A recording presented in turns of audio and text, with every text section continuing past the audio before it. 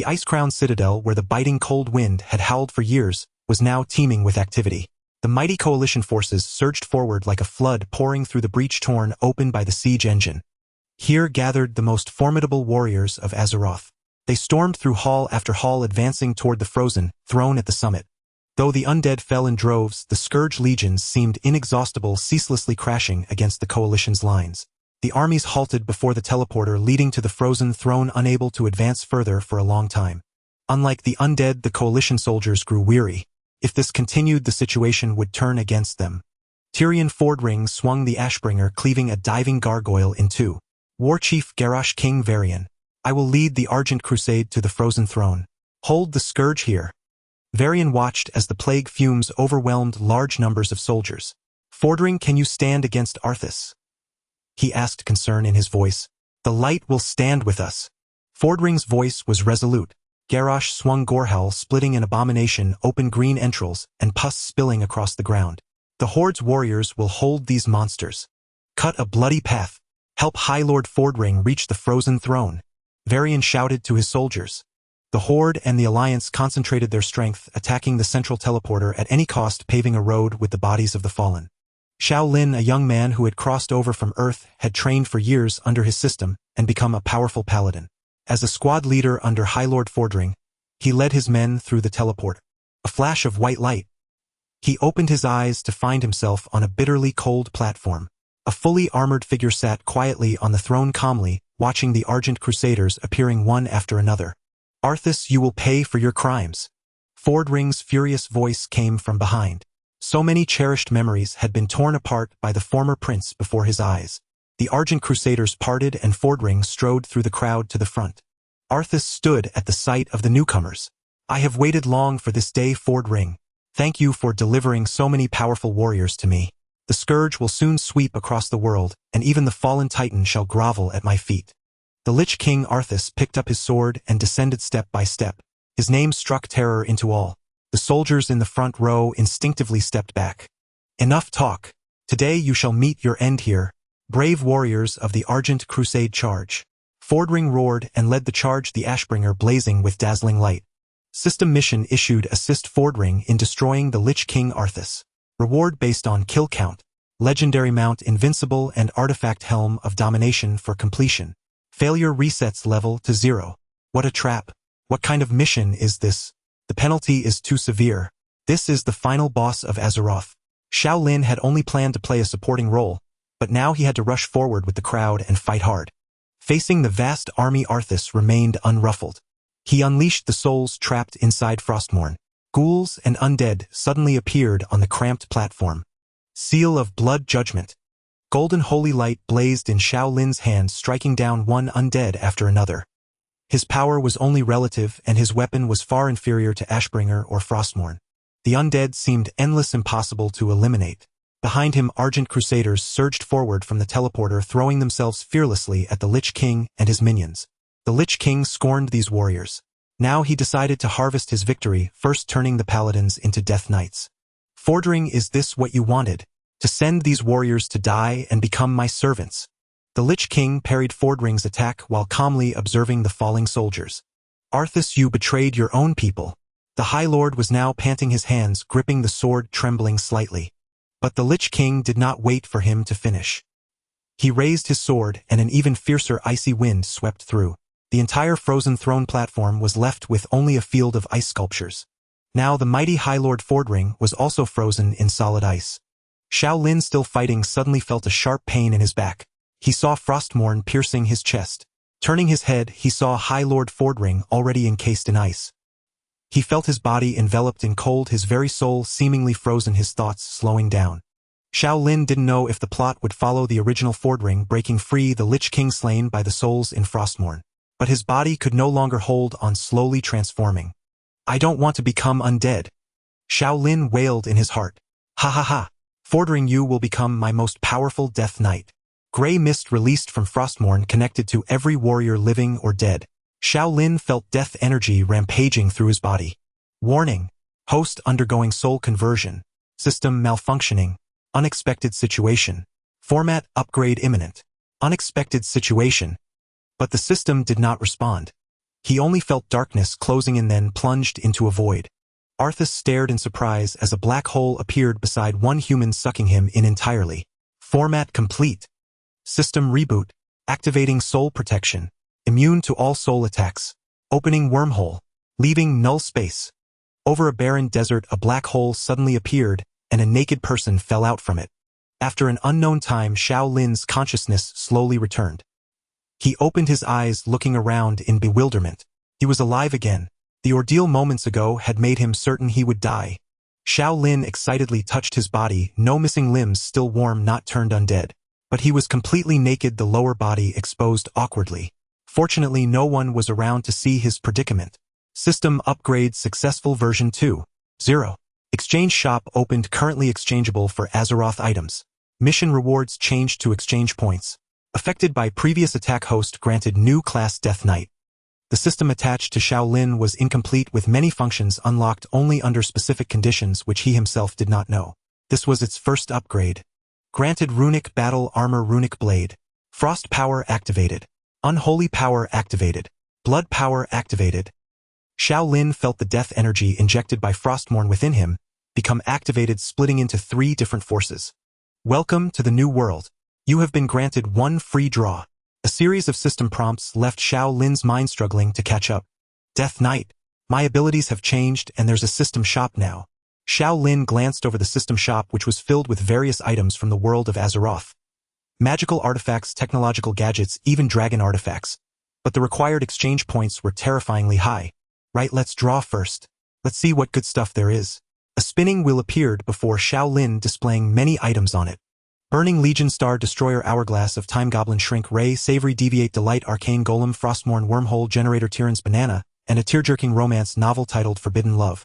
Everything on the wheel was amazing, but what were that banana and novel doing there? Was the system joking with him?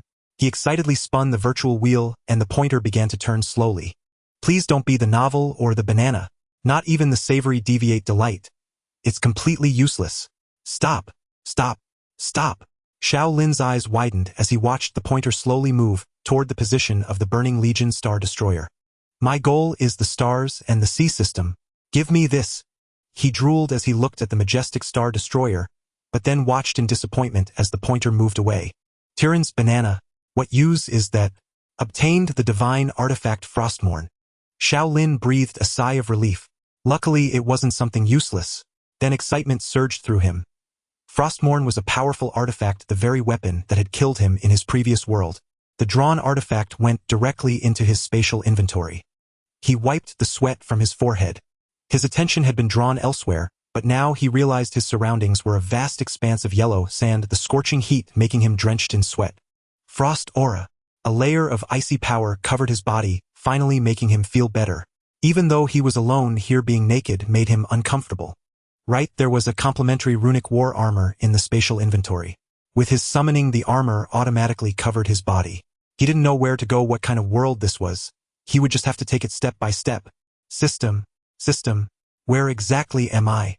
Xiao Lin shouted in his heart, but received no response. He was helpless and had to explore on his own. He didn't know how long he had walked. Before him was nothing but sand. I'm exhausted. Where is this? Am I really going to die of thirst in this desert? If only I were a mage. Xiao Lin muttered to himself, almost delirious. There wasn't a single human figure in sight. Where on earth was this? After climbing over another sand dune, Xiao Lin excitedly saw a camp ahead. Tense trucks, each person carrying a gun. Their attire looked like some armed organization from Earth. Was he back on Earth? They didn't look like good people. If he just walked up, they'd likely attack him. Might as well use them to test his new skills. It is not recommended to use Frostmourne frequently. This is a cursed sword that can corrupt one's mind. The host can safely use it only after obtaining the mind gem or soul gem. Just as Xiao Lin was about to draw Frostmourne, the sudden voice startled him. System, I thought you were dead. Of course not, the system is just upgrading. Various functions are still being adjusted. You mentioned mind gem and soul gem. Is this the Marvel world? Before crossing into Azeroth, he had enjoyed watching Marvel movies and was familiar with many superheroes and artifacts. Yes. Xiao Lin didn't know whether this was good news or bad news. I remember that Frostmourne was forged by the Nathrazim, a tool used by Ner'zhul to control Arthas. But now I'm in the Marvel world. Ner'zhul shouldn't have the power to control me, right? This artifact has formed its own consciousness. You are not strong enough to control it yet. Fine. Xiao Lin disappointedly put Frostmourne back into the system space and pulled out an ordinary rune sword. Summon Gargoyle. A green glowing magic circle appeared on the ground, and from within emerged a black undead alchemical creature. Go to that camp. Xiao Lin commanded the gargoyle to fly toward the armed group's camp. They didn't look like good people anyway. As soon as the gargoyle approached, it was spotted. A flurry of shouts in a language Xiao Lin didn't understand erupted. Bang! Bang! Bang! Bang! Bullets struck the gargoyle's body, sending sparks flying but failing to harm it. The camp erupted into chaos. Many people rushed out of tents, having never seen such a strange creature. Although the gargoyle had no mind, it possessed combat instincts and could nimbly dodge bullets. Let's give you more excitement. Xiao Lin grinned, wickedly thrusting his sword into the ground. Multiple magic circles appeared around him. Summon the undead horde. Emerging from the magic circles were ghouls that looked somewhat like zombies but were incredibly fast, charging toward the camp. God, what are these? Where did they come from? The armed men screamed, pouring all their bullets toward them. Watching the scene before him, Xiao Lin felt a sense of familiarity. In a room inside a cave, two people were assembling a suit of iron armor. Dr. Einson, what's happening outside? Asked a scruffy man hearing the commotion. Could it be the U.S. military coming to rescue me? This man was Tony Stark, the wealthy magnate of America. I'll go ask. Einson felt useless there. He was just a surgeon. He couldn't understand all these circuits. Einson knocked on the iron door and called out in a language Tony didn't understand. Hey, what's happening out there? None of your business.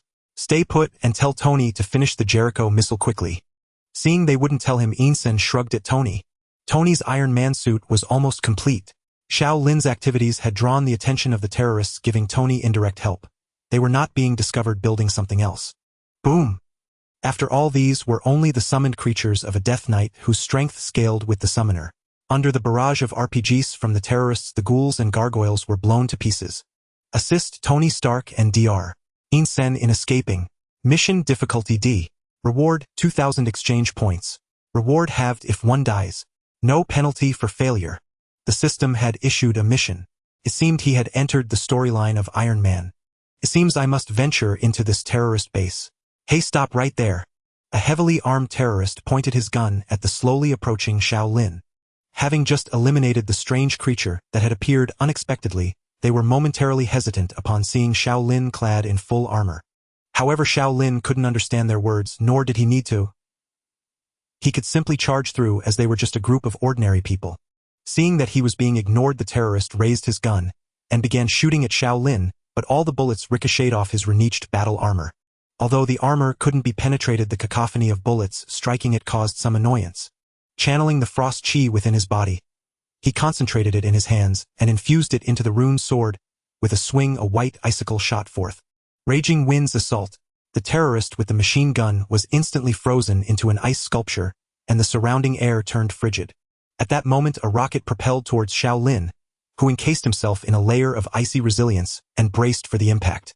Boom! The tremendous force pushed Xiao Lin back considerably, yet he remained unscathed. Damn it, who is this person? Keep firing at him.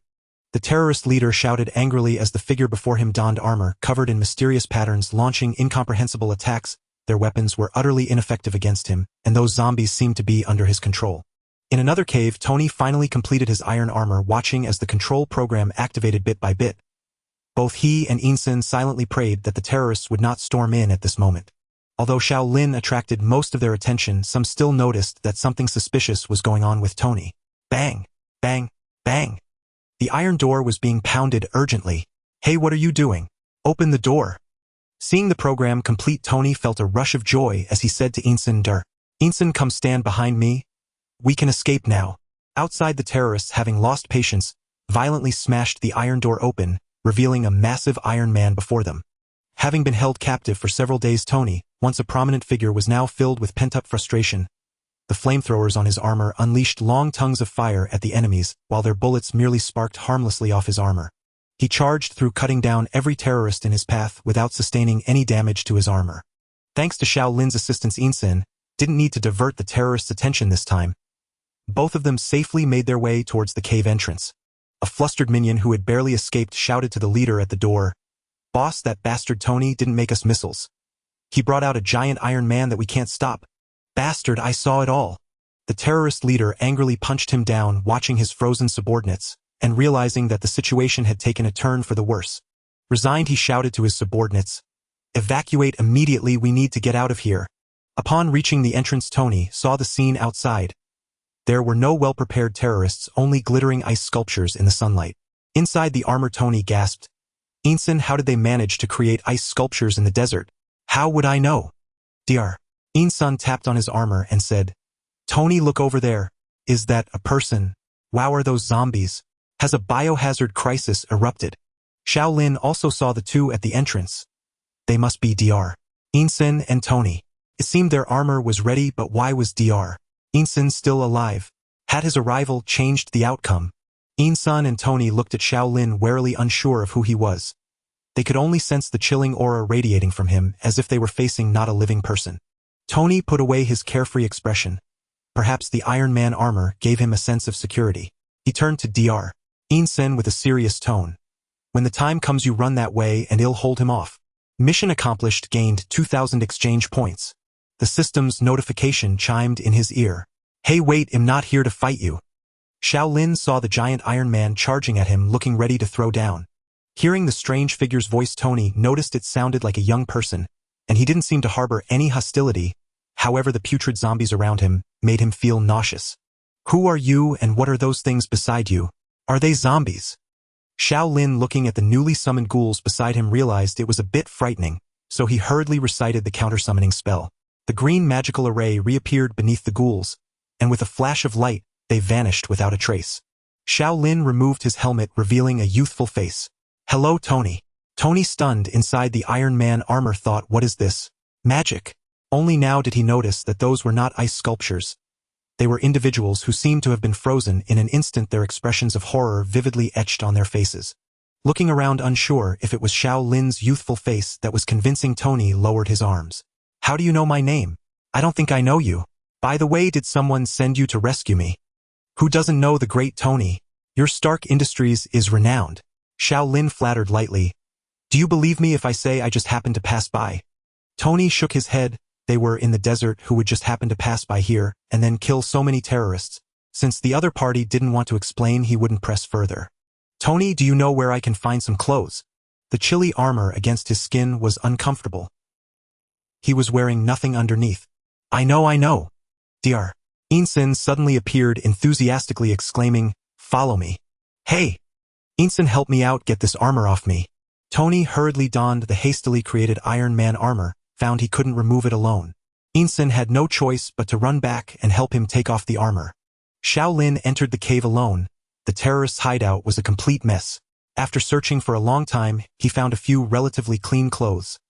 Although they didn't fit perfectly, he made do with them. "Hey friend, how should I address you?"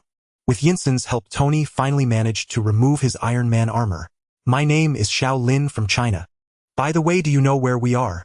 Tony, Ensign, and Xiao Lin stood on a sand dune surrounded by endless yellow dunes. "I have no idea either." Though Xiao Lin had seen the Iron Man movies, they never specified where Tony was held captive, so he remained uncertain. Perhaps they could only wait for rescue. Tony suddenly noticed Xiao Lin's pallid complexion, unlike a living person's skin tone, and recalling the creature he had summoned earlier, he couldn't help asking, "Lin, are you human?"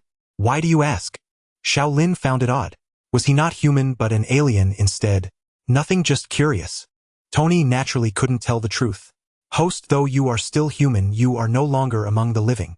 The system suddenly chimed in, reminding Muing, or rather Xiao Lin, that he had been stabbed by his own Lich King not long ago, a wound that would typically transform one into an undead.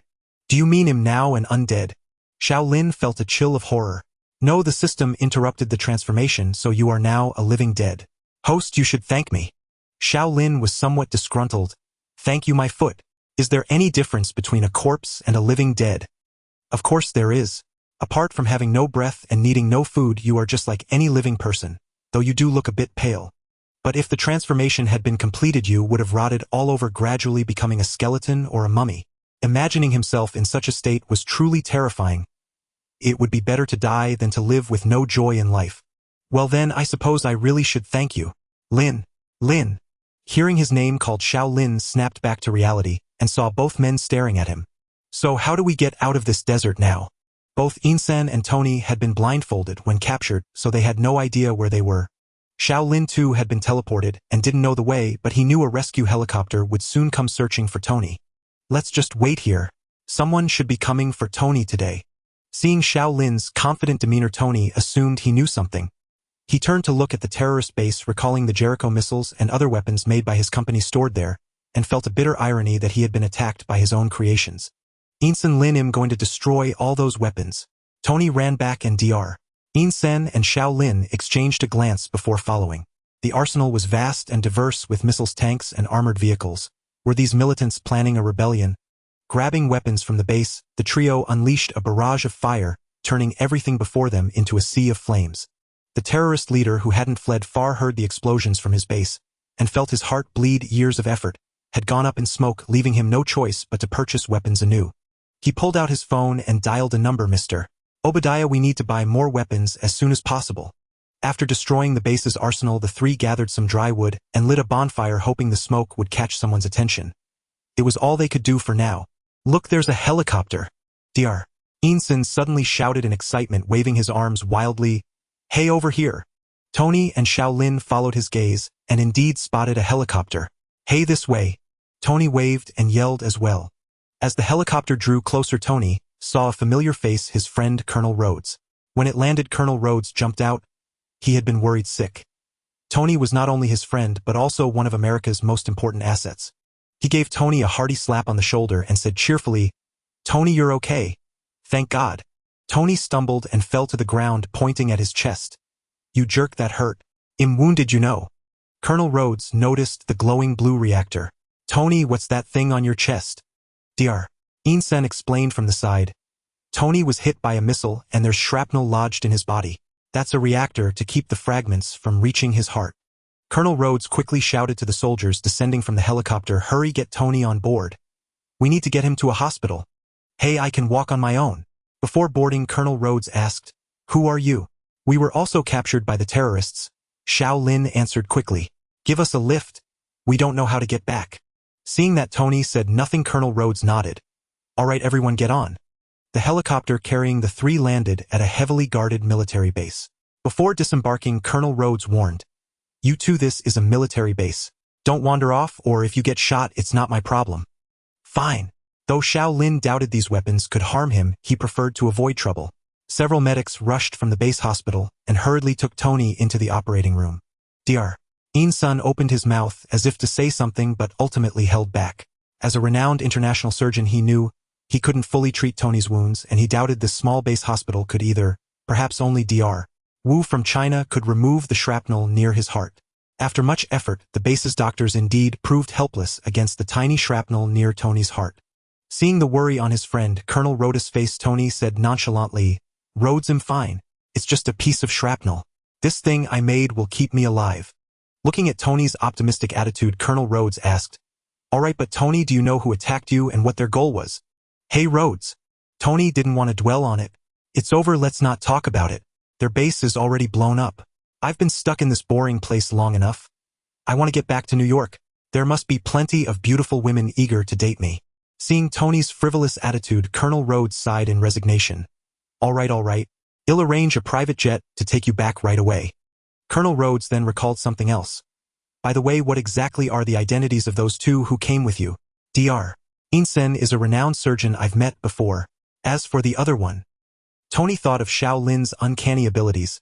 I've only just met him, so I don't know his identity, but he helped me and he doesn't seem like a bad person. Colonel Rhodes warned, Tony, you know many people are eyeing your company and your inventions. Be careful. All right, I'll keep that in mind. Tony accepted his advice, not wanting to end up in such a dire situation again. Let's go see them now and find out what they plan to do. All right. When Tony saw them again, Xiao Lin and Insen were lying on the bedboard. Hearing the door, Xiao Lin sat up and saw Tony and Colonel Rhodes entering. Tony, can you take me to the United States? Xiao Lin had received a main quest to go to New York. Sure. Tony then asked Dr. Insen, how about you? Want to come with me? Insen shook his head. No, I'd rather return to my old hospital and continue being a doctor. As a wealthy man, a private jet was an essential luxury. Xiao Lin looked enviously at the spacious, opulent aircraft. In his previous world, he had always been rushing to increase his power, never enjoying life, only to be defeated by the Lich King in a single blow. Truly unfortunate. Lin, where do you plan to go after arriving in the States? I don't know. Is your company hiring? Tony didn't know the man's true origins yet. He seemed familiar with everything about him. He worried that Xiao Lin might have ulterior motives. Not at the moment. All right then, could you help me find a place to stay? That's no problem. They were silent for a moment before Tony asked, Lin, are you a mage? Tony, a scientist, had never believed in magic, thinking it was just an illusion. Sort of. Xiao Lin replied ambiguously. The plane was fast, and soon they arrived in New York City. The aircraft landed at a private airstrip belonging to Stark Industries. As soon as they stepped off, a woman's exclamation echoed from a distance. Tony, I'm so glad you're okay. Xiao Lin saw a blonde woman rushing toward them, her face beaming with relief. This must be Tony's girlfriend Pepper. Although she had received a call from Colonel Rhodes, she couldn't rest easy until she saw Tony return safely with her own eyes. Pepper grabbed Tony and examined him thoroughly, her expression full of reproach. I told you there was no need to go to that chaotic place in person. But I'm back safe and sound, aren't I? Tony kept comforting her. Sorry for worrying you, Pepper said with a hint of tsundere. Humph, I was worried the company's stock would crash because of you. Watching their flirtatious exchange, Xiao Lin coughed a few times from the side. Tony then remembered that others were waiting. He said to Pepper, All right, there are some things I need you to help me with. Pepper also noticed Xiao Lin and felt a bit embarrassed.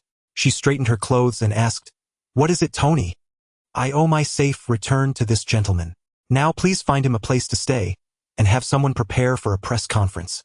So you've finally started caring about the company's operations, Pepper complained. Ever since you went missing, the stock price has plummeted. If this continues, those old board members will start making a fuss again. Don't worry, Stark Industries answers to me, Tony said confidently. He then turned to Xiao Lin. Lin, go with Pepper. She'll take care of everything for you. Hey, race a bank card with $500,000. Enough for your needs. If you want a house, I can arrange that too. Xiao Lin was about to speak when the system's prompt sounded. Main quest activated. In the Marvel world, you must choose your path, become a superhero or a supervillain. This will affect future system missions. Superhero. He thought of those in the movies, always saving the world, risking their lives, yet never gaining recognition. Governments and civilians alike often turned against them.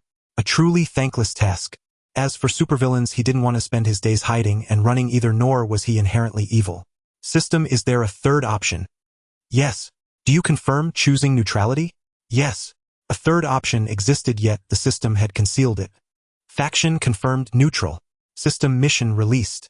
Mission difficulty C. Eliminate the largest crime lord in the United States, Kingpin, or protect S.H.I.E.L.D. Director Fury. No time limit. Reward 5,000 points. Without a second thought, Xiao Lin chose Kingpin. The cunning Director Fury of S.H.I.E.L.D. was someone he'd rather not provoke. In comparison, Kingpin was merely a peak human in physical terms. The system seemed to have anticipated his choice. Hey Lin, what's wrong? Pepper asked, puzzled, seeing him stand silently for a long time. Oh, nothing, Xiao Lin snapped back to reality. Miss Pepper, do you have any place in Hell's Kitchen? Of course, but are you sure you want to stay there? That's the most chaotic part of New York. Honestly, I have no idea why Tony bought a villa there. Hell's Kitchen. A place of chaos where Kingpin held absolute control. Even the U.S. government and S.H.I.E.L.D. were powerless against him. Killing him would only trigger greater unrest. If he killed Kingpin, would Fury come after him? He couldn't worry about that now. Perhaps he could take over Kingpin's organization. Xiao Lin wasn't one to fight alone. He preferred to stay in the shadows and watch others swarm his enemies. He planned to exchange for the Burning Legion's dreadnought from the world of Azeroth, the Mimiron mech, the Skyfire airship, all of which needed crews to operate. With that decided, he would take down Kingpin and absorb his forces. Imagining the power he would build, defeating anyone who opposed him, Xiao Lin felt delighted. However, the system shop needed upgrades and the points required were too many. It's fine, I'll take this place, Xiao Lin said firmly. With a clear goal, his mood brightened. Seeing his insistence, Pepper said no more. She found a set of keys and handed them to him. I'll have Happy take you there. Thanks. If you ever need help, give me a call. Xiao Lin knew that Tony would soon run into trouble. Lending a hand and making friends was never a bad idea. Pepper didn't say much, clearly not believing that this young Chinese man could be of any help. Hell's Kitchen, a district on the west side of Manhattan Island in New York City, was once a notorious slum where gang members were ubiquitous. Later, Kingpin unified all the underworld forces here with an iron fist reigning supreme, except for Daredevil, who dared to oppose him. "Here we are. Call me if you need anything." Tony's bodyguard Happy stopped the car outside a villa. "I don't know why you chose this place, but hey, race some advice, don't mess with the local gangs." "Thanks, Happy. No need to worry about me," Xiao Lin said nonchalantly. Happy said nothing more, and with a low hum the car roared away. Hell's Kitchen wasn't entirely composed of slums. Before him stood a two-story villa free from the grime and disorder of other areas. Stepping inside, he found a pool and a garden occupying a generous area. A pleasant residence. He ran hot water, washed off the dust, and after days of poor sleep, collapsed onto the bed and drifted off. He slept for an unknown duration until glaring sunlight struck his face. Having not rested on such a comfortable bed in ages, he was reluctant to rise. He finally crawled up lazily at 3 in the afternoon and wandered off in search of a restaurant. Though he could survive without food, he still craved the pleasures of taste. Spotting a roadside diner, he pushed the door open and entered. Perhaps it was during work hours, as there were few patrons. Only a few drunken black men shouting loudly. Seeing a customer, the waiter approached and asked, "Hello, sir. What would you like to order?" He casually ordered a pile of food and sat alone, eating while pondering how to find Kingpin. He was utterly unfamiliar with the area and couldn't simply stop a passerby to ask for Kingpin's address. Then he vaguely overheard the black men mentioning Kingpin, calling him boss. They were likely his underlings, and perhaps he could extract Kingpin's whereabouts from them. Whether he was noticed staring at them or not, before he could approach, one of them grabbed a bottle and walked over. Bang! The thug slammed the bottle heavily on the table. "Hey kid, what are you looking at? It'll beat you to a pulp." Xiao Lin cast another glance at them. He had been planning to approach them, but they came first. Truly, these black men were arrogant. Just for a few extra looks. Seeing Xiao Lin ignore him, the thug swung the bottle at him. "Ah!" A scream followed as Xiao Lin snatched the bottle and knocked the thug to the ground with it. Shards of glass scattered everywhere. The other thugs who had been watching rose to their feet. "Fuck! Kid's asking for it." They cursed, brandishing weapons as they charged at Xiao Lin. Calmly, he remained seated without moving an inch. The other diners watched in astonishment as Xiao Lin's slender fist struck the burly black men. It was as if they had been hit by a speeding truck, each one flying far away, overturning tables and chairs. Xiao Lin didn't use his abilities. As a Death Knight, a frontline class, essentially a plate-armored mage, he had no need for spells against ordinary people. Perhaps accustomed to brawls, the other patrons remained composed, not fleeing but merely stepping aside, eating while watching the scene. "Ouch, ouch. Just you wait. Kingpin won't let you off." The thugs lay on the ground groaning and unable to rise. Xiao Lin crouched before them, feigning ignorance of Kingpin. "Kingpin, I'd like to see how tough he is. Take me to him now so I can see how he handles me." Yet the thugs refused to lead the way even when beaten bloody. It seemed their fear of Kingpin ran deep. Xiao Lin approached the counter. "Do you have paper and a pen? Can I borrow them?" Yes. The waiter quickly produced them. Xiao Lin wrote down his address on the paper and tucked it into one of the thugs' hands. "Since that's the case, hey, erase my address. Kingpin is welcome to find me." The thugs groaned, scrambled up, and hobbled out, supporting each other. In a basement in Hell's Kitchen, Kingpin was furiously berating his men. Several major deals had been ruined by Daredevil, recently costing him dearly. Worse, his authority was shattered. Other mafia bosses across America were laughing at him, infuriating him. "Just a blind man. How many times has he sabotaged our operations? You useless fools, what good are you?" Kingpin rose from his seat and stepped down. He swung his massive fist, delivering a heavy blow to a subordinate's chest. A scream rang out as the gang member's chest caved in from the punch, blood frothing from his mouth and nose. Clearly he wouldn't survive. "You two, anything to report?" Kingpin ordered, the limp body dragged away. "Boss." Seeing Kingpin glare at him, the thug steadied himself, forcing calm. "Today someone caused trouble in Hell's Kitchen, beat us up, and said he's looking for you. He gave us an address." The thug tremblingly handed over the note. Hell's Kitchen was Kingpin's stronghold, as everyone in America knew. He controlled every inch of it. Daredevil was already a nuisance, and now another challenger appeared. Kingpin asked, "How many of them?" "Just one." "What? One man defeated you all? Is he another powerhouse like Daredevil?" The thug answered nervously. "He looks like a Chinese guy knows kung fu." Kingpin thought for a moment. He had no ties with anyone from China. Could one of his men have provoked them? Bullseye, go bring that man to me tomorrow. As for Daredevil, Kingpin's eyes glinted with menace. This time I'll handle him personally. No problem, boss. I'll bring him in, Bullseye said confidently. As Kingpin's top assassin, he had every reason to be self-assured. Kingpin trusted Bullseye's abilities. Remember, take him alive. I want to know who he is and I want him to suffer. Got it, boss. You dusk. The target stared blankly at the screen of the monitor, a feeling of panic rising within him. In the face of such overwhelming attacks, they seemed utterly helpless. Could this place withstand him? The barrage of bullets finally came to a halt, allowing Xiao Lin to breathe a sigh of relief. The power of firearms was considerable, and in such a confined space, he was nothing but a living target. The ground was strewn with deformed bullets as he touched his aching back and stood up. Clearly he was still not convinced of his own capabilities, and needed to endure a bit more hardship or otherwise he would continue to be caught off guard. Who is this person, target? Weskier, one of Jean Bing's subordinates, shouted at the target. Initially he was puzzled by the target activating the weapons in the passage which were prepared by the cautious Jean Bing for formidable foes. Only 3 people could control those weapons, and upon seeing the monitor's footage he became tense. However, the target only broke a sweat and did not respond. Seeing that no one was paying attention to him, and with no time for explanations, he could only take matters into his own hands. Xiao Lin took a deep breath, realizing that his earlier reaction was somewhat sluggish. He had actually forgotten about his equipment. With a mental command, runes covered Xiao Lin's body in armor, and a runic greatsword appeared in his hand. With a few swift strikes, he reduced the weapons on the wall to scrap metal. It was time to leave this place. He glanced at the iron gate blocking the way, which looked quite thick, hoping that this weapon would be sharp enough. Bang! Bang! Bang! The iron gate echoed loudly, the sound resonating throughout the underground passage, sending chills down the spines of those watching the monitor. Damn it! Watching Xiao Lin hammering at the iron gate, Weskier gripped the target's shoulder and asked again. Who is this person? Why did you bring him here? Get your hands off me. The target was somewhat irritated by his actions but still explained. He is the person Mr. Jean Bing asked me to bring, but I am no match for him, as you can see now. Weskier had no time to reprimand him. Seeing the iron gate about to be breached, he urgently told the people around him. What are you waiting for? Quickly bring the weapons here. We must hold this position.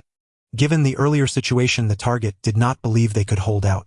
When Xiao Lin broke through the iron gate, dozens of gang members armed with weapons appeared before him, all watching him with tense expressions. Fire! Weskier shouted angrily, but it was futile. There was no need for weapons against these ordinary people. Bullets clanged against the armor as he charged through the hail of gunfire, attacking with his fists. These individuals could be useful to him later. A good beating would suffice for now. Each attack from the Death Knight infused with blood chi carried with it plague and disease. Some of the weaker individuals collapsed to the ground without even being touched. The target and Weskier were also pressed to the ground, bruised and battered. Xiao Lin still showed some mercy, or otherwise there would soon be a pile of corpses here. He grabbed the target by the hair and said fiercely, Don't play games with me. You can't afford it. Now take me to Jean Bing. Yes, yes, yes. The target, with a broken front tooth and a mouth that leaked air, complied. In Jean Bing's gang, there was no one who could stop him. It wouldn't matter how many people were there. Weskier, lying on the ground in a pathetic state, said, Sir Jean Bing is not here right now, he has gone out. Xiao Lin frowned, wondering how this could be so unfortunate. What is he doing? Master Jean Bing took a large group of people to set a trap for Daredevil. He should be dealing with him now, and perhaps he has already succeeded. Xiao Lin searched his memory, recalling Daredevil Matt, who was Jean Bing's sworn enemy, and they had been clashing in Hell's Kitchen. Do you know how to find him? Xiao Lin did not care about Matt's life or death. He just wanted to eliminate Jean Bing as quickly as possible and then seize his gang's power. I can make a phone call to ask. Weskier struggled to take out his phone from his pocket. On the other side, Daredevil Matt was surrounded by a group of people in a dilapidated warehouse, as gang members banged on steel pipes, creating a chaotic noise that disrupted his perception. He knew he would fall here today. Jean Bing had discovered his weakness, and he could no longer even discern a way to escape. Jean Bing stood by, feeling pleased as he watched his longtime enemy struggle helplessly, not even needing to lift a finger. This was a trap that Jean Bing had planned for a long time. They had released false information about an impending drug deal to lure Daredevil out. After fighting for so long, Jean Bing had only recently discovered that his opponent was actually blind, which infuriated him. Once he found the opponent's weakness, he could easily deal with him. Disturbing him with sound would render him useless, unable to even escape. The rest would be simple. Daredevil's physical abilities were not particularly strong, and under the constant assault, he collapsed to the ground, feeling that his body could no longer withstand it. Jin Bing still wanted to capture him alive, otherwise the blind daredevil would have been shot dead long ago. Seeing that it was nearly time, Jin Bing shouted, "Tie him up!" Gang members surged forward, binding Matt, who could not resist. Jin Bing approached Daredevil, removing his mask, eager to discover his identity and why he had been opposing him. "It's you!" One of Jin Bing's subordinates couldn't help but exclaim softly. Jin Bing turned to ask, "Jerry, do you know him?" "Yes, boss, this person is a lawyer, Matt Murdoch. His father was Jack Murdoch, who fought for us but was killed on your orders for disobeying commands." He had long forgotten about this matter, a trivial person who did not concern him. Capturing the long troublesome enemy filled Jin Bing with joy. No matter who the opponent was opposing him would come at a cost. As he attempted to leave with Matt, a car appeared at the entrance, and he saw his assassin, the Target, and a Supervisor Weskier getting out of the vehicle. "Target, why are you here? How did the task I assigned you go?" The Target looked at Xiao Lin, uncertain how to respond. The boss question made him feel somewhat awkward. He was the one being coerced. Xiao Lin stepped forward and said, "I believe he has completed your task." Seeing Xiao Lin suddenly appear, Jin Bing's expression darkened as he asked, "Who are you?" Looking at the imposing Jin Bing before him, Xiao Lin replied, "I am the person you are looking for. I am standing right in front of you. Do you have anything to say to me?" He scrutinized Xiao Lin's appearance. Black hair, black eyes, a face resembling that of an Easterner, though his skin was pale. Kingpin asked uncertainly, "Chinese?"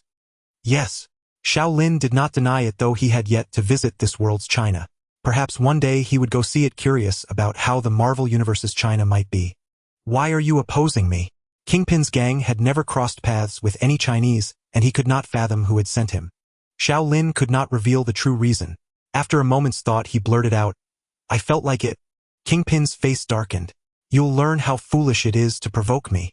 He intended to take both Xiao Lin and Matt back for torture. Turning to his men, he ordered, "Bring Daredevil and this Chinese. We're leaving."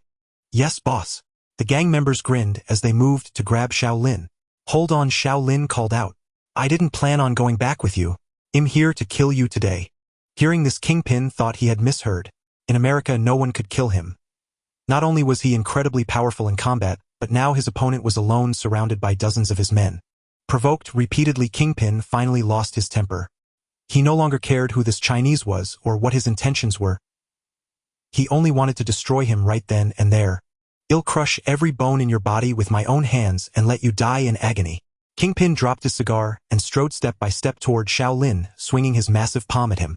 The gang members watched with glee, believing their boss was invincible. Only Bullseye and Wesley felt conflicted, but they remained silent, standing aside.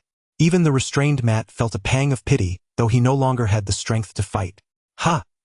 Except for Bullseye and Wesley, everyone stared in astonishment as Xiao Lin's modest palm blocked Kingpin's fist. Kingpin struggled to pull back, but the other's grip was iron. The seemingly frail Eastern youth possessed surprising strength. Kingpin felt his fist might be crushed. Could years of rigorous training truly be inferior to some Chinese martial arts? "Bastard!" Kingpin drew a pistol from his suit jacket and fired at Xiao Lin's head. But Xiao Lin was prepared. The moment he saw Kingpin reach for the gun, he coated his palm with frost spiritual energy and raised it to shield his temple. Bang! Xiao Lin felt the impact against his palm. Kingpin stared blankly at the intact bullet resting in the other's pale hand, not even a scratch on his skin. Xiao Lin taunted, "Fat man, your gun's useless against me." Humph! Though baffled, Kingpin was not one to yield easily. He possessed a relentless, defiant spirit. Kingpin struck at Xiao Lin's stomach with his other hand. Seeing he still wanted to attack, Xiao Lin grabbed his arm and flung him hard. "Take that!" Bang!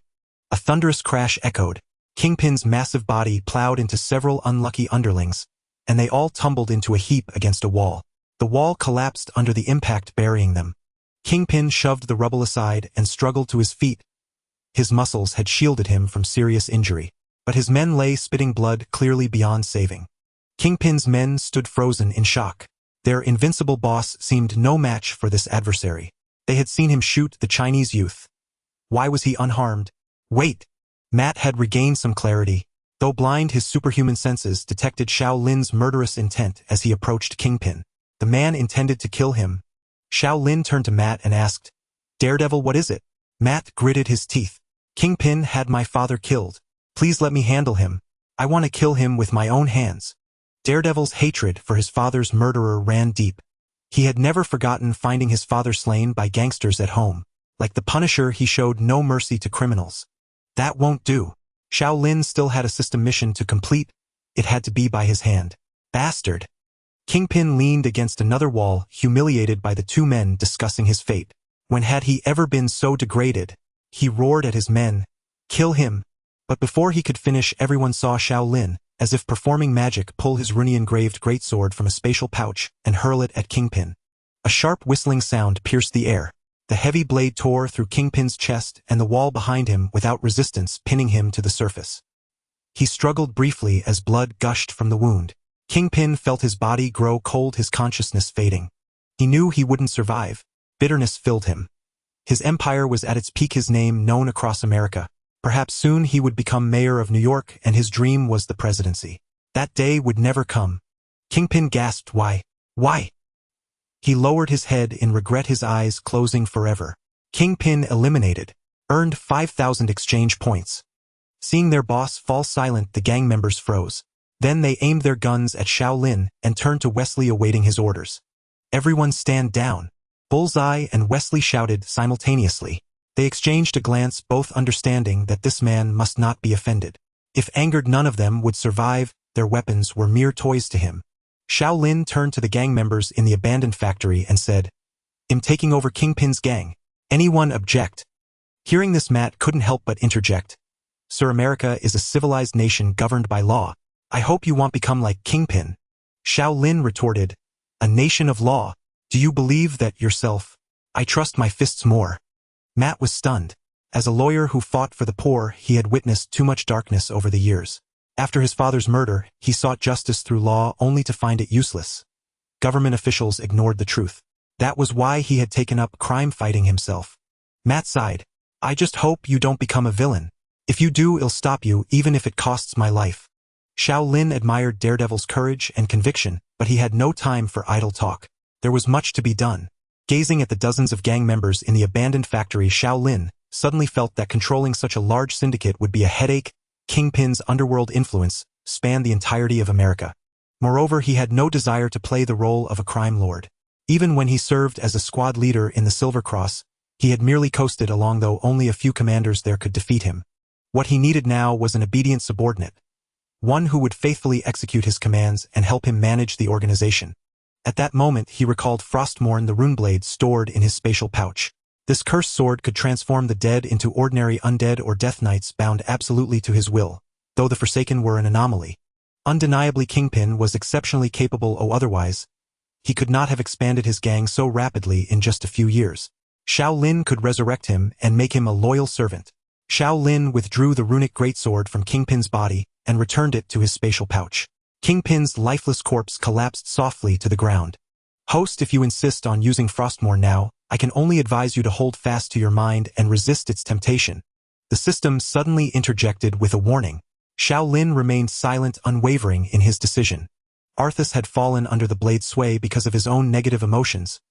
Using it just once shouldn't lead to immediate corruption. As Xiao Lin drew Frostmourne, the temperature in the abandoned factory plummeted. The gang members huddled together, staring at him in terror. "Director Weskier, should we leave?" Someone asked tremblingly. "No, stay here and tell everyone not to attack." Weskier gave a bitter smile.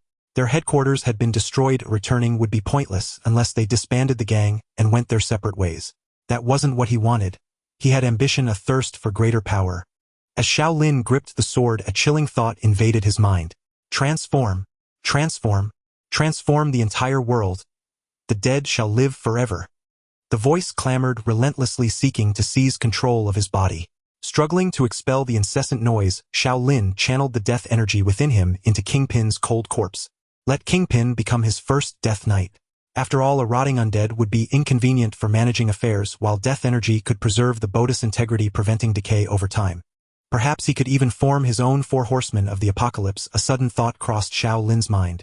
Under everyone's gaze, gray mist billowed from the sword's tip and seeped into Kingpin's body. Xiao Lin felt his own power waning as he infused his death energy into Kingpin. Kingpin had been an ordinary man requiring far more death energy to transform into a Death Knight. No wonder Arthas had always sought to convert Tyrion, gaining a powerful servant without expending his own strength. Xiao Lin, however, was already a formidable warrior, so upon transformation, he immediately gained immense Death Knight power. The death energy was reshaping Kingpin's body, planting the seeds of a Death Knight's power within him. Xiao Lin realized he could control him through thought and communicate remotely, much like the Lich King commanded his Scourge minions.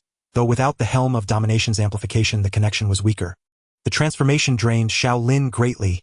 The voice in his mind chattered like a deranged lunatic, urging him to slaughter every living being and forge a new Scourge. After a while, he saw Kingpin's motionless body begin to stir. Once the transformation was complete, Xiao Lin felt dazed. He decided to set aside this divine artifact until he was stronger. A pity indeed. He quickly stowed Frostmourne back into the spatial pouch and his mind cleared. Master! Kingpin rose as though nothing had happened. He bowed respectfully to Xiao Lin, his eyes devoid of their former defiance. If not for the gaping hole in his chest, everyone would have thought the earlier events were an illusion. They had clearly seen their boss die, yet now he stood again. Bullseye, Weskier, and all the gang members were struck with horror. A few couldn't bear it and crept away. This man was too terrifying. Go back and await my orders. Xiao Lin used the Death Knight's telepathic communication, instructing Kingpin to wait for further commands before preparing to leave. Catching sight of Matt lying helpless on the ground, he added, "Release Matt. Don't trouble him anymore." Though Daredevil had annoyed him, Xiao Lin still held some respect for him. Matt wasn't as overly merciful as other superheroes. He never showed leniency toward criminals. System mission issued difficulty S, no time limit. Established the world's largest tech military corporation.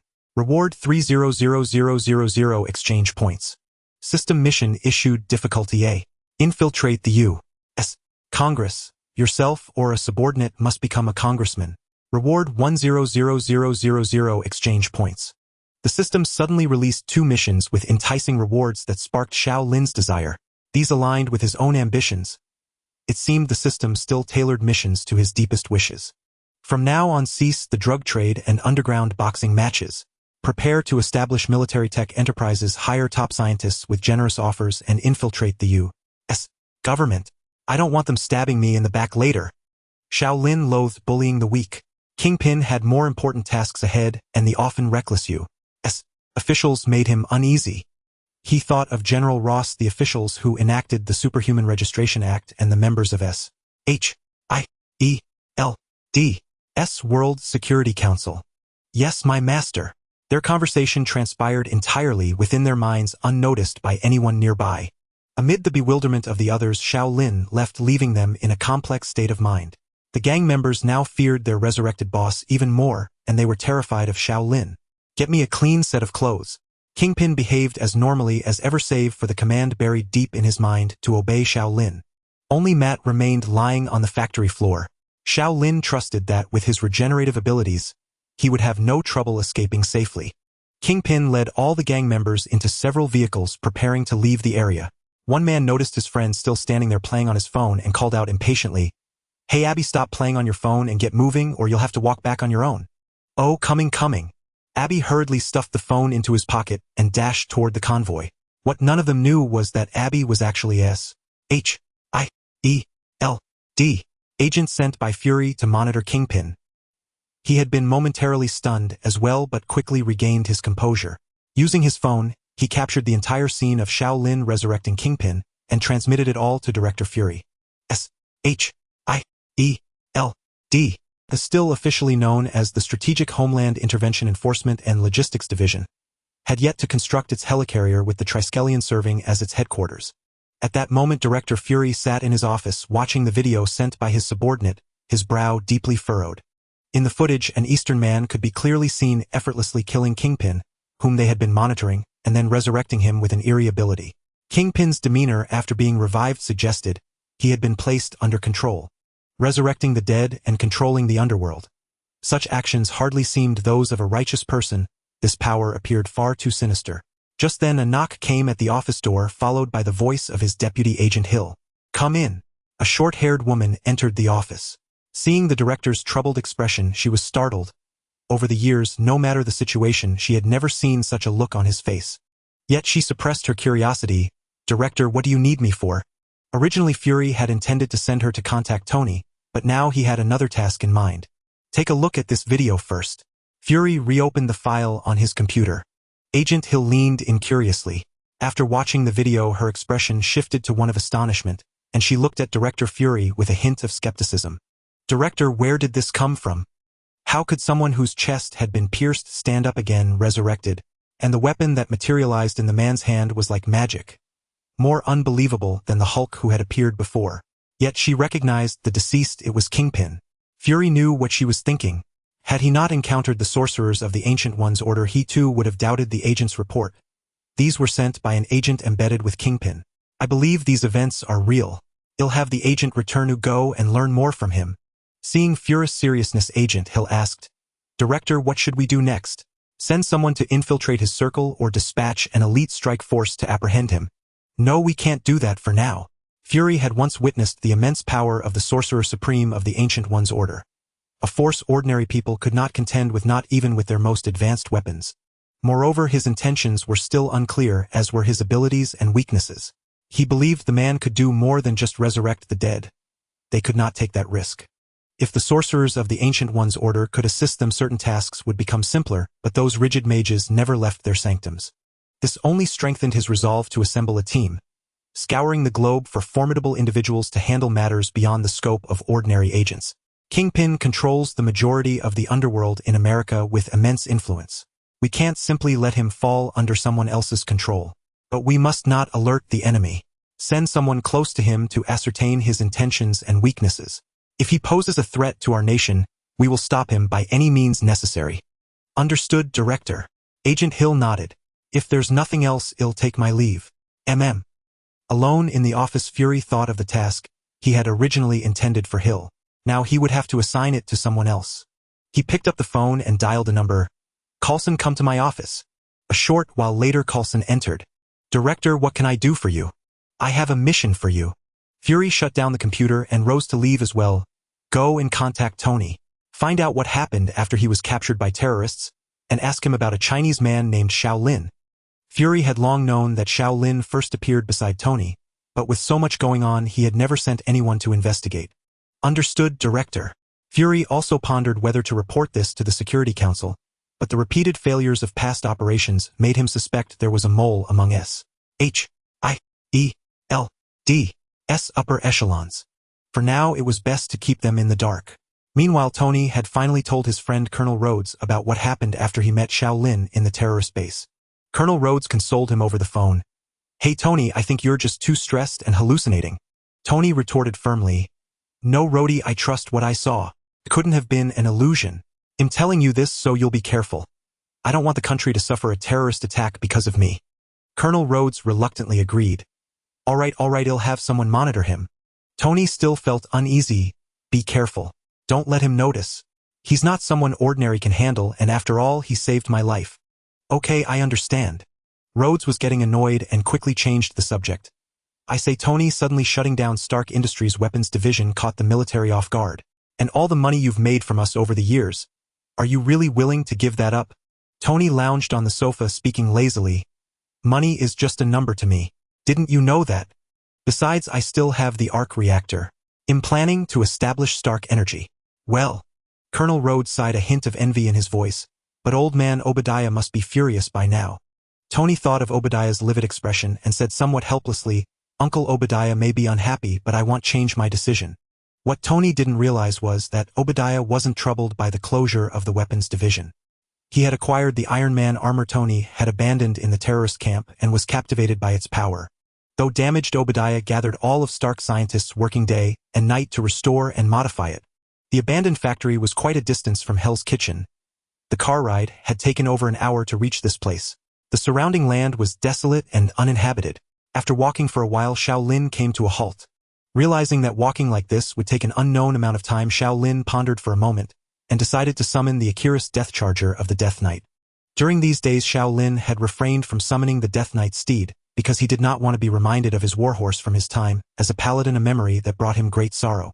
In Azeroth his warhorse had carried him gravely wounded out of enemy encirclements countless times.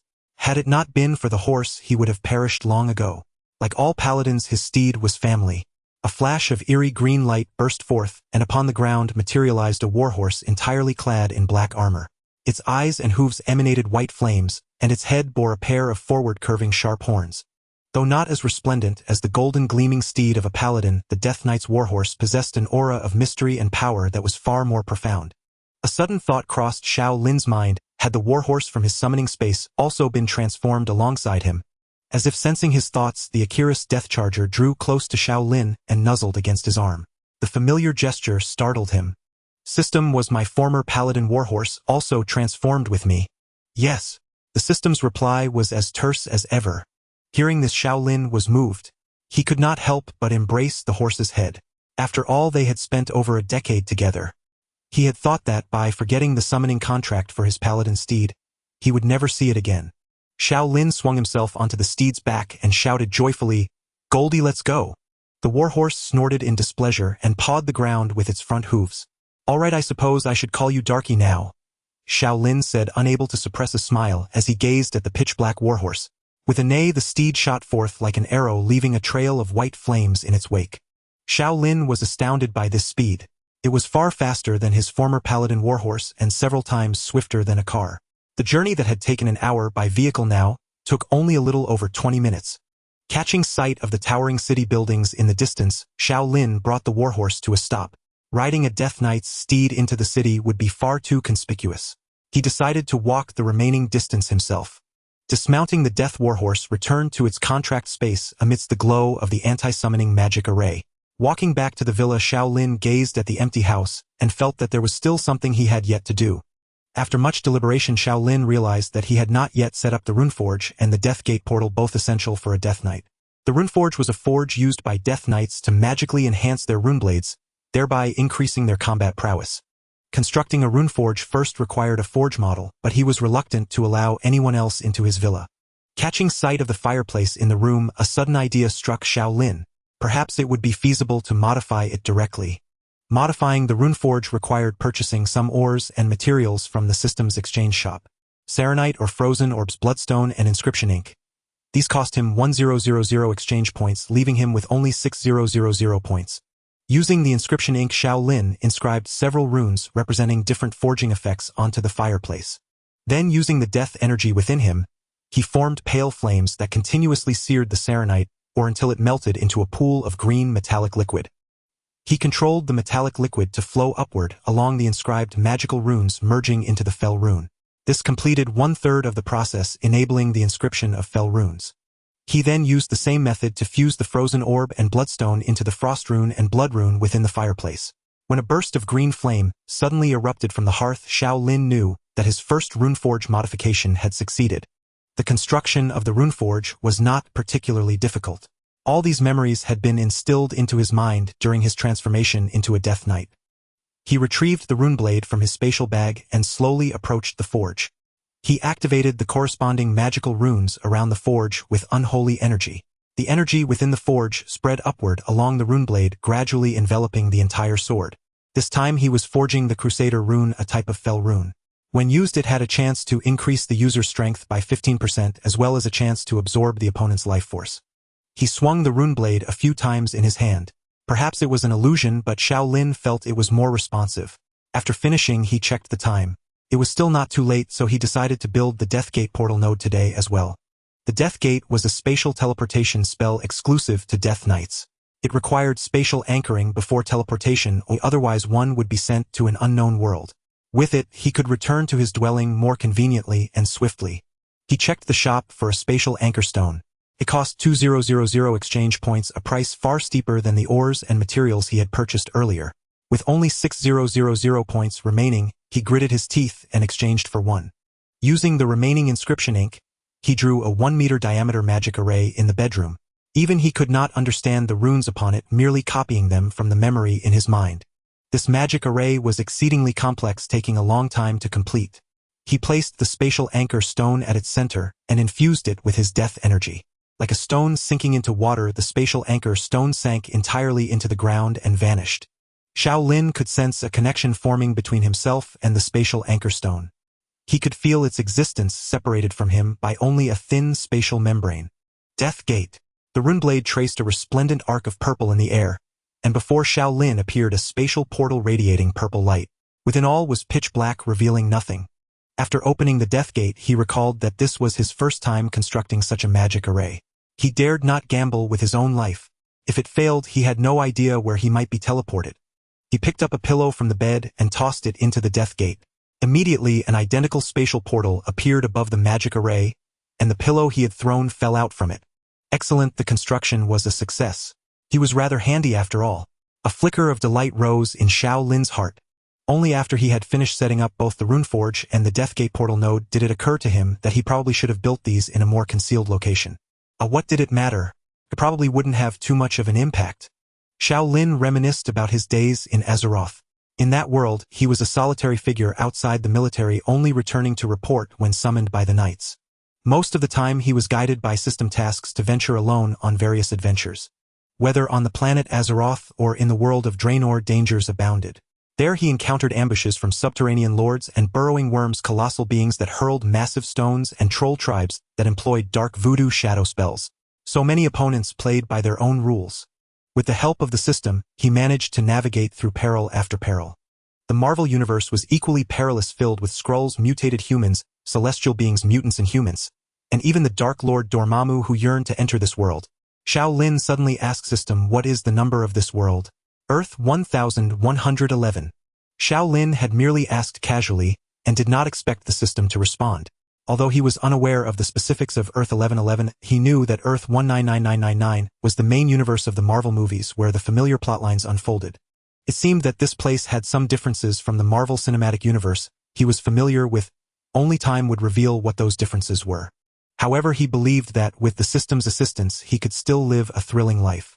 He did not wish to repeat his experience in the previous world, where he had an auxiliary system yet remained a mere follower. Despite the advantages of the system, which issued tasks and rewards to enhance his power, and sometimes protected him, most of the dangers stemmed from it, leaving him somewhat passive. He himself was inherently a somewhat lazy and reclusive person. It had been 11 years since he acquired the system, and he still did not understand its purpose. If he couldn't comprehend it, then there was no point in pondering it further. Regarding the two tasks he had received today, Xiao Lin decided to first check the exchange shop. If a technology military enterprise couldn't even produce decent technology, it would inevitably stagnate. He also wanted to see what items were available for exchange to protect his villa. He wouldn't want to return one day only to find his home gone, or to teleport back and discover he was surrounded by enemies. Death Knights were not adept at various defensive magic formations and alarm spells like mages. He noticed that the system shop offered many powerful sentinels which could be used to guard his home and the core sectors of his military enterprise, such as arcane constructs and Eshbis destroyers. These were magical machines capable of utilizing powerful spells to attack targets with strength surpassing that of the current Iron Man armor, though they could neither fly nor carry passengers, and could only attack and defend according to preset programs, significantly reducing their combat effectiveness. Arcane Construct requires 5,000 exchange points. A magical construct created by blood elves powered by arcane crystals, capable of unleashing arcane energy to attack enemies. Eshbis Destroyer requires 6,000 exchange points. A combat machine created by the Eshbis Corvid civilization powered by Eshbis crystals with a primary weapon of searing rays. Xiao Lin felt somewhat helpless. He only had 4,000 points left, and couldn't exchange for anything, while the system only issued two tasks that required a considerable amount of time to complete. He truly didn't know what was going on. Regardless, the current task was to establish a military enterprise. After much thought, he decided to name the company Silverhand Technology Group in honor of the knights he once served. He glanced through the exchange shop, noting that it offered not only complete engineering machinery products but also technological knowledge from various races in Azeroth available for direct exchange, though the cost was staggering.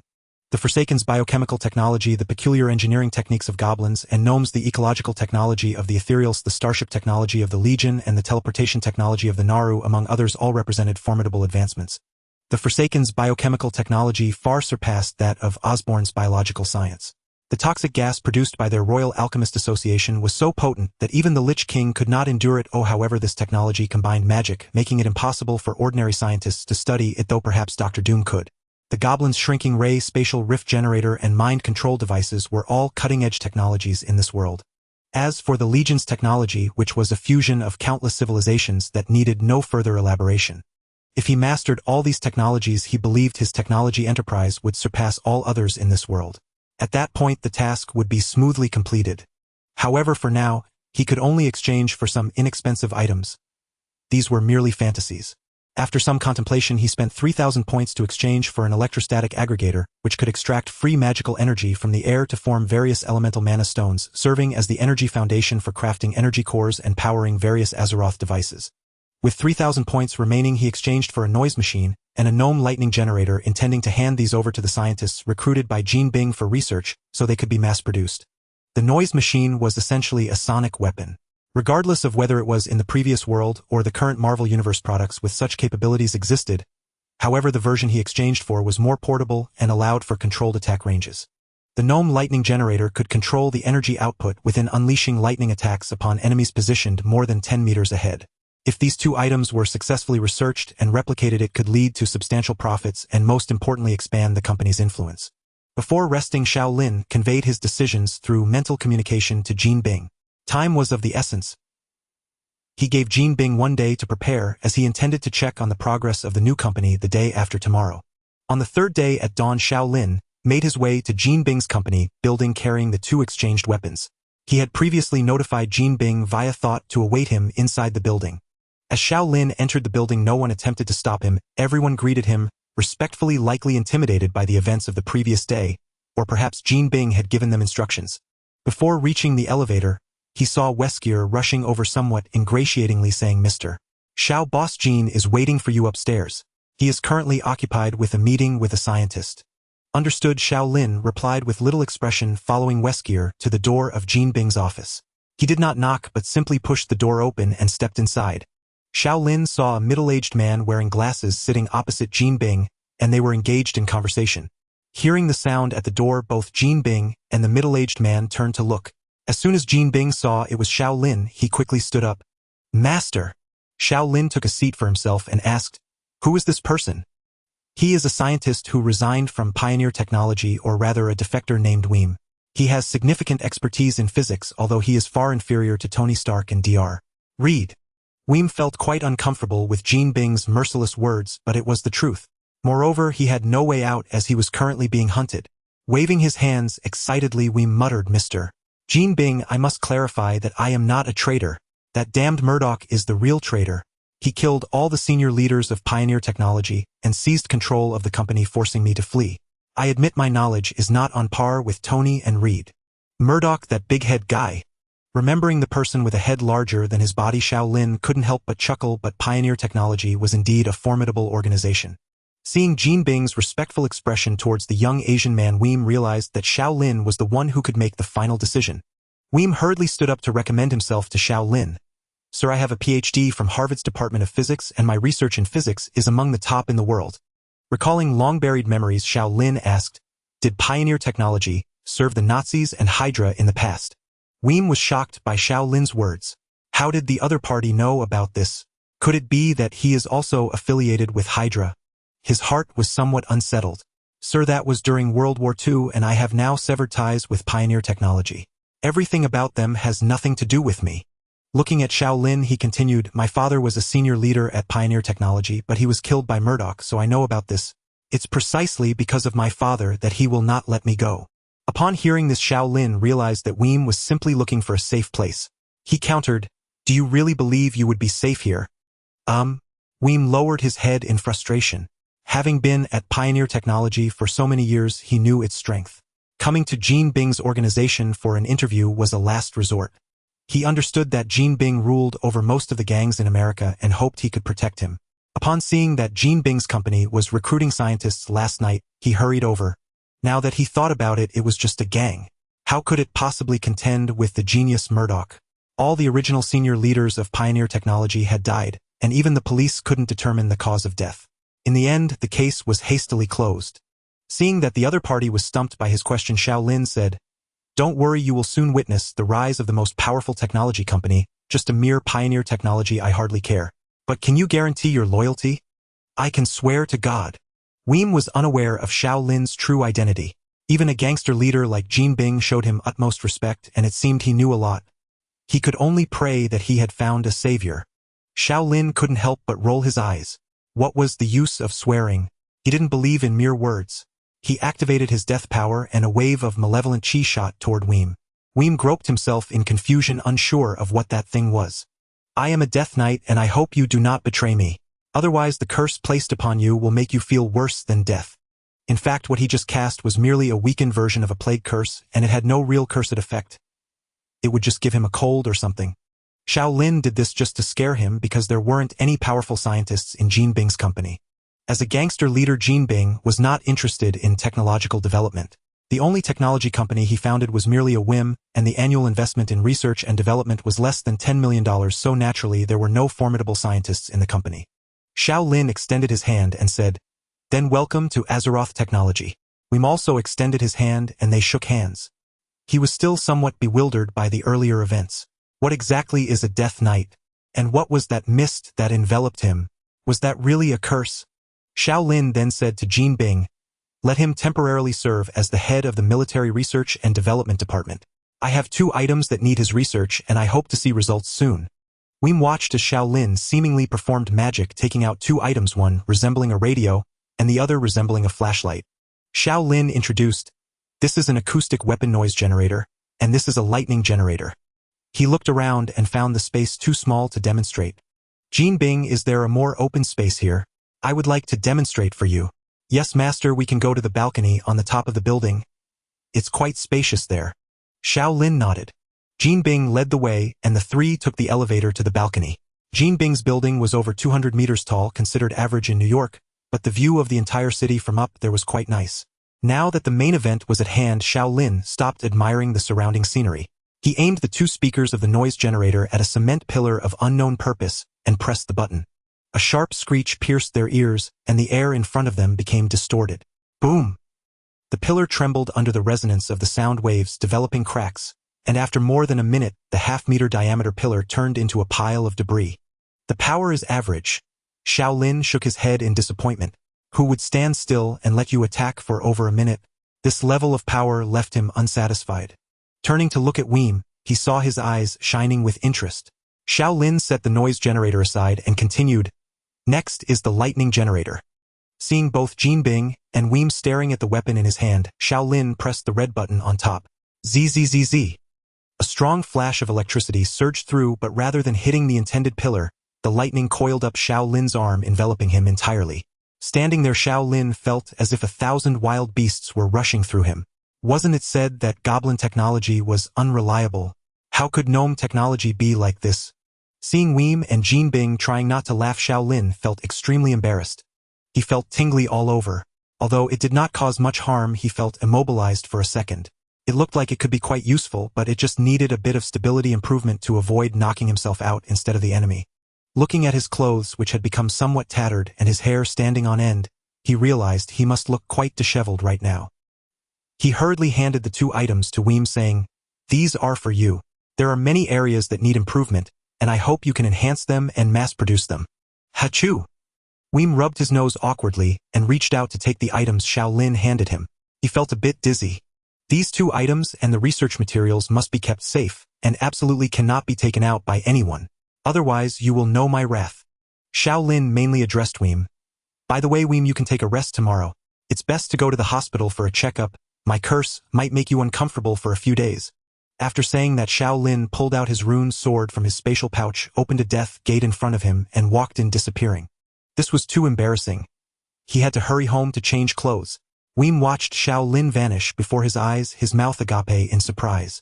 Remembering the curse Xiao Lin mentioned, he felt somewhat anxious, thinking it was all just magic. However, he was also somewhat excited, thinking that his new boss was very mysterious. It seemed his choice was correct, and there might be hope for revenge against Murdoch. The morning sunlight of New York had yet to illuminate the small villa courtyard, when Xiao Lin rose early to commence his daily training. Swinging his sword in cleaving strikes, thrusting rapidly and running laps around the yard. These were the most fundamental exercises, yet he performed them with extraordinary earnestness.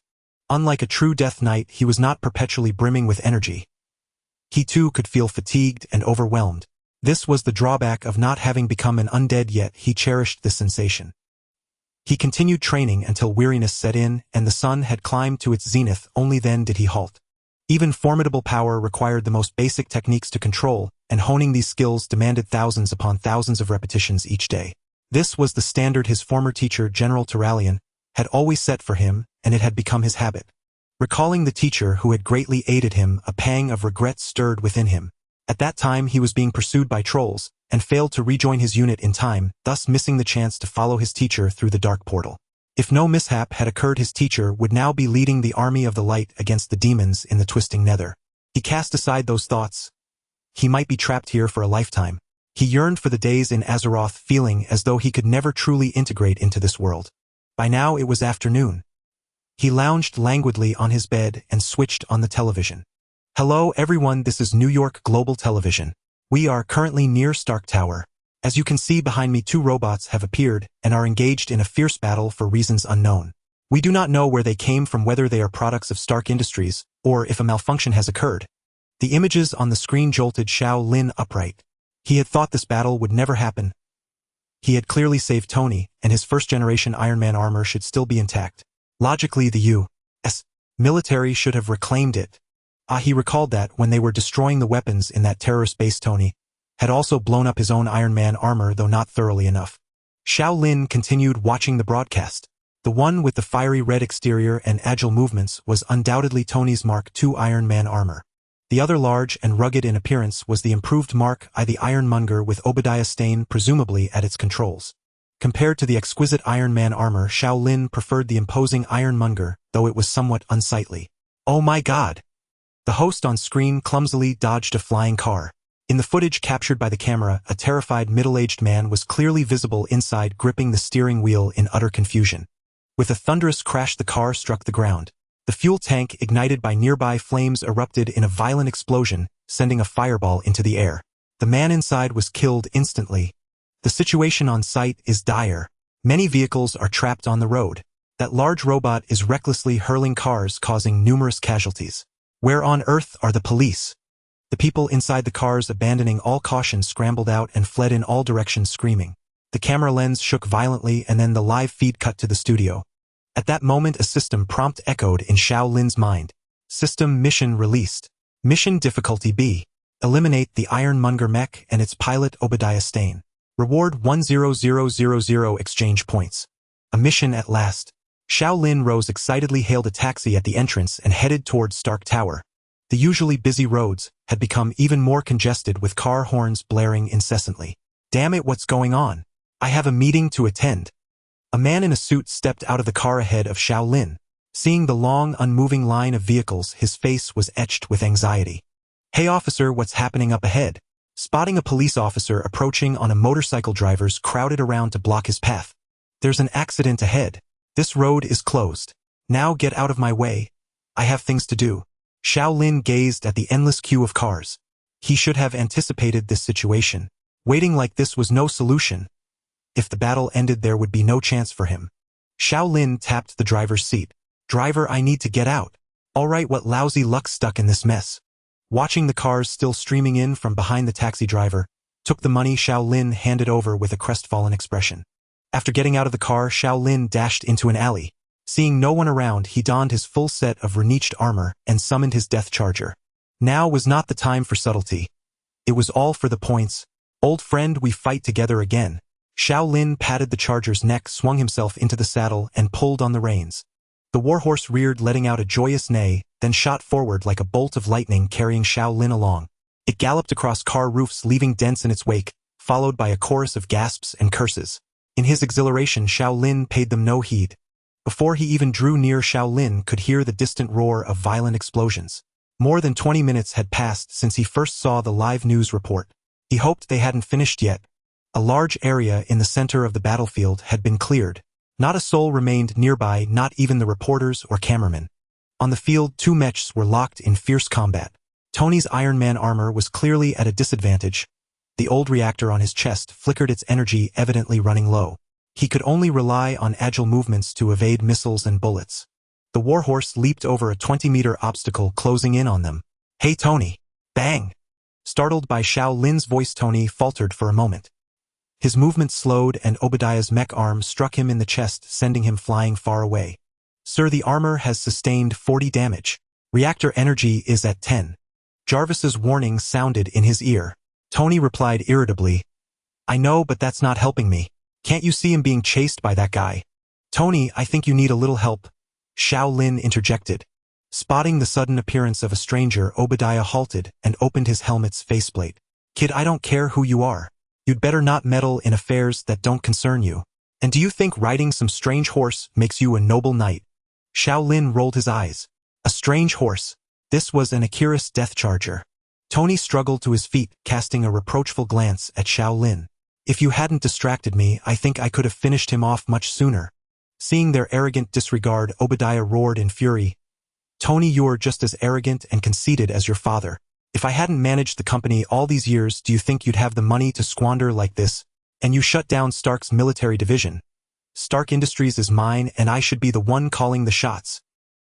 He strode toward Tony, and with a casual sweep of his mech's massive arm, he sent the still struggling Tony flying.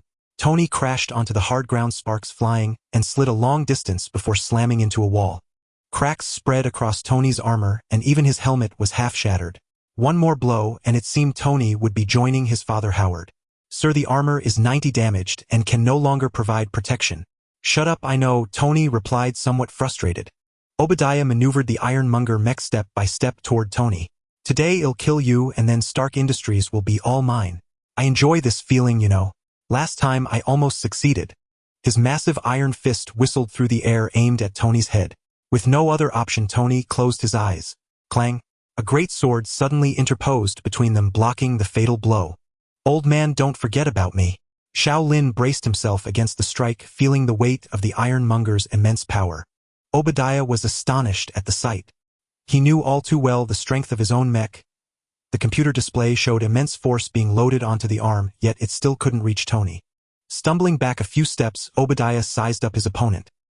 He noticed Xiao Lin was merely clad in armor, covered in strange patterns, wielding nothing more than an ordinary longsword. Just then, the sound of a helicopter echoed overhead. Listen up, you down there. You're surrounded. Drop your weapons immediately or we'll open fire.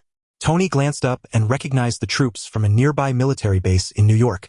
He knew their helicopter weapons were no match for Obadiah or Xiao Lin, but with his own armor-damaged head be doomed if they attacked. Humph, annoying flies. The back of Obadiah's mech opened up, releasing a volley of micromissiles. Boom, boom, boom. The few armed helicopters turned into bursts of fireworks almost instantly.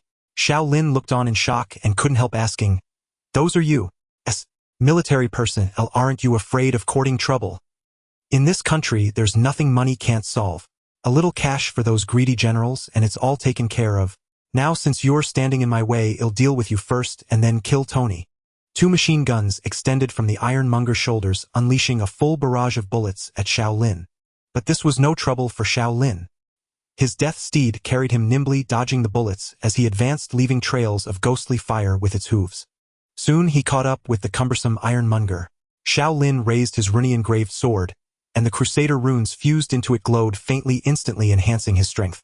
He struck the mech several times, severing all its weapons. The clattering gun barrels fell to the ground.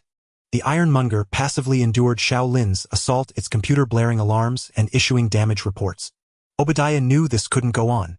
Using the mech's arms to shield vital parts, he ignited the leg thrusters, which spewed orange flames and slowly ascended into the air. Once airborne, Obadiah felt somewhat unwell. He shook his dizzy head but paid it little mind. He thought smugly, Humph kid, now that I'm in the air, let's see what you can do. Time to taste the power of my missiles.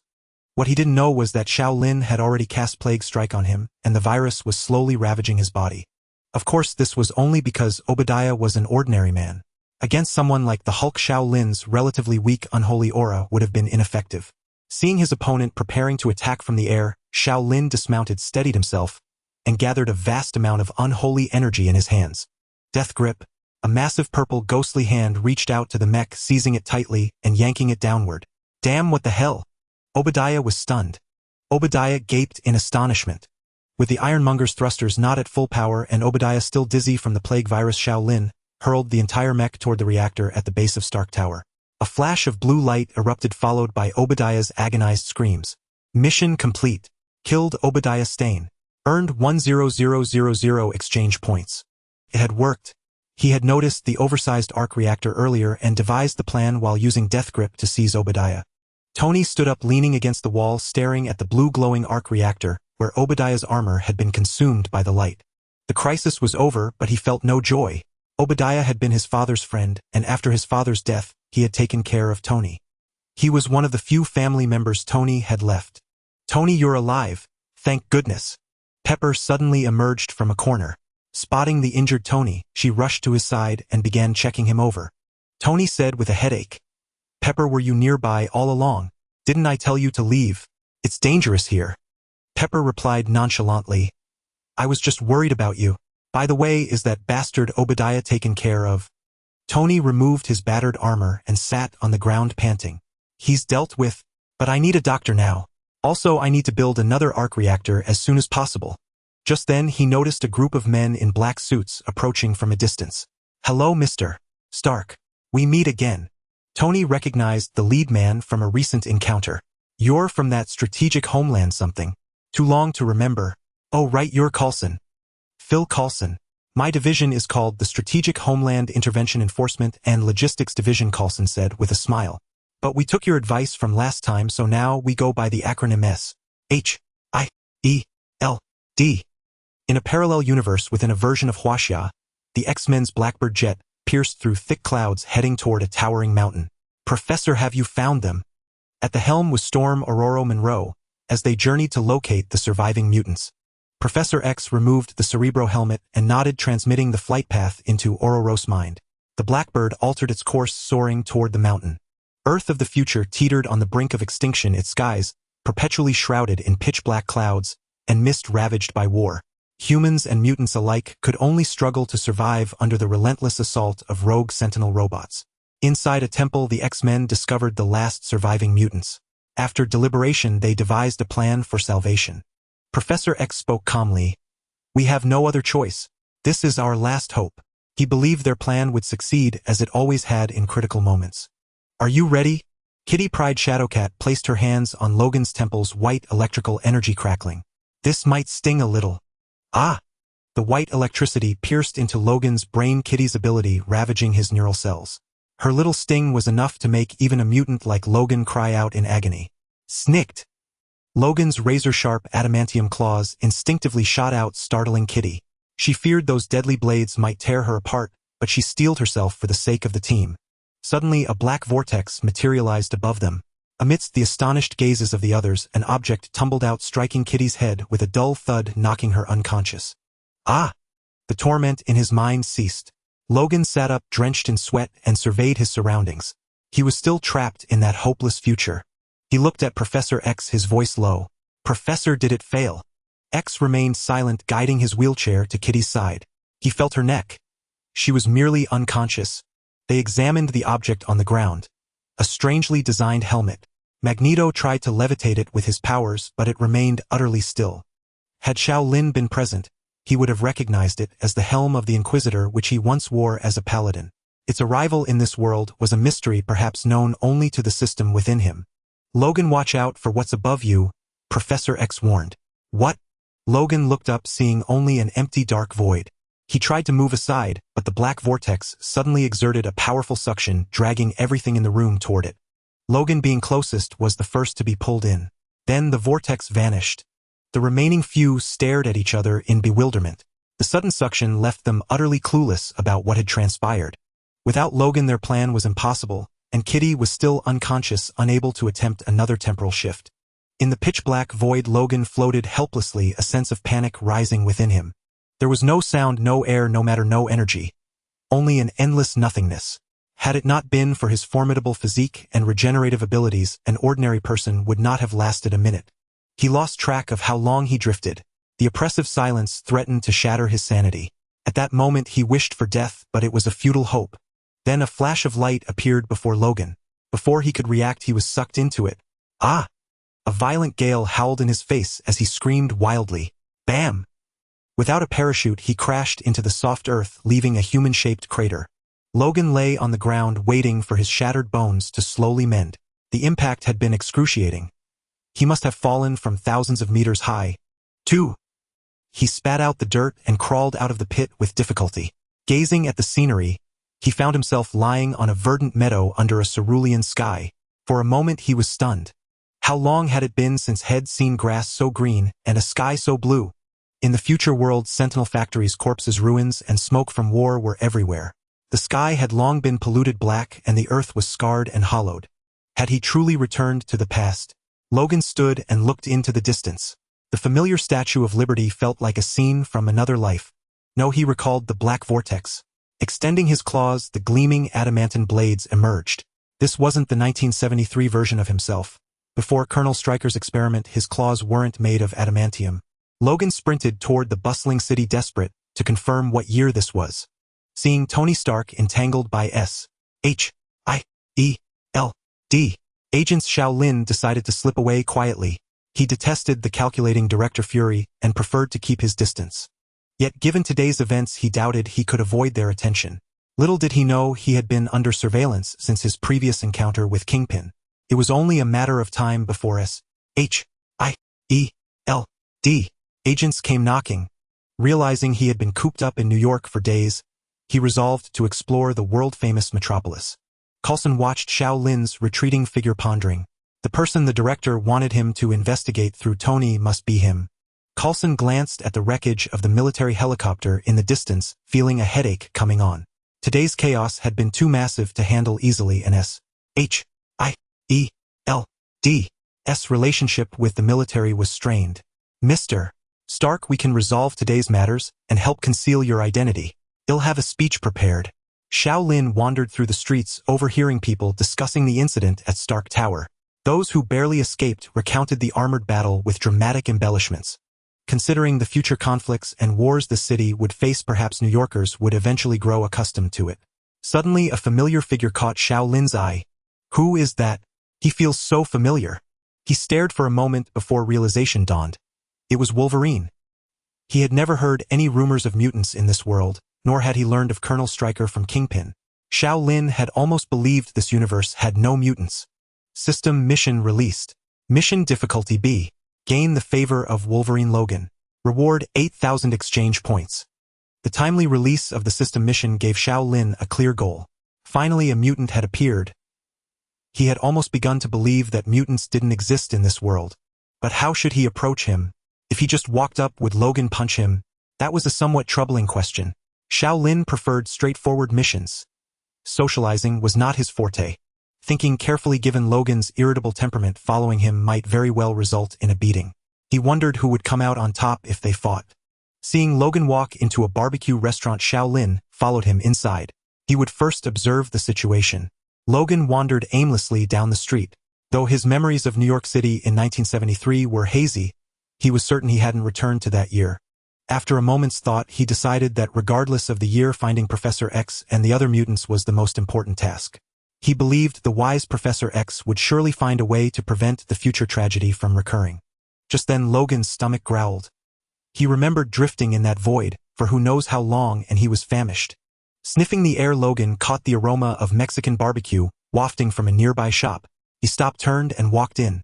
First, he would fill his stomach. Hey buddy, give me some skewers, chicken wings, and a bottle of booze. The tantalizing fragrance of the grilled meat and the golden brown chicken wings made Logan's mouth water. He abandoned all pretense, grabbing the skewers and devouring them voraciously. In the post-apocalyptic years, he hadn't tasted such delicious food in a long time. His usual meals were long shelf-life frozen rations. Xiao Lin, sitting across from him, watched as Logan polished off a large platter of barbecue in no time. Logan belched, leaned back comfortably in his chair, and waved at the waiter. Check, please. When he reached into his pocket to pay, he embarrassingly found it empty. In the future years, social order had collapsed and money was utterly useless. Naturally, he couldn't produce a single cent. The waiter stood patiently beside him, watching Logan's predicament. Knowing he had no money, he looked at him with contempt. A freeloader trying to dine and dash. Just as the waiter was about to call the manager, Xiao Lin stepped over and placed a hand on his shoulder. His meal is on me. Thanks, buddy. Logan stood up to express his gratitude, feeling utterly humiliated. As Logan walked out of the barbecue joint, Xiao Lin quickly followed. Hey, hello, my name is Xiao Lin. I'm from China. Hearing the voice behind him, Logan turned around. Seeing it was the young man who had paid for him, he reluctantly replied, John Logan. Alright, thanks for your help, but I have things to do. Hey wait, I have something to ask you. Seeing Logan dismiss him and turn to leave, Xiao Lin hurried after him. Brother, I appreciate you paying the bill, but if you keep following me, I'll have to punch you. Seeing that the man had followed him for several blocks, Logan led Xiao Lin into an alley. He decided that if the man meant trouble, he would knock him out and dump him in a trash heap. Hey wait! Seeing Logan crack his knuckles, Xiao Lin quickly stopped him. Though he was itching for a fight, this was clearly not the time. You're not a beautiful woman and you don't have a cent on you. What could I possibly want from you? I just have a few questions to ask. Seeing the sincerity in the man's eyes, Logan asked, Then ask your questions quickly. Do you know where Professor X is now? Xiao Lin decided to find the mutant school first, then slowly build a relationship with Logan. After all, he had always wanted to visit that school. Hearing this, Logan extended his adamantium claws, eyeing Xiao Lin warily. He asked in a low voice, Who are you really, and why are you asking about the professor? Xiao Lin gathered frost spiritual energy, freezing the water in a nearby puddle into ice. I'm a mutant too. A friend told me that Professor X founded a school for mutants and I want to study there. Who is your friend? Xiao Lin thought for a moment but didn't know how to answer. Forget it if you don't want to say. Seeing that the other was also a mutant, Logan lowered his guard and retracted his claws. He didn't bother asking who this friend was. Logan asked, I'm heading back to the academy now. Do you want to come with me? He wasn't worried about the man causing trouble at the school. In his memory, no one had ever succeeded. Xiao Lin quickly agreed. Yes, of course. I've been searching for a long time without finding it. Logan hailed a cab and said to Xiao Lin, You'll pay this time. Alright, no problem. Though he wondered why Logan had no money, Xiao Lin decided not to dwell on it now. Westchester. After getting in the car, Logan gave an address. Xiao Lin had once sent Kingpin's men to search that area, but they had scoured it without finding the Xavier School for gifted youngsters. Perhaps it was hidden well, or maybe a mutant affected ordinary people's perception, Xiao Lin mused. Getting out of the car, the two walked a bit further into a forest. After wandering inside for a while, Logan suddenly stopped. Seeing the disbelief on his face, Xiao Lin asked curiously, Logan, what's wrong? The school we're looking for should be right here, but why? Here. Xiao Lin looked at the dense thicket before him. There wasn't even a shack, let alone a school. Logan, unwilling to give up, pressed deeper into the woods. Let's search again. It's been years. Maybe I misremembered the direction. The two wandered through the woods for who knows how long, but still saw no sign of the school. By then night had fallen. Xiao Lin couldn't help asking, Logan, are you sure you haven't mistaken the location? Maybe the school isn't here. No mistake. It should definitely be here. Logan couldn't understand it either. Suddenly a thought struck him and he asked Xiao Lin, What year is it now?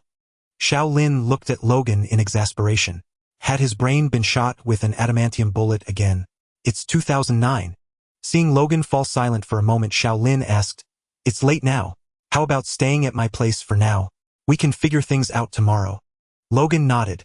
All right. The two of them arrived at Hell's Kitchen in a taxi, coming to a stop in front of a villa. Before the crossover, he had always wanted a car, but he had no money.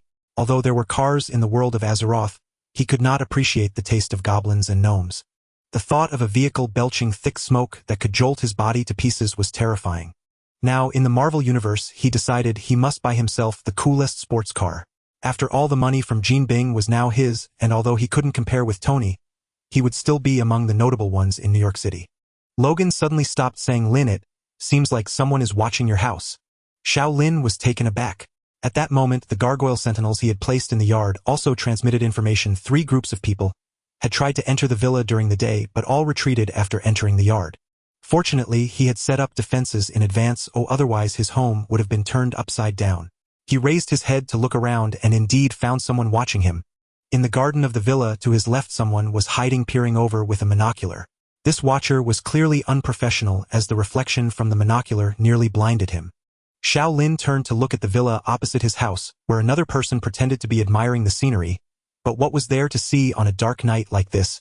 These individuals should not belong to SHIELD, as they were professional agents who wouldn't engage in such amateurish behavior. So who could they be? It's nothing.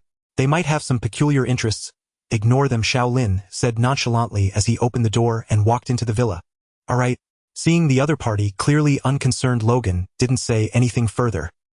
Director. In another villa, Agent Hill said, while looking at the monitor, a stranger has entered the target's home. and there is no information about him in the database. Should we send someone to follow them tomorrow? No need. Fury was somewhat worried that tracking might alert the target.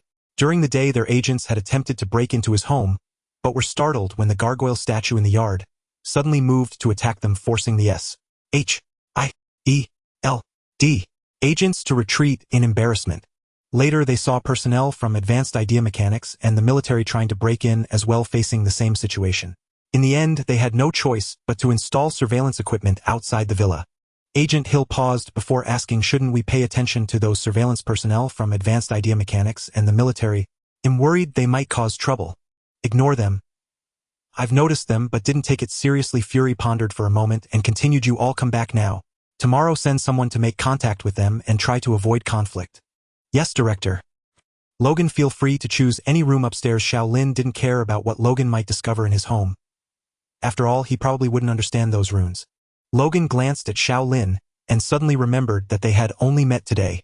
Why did he feel that the other party seemed overly enthusiastic just to enter the mutant school? Logan couldn't quite figure it out, but he decided not to overthink it.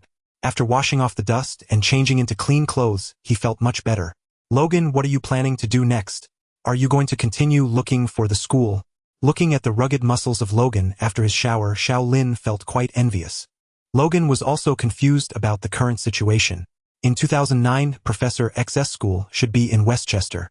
Do you have any cigars? Xiao Lin shook his head. I don't smoke.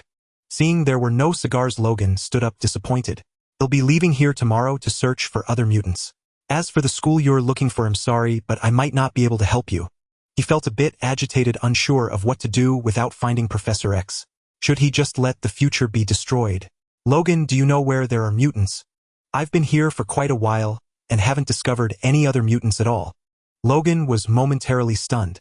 Yes, in this vast sea of people, mutants were rare in this world, and they were busy hiding themselves, unable to flaunt their abilities, making it difficult for others to notice them. After all, this world still belonged to ordinary people. Thinking of this, he fell silent and returned to his room alone. Xiao Lin looked at him and didn't say anything further. The next day, when Xiao Lin got up and came downstairs, he found that Logan was already awake, watching the news on television. Yesterday's experience made Xiao Lin feel that Logan might not belong to this world. Crossing parallel universes was not uncommon in the Marvel world. In the zombie Marvel universe, Reed Richards even created a machine capable of traversing parallel universes. Hi Logan, want to go out for breakfast together? Logan nodded and stood up. In recent days, Xiao Lin liked to have breakfast at a Chinese restaurant in Hell's Kitchen. Although it was a bit inauthentic, it still reminded him of the taste of his hometown. The journey there was slightly long, requiring them to pass through a stretch of low-rise houses, which was a gathering place for the poor in New York, and also the most chaotic area. Monster, go away, stop sticking to me. Mom, he's my brother, please don't chase him away. That was the desperate voice of a little girl. Xiao Lin and Logan exchanged glances and turned to walk toward the direction of the sound.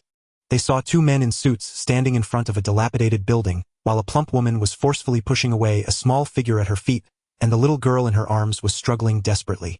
Elena, that's not your brother. He's a monster. All right, ma'am, hey, race your check. Take it, we have urgent matters to attend to. Thank you. The plump woman reached out to take the check, her face filled with so much fat that it squished together in a smile. Suddenly, the little girl bit her mother's hand. Ah! The woman cried out in pain and let go. The little girl fell from her mother's arms, disregarding the pain of the fall, and lunged at the man holding her brother. Logan was about to shout, but he heard a faint gunshot and the woman's body went limp and collapsed. Seeing the scene before them, the two children screamed in terror. What about the little girl? The man who shot looked troubled, feeling that he couldn't bring himself to pull the trigger. Hey, you two. Logan, worried they might also target the little girl, hurriedly called out. The two turned around and, upon seeing a stranger, raised their guns and shot at Logan without hesitation. The bullets struck Logan's body, yet were merely caught within his muscles, not a single drop of blood seeping out. He charged toward his enemies with utter indifference. Sharp claws extended from between his knuckles, glinting harshly in the sunlight. Mutant! The two men who saw him were taken aback. They had been hunting mutants all along, but only children. Never an adult mutant before. Clang! Clang! The bullets fired once more were effortlessly deflected by Logan. Before one of the men could react, Logan swiftly swung his claws, severing the hand that held the gun. Then his adamantium claws pierced through the man's abdomen. The other man, flustered, drew another pistol. Whoosh! A syringe filled with an unknown agent struck Logan. Logan, wait! Xiao Lin shouted from behind. Seeing Logan about to kill the other man, he quickly used a death grip to pull the remaining man to his side and restrain him. Logan, we need to keep one alive to question. Logan glanced at him, nodded without a word, and pulled the syringe from his body. Don't come near. The little boy snarled at the approaching Logan, though he appeared weakened. Xiao Lin was astonished to see the boy's face and hands covered in fine scales with pupils like a lizard's. A lizard man? No, he had heard the two men call him a mutant. The siblings clung tightly together. The mutant brother comforted his sister in his arms, but didn't spare a glance at their dead mother lying on the floor. Hey, little one. Logan retracted his claws, forcing a friendly expression. Logan, is this boy a mutant too? Xiao Lin knocked out the struggling man with a single palm strike and dragged him over like a dead dog. Looks like they're terrified of you. Logan felt his face would cramp from smiling, but the two children remained wary. How about we find their home and send them back? Xiao Lin had no idea how to handle such young kids. Brats were the most troublesome. He turned to the children and asked, Hey kids, where's your home? And your dad?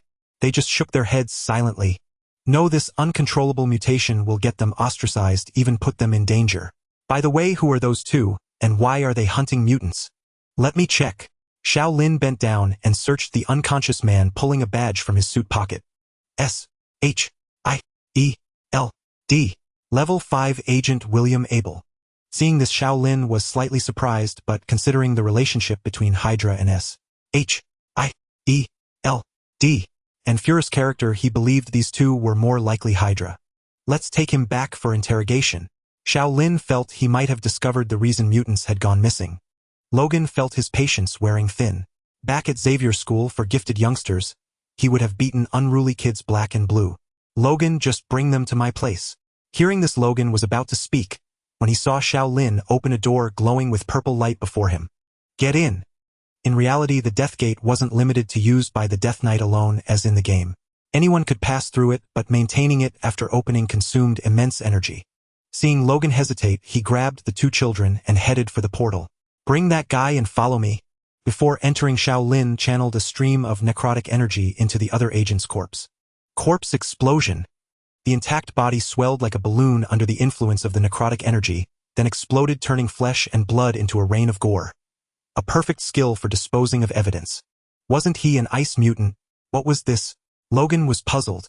As he saw Xiao Lin disappear through the door, he hastily dragged the unconscious Agent William and followed. Sit still. Once home, Xiao Lin tossed the two brats onto the sofa, rolled up his sleeves, and found bite marks on both arms, leaving him torn between laughter and tears. Logan, what do you plan to do with these two? Logan was equally stumped. He couldn't take care of kids, and the two seemed only about 5 years old. Let's interrogate that guy first.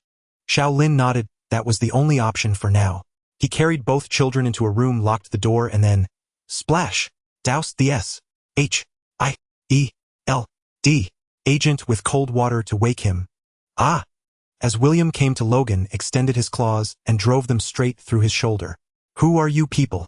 Seeing Xiao Lin holding his badge, William threatened. We're with the government. You'll be wanted by the United States for this. Schield. That's right. Hail Hydra. Xiao Lin's sudden shout stunned William, leaving him at a loss. Don't look at me. I'm not one of your Hydra agents, but I know your organization better than you do. Realizing his cover was blown, William fell silent. Arg! Logan's claws stabbed into him repeatedly, but even as he lay battered and riddled with holes, William refused to speak. Xiao Lin had to admire Hydra's brainwashing. It was incredibly powerful.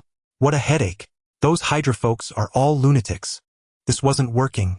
Logan was at a loss too. He wasn't skilled at interrogation. Got it. Seeing Logan staring at him, Xiao Lin said, Wait a moment, I'll be right back. He ran back to his room and opened the system's exchange shop. No mind control cap, requires 1000 exchange points, single-use item. Controls a target's actions and consciousness. The user's mental strength must exceed the target's. Duration 24 hours. The controlled retains memory of the period and damage will break the control. Thought amplifier disc requires 10000 exchange points. Same effect as the mind control cap, but reusable. Looking at these two items, Xiao Lin decided to exchange for the gnome mind control cap. Such items seemed impressive but had too many limitations. Returning to the room, Logan found the odd-looking cap in Xiao Lin's hand strange. It's a mind control device. Even if he doesn't want to talk, it's fine. Watch me. William, dazed from the torture, felt something forcibly inserted into his mind, and then his consciousness blurred. William Abel, male S. H. I. E. L. D. Level 5 Agent, HYDRA Level 5 Agent, member of the Staten Island HYDRA Base Mutant Capture Team. William was compelled to reveal the secrets in his heart, under control, his gaze showing signs of struggle, as if trying to break free. Logan couldn't help but ask, "How many mutants have you captured? Are they all still alive?" "There are 51 mutant children on Staten Island, 10 of whom have been dissected for experiments." Dissected? Hearing this, Logan recalled his own experiences at Stryker's mutant research facility, remembering the horrific scenes of mutants he witnessed during his revenge, and his emotions began to stir. "Do you have any other bases holding mutants?" "Where?" "Yes, but my clearance level cannot access that information." Xiao Lin was puzzled. No matter how young the mutant children were, they were still mutants. It was impossible that they had captured so many without any commotion.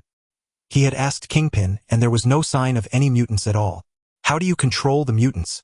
Baron Zemo, the HYDRA scientist, developed a mutant suppression serum that lasts for 1 hour, rendering mutant abilities null. Baron Zemo, one of Hydra's high-ranking officials. "Logan, what's wrong?" Xiao Lin saw Logan pull out a syringe from his hand, with a trace of green liquid still inside. "This is the serum that was shot into me earlier." Logan handed it to Xiao Lin. "I feel like my body has lost its healing ability." Xiao Lin comforted him, saying, "Don't worry, it should wear off in about an hour." System mission released. Mission difficulty A. Rescue the mutants on Staten Island and establish a mutant academy. Reward 15000 exchange points. Did this world not have the Xavier Institute for Gifted Youngsters? What had happened to create such a parallel universe? "I have to go save them," Logan declared.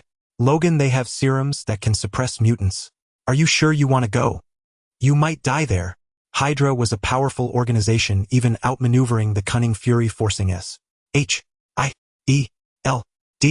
to go underground.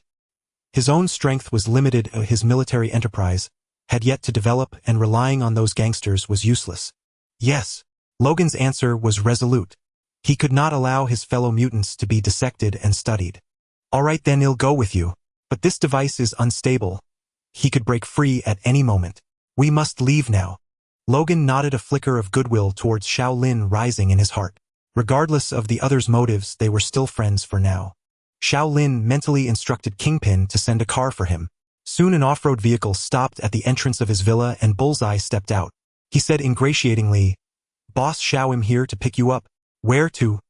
Xiao Lin addressed the controlled William. "Get in the car. Lead the way." Bullseye glanced at William, noting his strange expression. Under William's guidance, the car drove along a remote road, surrounded by desolate scenery, until just before leaving the island, William signaled for them to stop. "Here." Did these Hydra fools not know the wisdom of hiding in plain sight? If they built the base in a bustling area, even if the Avengers discovered it, they would hesitate to act for fear of the base being destroyed and taking hostages. Well, it was none of his concern. "All right, you can go back now." Xiao Lin waved at Bullseye. He would be of no help here anyway. "Ah!" Xiao Lin heard a scream behind him, and turned to see Logan brutally decapitate the guide, Agent William. It seemed Logan could no longer contain himself. But they still didn't know how to get in. Staring at the landscape before him, he felt a headache coming on. Wolverine was indeed an emotional man. Now they would have to spend more time finding the entrance. Beneath Xiao Lin's feet lay a massive base, one of Hydra's countless facilities. Inside there were numerous glass rooms, each holding a child. The youngest was only 5, while the oldest was around 16. They had all been injected with sleeping pills and other sedatives, lying groggily on their beds. A group of researchers in white lab coats bustled about. There were also glass jars containing the dissected bodies of children, casting a grim atmosphere. These were mutant samples being studied, as they hoped to extract the gene and transfer abilities to ordinary humans, though success had eluded them. "Lord Cardin, we have a situation." A Caucasian man who had been observing the experiments in the lab snapped back to reality and picked up the walkie-talkie at his waist. "What's the situation?" "Lord Cardin, 2 unidentified individuals have arrived above the base. They killed Agent William of the capture team." Hearing this, Cardin abandoned his interest in the mutant experiments. "Damn it! Who are these people daring to kill my men? They'll be right there." Arriving at the surveillance room, Cardin saw the alloy claws protruding from between Logan's knuckles on the screen, and realized this was also a mutant. He pulled out his phone and dialed a number. Faith, bring a team to the surface and take care of those two up there. Hearing the order, the security team leader Faith quickly replied, yes, sir. I'll go up immediately. Remember to bring the mutant suppressant.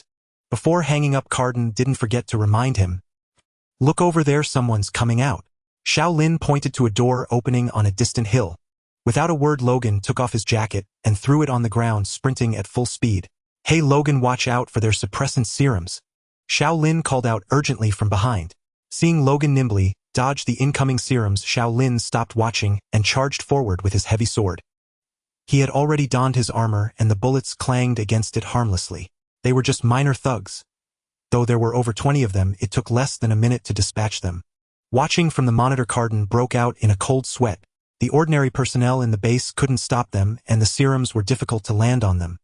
He hurriedly left the surveillance room and returned to his office, where he opened his computer. On the screen appeared a man wearing an iron mask. Lord Baron Zemo, the Staten Island Mutant Research Base, has been discovered. They are attacking now. The two appear to be mutants with formidable abilities. We may not be able to hold them off.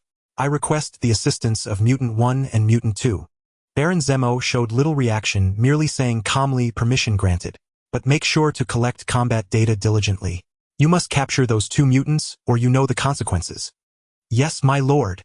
Unfazed by Baron Zemo's threat, he had faith in the strength of Mutant 1 and Mutant 2. Wanda Django Maximoff and Pietro Django Maximoff were a pair of mutant siblings, hailing from a city in the small nation of Sokovia. A decade ago, they were taken by Baron Strucker to Hydra, becoming its accomplices ever since. After dealing with several Hydra agents at the entrance, Xiao Lin and Logan stepped through the now open door, discovering an elevator within. Observing the buttons in the elevator, they realized the Hydra base had 10 floors. Logan, which floor should we go to? Xiao Lin's indecisiveness flared as he hesitated before the buttons. Logan reached out and pressed the button for the 10th basement level. The elevator hummed to life and began its slow descent. All right, the 10th basement it is. A soft chime rang out. As the elevator doors slid open, they were greeted by a row of agents crouched at the entrance, each brandishing a submachine gun. The moment they spotted the duo, they opened fire, a hail of bullets clattering against Xiao Lin's armor. Frost strike. A blast of frigid white air mixed with snow and ice swept toward the enemies, frosting their eyebrows white and sending them trembling to the ground. The two strode past the frozen Hydra agents with casual indifference. If all their foes were mere ordinary humans like these, then this Hydra base posed little real danger. After walking for several minutes, they encountered no one. The rooms around them were vast and empty, as if they had come to the wrong place entirely. There were no mutant children in sight. Should we go back and try a different floor? Xiao Lin remained silent, however, his instinct for danger telling him that two perilous enemies lurked here. As they approached a corner, they saw a middle-aged man standing there leisurely puffing on a cigarette. He seemed to possess some hidden trump card, utterly unconcerned by the situation before him. Logan asked in a low voice, "You the one in charge here?" "That's right, I'm Carden, the overseer of this Hydra base." "Are you two mutants?" The man before them was far too composed, yet Xiao Lin and Logan sensed nothing remarkable about him. Was he simply that adept at hiding his power, or was he just an ordinary person? Logan extended his adamantium claws, poised and ready to strike. "Excellent, it seems I was right. 2 more test subjects. How delightful." With that, he clapped his hands. Just as Xiao Lin and Logan grew puzzled, a faint breeze swept past. They felt needles pierce their necks and a cold liquid was injected into their bodies. What the hell was that? Xiao Lin hadn't put on his runic battle helmet. 2 syringes were lodged in his neck. He pulled them out and saw that the residual liquid was unmistakably a mutant suppressant mixed with some anesthetic. It only numbed him for a few seconds. Xiao Lin wasn't a mutant, so the suppressant had no effect on him. But Logan was in a bad way. 6 syringes pierced him, and the drug made his claws retract as he collapsed to the ground, gradually losing consciousness. Xiao Lin feigned being affected as well, lying on the floor. Peeking through one eye, he saw a silver-haired young man and a red-haired beauty appear beside Carden. "How does it feel? That mutant suppressant isn't too pleasant, is it?" Carden then said to the silver-haired youth beside him. "Pietro, take them to the lab on the 5th floor. Hey old man, I'm not your lackey. Don't talk to me like that," the silver-haired youth named Pietro said with a sneer. "Come on sis, let's go. How boring, it's over before I even got warmed up." A silver-haired youth named Pietro. Glancing at the red-haired woman, Xiao Lin thought of Quicksilver and Scarlet Witch. He was certain of it now. Quicksilver looked like a real punk, but that Scarlet Witch was quite a beautiful woman. Xiao Lin felt a stir of attraction. As a Death Knight, Xiao Lin wasn't afraid of Quicksilver. Though he couldn't match the speedster's pace, he could drag his enemy down to his own level. Speedsters posed no threat to him. Scarlet Witch, however, was a bit more troublesome. The terrifying power of chaos magic to warp reality was daunting. If she was only at the level she was in the movies, perhaps he could still put up a fight. Tempted as he was to try, the mission came first. Rescuing the captives was the priority. For now, he had to keep up the act. Cardin summoned the base's security personnel. Logan, subdued by the suppressant and anesthetic, was captured and immobilized. Xiao Lin's armor was heavy. 3 agents struggled to carry him for long, and not knowing how to remove it, they eventually resorted to transporting him on a flatbed cart. The 2 were taken to the 5th floor. Along the way, Xiao Lin stealthily opened his eyes to survey his surroundings. Though there were many people here, none were particularly strong. Mostly researchers. When it came time to escape, he only needed to watch out for Quicksilver and Scarlet Witch. According to William's information, there were still 41 living mutants. Xiao Lin saw them all gathered on this floor. Now he just had to wait for the perfect moment to act. Jack, 2 new test subjects. A man emerged from a room holding a file and studying it closely. Hearing his name called, he looked up and said, "Take them over there." Xiao Lin and Logan were brought into a room with 2 beds.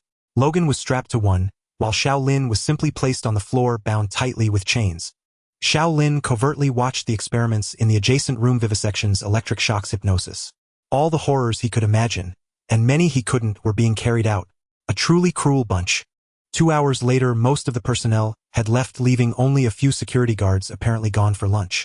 Xiao Lin easily broke free of his restraints. Nothing here could stop him now. He would rescue the mutants as quickly as possible. With a series of thunderous crashes, Xiao Lin charged through like a tank, shattering the tempered glass rooms. Hurry hit the alarm. As a violet death gate materialized, the mutants and Logan were sent through one by one, allowing Xiao Lin to breathe a sigh of relief. Pressed for time, Xiao Lin summoned a horde of ghouls to help gather all the surviving mutant children together. As a violet death gate materialized, the mutants and Logan were sent through one by one, allowing Xiao Lin to breathe a sigh of relief. Just as he was about to step into the death gate, a swirl of red energy dissipated the spatial magic. Xiao Lin turned to see Quicksilver and Scarlet Witch standing at the elevator entrance watching him. The chaotic magic of the Scarlet Witch effortlessly dissolved his Death's Gate spell, leaving his sneaky plan in vain. Xiao Lin felt a headache coming on. It seemed a tough battle was ahead. He just didn't know how powerful the Wangda in this world truly was, and whether it could reverse reality. "Why didn't the suppression potion work on you?" Pietro was somewhat surprised to see Xiao Lin standing here seemingly unaffected. The suppression potion was extracted from a mutant's X gene processed through research into a drug. The ability of that mutant was to nullify the powers of any mutant he came into contact with. Even he had suffered from this potion's effects before. The potion's failure was an unprecedented occurrence for them. Moreover, it contained anesthetic components which would incapacitate an ordinary person. "Do you believe me if I say I'm not a mutant?" the Scarlet Witch asked. "Inhuman, aberrant, sorcerer." It seemed she knew quite a bit. A professional, a Death Knight. Seeing the confusion on her face, Xiao Lin realized she had no idea what she was saying. He found himself speaking more, perhaps because she was a beautiful girl. The Death's Gate was just destroyed, blocking Xiao Lin's army of kings in his home, but it was alright. He could summon them anew. With the green summoning array, the stooped ghouls crawled out from the array, appearing before him. What are these disgusting creatures?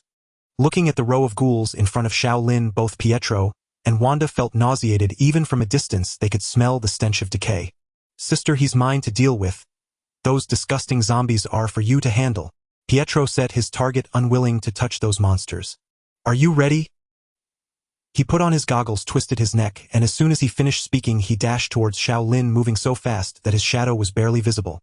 Along the way, he disgustedly avoided the ghouls, oozing pus, getting close enough to even see the wriggling maggots in their mouths. Xiao Lin hadn't seen anything yet. Inside the circle of protection formed by the ghouls, he felt his body hit, and he was thrown far away, shattering glass along the way. Chilling wind impact. Ice chain spell. As soon as Xiao Lin landed, he unleashed magic before him. However fast his reflexes were, the deceleration spell couldn't reach Pietro. It merely stirred up an icy storm in front of him, drastically lowering the temperature throughout the entire 5th-level underground space. Quicksilver dodged one magic after another from Xiao Lin, still having the interest to pause and taunt. "Hey buddy, is that all you've got? You can't even hit me. Damn it, catch him." At this moment, Caden also arrived, angrily shouting from the side. The mutants in the base had all been rescued, and this made him anxious. Baron Zemo wouldn't spare him. Slap!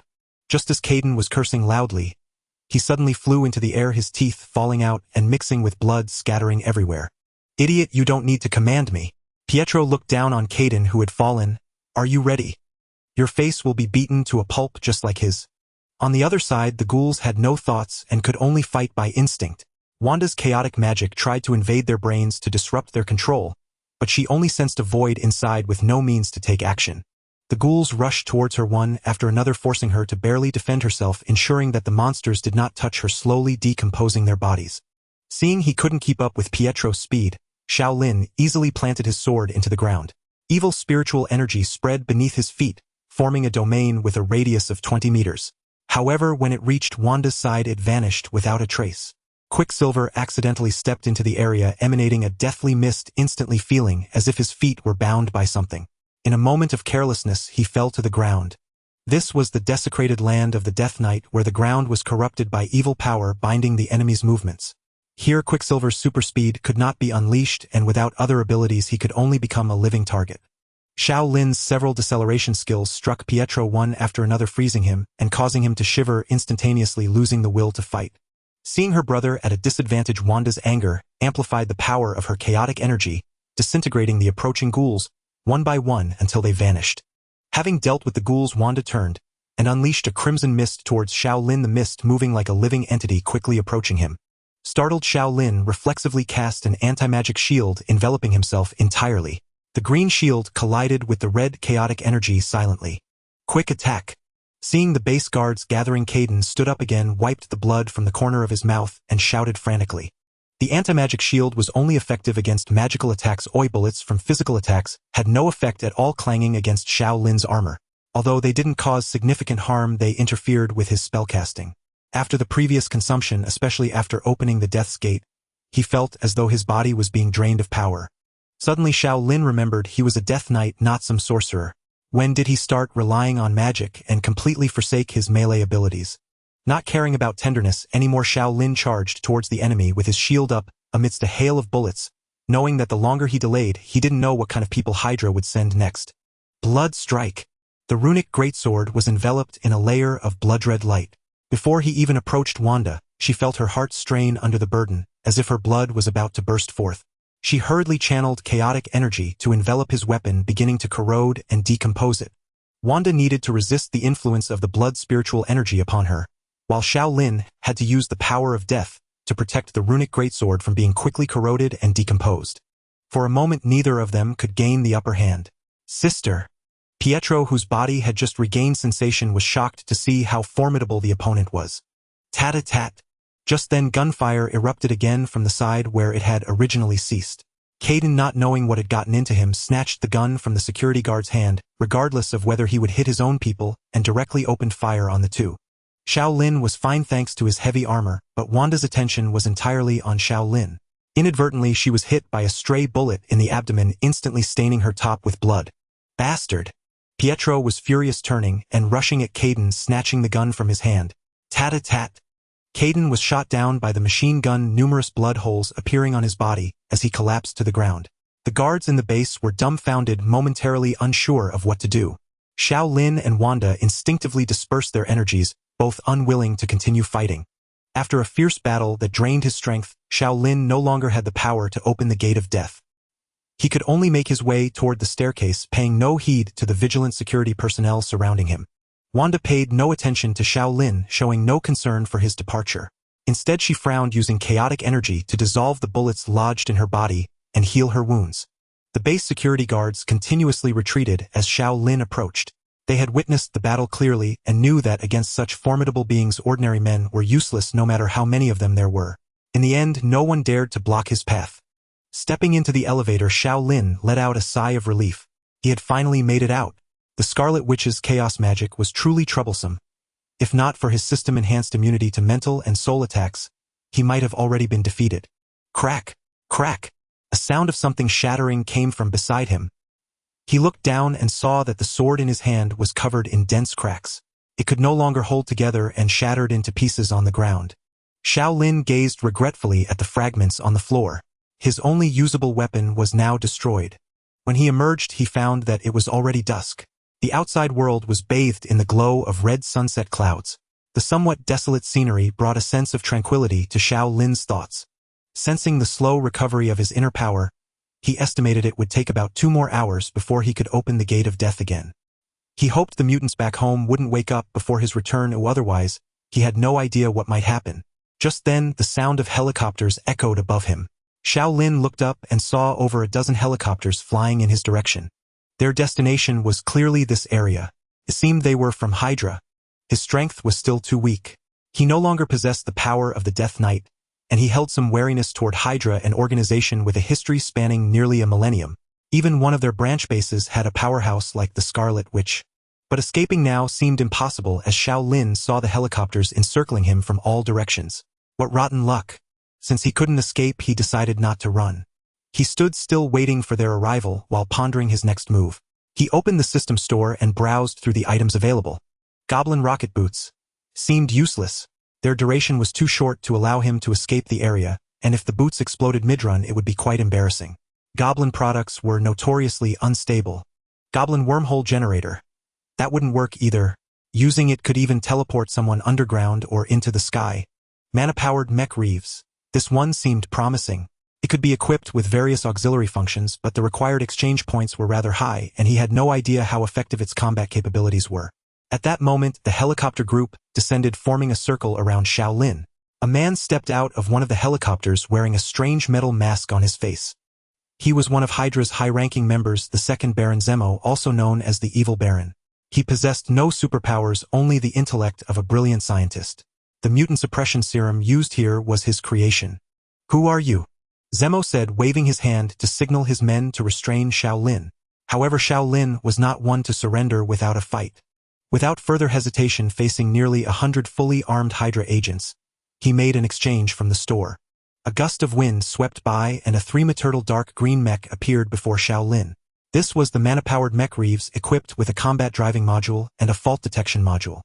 The 10,000 points he had finally earned from completing the mission were now reduced to just over 1,000. The originally composed Hydra members were startled by the sudden appearance of the mech and quickly drew their weapons, opening fire at Xiao Lin. Xiao Lin's death energy was depleted, but his physical strength was abundant. He leaped nimbly into the mech's cockpit and sealed the hatch. With the sound of gears turning, the mana-powered mech reeves rose to its feet. True to its origins as a modified mech from the Burning Legion, there were no cluttered buttons inside. Only a green fell crystal that projected an interface before him. The moment he exchanged for the mech, the system had already implanted the operation methods into his mind. Xiao Lin grasped the crystal with practiced ease, linking his thoughts to the mech. Green light illuminated many parts of its exterior. Raising its right arm, the fell cannon aimed at the Hydra agents who were firing wildly and fired a shot. Boom! Green flames struck the ground and splattered in all directions. Even a speck of it clinging to a person would burn incessantly until they were reduced to ashes. In an instant, chaos erupted on the field. What is this thing? Zemo retreated, ordering his men to attack while he ran back to the helicopter to retrieve his weapon. A spray gun loaded with super glue. Piloting the mech, Xiao Lin felt a surge of excitement. The agents couldn't harm him at all. He attacked while retreating and no one could stand in his way. The only drawback was that the mech couldn't fly as he lacked the points to exchange for a flight module. Boom! Boom! Boom! Green fell fireballs flew toward the parked helicopters, instantly exploding into bursts of sparks. Scattered debris pierced through the agents' bodies, killing or wounding most of the enemy in moments. Damn it! Zemo roared in fury, firing a stream of white, unknown liquid from his spray gun, drenching the mana-powered mech entirely. Creak! Creak! Xiao Lin noticed the mech becoming sluggish, as if rusted, making movement difficult. The mech's fault detection system activated, automatically igniting flames on the areas coated with the unknown liquid. Soon it regained its mobility. What the hell is this stuff? Seeing Zemo aiming at him again, Xiao Lin quickly dodged to the side. System energy insufficient. Please replace Reeves' battery. At that moment, the mech issued an alarm, startling him. The energy was nearly depleted already. Looking at the Hydra agents who were recklessly closing in again, Xiao Lin decided not to tangle with them any longer. He maneuvered the mech and turned to flee. Seeing the enemy retreat, Baron Zemo also breathed a sigh of relief. In just a short while, his men had suffered heavy casualties, and even his super glue had no effect on the mech. Xiao Lin's mech reminded him of the Iron Man armor that had appeared some time ago. Could this also be the work of Tony Stark? Zemo wondered why he had provoked such a person. He decided to first enter the base to assess the damage before planning his next move. Watching the figure of Xiao Lin, manipulating the magical mecha, fade into the distance, Baron Zemo struggled to calm himself. The mecha he had just seen seemed to be made from a technology he had never encountered before, likely no less impressive than Tony's Iron Man armor, which greatly piqued his interest. Baron Zemo took out his phone and dialed a number. "Kelly, I need you to help me with something. Investigate a person's identity information. I will send you a photo shortly. He possesses a powerful weapon of war that I need to obtain. That's all. I have other matters to attend to." Kelly is a spy dispatched by Hydra into the American government, aiding the organization in secretive operations, and has now infiltrated as a congressman. After finishing the call, Baron Zemo turned and walked toward the underground base, hoping it had not been damaged too severely. When Xiao Lin returned home, Logan had already regained his senses as the suppressive drugs in his system wore off. He only remembered following Xiao Lin to an underground base, encountering someone, and then everything else was a blur. Upon waking, Logan saw Xiao Lin sitting on the sofa and asked, "Lin, you brought me back, right? By the way, are all these mutants the ones locked up in that Hydra base?" "That's right. They are all mutants rescued from that underground facility." Looking at the mutants sprawled about the room, he said to Logan, "Logan, since we can't find a school for the mutants right now, why don't we start one ourselves? What do you think? You can be their teacher." Logan did not answer immediately. He actually wanted to look around and search for Professor X, but for some reason his rational mind told him it was impossible to find him. Looking at these somewhat miserable mutant children, all abandoned by their families, he remembered the mutants he had rescued from Stryker's research facility, where Professor X had established a school to educate them, helping them no longer feel lost or harm themselves and others. Xiao Lin realized he wanted to leave this place. After observing for the past 2 days, he finally recognized that the Wolverine before him was the future version from Days of Future Past, though he did not understand why he was here. "Logan, this world is not what you think it is. It is a parallel universe. Here you will never find the professor you are looking for. There may be someone resembling Charles, but he is just a similar person."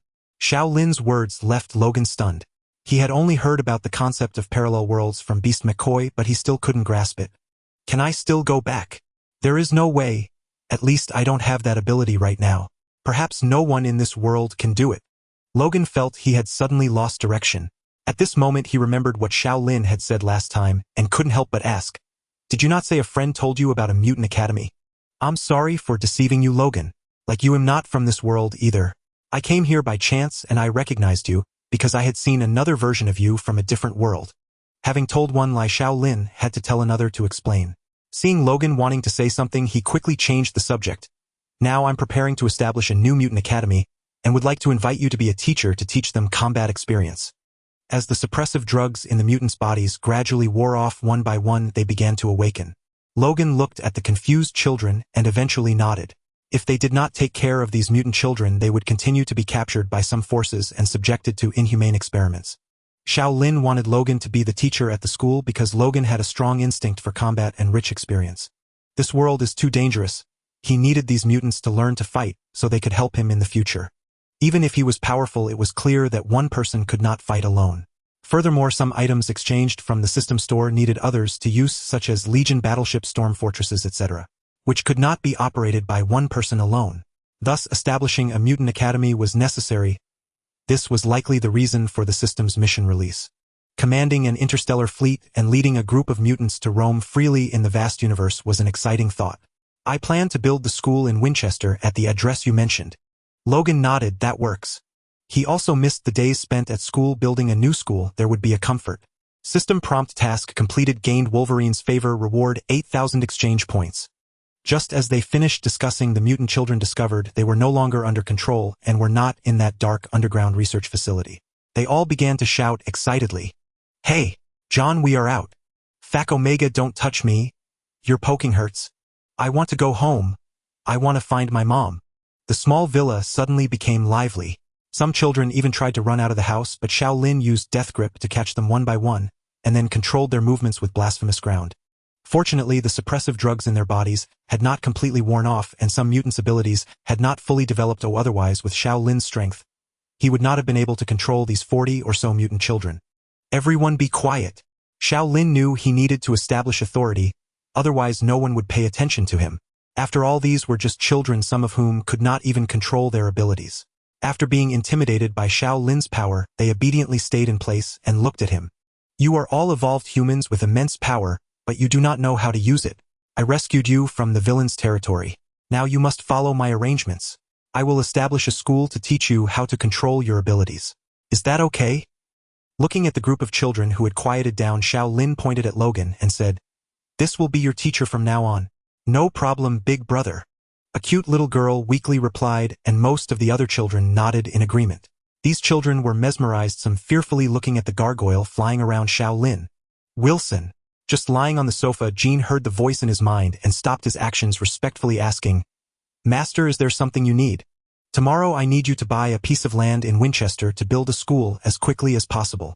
By the way, send over 2 large buses. Some people need you to arrange accommodation first." "Understood, master." After he had sent away all the children in the house, including Logan, Xiao Lin finally breathed a sigh of relief.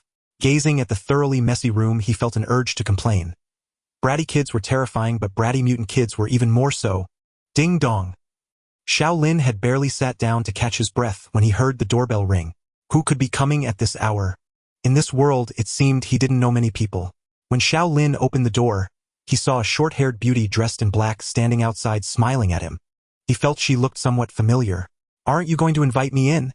she said, attempting to squeeze past him, but Xiao Lin blocked her way. He pondered who she was. "I don't think I know you." "S-H-I-E-L-D.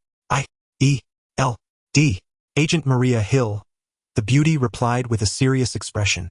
Hearing her answer, Xiao Lin suddenly understood. So it was her. He had been wondering when Fury would send someone to contact him, and now they had finally arrived. He just hadn't expected it to be Level 9 Agent Maria Hill. After a moment of deliberation, Xiao Lin eventually stepped aside. Along the way, Agent Hill kept looking around, especially when she saw the gargoyles that had turned to stone. A peculiar expression crossed her face, and she was tempted to examine them more closely. "What are these?" "Gargoyles," Xiao Lin replied without concealment, knowing she was already aware they were more than mere statues. "You've been monitoring my place all these days, haven't you?" "Yes," Hill admitted without denial. "I'm curious. What kind of person are you? I've never met anyone as mysterious as you. Let's talk inside." The two entered the house.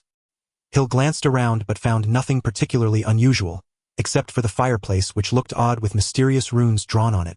Her intuition told her this had been modified by the Chinese-American man before her. Taking advantage of Xiao Lin's distraction, Hill snapped a photo of the fireplace with her phone. "I only have plain water here. Would you like some?" "No thanks." Hill pretended to check the time on her phone. "It seems you know about S-H-I-E-L-D. Yes. Last time at Stark Tower, after I helped resolve Tony's little problem, I overheard your people talking to him. But am not familiar with you. By the way, what exactly do you do?"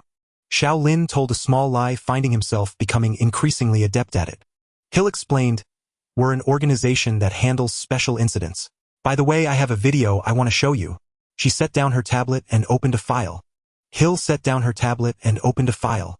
Xiao Lin saw footage of him transforming Kingpin into a Death Knight. His heart jolted. They had captured this on camera. It seemed S-H-I-E-L-D had agents embedded in Kingpin's organization, but it didn't matter. The core secrets there weren't something anyone could uncover. "You have spies in Wilson's company." "Of course. For a crime lord like him, we have no choice but to keep him under surveillance." Hill didn't deny it. "Aren't you afraid he'll kill you to silence you, or turn you into something like him under my control?" Agent Hill remained unfazed by Xiao Lin's threat. She stared at him and said, "I've been observing you these past few days." Hearing this, Xiao Lin couldn't help but frown. Though he had known they would do this, it still irritated him. Doesn't the U.S. government's organization care about personal privacy? Sometimes for national security, personal privacy isn't that important. All right, let's drop it. Xiao Lin cut off her impending lecture. Let's get straight to the point. Why are you here? We'd like to invite you to join a team we're forming, the Avengers. Xiao Lin hadn't expected Fury to want him in the Avengers. When had he even conceived the idea of forming such a team? I decline, he answered without hesitation. I'm not one for being constrained, and I won't join any organization. I only represent myself. But I can promise you this. If the world is in danger, I'll help. Hill stared at Xiao Lin for a moment before finally giving up. She stood up and said, I hope you're not a spy sent by China, and don't do anything to harm this country. Xiao Lin couldn't help but roll his eyes. Have you ever seen a spy this high profile? As she was about to leave, Xiao Lin added, Stop monitoring me. It makes me uncomfortable and I don't know what I might do if it continues. Director, he rejected my invitation. What should we do now? Should we continue monitoring him? I didn't have high hopes anyway. Fury didn't seem bothered. But it's fine. Don't send anyone to watch him anymore. If he becomes a threat to this world, someone will deal with him. Hill was curious. Who? The Ancient One's people. Fury didn't elaborate. After meeting him, what's your impression of him? He's a bit lazy, dislikes being restrained, and though he lacks a sense of responsibility, he doesn't seem like a bad person. Hill offered her assessment. All right, you're off this matter for now. Before leaving, Hill remembered the photos she had taken at Xiao Lin's place. She turned back and said, Director, these are the photos I took at his home. I think we might find something useful from them. Fury took the phone and looked at the pictures. After a moment of thought, he dialed a number. Ancient One, I'm sending you an image. Take a look and tell me what this is. If possible, I'd like you to come to New York. Sorry, Director Fury. I don't have time to help you right now. My student Caecilius has defected to the Dark Dimensions Dormammu. The Ancient One paused before continuing. Send me the image. I'll take a look. The new mutant school was built quickly. With Kingpin's financial backing, the construction crew worked day and night without rest, completing it in just over a month. Xiao Lin marveled at how good it was to have money.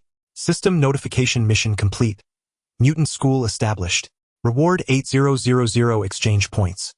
Master, our tech company has been restructured and the military division is largely set up. Tomorrow General Ross will visit to see our modified sonic weapons. If he's satisfied, we'll secure a large government contract. All right, that Vim guy was somewhat capable. I'll head over tomorrow morning. Kingpin purchased a skyscraper in Manhattan, New York to serve as the headquarters of Azeroth Technology, leaving Xiao Lin utterly exasperated when he learned of it. That very location would become the epicenter of the future Battle of New York. Upon discovering the new headquarters was merely a kilometer from Tony Stark Tower, he felt as though he might lose his mind. Though his Death Knight subordinates possessed autonomous thought, how could they make such a momentous decision without consulting him? Now it was too late for any recriminations. Driving a sports car he had acquired from Tony, Xiao Lin pulled into the parking lot of the Azeroth Technology building. The moment he stopped, Dr. Vim rushed over excitedly. Boss Xiao, the sonic weapon you assigned me has been completed. We've enhanced its power and successfully developed both a sonic tank and a sonic palm cannon. Just then, Kingpin emerged from the building. Master, the testing grounds are on the outskirts of New York City. Let's head over now. General Ross of the New York military base will meet us there. Securing this order would greatly benefit our company's growth. General Ross, the man hunting the Hulk, a significant figure indeed. Xiao Lin was quite satisfied that Vim had completed the research so swiftly. It had been so long since Xiao Lin last visited the company that passing employees stared at him in surprise, wondering why senior executives like Mr. Wilson and Dr. Vim showed such deference to a young Chinese man. Guided by a staff member, everyone boarded a bus and headed toward the outskirts of New York. After over an hour, the scenery outside grew increasingly desolate. Xiao Lin spotted a vast fenced-in area with numerous barracks ahead. At the entrance, he saw patrolmen bearing arms. Master, these are retired special forces I've hired. All our future weapons tests will be conducted here. Xiao Lin had been touring the facility for over half an hour when Kingpin received a call announcing General Ross' arrival. A long convoy of military vehicles rolled into the testing ground. A white-haired man stepped out. General Ross, commander of the nearby New York military base. Mr. Wilson. Hello, General Ross. Kingpin extended his hand, then introduced Dr.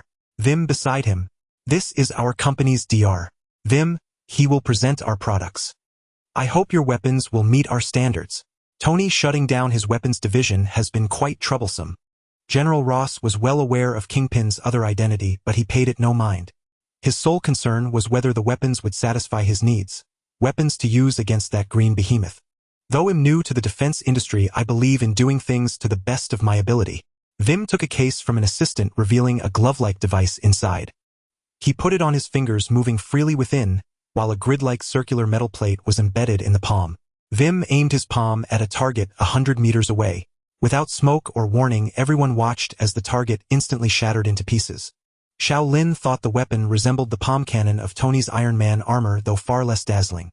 General Ross, this is our sonic palm cannon. Its key feature is that it generates no heat during use. Equipped with our energy cell, it can operate continuously for about half an hour, eliminating ammunition concerns. Vim then retrieved a white crystal from the case. This is our energy cell, portable and easy to install. Simply place it into the groove on the back of the hand and close the cover. Impressive. Ross was relatively satisfied. Compared to standard firearms, this offered superior firepower. How exactly do you manufacture these energy cells? Ross was more intrigued by the energy cell in Vim's hand, fully aware of its immense value. Apologies, General Ross, but that's our company's secret. Every tech firm has its core technologies, doesn't it? For now, our output is limited. We can only supply you with 500 of these cells per month. All the items Xiao Lin had redeemed required energy cells to operate, which were produced by electrostatic energy aggregators he had obtained. He had exchanged for 6 such machines, depleting all his redemption points. Kingpin had placed these machines in a secret chamber at the lowest level of the Azeroth technology building. Only Xiao Lin and Kingpin knew of the aggregator's existence. Even Vim was not trusted with this secret. Noticing Ross' disappointment, Kingpin said, "General Ross, allow me to show you our sonic tank. That's the highlight of today." At the center of the testing ground stood a tank of unusual design. It had no cannon barrel. Instead, a radar-like device occupied that position. At Kingpin's signal, 2 operators climbed into the tank. Our new tank requires only 2 operators, or even 1. Most importantly, it can deliver continuous attacks. The tank's engine roared to life and the radar-like weapon began to rotate. Everyone watched as over a dozen distant targets were obliterated within seconds. General Ross' eyes lit up. Overwhelming firepower and precision strikes. This was exactly the weapon he wanted. Vim leaned in from the side. "General, I must mention one flaw: high energy consumption. A single energy cell can sustain about 50 attacks. At this rate, 1 cell is depleted in roughly a minute." Xiao Lin wanted to silence him. Was this any way to pitch a product? After witnessing the demonstration, General Ross expressed his satisfaction. The weapon's advantages were simple operation and above all firepower. A single tank matching the barrage of dozens of conventional ones. His only reservation was the limited supply of energy cells. "Mr. Wilson, the military is pleased with your weapons. They'll have someone deliver the procurement list shortly. I expect prompt delivery." "Understood, General Ross." Kingpin extended his hand. "For now, we can only deliver 10 of these tanks and 500 energy cells." With business concluded, General Ross hurriedly departed, having more pressing matters to attend to. After General Ross left, WM approached Xiao Lin and said, "Boss Xiao, could you lend me your magical mecha for research? I'm confident I can build an Iron Man suit that surpasses Tony's." He had been obsessed ever since he first saw Xiao Lin's magical mecha. "No." Xiao Lin refused without a second thought. He had asked the system and learned that only Goblin and Gnome engineering aligned with the scientific principles of the Marvel world. Even if these scientists studied it for 1,000 years, they would never understand it. It was a completely different technological tree.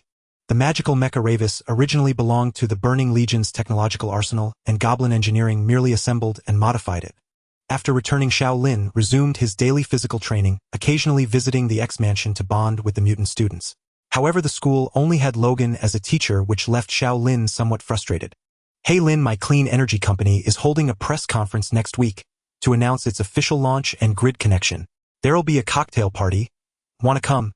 There'll be plenty of beautiful women." Tony, who rarely contacted him, suddenly called. Since the last time he helped Tony, their relationship had grown closer, though Tony had previously been wary of him. Tony's words made him roll his eyes. "Tony, with all these women you keep changing, doesn't Pepper mind?" "Pepper understands me. In my heart, she's the only one, of the rest are just for fun." Xiao Lin had to admit that Pepper had a remarkably open mind. Few women could accept someone like Tony, and from what he knew of her through recent events and past movies, her feelings for Tony were genuine. "I'll be there." Xiao Lin knew that Kingpin was also among the invitees. Tony wanted to connect all businesses and residents in Manhattan, even all of New York City, to his grid, providing energy supply. After all, Stark Industries had to keep its employees paid after shutting down its weapons division. Ever since Kingpin established a tech company to manufacture and sell weapons, Fury had no choice but to send agents into Azeroth technology for surveillance. But Xiao Lin was aware of this and kept all confidential information strictly classified. Fury worried that Xiao Lin might still have ties to China, especially since his Azeroth technology kept recruiting scientists. If he brought his research back to China, Fury believed they could do little to stop him. He had witnessed Xiao Lin's mysterious comings and goings, and the ancient cultivation society wouldn't meddle in such international disputes. They only cared about Earth's safety. Director Fury Xiao Lin's Azeroth technology is selling weapons. General Ross placed an arms order with him yesterday. Agent Hill placed a weapon on Fury's desk. This is a weapon I traded from General Ross. There's an even more powerful one I couldn't get. Fury picked up the sonic palm cannon, examined it carefully, then put it on his hand and clenched his fist. Tony's Clean Energy Company launches in a week. I've heard Tony will invite Azeroth Technology for business discussions. Xiao Lin, as Tony's friend, is also invited. He'll talk to both of them in person then. Fury recalled another matter. By the way, how is Coulson's talk with Tony going? Has he agreed to join the Avengers? Agent Hill shook her head. He still refuses. However, Coulson noticed some recent anomalies in Tony. It seems his health is having issues. Have Coulson keep a close eye on him, and arrange for Natasha to work as Tony's secretary. That day, a hotel in Manhattan was bustling with activity gathering. Nearly all of New York's elite, Justin Hammer of Hammer Industries, Norman Osborn of Osborn Industries, and other entrepreneurs. While others engaged in lively conversations, Xiao Lin sat alone in a corner savoring the food. Tony, don't you need to entertain your guests? Xiao Lin saw Tony appear out of nowhere and sit beside him. You know, I'm not into small talk. I prefer beautiful women and my lab. Gentlemen, may I have your attention, please? Pepper stood on the stage and announced, ever since we shut down Stark's weapons division, many have wondered about our new business. I'm delighted to announce that Stark Clean Energy is officially open for business. As the crowd buzzed, Pepper clapped her hands again. Thanks to Mr. Tony Stark's tireless efforts, we've built a grid connected to the arc reactor. Our company can now supply energy to all of New York City. Lin, you know I'm a genius. I personally oversaw this project and finished it in just one day. Tony, with his flair for showing off, felt Pepper had downplayed his abilities. Before they could chat more, Tony was whisked away by a starry-eyed beauty to some corner for bonding. Mr. Xiao Lin. A voice suddenly sounded beside him. Xiao Lin looked up to see a black man with an eye patch standing before him. Was this Fury? What can I do for you? Xiao Lin remained seated. I think we should talk over there. Fury gestured toward the balcony. Xiao Lin thought for a moment, then nodded and followed him outside. Let me introduce myself, Nick Fury, director of S.H.I.E.L.D.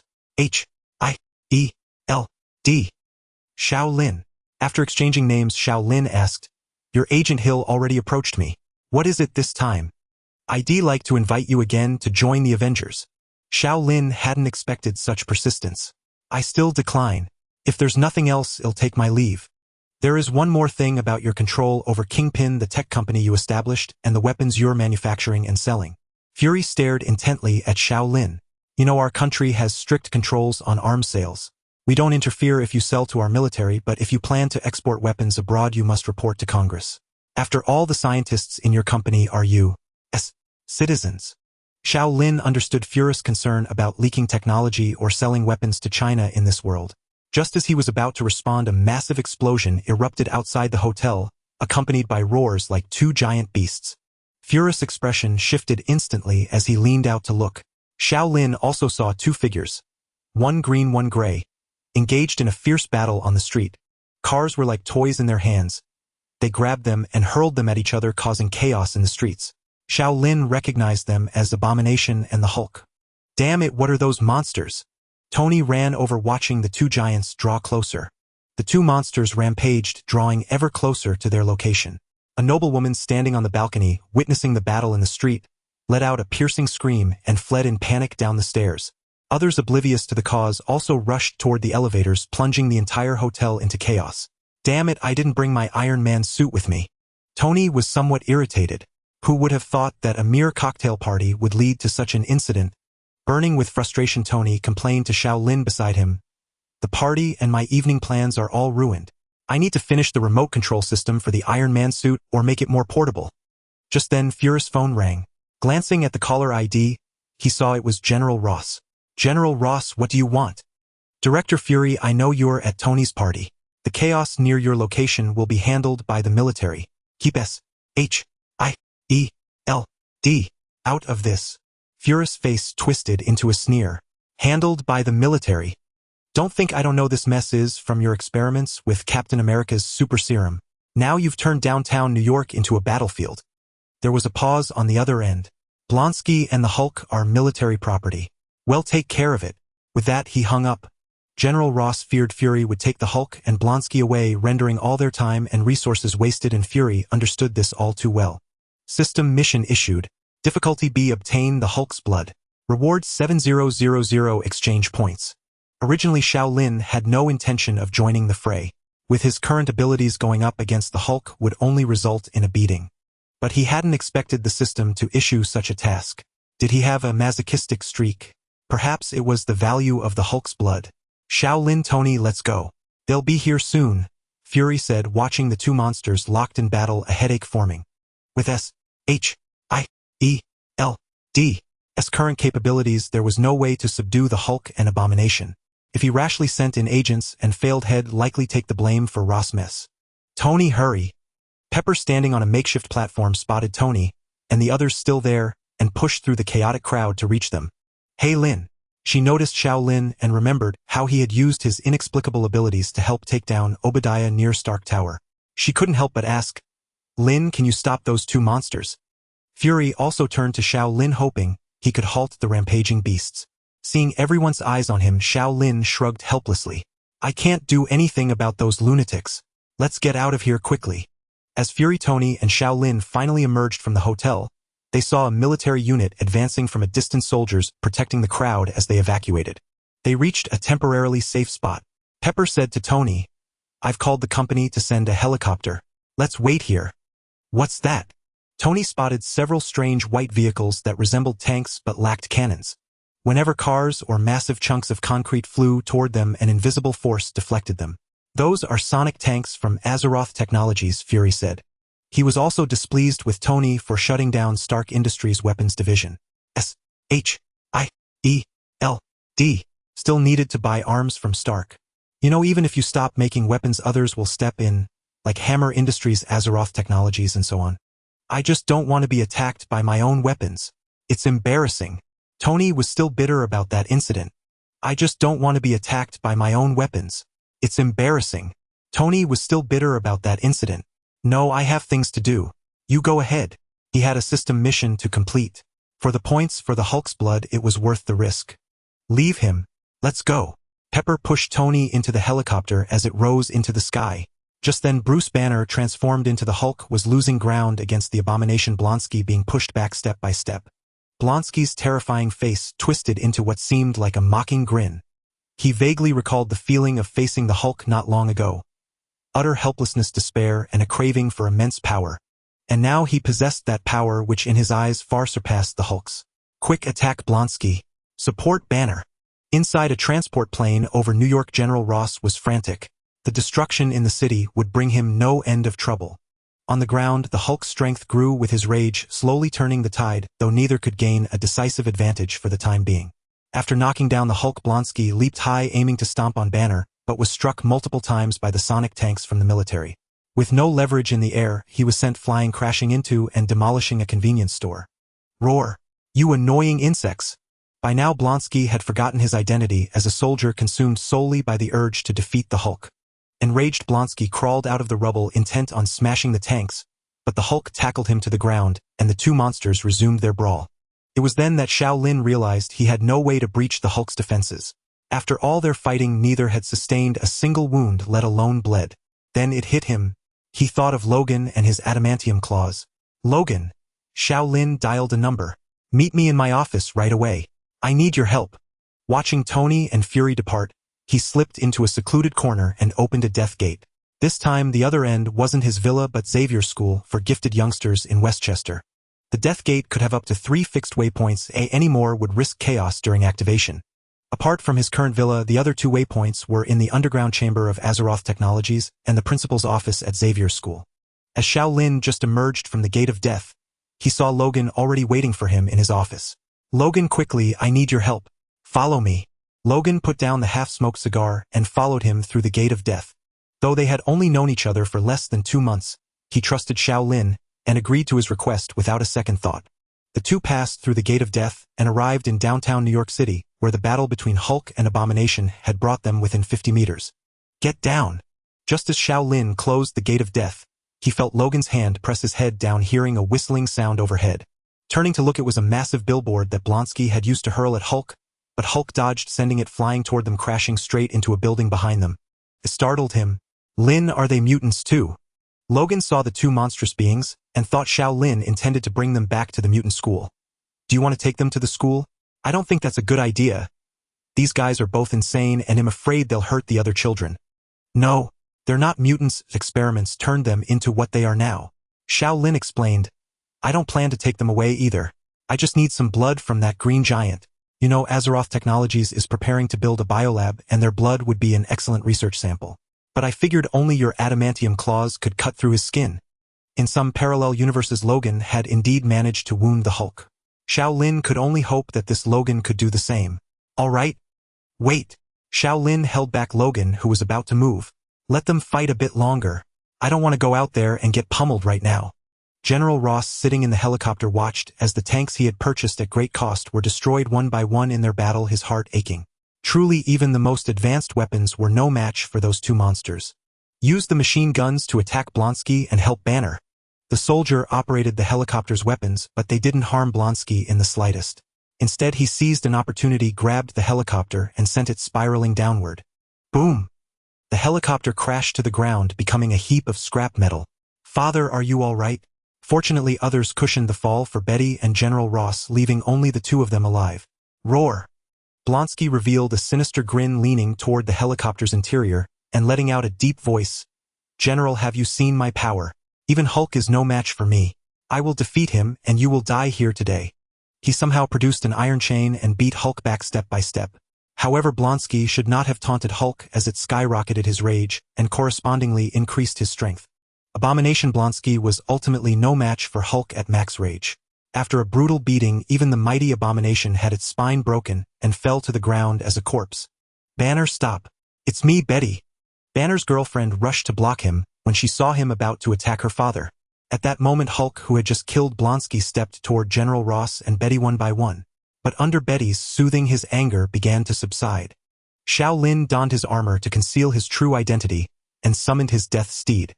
He said to Logan, Logan, now is the time to strike. By the way, Logan, I'll throw him over there. This is a crystal vial. If I manage to immobilize Hulk, you take the blood as quickly as possible. These crystal vials were obtained from the system and could best preserve the potency of certain substances. Xiao Lin charged out from the side, wielding a sword forged from ordinary alloy steel. Using all his strength, he seized Hulk's heavy body with a death grip and hurled him far into a pile of rubble. Banner! The sudden turn of events shocked Betty. She had no idea who this stranger was. Roar! Xiao Lin could sense Hulk's once calmed rage flaring up again. At that moment, military personnel rushed over from a distance, nervously surrounding General Ross, raising their sonic palm cannons toward the direction where Xiao Lin and Hulk had vanished. As soon as he landed, Hulk flipped to his feet, eyes blazing red, charging at Xiao Lin like a heavy tank. Ice chain spell. Frost chains formed from spiritual energy froze Hulk's form, blocking his advance, though it seemed he would soon break free. Fetid swarm. A cloud of evil energy enveloped Hulk's head, instantly weakening his struggle and making him drowsy. Logan now. Logan slashed at Hulk's skin with his adamantium claws. He had never encountered such tough skin. It took all his effort to barely scratch a wound. Bang! Before Logan could collect the blood, Hulk, who had been hypnotized by the fetid swarm, suddenly woke up. In pain, he swatted Logan away, sending him crashing through a row of houses and out of sight. Hulk touched the blood on his thigh and roared upward. Bug made Hulk bleed. Hulk will smash you into pancakes. This is bad. Xiao Lin felt that Hulk's rage had now hit the roof. Without even collecting Hulk's blood, Xiao Lin climbed back onto the death steed and fled, without a second thought, casting a slow spell behind him. Bang! Bang! Bang! Hulk leaped dozens of meters at a time. Xiao Lin's magic seemed to have no effect on him. Hulk charged like a wild beast. Only then did Xiao Lin realize he should have waited for Hulk to revert to Dr. Banner before taking the blood. How foolish of him. He felt annoyed, all misled by the system. Though it would still turn him into an enraged Hulk, at least he would have gotten the blood instead of being chased like this. Wait! Xiao Lin noticed that Hulk was ignoring him and charging straight ahead, seemingly heading to settle scores with Logan. As he passed by Abomination Blonsky's body, Xiao Lin on a whim opened the gate of death and moved the corpse into the underground secret chamber of the Azeroth Technologies building. When Xiao Lin arrived, he saw Hulk and Logan locked in combat, though it was mostly Logan getting beaten. Xiao Lin had initially planned to wait until Hulk had dealt with Abomination before making his move, never anticipating that he had underestimated How much rage would amplify Hulk's power? Having fought Abomination Blonsky for so long, Hulk's eyes had turned bloodshot, his fury soaring beyond all limits. To put it aptly, he had reached a state of transcendence. Even if several more abominations appeared, they would likely be obliterated in an instant. Betty, we need to leave now. Banner is out of control. General Ross ordered his soldiers to pull his daughter into the vehicle. Logan, are you all right? Xiao Lin rushed to Logan's side and helped him up. Logan had never felt so humiliated in his life. Logan, are you all right? Xiao Lin rushed to Logan's side and helped him up. Logan had never felt so humiliated in his life. Strength, far inferior. Combat skills, a single punch rendered all techniques useless. Body defense, also inferior. Only relying on the adamantium claws could he barely break through the opponent's defense, while he himself was battered mercilessly. The only thing he could boast was his healing speed. Lin, what kind of monster is this? Logan forced himself to stand, his once pristine suit now hanging in tatters. Let's not dwell on that. I refuse to believe I can't handle him. Frost shock, strangulate, death coil. One spell after another was hurled at Hulk. Had it been right after Hulk's transformation, the frost aura might have been somewhat effective, cooling his temper, but now it showed no effect at all. Pfft. Xiao Lin spat out the dust in his mouth and said helplessly, I originally thought the gap between Blonsky and Hulk wouldn't be so vast. Dealing with two would be better than one, but now I realize I was too naive. Seeing Hulk charging at him again, Logan swiftly dodged. He had learned early on that a direct confrontation was impossible. Though his recovery was swift, the pain of injury was far from pleasant. Hulk picked up a car from the road and was about to hurl it at Logan when everyone heard a little girl's scream from inside. How could there be someone in the car? Shouldn't everyone have fled? But Hulk paid no heed and still threw the car. Just as it was about to crash to the ground, the vehicle suddenly halted midair. A woman in a skin-tight suit suddenly materialized from beside. Xiao Lin noticed a number 4 on her chest and recalled that this must be Susan from the Fantastic Four. The Fantastic Four were among the few superheroes in the Marvel world who had publicly disclosed their identities, yet he had heard little of them lately. Their sudden appearance caught him quite off guard. Little girl, it's dangerous here. Where is your mother? Susan rescued the child, ignoring Hulk as she comforted her. With an incantation, a green magical array appeared before Xiao Lin. He summoned all the gargoyles guarding his home, sending them to harass Hulk from the air, but with little effect. Hey beautiful, could you lend a hand and hold him still? No time. I saw everything. You made this mess, so clean it up yourselves. Susan showed no intention of helping, guiding the little girl into a car to leave. But Hulk, unwilling to let anyone stop his rampage, leaped high like a cannonball, covering dozens of meters in an instant. Susan hastily conjured a force field to shield herself, but Hulk shattered it with a single punch. Just as the fist was about to strike Susan, a rope-like figure emerged from the car, tightly binding Hulk. Looking closely, Xiao Lin realized it was a person. Judging by his abilities, he must be the brilliant Reed Richards of the Marvel world, who in another universe had an incredible son named Franklin. Reed Richards was nearly immune to physical attacks, but like Logan, he could only endure the beating passively. Xiao Lin gazed at the sword now crumpled into scrap metal by Hulk and thought to himself, this can't go on. I must find a way. This mission has to be completed. But currently his abilities were of little use against Hulk, and the punch he had taken earlier had nearly cost him half his life. To defeat him, he had to exploit his weakness. What was Hulk's weakness? That's right, his mental defenses. Though his body was formidable, his mental strength was on par with an ordinary person's. Hulk could be influenced by Loki's Mind Stone and controlled by Scarlet Witch's chaos magic. With such a flaw, Hulk was not as invincible as he seemed. Though Xiao Lin lacked mind control abilities or magic, he had the systems exchange shop. The gnome mind control cap he had used before could handle the situation. However, he had no exchange points left on him, but in his spatial bag there was still one cap set aside for research by the technology of Azeroth. This made Xiao Lin realize he shouldn't spend all his exchange points. He needed to keep some for emergencies. Activating the gnome mind control cap, a magnified thought wave from Xiao Lin projected onto Hulk. The moment it made contact, he was startled by the violent rage within Hulk's mind.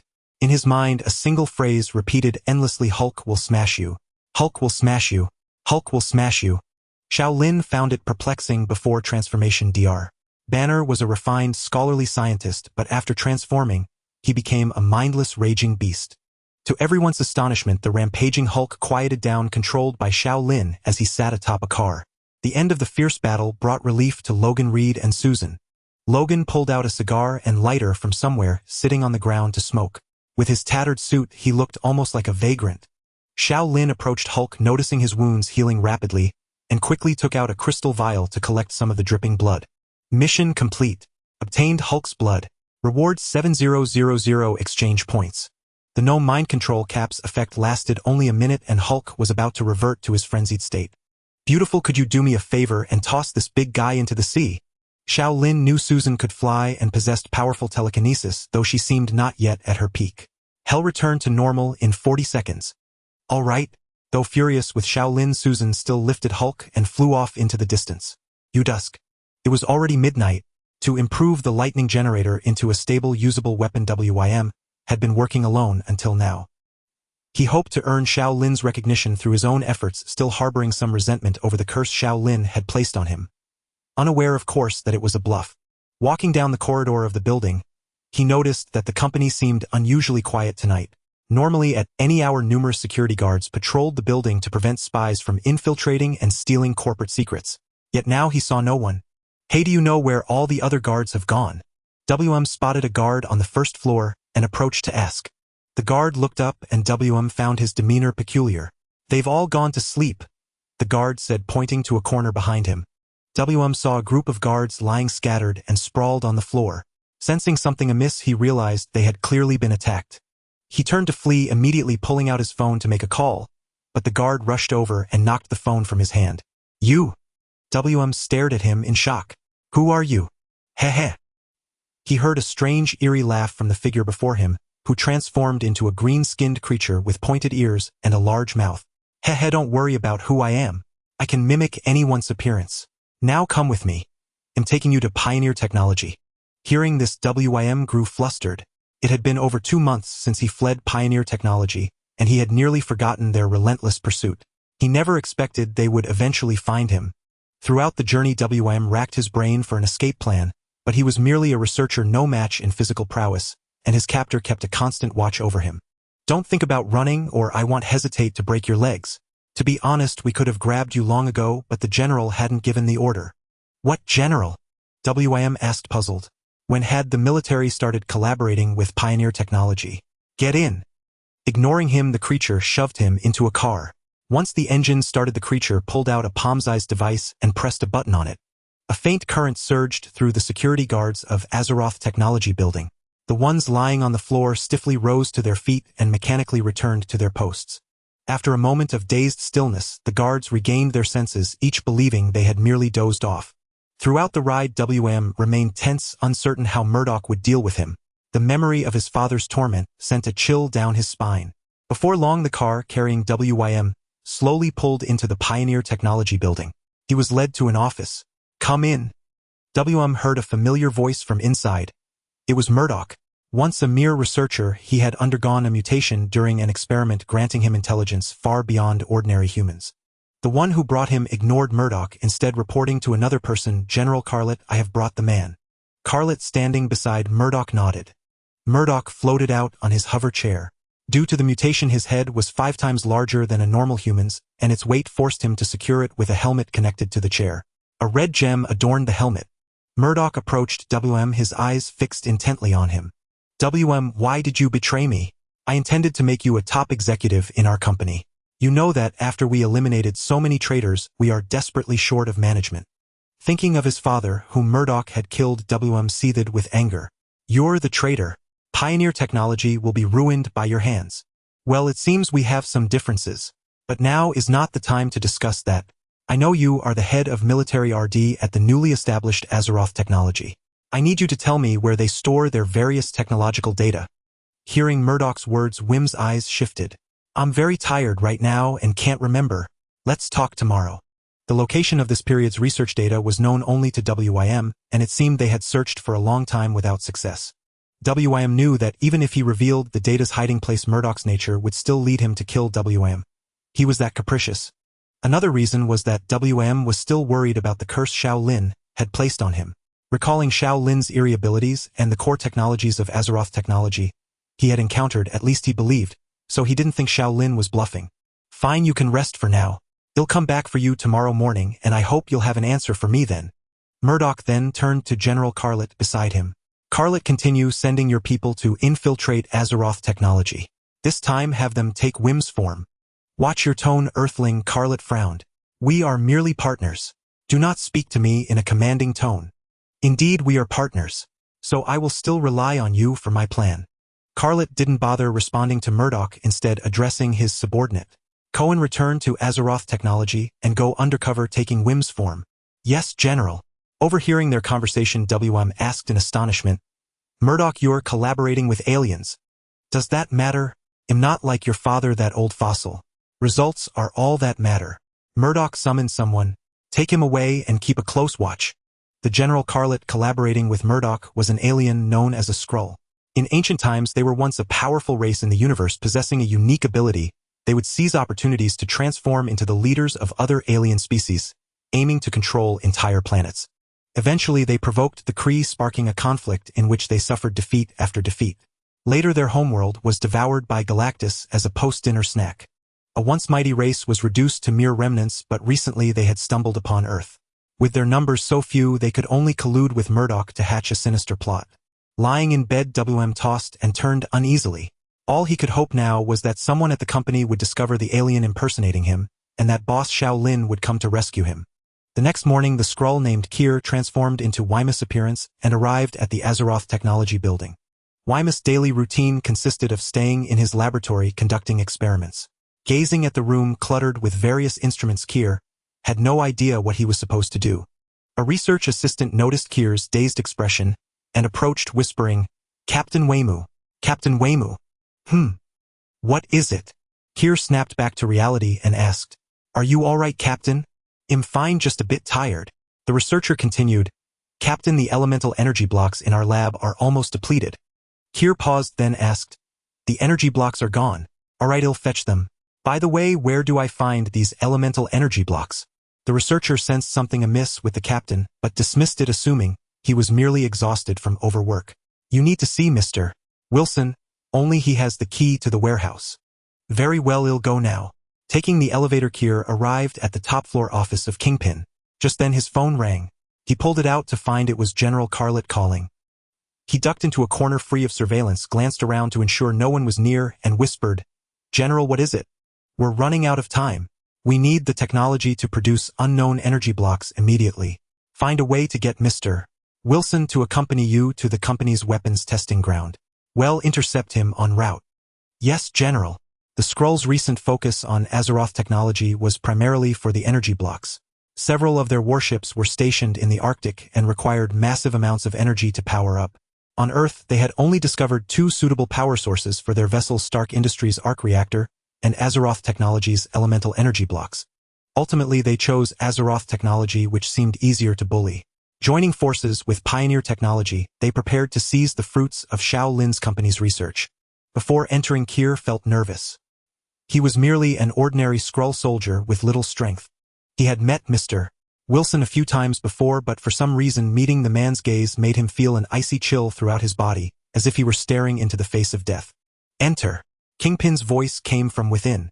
Kier steadied himself, striving to appear as natural as possible. Mr. Wilson. What is it? The latest research is complete and we have new test subjects. Would you like to come to the testing ground to observe the trial? Kingpin rose and said, All right, I have time now. Let's go take a look. During the Hulk's rampage in downtown New York, Azeroth Technology's weapons had proven their might. Though ultimately reduced to scrap metal, they still caught the attention of other military generals, bringing in a flood of orders for the company. Hearing that the new research had yielded results, Kingpin was in high spirits. He stood up and followed the Skrull disguised as Waymu toward the exit. Mr. Wilson, all the other researchers in the RD department are busy today, so I'll accompany you alone. Kingpin suspected nothing and called a few bodyguards before hurrying to the suburban testing ground. After driving for a while, the vigilant Kingpin noticed several vehicles tailing them closely. After a moment's thought, he didn't order the driver to change course, but instead took out his phone and sent a text to his master. At that moment, Xiao Lin was at X Mansion observing mutant students practice their abilities. Upon seeing the text on his phone, he contacted Kingpin through the psychic link with his Death Knight subordinates. Kingpin, are you certain someone is following you? Do you know who they are? Master, I cannot determine that yet. Kingpin pondered for a moment, then recounted to Xiao Lin the reason he had headed to the testing ground. Xiao Lin suspected that Waymu might have been threatened or coerced. He said to Kingpin, Assess the situation first. I trust you can handle it. If things spiral out of control, inform me. As Kingpin's convoy reached the outskirts, they found a row of vehicles blocking the road ahead, making it impassable. Kingpin's driver was forced to stop. He got out and tapped on the window of one of the cars. "Hey, what are you doing? Move your car and let us pass." No one answered from inside. A gun barrel emerged from the window, and with a bang, the driver's head was blown off at close range and he collapsed to the ground. The bodyguards in Kingpin's car saw what had happened and quickly moved to the driver's seat. But as they tried to start the vehicle, they found the rear blocked by more cars. "Protect Mr. Wilson," the security captain shouted into his walkie-talkie to all his men. People from the cars in front and behind stepped out brandishing guns and shot out all their tires. The security guards grabbed their weapons and got out, exchanging fire with the attackers. Rat-a-tat-tat! The assailants unleashed machine guns, mowing down Kingpin's men. They were clearly well prepared. Within moments, every guard Kingpin had brought was riddled with bullets. When only Kingpin and Weimu remained, the opposing group ceased their attack. A man stepped forward from behind and said, "Mr. Wilson, I'm Willie Barnes from Pioneer Technology. Our Mr. Murdoch would like to invite you to our company for a meeting. There's a business deal he wishes to discuss with you. You wanted to see me, so you killed all my men. Is this how you extend invitations?" Since being transformed into a Death Knight, Kingpin had felt little emotion. But this blatant mockery ignited a fury within him. "Do you think I'm at your mercy now?" During his time as a Death Knight, he had largely mastered the death energy within him, converting it into his own power. However, without systematic memory infusion, Kingpin had yet to fully grasp the Death Knight's abilities. The only skill he currently commanded was Unholy Aura. Raise dead. The fallen guards, infused with Kingpin's dark power, all rose to their feet and charged at the enemy. "Attack! Attack now!" Willie shouted frantically at his men, panic creeping into his voice. "Don't shoot! Not me!" Kier scrambled away, knowing that being killed as a traitorous guide would be a bitter fate. Seeing Wymus' behavior, Kingpin finally understood the trap. How dare he betray the master? These corpses had no intelligence. Though they carried guns, they couldn't use them. Under Kingpin's command, they swiftly closed in on the enemy, continuing their advance even when their heads were blown apart. "Quick, destroy these monsters!" The terrifying sight drove the attackers to scream in panic. No matter where those people were hiding, Kingpin could use his death grip to drag them out one by one. The terror of losing control over their bodies made them scream and struggle, hoping to break free. Some were killed midair by their own comrades' weapons. Even those who survived were no better off once Kingpin pulled them close. His powerful arm twisted their necks with a single brutal motion. Then, using his necromantic resurrection, he raised them as ghouls to shield himself from the hail of bullets. In no time, dozens were dead, leaving only Kingpin standing amidst the ghouls he had reanimated. Clap, clap, clap. A figure descended from the sky, applauding as he floated down. "Truly worthy of the man who rules over most of America's underworld, Kingpin. Your ability astounds me. Making the dead rise again." Gazing at the grotesque newcomer, Kingpin growled, "I don't know you. Who are you and why are you attacking me?" "You have many questions, so I'll answer them one by one. Not long ago, I was just a lowly researcher. Allow me to introduce myself. Murdoch, CEO of Pioneer Technology. That's my name now. I used to be called George Talton." Before the man could ramble further, Kingpin extended a hand and unleashed a death coil. But the moment it reached its target, it was blocked by an invisible barrier. Murdoch's enormous head granted him immense psychic power, enabling him to generate a telekinetic shield for protection. "Hey buddy, I wasn't finished. That's hardly gentlemanly behavior, since you're so eager." From Murdoch's hovering chair emerged an array of weapons. A torrent of bullets like a metal storm tore through the reanimated ghouls, shredding them into fragments. Some of his own wounded men lying on the ground were also caught in the crossfire, leaving the scene strewn with severed limbs and broken bodies. Kingpin dashed behind a car. The death energy had fortified his body, granting him strength far beyond what he possessed in life. With a thunderous roar, he hoisted the vehicle and hurled it at Murdoch. Boom! Murdoch watched the tumbling car approach with calm composure. Pressing a button on his chair, small missiles emerged from its frame. The incoming vehicle was blasted into pieces before it could even touch him. Although the transformation into a Death Knight had enhanced his abilities, the improvement was limited and required constant practice. Kingpin's physical prowess in life had been unremarkable, and even in death his power was lackluster. Now he found himself utterly helpless against Murdoch, who hovered in the air. "Well then, Mr. Wilson." Murdoch's tone was smug. Once a nobody, he had grown arrogant after seizing control of pioneer technology. I'm a genius scientist, you see. This chair beneath me is the fruit of my intellect. But I'm not here to fight you today. I came for your company's technological research. Impossible, Kingpin cut him off, then pressed on. Was also your spy planted in our company?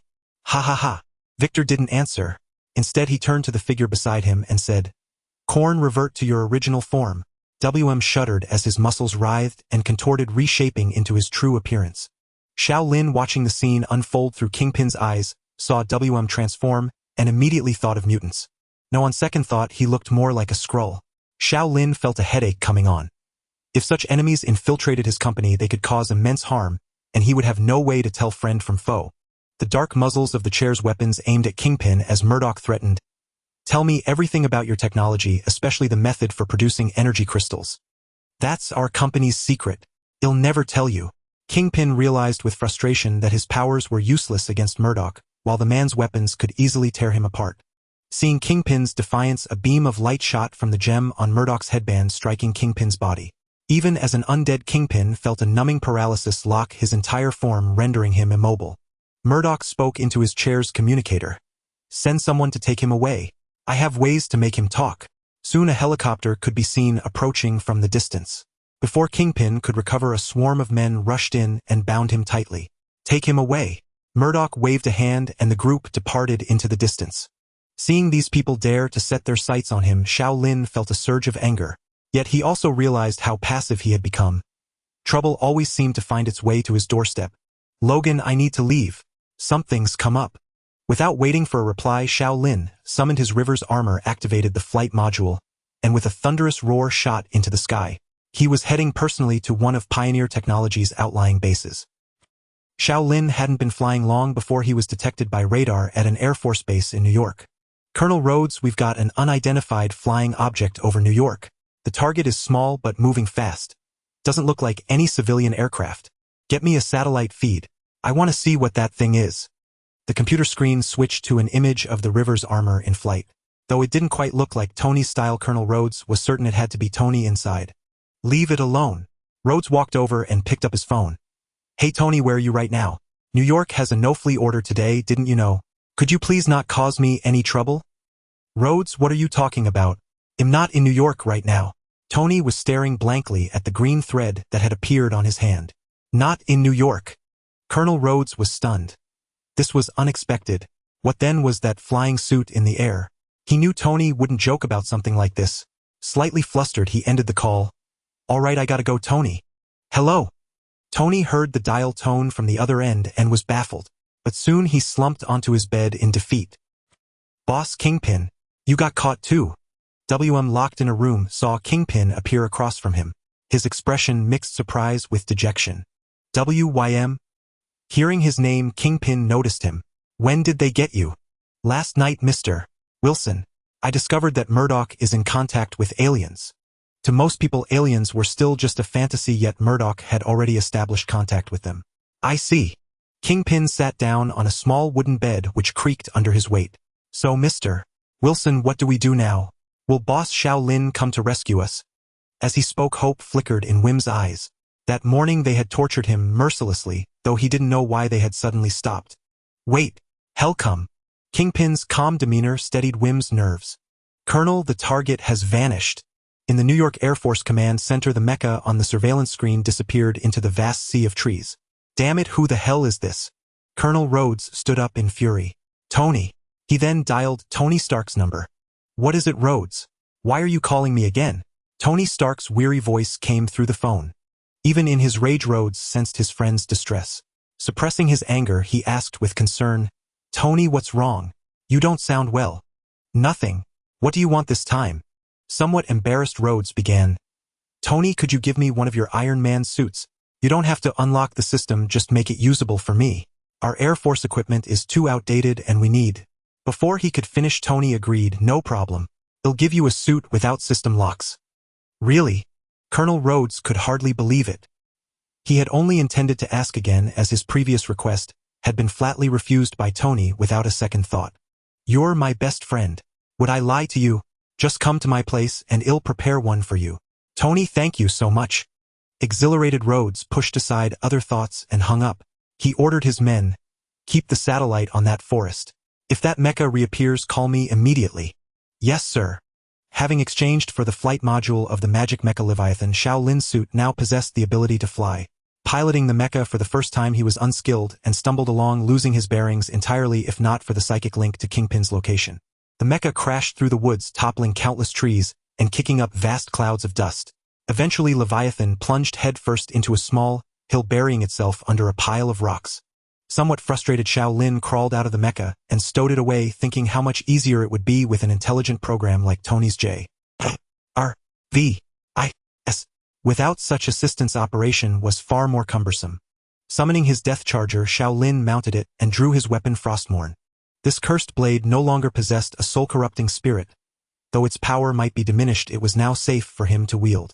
Following the sense direction, Xiao Lin rode deeper into the forest. Gradually, a cluster of buildings appeared before him, surrounded by numerous tall watchtowers monitoring the area. "Who goes there?" A vigilant guard spotted Xiao Lin emerging from the woods on his death charger and aimed his gun, shouting loudly. Without a word, Xiao Lin struck the guard's chest with a black death coil, corroding a hollow pit and extinguishing his life instantly. Someone sounded the alarm and piercing sirens filled the air. Xiao Lin had never intended to hide. He spurred his steed over the high barbed wire fence and charged straight in. The small base was packed with various weapons, transport aircraft, tanks, and even a spacecraft that clearly wasn't of earthly technology. He speculated it might belong to the Skrulls. Bullets struck his armor, sparking flashes as numerous guards rushed out from all directions. "Mr. Murdoch, someone has breached the surface." A man burst anxiously into Murdoch's office, where he was preparing to interrogate Kingpin. "Idiot, don't you know to knock before entering?" Bang! Murdoch shot the messenger dead. After venting his rage, he went to the surveillance center and ordered the operator, "Patch through the feed." A 3D projection appeared on Murdoch's hovering chair, displaying Xiao Lin. "Who is this?" General Carlet, who had just arrived to discuss matters with Murdoch, saw the image and felt a stir of surprise. "Just a little insect. Pay it no mind." Pausing, he added, "He won't find us here." "You're afraid, Murdoch," General Carlet said with a hint of mockery. "Impossible." Murdoch snapped angrily. "We have more important things to do, don't we?" As he spoke, Murdoch's voice betrayed a lack of confidence. Over a month ago, he had received a report from his mole in Kingpin's company about Xiao Lin, prompting him to personally visit Xiao Lin's residence. When he probed Xiao Lin with his psychic powers, the man happened to be practicing control over death energy. The profound darkness and aura of death made Murdoch's heart tremble. He had fled that place swiftly, which was why he had delayed any action against Azeroth technology. "It seems he has found us here." General Carlet's words snapped him out of his reverie. "What?" As Xiao Lin advanced, only corpses remained in his wake, their invisible souls all absorbed into Frostmourne. Though the sword spirit was gone, Xiao Lin could still feel the blade's exultation. The surface buildings of Pioneer technology were mere camouflage. The real base lay underground beneath a lake. A frosty force spread across the lake, forming a path to its center. "Quick, all of you, stop him, you worthless fools!" Murdoch's roar echoed through the underground base. "General, what should we do?" Cohen whispered, leaning close to General Carlet. "Us. We leave, of course." Carlet watched Xiao Lin on the screen, marveling that a human could be so powerful. Perhaps allying with him would be wise. A thought suddenly crossed his mind. If this plan fails, it's not the end. We have other ways. Prepare to infiltrate Stark Industries and SHIELD. And I want to meet that man up there in person. Cohen couldn't help but protest. "General, perhaps it's best not to. That man looks dangerous. You don't need to go yourself." "No, I will go personally." With only 10 Skrulls, including himself, left on Earth, he couldn't afford to lose anymore. This was their weakest moment, and he needed powerful allies. "Cohen, we must obtain the energy to launch the ship, and then go after those Kree scum to rescue the Queen."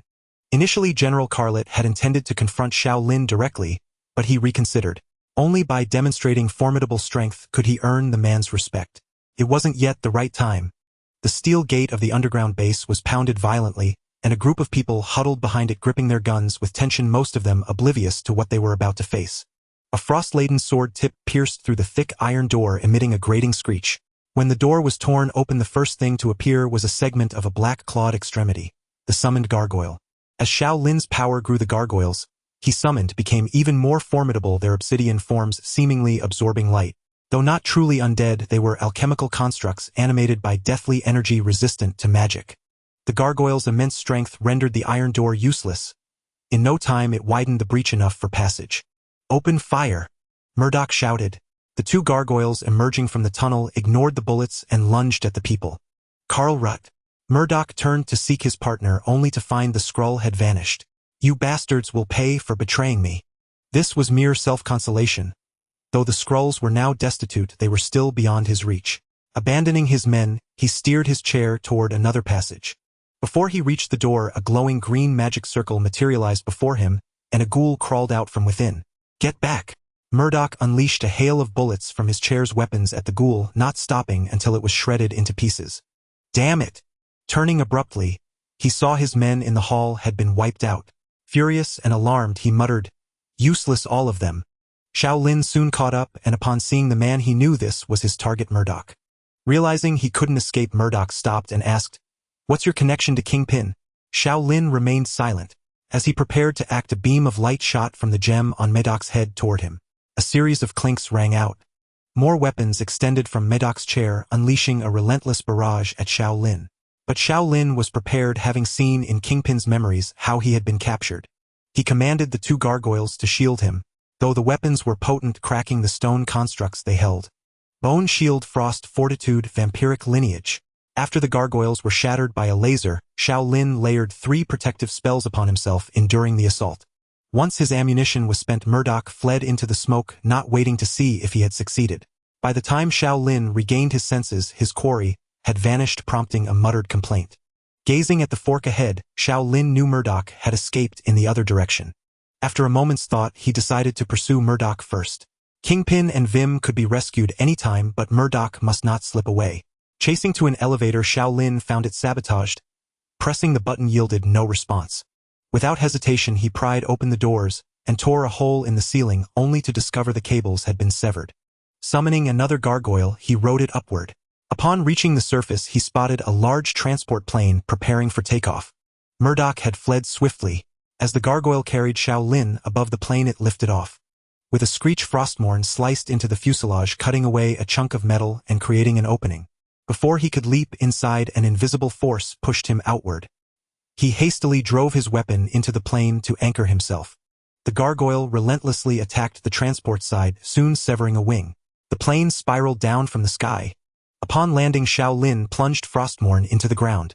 A vast wave of deathly energy spread, resurrecting the dead and buried skeletons around. Knowing Murdoch was still alive, Xiao Lin commanded the reanimated undead to tear him apart.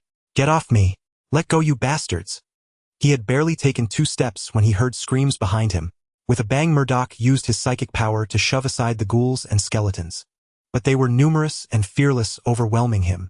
Amid Murdoch's wails, Xiao Lin departed to rescue Kingpin and Vim. Following the psychic link to Kingpin, Xiao Lin arrived at a foul-smelling place where many restless spirits lingered. "Boss Xiao Lin!" Vim exclaimed joyfully at the sight of him, rushing to the cell door. "That imposter at the company wasn't me. I never betrayed you." "Enough! Step back. I don't want to strike you." "Master!" Kingpin called out, embarrassment on his face, as he lay bound by thick chains which alone kept him confined. "Your strength is still too weak. Even after my deathly enhancement, you were captured." But Xiao Lin knew Kingpin had been occupied with company affairs, leaving no time for cultivation. The deathly energy within him remained unconverted. It was unavoidable, as entrusting the company to others risked its secrets. "I will make time to train." The underground base had 2 exits. With one destroyed, they had to use the other. As they emerged, they saw a cluster of undead attacking something in the base's center. Vim, alarmed and confused, asked, "Boss Xiao, what are those?" "Zombies. What do we do?" "Don't worry. Let's go. They won't attack me." Xiao Lin's power wasn't yet that of the Lich King. These undead would soon revert to corpses. Reaching the lake, Vim marveled at the frosty path forming on the water. "What's this?" Seeing Xiao Lin step onto it, he asked, "Boss, there's a boat over there. Why not take it?" Xiao Lin replied awkwardly, "This is faster." As they passed the undead horde, Murdoch had long fallen silent. Then Xiao Lin recalled the Skrull ship he had seen earlier. It was gone now. Where had the Skrulls gone? They should have been here, but why hadn't he seen them? What a pity. He had hoped to acquire an alien spacecraft. As they passed the undead horde, Murdoch had long fallen silent. After returning to the company, Xiao Lin recalled that Pioneer Technology now had neither a leader nor senior management. WM, now that Murdoch is dead, can you regain control of Pioneer Technology? WM replied sheepishly, I'm afraid not. My father was merely one of the senior executives, and I've always conducted my research alone with hardly any friends so. Xiao Lin couldn't help but feel a pang of regret. If he could annex Pioneer Technology, his own company would develop much faster and help him complete that mission. The 300,000 exchange points rewarded by that mission would be enough to exchange for 3-star destroyers of the Burning Legion or the construction technology of the floating city Naxxramas. It seemed there hadn't been any missions for a while. After resolving the matter with Pioneer Technology, Xiao Lin returned to his reclusive life of cultivation, eating, and sleeping. A few months later, one morning after finishing his cultivation, Xiao Lin received a call from Tony. Lin, are you free today? Let me take you to eat the most delicious Turkish kebabs. Xiao Lin asked curiously, what made you think of calling me all of a sudden? Nothing special. Are you coming or not? There will be beautiful ladies too. Xiao Lin pondered for a moment, feeling that Tony couldn't possibly be inviting him just for kebabs. But he replied, sure, no problem. What time? Tony answered, how about noon? He'll invite some other friends too. At the Turkish kebab restaurant, it was where Xiao Lin had met Logan last time. Perhaps he should bring him along this time as well. Tony, I'd like to bring a friend too. Do you mind? Not at all. Xiao Lin arrived at X Academy. It was now time for the mutant children's classes. To prevent them from becoming disconnected from society, he had hired teachers for various subjects. X Academy operated under strict lockdown. A perimeter of electric fences and surveillance equipment surrounded the school. Moreover, Xiao Lin had used space anchor stones to distort the space here, making it impossible for anyone, except him, to use spatial abilities, as he could only teleport through established teleportation anchors. Supplies for daily life were delivered periodically by designated personnel. The mutant children didn't mind such management. It was far better than being treated as monsters outside. The experiments in Hydra's laboratories had left deep psychological scars on them. Of course, the cleaners, chefs, and teachers of basic courses here were also not allowed to leave. They could only make video calls under surveillance, but since one of the mutant children had the ability to erase memories, there was no fear of secrets being leaked. All this was to ensure the school's secrecy. With generous benefits and compensation, no one felt dissatisfied. After asking for directions, Xiao Lin found Logan by the swimming pool smoking a cigar and lost in thought. Logan, Xiao Lin called out. When Logan turned around, he said, how about going out for some kebabs? A rich guy is treating. I want to go. I want to go. Before Logan could respond, a transparent head emerged from the swimming pool. It was the little water girl Dana. What are you doing here? The sudden appearance of someone in the water startled Xiao Lin. He hadn't noticed anyone hiding there. Were you secretly spying on your teacher, Logan? Dana's transparent face showed a shy expression. If she weren't in her water form, Xiao Lin thought her face would surely be bright red. Logan said sternly, Dana, get to class now. If you skip again, you'll be punished by cleaning the toilets. Hearing Logan's words, she stuck out her tongue, turned around to make a face, and then ran off quickly. Xiao Lin asked in surprise, Logan, can her ability turn anything into water molecules? No, for now, only things she has been in prolonged contact with can be turned into water. Enough talk, let's go. I'm getting hungry. Dana's ability was quite formidable. Physical attacks were essentially ineffective against her, and her stealth was exceptional. Logan put on his clothes and said, let's go. Passing through the death gate, the two arrived at Xiao Lin's villa and drove a sports car toward Manhattan, New York. Hey, Lin, you're here. Seeing Xiao Lin, Tony came over and gave him a hug. Let me introduce you. This is Phil Coulson Reed Richards, and this beautiful lady is Natasha Romanoff. As expected, Tony had called him for a reason. 2S, H, I, E, L, D, agents and a member of the Fantastic Four. He wondered what they were up to. No need for further introductions. I've met them all. Xiao Lin pointed to Logan and said, this is my friend John Logan. Oh my God, Iron Man Tony. Just as Tony was about to speak, two women's excited voices came from the side, and they rushed over like the wind. Wait for me, one of the women said as she hurried to the counter to ask the waiter for a pen. Tony, give me your autograph right here. Me too. The two beauties pointed excitedly at their collars. All right, no problem. Tony could never refuse a beautiful woman's request. After signing, he looked at everyone staring at him and said smugly, what can I say? I'm always so popular. Hearing his words, everyone couldn't help but cast disdainful glances at him. Waiter, bring out the kebabs. Seeing the plates of fragrant kebabs, Xiao Lin's appetite was whetted. Tony, you didn't just invite me for kebabs, did you? Lin, the reason I called you here. Tony started to say something, but Coulson raised a hand to stop him. Tony, let's talk later. It's not convenient here. Watching their mysterious demeanor, Xiao Lin wondered if Fury was trying to recruit him into the Avengers again. An hour later, everyone had finished eating. Tony said, Reed Lin, it's not me who wants to see you actually. It's Coulson. He has something to discuss with you both. Seeing that Xiao Lin had matters to attend to, Logan said, Lin, I'll head back on my own then. Mr. Logan, you can come along too. Me?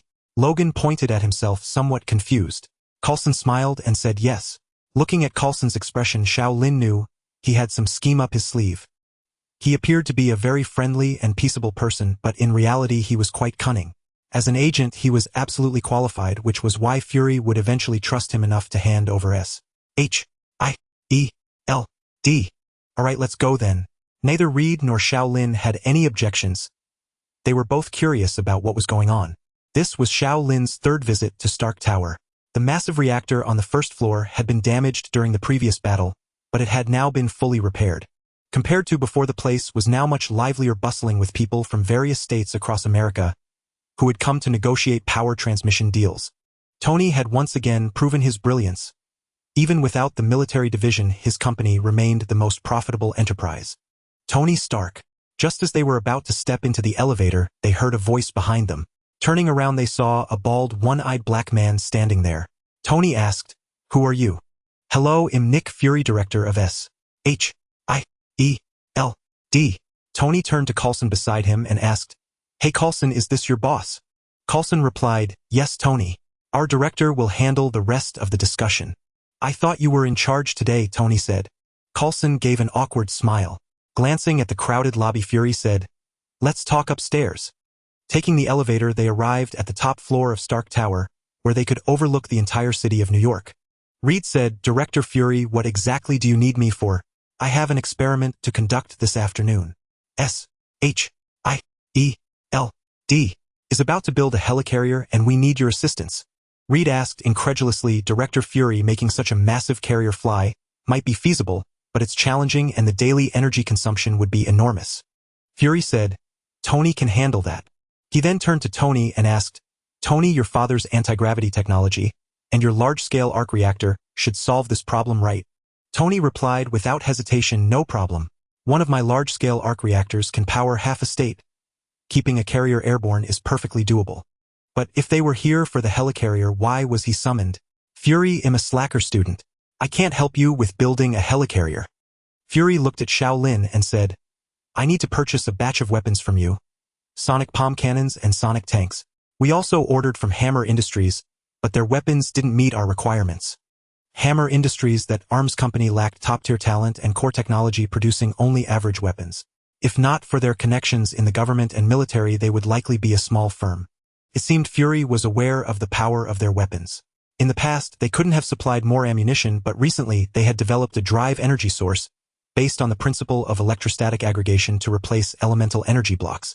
Although its duration was shorter, it compensated for the insufficient output of energy blocks. This deal greatly benefited Azeroth Technology, bringing them one step closer to becoming the world's largest arms dealer. No problem. I'm sure you've seen the weapons General Ross ordered from us. That's just one thing. There's something else I need to discuss with you. Fury took a laptop from Coulson. Recently we've discovered many incidents that our ordinary agents can't handle. Fury opened a video.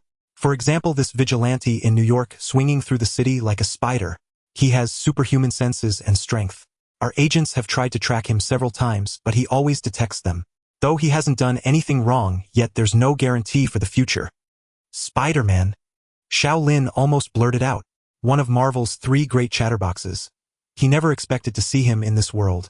The footage switched to a fiery red-haired woman with a silver-haired man beside her. Xiao Lin recognized them immediately, Scarlet Witch and Quicksilver. These two have special abilities. One can control and influence others' minds while the other is incredibly fast. At that moment a system prompt sounded in Xiao Lin's mind.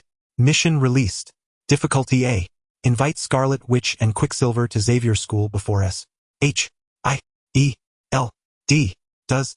Reward 8000 exchange points. A mission at last. He wondered what had happened to them. They seemed somewhat destitute, but he had no idea where they were, making this mission rather troublesome. The final image showed a prison cell containing a strange humanoid creature. Fury said, "This is an alien." Xiao Lin had been searching for traces of the scrolls all this time only to find they had appeared within S-H-I-E-L-D. Seeing the disbelief on their faces, Fury continued, "As a government official, I wouldn't deceive you. He calls himself a Skrull and has the ability to shapeshift into anyone. What you've just seen are only a few we've discovered. There may be even more special individuals or beings hiding among us." Reed asked, "So what do you want us to do? Find them all and eliminate them?" "No," Fury said. "I've already identified the spider vigilante and sent people to contact him. We've captured the Skrull and we're watching the man and woman. I called you here to form an Avengers initiative, to help us deal with threats to our people and government." Reed refused, saying, "I think I already have a team and they wouldn't want to join yours." Seeing Fury staring at him, Xiao Lin said, "I'll say it again, I won't join any organization." "What about you, Logan?" Fury asked. Somewhat surprised that the stranger knew his name, Logan said, "I refuse too. I'm a teacher at the school now. I don't have time to run around outside." Coulson couldn't help but say, "Isn't saving lives and fighting evil more important than being a teacher?" Logan shook his head. "I have no interest in saving lives." Looking at Logan's muscular arms, Tony asked, "Are you a gym teacher?" Logan was momentarily at a loss for words. "Sort of." Their refusals created an awkward silence. Natasha, who had been standing quietly nearby, said, "Well, now the Avengers are just 3 people, a rich guy, a chicken, and me." Knowing he couldn't persuade them further, Fury simply said, "I hope you can help us out when needed." Fury took out his phone and made a call. Soon a Harrier jet flew in from afar. Coulson, Natasha, and Fury boarded it and left. In the skies over the outskirts of New York, a vessel unlike any built by human hands glided silently, undetected by any radar on the ground. "General Carlet, our people are all in place. The CEO of Azeroth Technology is currently at the capital. This is the perfect moment to execute our plan. Only by fully demonstrating our capabilities can we compel his cooperation and obtain what we desire." Carlet nodded with satisfaction at his strategist, but before he could speak, the pilot interrupted him. "General, our energy reserves are depleted." Carlet's brow furrowed in irritation. "Didn't we just acquire a batch of energy blocks from General Ross?" "Well, the energy concentration in those blocks isn't as high as expected. We need more. Damn it. We must secure more suitable energy blocks as soon as possible." On the rooftop of Stark Tower, only 3 figures remained. Xiao Lin looked at Tony and asked, "Tony, did you replace the reactor in your chest?" "That's right. I synthesized a new element to replace the palladium, solving my palladium poisoning." Tony's mood was notably buoyant as he spoke. It seemed he had missed a spectacular battle. Fury's tip about the new element had saved Tony's life, perhaps why he agreed to join the Avengers. Or maybe because Fury let him lead the team. Linim heading back too. Logan, who had only come out for a stroll, decided to leave since nothing was happening. Xiao Lin followed suit. Tony had wanted to ask Xiao Lin about Azeroth Technology, curious about what Fury had mentioned, but seeing them leave, he held his tongue. On the road, Xiao Lin and Logan parted ways. Xiao Lin was pondering how to find the Scarlet Witch and Quicksilver when his phone rang. It was Kingpin. "Master, there's something I need to report." "What is it?" "Skrulls have appeared at our weapons testing ground and want to see you." He hadn't expected to find them, yet they had come to him. Curious about their intentions, he said, "All right, I'll be right there." When Xiao Lin arrived at the testing ground, it was surrounded by base guards, all aiming their weapons inward with expressions of both excitement and fear. They had only ever seen aliens in movies, never expecting to witness one in person. In the center of the area, a spacecraft was parked, looking like the one that had appeared at Pioneer Technology. "Master." Kingpin approached from the side. Xiao Lin sensed something amiss about him. Seeing the boss arrive, the guards parted to clear a path. Inside, Xiao Lin finally saw the long-eared green beings again. "What brings you here?" "We wish to make a deal." "A deal?" Xiao Lin asked incredulously. "What do you want from us and what do you offer in return?" "We want your technology for producing energy blocks. In exchange, we can help your people enter Congress and run for office. We have that ability."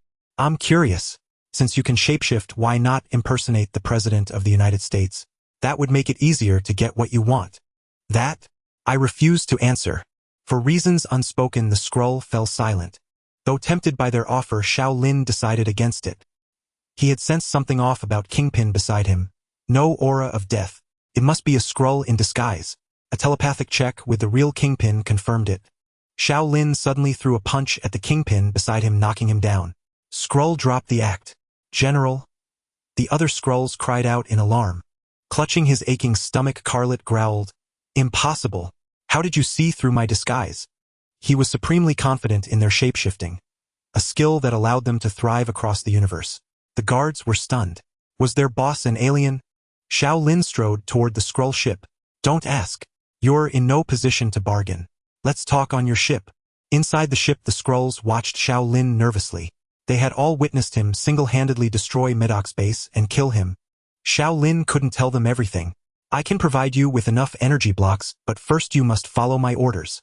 As you know, only Wilson and I hold the secret to their production in the company." Realizing his shapeshifting was useless against Xiao Lin, General Carlet nodded reluctantly. "Fine, but you must give us enough energy to power the ship within 2 years." "No problem. You know, our energy block output is limited and we're already supplying the military and S.H.I.E.L.D. Xiao Lin agreed.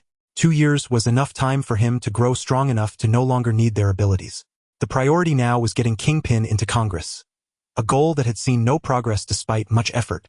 "By the way, do you have any operatives inside S.H.I.E.L.D.? Xiao Lin suddenly thought of his mission concerning the Scarlet Witch and Quicksilver. "Yes. One has reached level 7 clearance." Prolonged shapeshifting risked exposure for Skrulls since they couldn't access memories. They had killed an inconspicuous S.H.I.E.L.D. agent and completed several missions in his identity to earn the promotion. "I need you to find 2 people for me. Both are being tracked by S.H.I.E.L.D. "All right, I'll give you his contact information." Xiao Lin asked abruptly, "Does this ship have any weapons?" "No, it's just a standard scout vessel and it's out of power." After handling matters, Xiao Lin brought a mutant from the school for gifted youngsters who could erase memories, wiping the day's events from the guards' minds. This couldn't be exposed. The Skrulls must remain hidden, known only to him alone. Months ago, after Xiao Lin breached the underground base of Hydra, the Scarlet Witch Wanda and Quicksilver Pietro defected from Hydra due to a certain incident. Having failed to secure the base and lost all the mutants, especially the crucial test subjects, Baron Strucker flew into a rage. After Wanda inadvertently glimpsed Strucker's thoughts, she realized he believed they had deliberately colluded with the enemy to free the mutants and slaughter all personnel in the base. Consequently, Strucker intended to secretly subdue them, forcing them to reveal the whereabouts of the rescued mutants, or even use them as new test subjects. In truth, it was Xiao Lin who had done all this. Before leaving, he had inflicted a plague upon the few remaining Hydra members, causing them to die of illness within hours. After their foster parents died, it was Baron Strucker who brought them to Hydra and raised them, so they had always held great respect for him. Though deeply saddened this time, Wanda's persuasion prevented them from killing Baron Strucker. They simply left the place. "Wanda, there are more people following us. They're downstairs, a lot of them. Should we kill them?" Pietro held a credential taken from a tailing agent, his heart seething with irritation. For days they had been fleeing from Hydra and S.H.I.E.L.D. agents, but they could never shake them off. Now Pietro was growing impatient. Ignore them. Little did they know that Hydra had already surrounded the area. These were all Hydra agents embedded within S.H.I.E.L.D. As luck would have it, the agent disguised by the Skrull was a Hydra member, so Xiao Lin also received news of the capture operation. He was now sitting in a restaurant watching the two in the hotel across the street. In his perception, the area opposite was shrouded in a green mist. Could it be a mutant suppression agent? What's happening? Pietro noticed something amiss first. His super speed was severely diminished and fading away, filling him with tension. "No, it's an gene suppression agent. We need to get out." Wanda cried out in alarm, chagrined at her own delayed reaction. A red mist of chaos magic materialized in her hand, instantly disintegrating the window. "We're leaving here." She sensed an overwhelming hostility around her. The once sparsely populated remote town was now swarming with armed agents outside. The sudden gunfire threw the townspeople into chaos. Many, still unaware of what was happening, fell into pools of blood. Xiao Lin also witnessed the turmoil. It seemed Hydra was deeply concerned about the siblings' defection, deploying such a massive force that perhaps no one in the town would survive. Open fire! Hydra cared nothing for the civilians' lives. The streets instantly echoed with screams and wails. Over there, surround them. "Pietro, you're bleeding." Wanda looked at the blood on her brother's leg, panic setting in. Though their lives had never been smooth, their formidable strength had made them fearless and invulnerable. Until now. It's nothing. I can still run. A sharp whistling sound heralded a missile above Wanda. She quickly used her chaos magic to halt its descent, gradually disintegrating it. Yet Wanda felt her power waning. Although her chaos magic originated from the entity Thon of another dimension, her mastery of it relied on her gene.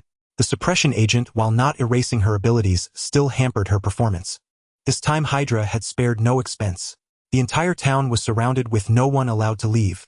Baron Strucker, we've lost a large number of soldiers. We can't hold them. Should we continue the attack? Continue. Strucker gnashed his teeth in fury. His experiments were on the verge of success. Humans' gene activation trials were imminent, but the key mutant subjects had been rescued, forcing him to start from scratch. These few can't capture them. I have reinforcements. We need to exhaust them first, then someone will step in to seize them. I will interrogate them for the whereabouts of the escaped mutants. Wanda, you go first. Pietro, unable to walk on one leg, and with his super speed nearly nullified by the agent, didn't want to burden his sister. No. Wanda refused without hesitation. Seeing him struggle, she used chaos magic to control his movements and dragged him along as she moved outward. Along the way, Hydra operatives were everywhere. She had never imagined Baron Strucker would muster such a force. After killing dozens of Hydra agents, she felt utterly exhausted and had to stop. Xiao Lin had been cautiously following evading Hydra agents, waiting for the perfect moment to rescue them and smoothly recruit them into his X-Academy. Watching Hydra's assault, Xiao Lin was astonished. Baron Strucker, merely one of Hydra's leaders, could still command such a formidable force. Burdened by carrying someone, Wanda could have flown away otherwise, but now she was forced to hold her ground, protecting them both from harm. Cease fire. At Baron Strucker's command, all Hydra agents stopped attacking. Strucker turned to a figure in a black robe. It's your turn now, Dar. Zola. Rest assured, her powers are useless against me. The one called Dr. Zola spoke in a mechanical voice, shedding his robe to reveal a metallic body. As the most trusted scientist of Hydra's former leader Red Skull, he was a veteran of the organization. But with Red Skull's disappearance, Dr. Zola's status had plummeted. Despite his genius in science, a specialist in biochemistry and robotics, his experiments demanded vast sums of money. His assistance to Baron Strucker was primarily to secure research funding aiming to create an even more powerful mechanical body. Beyond this, he harbored an even stronger desire to find Red Skull. Xiao Lin also saw this robot, but he racked his memory in vain, unable to recall who it was. Hee little girl, you'd better come back with me obediently, and then you and your brother will be safe. Otherwise, if I have to get rough, people might die. Go back and become another one of your Hydra's experiments like the other mutants. That I wouldn't know, Wanda, but I must say am quite intrigued by your ability to control others' minds. You see, I'm something of an expert in this field myself. As Zola rambled on, Baron Strucker grew impatient and barked, Dar. Zola, what are you doing? Finish them off quickly. If Fury discovers anything amiss here, we'll have trouble. I don't need you to command me. Zola shot him a venomous glare. Though he was grateful to Strucker's father, Baron von Strucker, the first for introducing him to Hydra, being ordered around like this by the son irked him immensely. ZZT. A crimson ray shot from Zola's mechanical eyes. By then Wanda had released her control over Pietro's body. Seeing the beam hurtling toward them, the quick-witted Pietro shoved Wanda aside. They barely dodged the attack, leaving a scorched black mark on the ground where the heat ray struck. Xiao Lin, having watched the scene unfold, knew he could wait no longer. If those two were captured, his mission today would be for naught, and completing it later would be far more difficult. Just as he reached for his weapon, he stopped himself. Now that he was a big boss with subordinates, there was no need to personally handle everything. The Death Knight abomination had trained long enough at X Academy. It was time for some real combat.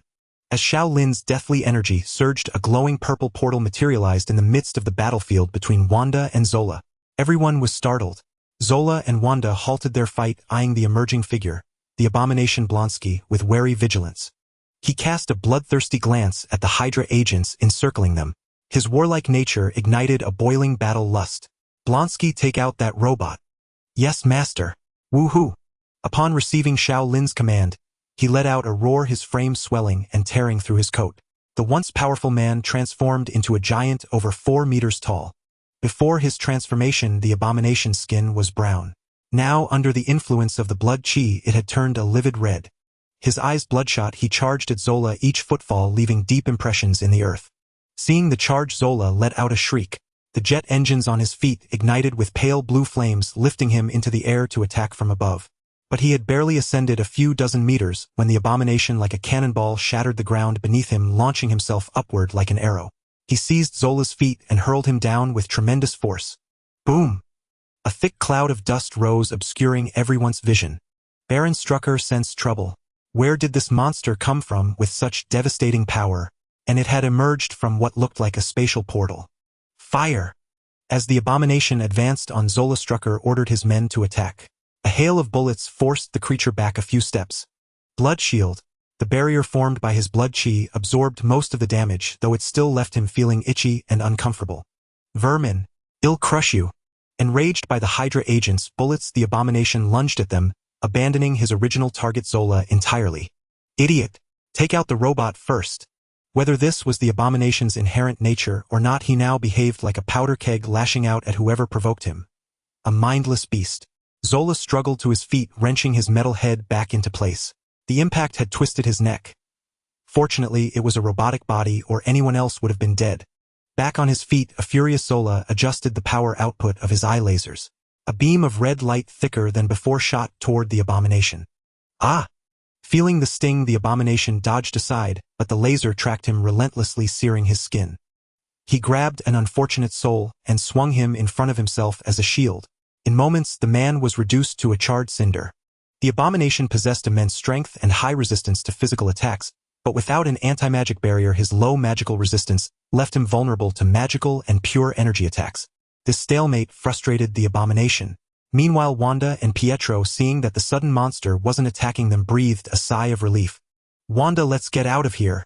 Scarlet Witch nodded, and the two began to sneak away unnoticed by the beleaguered Zola and Strucker. Hey there! Xiao Lin suddenly appeared before them, blocking their path. Pietro and Wanda felt a wave of despair. They recognized the Chinese man from their last encounter at the base. In their current state, they were no match for him. Relax, I'm not here to capture you, Xiao Lin quickly explained. He took in their sorry state. Pietro's leg was soaked in blood and Wanda's face was pale, her once beautiful fiery red hair matted with dust. Then what do you want? I'd like to invite you both to join my X-Academy. What do you say? And if I refuse? Wanda just wanted to find a quiet little town with her brother and live their own lives. Besides, what was this X-Academy? Xiao Lin pointed to the abomination still battling Zola. See that guy? He's my new recruit. What do you think of his abilities? Is this a threat? Wanda and Pietro frowned, glaring at him. Wanda's hands flickered with chaos magic ready to strike. No, that's not what I meant. Xiao Lin realized his misstep. The X-Academy I founded is a school for mutants. There you'll be among your own kind. I think it's perfect for you. Remember, humans always fear those who are different and stronger. As Wanda pondered her future, the battle on the other side was nearing its end. The abomination seized Dr. Zola by the leg, smashing him against the ground left and right, sending parts clattering down in a shower of debris, utterly defenseless. Baron Strucker, seeing Dr. Zola was no match and that conventional weapons couldn't breach his defenses, signaled his men to prepare for departure. Prepare the transport. We're pulling out. Everyone realized the monster before them was unbeatable. The Hydra agents escorted their leader hastily onto a plane, leaving Dr. Zola behind to endure the beating alone. Though Strucker fled, some Hydra agents remained at the blockade, preventing the townspeople from escaping. Stop, stop.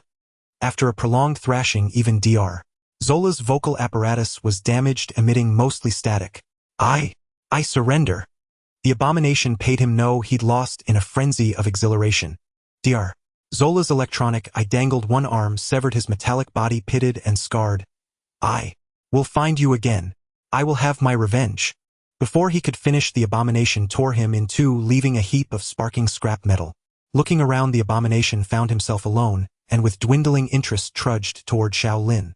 Unbeknownst to them, Dr. Zola was not dead. This was merely one of his bodies. He could freely transfer his consciousness, escaping any peril. Yet Dr.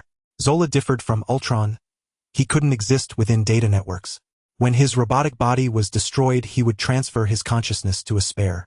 These spare bodies each housed a device called a consciousness register, much like a Lich's phylactery. Xiao Lin witnessed the battle's end, and noticed a wisp of white spiritual essence drifting from the destroyed robot. Unaware the robot was Dr. Zola, he found it odd. Did robots possess souls? Meanwhile, in Dr. Zola's lab, a robot stored in the warehouse was activated, its eyes glowing red. Consciousness activation sequence initiated. Revival. Synchronizing equilibrium. Dr. Zola's consciousness gradually awakened. He sat up and unplugged the cables. Strucker. Dr. Zola called Baron Strucker. I've done my part. Transfer the funds to my account immediately. Dr. Zola, you're alive. Enraged Dr. Zola retorted, you abandoned me, costing me a body. You'll compensate for this. Strucker, indifferent to money, replied, fine. I'll call you when I need your help again. No more. I'm out of time. I'm building a new steel body. Do not disturb me. Click. Dr. Zola hung up. Baron Strucker had no choice but to call back. What now, Strucker? I know you've secretly taken control of the weapons at the military base near that town. I want you to bombard the town with missiles. Otherwise you won't see a single cent. Damn it, how did you find out? Dr. Zola fumed. At a military base over 50 kilometers from the town, red alarms blared. What's happening? The general rushed into the control room, perplexed. Sir, our computers are under attack. What? The general roared. Our network is internal. How could it be breached? Is there a mole? They watched as all missile silos opened their rockets, igniting one by one. The general broke into a cold sweat. His career was over. Quick trace the impact coordinates. The programmer typed furiously. Sir, the target is Morristown, a remote, sparsely populated area. Relieved, the general knew a court-martial awaited, but the situation could have been far worse. Have you made your decision? Before Wanda could answer, the ground trembled with a deafening roar. They looked toward the town's edge, where a massive chimney collapsed as missiles rained down in a thunderous volley. Damn, so many missiles! Xiao Lin swiftly opened the death gate, shoving them through before they could react. His first thought was Hydra, only they would be so reckless and ruthless. Where had Hydra gotten so many missiles? Did the U.S. government not notice terrorists controlling such an arsenal? Caught off guard, Wanda and Pietro stumbled through the death gate, finding themselves in an office. As Xiao Lin and the abomination followed, Wanda asked warily, where are we? Xavier's School for Gifted Youngsters, Xiao Lin replied, wiping sweat. Good thing we escaped quickly. Though I'd have survived, it would have been messy. Come, let me show you around. You'll like it here. Wait a moment, he said, noticing Pietro's injured foot. He picked up the phone. Send Sissy to my office. Minutes later, a knock came at the door. Enter. Wanda and Pietro saw a teenage girl step in. A familiar face from their time as test subjects. Principal, theirs. Spotting Wanda and Pietro, she tensed, glaring. Principal, why are these villains here? Xiao Lin knew the sight rekindled her painful memories of captivity in the Hydra base. Easy, Sissy. I just need you to heal his foot. I refuse. Embarrassed, Xiao Lin coaxed. Trust me, they're mutants too, no longer with those villains. After much persuasion, she relented and agreed to treat Pietro's wound. Golden light emanated from her hands, enveloping his leg and swiftly mending the injury. Thank you so much. Ignoring his gratitude, she turned and left without a word to anyone. Xiao Lin walked down the school corridor with Wanda and Pietro. In the school, mutant students were attending a chemistry class. Watching them, Wanda and Pietro felt as if they had returned to their own days as students. Since discovering their extraordinary abilities and being taken away by Hydra, how long had it been since they experienced a normal life? I agree to join X Academy. Pietro agreed first. He looked at Wanda and said, Wanda, what about you? Wanda nodded and then asked, so what do we do here? Be students. No, you are needed here as teachers. Currently, X Academy had only Logan as a mutant teacher, which was insufficient. As for whether the students would listen to them, Xiao Lin fully believed that with Wanda and Pietro's abilities along with Logan's help, it would not be a problem. Logan. Xiao Lin saw Logan about to return to his room and called out to him, introducing. They are Wanda and Pietro. You might have seen them before. They are also mutants. From now on they will be part of X Academy. Seeing Wanda, Logan recalled the time when he went to rescue those mutant children. Before he could understand what was happening, he had fallen to the ground unconscious. Undoubtedly the most embarrassing moment of his life. System mission complete: rescue and invite Scarlet Witch and Quicksilver to join X Academy. Reward 7000 exchange points. Just then the bell rang for the end of class. Xiao Lin asked Logan to lead the two of them into the classroom.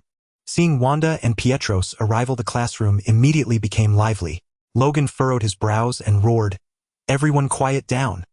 Logan's words carried considerable authority, and the noisy classroom fell silent instantly. A big boy named Rote couldn't help but stand up and ask, "Teacher Logan, why are they here?" Logan was unaware of any grudges between them. He could only say, "I don't know what they did to you before, but from now on they will be your teachers. I and the principal will ensure your safety here." The mutants exchanged glances, unsure of what to say. This period had indeed been the happiest time for them. No more fear, warm beds, and delicious meals. They truly did not want to lose this. The expressions on the mutant students' faces made Wanda and Pietro feel somewhat embarrassed. Back in the Hydra base, they had deliberately numbed themselves, turning a blind eye to the inhumane experiments conducted there. Sometimes Wanda and Pietro even helped subdue mutants who had broken free from their restraints. Now thinking back, they felt regret. At the Triskelion of S.H.I.E.L.D., Coulson stood outside Director Furus' office and knocked on the door. "Come in. Director, our agents report that the 2 mutants we were tracking have disappeared." This news gave Fury a headache. He had originally planned to recruit those 2 mutants into the Avengers, so he had dispatched his best agent Grant Ward, but even he had failed to keep tabs on them. By the way, Fury had obtained the information about mutants from the Ancient One, which recorded events from World War II that had caused mutants to virtually vanish from the public eye. In truth, Fury was still troubled by another matter. Just yesterday, the weapons in a military base had been controlled, destroying a small town. No one from the town had sent out any distress signals, which fortunately prevented a massive uproar on the internet. Otherwise the government would have been in a panic. Although the general involved had been imprisoned, the mess had been handed over to him. The members of the World Security Council demanded a thorough investigation, fearing that if nuclear weapons fell into the hands of terrorists, it would be a catastrophic disaster. At that moment, he suddenly recalled the mutant's ability to control others' minds. He wondered if she was connected to the missile incident. Set this aside for now. He'll handle it. Meanwhile, in another Hydra base, Baron Strucker remembered the trackers he had planted on Scarlet Witch and Quicksilver. He had used these to find them quickly before, and perhaps he could locate them again now. "Lord Strucker, we have located them. They are in Westchester, on the outskirts of New York." On the computer screen, 2 blinking red dots indicated the trackers' positions. They had indeed escaped. Though he hadn't expected the missile to kill that monster Scarlet Witch and Quicksilver, he was surprised they had made it to New York so quickly, given that the small town was over 1,000 kilometers away. Still, this was good news. However, this time he decided to be more cautious. Their stock of gene suppression drugs was running low, and it would take time to produce more. Baron Strucker stood up and ordered his men, "Good. Send a reconnaissance team first. Make sure they don't expose themselves." "Understood, my lord." Soon a Hydra reconnaissance squad set out. Strucker had dispatched only a small team which infiltrated the woods near Westchester. "Move quickly. Stay alert." The squad leader held a tablet monitoring the target's location. After walking for a while, they spotted a vast complex of buildings ahead. On the tall walls, he saw barbed wire which seemed to be electrified. The leader thought for a moment and launched a microdrone toward the buildings. Inside one of the buildings, he saw many children, and Scarlet, which was there as well. He dared not fly the drone too close to her, instead maneuvering it between the structures. "Lord Strucker, we have located the targets. They are in a building with a group of children. Patch the video through to me," Strucker ordered. "Yes, my lord." When Strucker saw the transmitted footage, his eyes widened. He saw all the mutants who had escaped from their base months ago, all gathered there. Most importantly, their 10th test subject. The key to artificially creating mutants was there.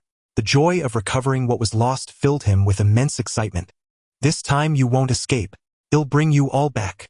After calming down, he realized they were in New York. A large-scale battle would draw the military and S.H.I.E.L.D. quickly. Moreover, his recent losses had left him unable to spare many personnel. Perhaps it was time to activate Senator Kelly in the U.S. Congress. He ordered the squad leader, "First, film everything. Come back immediately, especially if they use their abilities."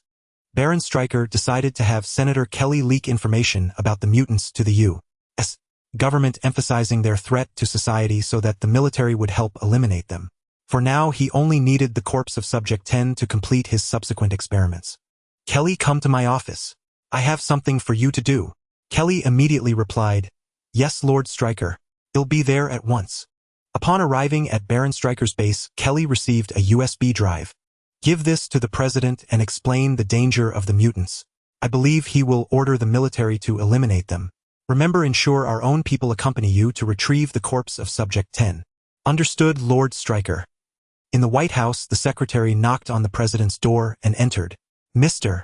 President, Senator Kelly wishes to see you." The president looked up. "Let him in." He gazed at Senator Kelly standing before him. "What is it you need?" If it's about Mr. Stark and Azeroth Technologies mecha equipment again, don't bother. We have no right to demand they hand over their company's technological achievements. No, Mr. President, that's not why I'm here.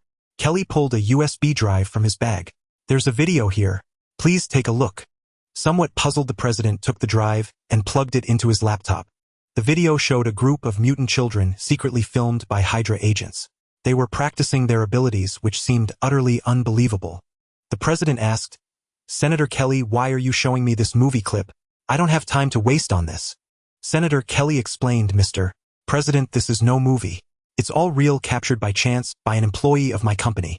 The president was skeptical. How is that possible? Why have I never heard of this before? Why hasn't the CIAS, HIELD, or the military reported it? I don't believe your small pharmaceutical company could uncover something like this. Mr. President, these people are hidden in a place in Westchester, New York. The area is heavily wooded and undetectable by satellites. I only learned of it by chance. Senator Kelly, of course, would not reveal the truth about Hydra and fabricated some false information. Mr. President, these are unstable elements. Genetic mutations have granted them various abilities and we call them mutants. As you can see in the video, their powers are peculiar. Some can phase through walls, others can turn into water, and some can fly. They appear young, hidden in such a place with a base. Someone must be organizing them, preparing to do something nefarious. The president asked, are they like that Spider-Man swinging around New York? Spider-Man Peter Parker had recently caused quite a stir. Even Special Forces soldiers couldn't match his agility or strength, and the president in the White House had heard of him.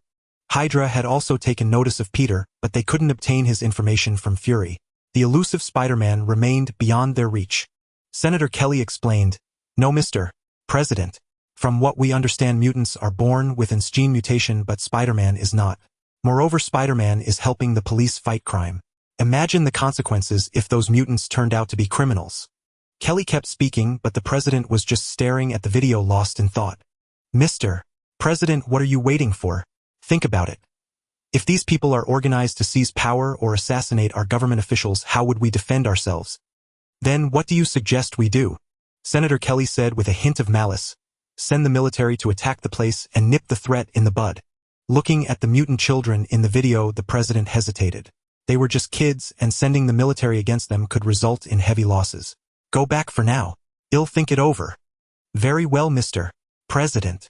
Before leaving, Senator Kelly added, we discovered them months ago, and have recently developed a serum that can temporarily suppress their abilities. The president hadn't immediately agreed to Kelly's request, partly out of reluctance to use the military against children, but mainly because he feared the military might not be able to neutralize all the mutants in one go, posing unpredictable risks. In truth, he was more afraid that the mutants might come to assassinate him. Wait! Senator Kelly's words made up the president's mind. Stay here. I'll have the Secretary of Defense and a few generals come over immediately to discuss the specifics and plan the attack. Seeing that the president had finally agreed, Senator Kelly was overjoyed. The president called his secretary in. Notify General Ross, General Stryker, and Secretary of Defense Mr. Marne to come to my office at once. Mr. President. Upon receiving the notice, the men arrived at the Oval Office. Take a look at this first. The president turned his laptop screen toward them. After everyone watched the video, they were puzzled about the president's intentions. The president said, this is a location in Westchester, New York. The mutants here pose a great threat to our government and seem to be preparing an attack. I've decided to send the military to wipe them out. What do you think? Mr. President, is the source of this information reliable? This is quite unbelievable. General Ross was skeptical. The president said to Senator Kelly, explain it to them. After Senator Kelly's explanation, they realized the seriousness of the matter and believed him. In fact, they had all received a few reports about mutants before, but had dismissed them as soldiers with psychological issues lying. Senator Kelly, can your gene-suppressing serum be guaranteed to work? Absolutely. We've tested it. They quickly agreed to the operation. Since General Ross had other duties, he would only provide some personnel and weapons while General Stryker would lead the team and supply the bulk of the troops. An inevitable battle was about to unfold. This time Xiao Lin was facing the U.S. government, but he was currently vacationing on the Hawaiian Islands in the Pacific. On the sandy beaches of Hawaii, Xiao Lin basked contentedly in the sun, watching the bikini-clad beauties come and go. Though he was a Death Knight of Dark attribute, he still cherished the sunlight as he always had. His body, though pallid from the influence of deathly power, bore a robust physique and mysterious blue runes resembling tattoos drawing the lingering gazes of passing beauties. Kingpin has obtained congressional status. Mission complete. Reward 100000 exchange points. The sudden system notification in his ears stirred Xiao Lin into an excited sit-up. It had been so long that he had nearly forgotten those time-consuming tasks, yet now one was finally accomplished. Combined with his previous points, he now possessed 111000 exchange points. Enough to acquire various devastating weapons and technologies from the world of Azeroth, though divine artifacts were beyond reach. The cheapest Felamelorn cost 150000, while his Frostmourne required 300000 points. He needed to deliberate carefully on what to exchange. Since the operation had been approved, they began mobilizing troops and supplies with utmost speed. Yet troop mobilization could not be completed in a short time. 2 days after the president issued the order, various supplies began arriving at a small town near Westchester. General Stryker, I entrust these weapons and soldiers to you. Do not let me suffer heavy losses, especially with these tanks. General Ross remained uneasy, sensing some hidden scheme. Stryker replied patiently, Rest assured, Senator Kelly has arranged everything. Their gene suppression agents will be delivered shortly. His keen interest in this operation stemmed from his fascination with mutants, much like the members of Hydra, hoping to study their abilities and turn them into weapons. At that moment, unbeknownst to Logan at the X-Mansion, Xiao Lin in Hawaii and Kingpin at the capital, a war against the X-Mansion was about to erupt. In the minds of ordinary people, a mutant's power was like a child wielding a superweapon. They allowed capitalists like Stark to master iron armor technology because of his vested interests with the American government. Today, the residents of Westchester watched in astonishment as various tanks and armored vehicles appeared on the roads, everyone guessing that a military exercise was underway nearby. Senator Kelly, is your gene inhibitor ready? A voice from the phone replied, It's prepared. Shall we deploy it now? Stryker asked, How long does your agent's effect last? About 4 hours. Good, I will notify you promptly. Stryker worried that the operation might be detected by the target, though Senator Kelly had assured him that those people would not leave their base. At the command, fully armed Special Forces soldiers charged into the woods, scouting ahead before the main force entered. The generals had briefed them that a group of terrorists was hiding inside plotting a terrorist attack, and ordered them to ensure no one escaped. After hours of marching, General Stryker, leading the way, finally glimpsed faint structures in the distance. He notified Senator Kelly to prepare for the deployment of the gene suppression agent. The pilot, gazing at the buildings below, reported, Sir, aircraft has reached the target location. Shall we commence agent deployment? Deploy! At Senator Kelly's command, shells carrying the gene suppression agent pierced the clouds, and the gray sky instantly began to drizzle. General Stryker, artificial rain has been completed. The gene agent has been deployed. This time, Baron Stryker had handed over nearly all the gene suppression agents to Senator Kelly. If this attempt failed, they would have no means to launch such an assault again. Excellent. Commence the operation. Stryker pressed the timer, gazing at the towering walls ahead. With a wave of his hand, he ordered the special forces to scatter to every corner outside the academy walls. Behind him, tanks and armored vehicles began to move, crashing through obstacles and snapping trees in their path, roaring toward the X-Mansion. Inside the X-Mansion, students spotted a transport plane flying overhead, followed by a fine drizzle descending from the sky. Some were bewildered as to why a plane would conduct artificial rain here in this remote forest. Professor Logan, my powers are gone. Many discovered that as the raindrops touched them, their abilities gradually faded, reverting them to ordinary humans reminiscent of the agent injected at the Hydra base. Panicked students rushed toward the classrooms, though most had already lost their superpowers. Wanda gritted her teeth and said, It's Hydra again. How had they been found in such a secluded place? What do we do? Everyone seemed at a loss. With the drizzle outside, the group huddled indoors, daring not to venture out. Now they felt the ground tremble with the rumble of tank treads. The ordinary teachers looked on in confusion, unable to comprehend why these seemingly superhuman children were so terrified or what was happening outside. Logan, you can contact Lin, right? Call him now. Quicksilver urged Logan.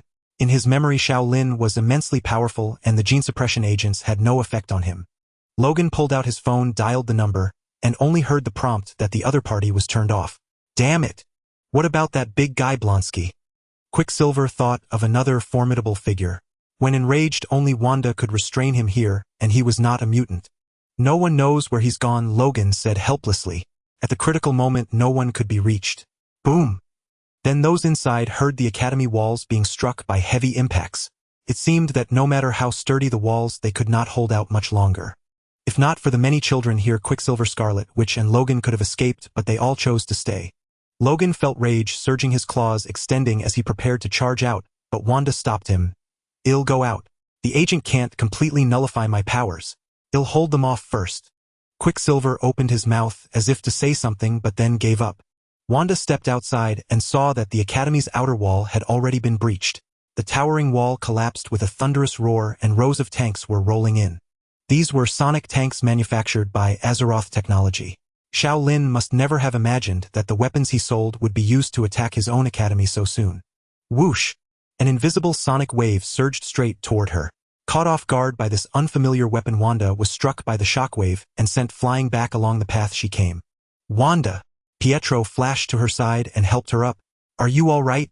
Wanda rubbed her aching back. "I'm fine. I let my guard down." Fortunately, she had cast a shield of chaos magic before the impact, leaving her merely dizzy.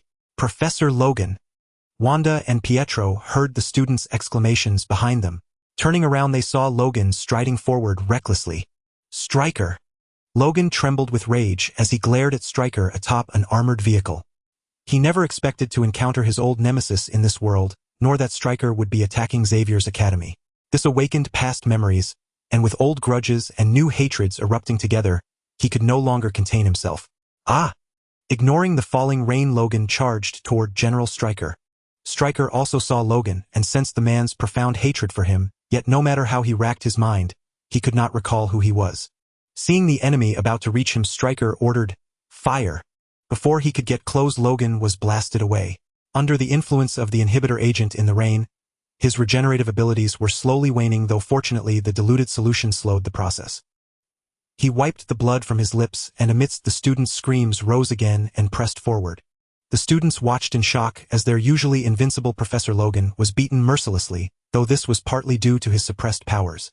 "Sister Wanda! Brother Pietro!" A young boy shouted, stopping Pietro and Wanda as they were about to rush out. They turned and saw it was Colin, a usually withdrawn boy. Wanda called out, "Little Colin, go back. It's dangerous here." Wanda and Pietro's desperate determination to protect them made the mutant children lower their guard, at least ceasing their hostility. "Sister Wanda, I dug a tunnel leading outside the school." Colin lowered his head shyly. Colin's mutant ability was to compress matter, but he needed physical contact. He could also repel and compress loose soil, creating holes in the ground. Though somewhat solitary, Colin loved to play and tinker alone. Bored with staying at school, he used his special ability to dig a tunnel in an unnoticed corner, finishing it just 2 days ago. Now that secret passage became their lifeline. Wanda said, "Pietro, take them out. I'll hold them off here." "But..." Pietro hesitated. Wanda pushed him. "What are you waiting for? Go. If we don't leave now, none of us will make it." Boom! Nearby, Logan was blasted into a pile of rubble and fell unconscious, unable to rise again. His weakened regeneration could no longer keep up with the relentless injuries. "Professor Logan!" The children cried out. Seeing their success, Stryker ordered the sonic tanks to cease fire and waved for the conventional tanks to advance. A shell whistled over Wanda, and the others collapsing a corner of the wall. Wanda quickly turned and unleashed chaos magic, halting the other shells midair. Then an attack helicopter arrived, its machine guns spraying bullets toward her. Wanda struggled to fend off so many attacks, constantly disintegrating the ammunition she suspended in the air. Pietro said to the other teachers, "All of you come along. They won't spare you either." They all nodded. Pietro, the regular teachers, and the students followed the boy named Colin to the back gate of the academy. Colin pointed to a corner of the garden. "It's over there. That's where we can get out." Looking at the persistent drizzle and the gray, overcast sky, it was impossible to tell when it would stop. In such dense rain, no matter how fast one moved, they couldn't avoid it. Unless they possessed a legendary speed capable of traversing space and time. Glancing back at the flames, Pietro said, "Everyone follow me. We're leaving now. Don't fall behind." Colin ran ahead, lifting the banana leaves and 2 wooden boards covering the entrance, revealing a narrow passage below. Colin moved comfortably inside, but Pietro and the other teachers had to stoop and walk carefully step by step. After about 10 minutes, Colin suddenly stopped, nearly causing Pietro to bump into him. "Brother Pietro, we're here." Colin stood on tiptoe and pushed open the wooden board above, revealing the sky outside. Finally, they made it. Pietro breathed a sigh of relief and helped all the children up. He said to the other teachers, "You go on ahead. I have to go back. Be careful and take care of these kids. They're just ordinary people now. Pietro could only trust them now. He had to go back for Wanda. With that, he jumped back into the tunnel, leaving the students exchanging bewildered glances. Back at the academy, Wanda dodged bullets and shells, pulling Logan out of the rubble. He was still unconscious, covered in blood. She felt his pulse. Weak, but he was still alive. That brought her some relief. While enjoying a sumptuous meal, Xiao Lin suddenly sensed that the teleportation beacon he had set up at Xavier's academy was destroyed. His heart jolted. This could only mean the academy was under attack. Who dared to attack Xavier's academy and destroy his beacon? That place was home to many powerful mutants: Wolverine, Scarlet, Witch, Quicksilver, the Abomination. Wait, he had sent the Abomination to the Azeroth Technology Building. Damn it. Hope I'm not too late. Xiao Lin hurriedly ran to an isolated corner and opened the death gate leading to the Azeroth Technology Building. Though uncertain of the exact situation there, he believed the attackers were mostly those Hydra agents, as only they possessing the genetic suppression serum could subdue so many mutants at once. Emerging from the teleportation, Xiao Lin frantically deployed the Fell Reaver mech, slowly ascending from the rooftop. Mom, look! It's Iron Man! The swiftly flying mech trailed a streak of flame as it vanished beyond the horizon. The onlookers below assumed it was Tony Stark in his Iron Man suit, and accustomed to such sights, they were not alarmed. They took pride in New York City's Iron Man, and Spider-Man for other cities lacked such superheroes to combat crime. Gazing at Wanda, who single-handedly held back the military's assault striker, was awed by her formidable power. At that moment, his mind was consumed by a craving for mutant power. Just as General Ross researched supersoldier serums to enhance his troop, Stryker desired his own supersoldiers, believing this was the future trajectory of military development. Waving his hand to cease the attack, Stryker said, "Young lady, there's no need to waste time here. Surrender and we guarantee your safety." Catching her breath, Wanda glanced at Logan beside her and replied, "Impossible. You're in league with Hydra. A life under your control would be unbearable." Wanda now harbored an intense hatred for Baron Strucker. If she ever encountered him again, she would kill him. Hydra? Stryker wondered with confusion. Hadn't Hydra vanished with the end of World War II? Wanda! Pietro arrived at the Institute, witnessing that only the area around the Scarlet Witch remained intact while all other buildings had collapsed. "Why did you come back? Get out of here." Pietro hoisted Logan onto his back and said, "Wanda, let's go together. The students are safe." Wanda nodded. Just as she lowered her protective barrier to turn and leave, the floor above them finally gave way, crashing down upon them. "Pietro!" Wanda channeled her chaos magic, managing only to shield the three of them before they were buried beneath a cascade of rubble. After expending a vast amount of ammunition and energy stones, they finally eliminated that mutant. Seeing the building reduced to ruins, General Stryker was about to order his troops to search the area when Senator Kelly, accompanied by a squad, rushed up from behind. "General Stryker, leave the rest to me." Frowning, Stryker replied, "Fine, but the mutant bodies must be handed over to us for disposal." Surrounded by Stryker's troops, Senator Kelly had no choice but to agree. As Xiao Lin flew into Westchester, he saw the woods teeming with military forces, including the sonic tanks he had sold to General Ross. Military personnel? How did they get here, and how did they find this place? Counting carefully, there were about 1,000 soldiers encircling the Institute, which now lay in ruins. Xiao Lin felt a surge of rage. Regardless of who was responsible, he decided today that he would leave none of them alive. This was his life's work destroyed. Activate the Fell Cannon. The weapons on the back of Xiao Lin's mech began charging, and before anyone above noticed, the Fell Cannon unleashed a barrage upon the ground below. The unsuspecting troops below suffered heavy casualties. "Idiots! Quickly aim your weapons upward and shoot that person down. General, look out!" Stryker's aide shoved him down, just as a green fell fireball whizzed past his head, igniting a soldier beside him who was soon reduced to ashes. "Tony!" Stryker was puzzled as the Fell Reaver mech landed on the ground. Why would Stark Industries, which had the closest ties to the government, oppose them? From the air, Xiao Lin studied the young officer below, who seemed familiar. After a moment's thought, he realized the man resembled Logan's nemesis, Colonel Stryker. "Idiot! Shoot him down!" Stryker shouted in exasperation. Weapons were trained on Xiao Lin and opened fire. However, Xiao Lin was not yet adept at piloting the mech. After being hit once, he simply exited the machine, deciding it was safer to rely on his own abilities. Xiao Lin unleashed the tormented souls trapped within Frostmourne, which sank into the ground beneath his enemies. The spirits stored in the sword formed an army of the dead. These were unlike the mindless ghouls summoned by necromancy. They were undead, formed from the memories of deceased Hydra soldiers, and former employees of Pioneer Technology, combined with mindless ghouls summoned from another realm. In essence, they became a new Scourge. The soldiers watched in horror as dirt-covered hands emerged from the ground, followed by rotting faces that appeared before them. What the hell is this? They felt as if they were trapped in a horror movie, the sight before them sending them into a panicked frenzy, shattering their previous composure. The crawling corpses seized nearby soldiers and bit them, throwing the formation into chaos. Even General Stryker was stunned. The resurrection of the dead was beyond scientific explanation. Senator Kelly, who was heading to search for Subject 10, also noticed the commotion. The surveillance devices on his person transmitted the scene to Baron Strucker. Damn it! Him again! Strucker ground his teeth in frustration. This was the man who had rescued the mutants from his base, yet he knew nothing about him. A battle between the living and the dead erupted in the woods. Lord Mephisto, the number of ghouls in hell, has decreased again, likely summoned by a mortal mage.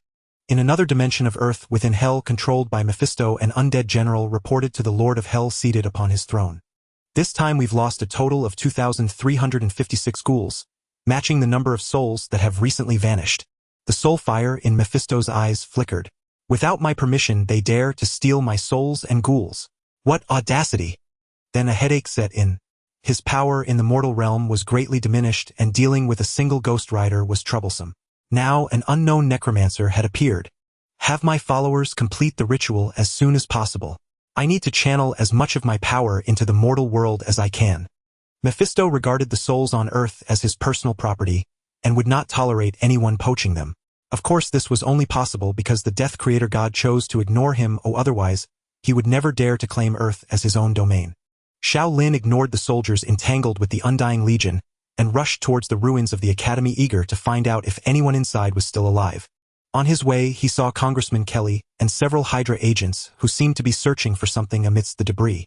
Seeing Xiao Lin filled with murderous intent and weapon in hand, Congressman Kelly felt a surge of fear, realizing that his chances of survival today were slim. Hiding behind the crowd, Congressman Kelly shouted, "Quick, eliminate him." The other Hydra agents immediately drew their weapons and aimed at Xiao Lin. However, the bullets had no effect on Xiao Lin. Before they could fire several shots, they were all struck by the fierce wind, turning into ice sculptures. In a frightened tone, Congressman Kelly said, "I am a congressman of the United States. You cannot kill me." Before he could finish speaking, the sharp Frostmourne pierced through his body, automatically activating the sword's power to extract Congressman Kelly's soul and absorb it into the blade. After eliminating the Hydra agents, Xiao Lin continued his search, detecting a familiar energy fluctuation emanating from beneath the ruins. Xiao Lin summoned several ghouls and gargoyles to quickly move the debris, hoping that the students were still alive. When he removed the last concrete slab, he saw a red magical energy enveloping the area, forming a protective barrier. Wanda, who was desperately maintaining the magical barrier, was too exhausted to break through the heavy concrete. Just as she was about to collapse, she felt a lift in pressure above her, followed by a voice. "Wanda." She dispelled the magical protection, revealing Logan lying on the ground unconscious, and a pale Wanda, while Pietro seemed to be in better condition. "Pietro, Wanda, where are the other students?" Xiao Lin's expression darkened. "Why are only the three of you here?" Pietro replied, "They're all fine. They've been moved to safety." Hearing this, Xiao Lin let out a sigh of relief, glad that they were still alive. Looking at the blood-soaked Logan on the ground, he asked, "Is Logan okay?" Wanda gasped, "He's alive, but his injuries are beyond recovery. He's unconscious due to a gene suppression agent." "Are there Hydra agents here?" Xiao Lin frowned. "No, I didn't see any. They might have hidden away." Xiao Lin pondered that since Hydra personnel could infiltrate SHIELD, they must also exist within government offices, suggesting that this operation was likely instigated by them. They were unaware that Congressman Kelly was a hidden Hydra member within the government. Meanwhile, the undead from the Legion, though tough, lacked true combat strength. The terrifying undead were easily shattered, unable to rise again, and Strike's army quickly stabilized after the initial chaos. The army formed an orderly formation, and the weapons on the soundwave tanks aimed at the advancing undead, blasting several into pieces with a single shot. Among the dismembered corpses, there was no red blood, only green pus splattering everywhere, infecting the soldiers unknowingly with a plague. Though the undead seemed numerous, they quickly suffered heavy losses under the intense artillery fire. Seeing that the situation had stabilized, Strike intended to ask Congressman Kelly what was going on, but instead he noticed several ice sculptures in the distance and a lifeless body on the ground. He saw the figure in black armor, the one who summoned these undead monsters, standing amidst the ruins. Strike shouted to his companion Colonel Norton bombard him with the tanks. Yes, sir. Colonel Norton commanded several subordinates to aim the weapons on the Soundwave tank at Xiao Lin. Wait! Wanda saw what was happening behind Xiao Lin and tried to warn him, but he summoned a wall of ice without looking back. Boom! The Soundwave hit the wall with a deafening roar, creating cracks, but fortunately it blocked the attack. You bastards! Xiao Lin broke through the ice wall. Wanda, stay here and protect Logan. Wanda nodded. Xiao Lin turned and walked towards the enemy's position as the power of Frostmourne enhanced his icy spiritual energy, forming a swirling blizzard around him. What a terrifying mutant! Strike was already contemplating retreat, having just discovered that the soldiers infected by the pus from the undead had become lethargic. Without the gene suppression agents, their ordinary weapons were useless against this mutant, and if this continued, they would all perish here. It seemed that today's situation was difficult to explain. The casualties were severe, and most importantly, the scapegoat Congressman Kelly had also turned into a corpse. Retreat.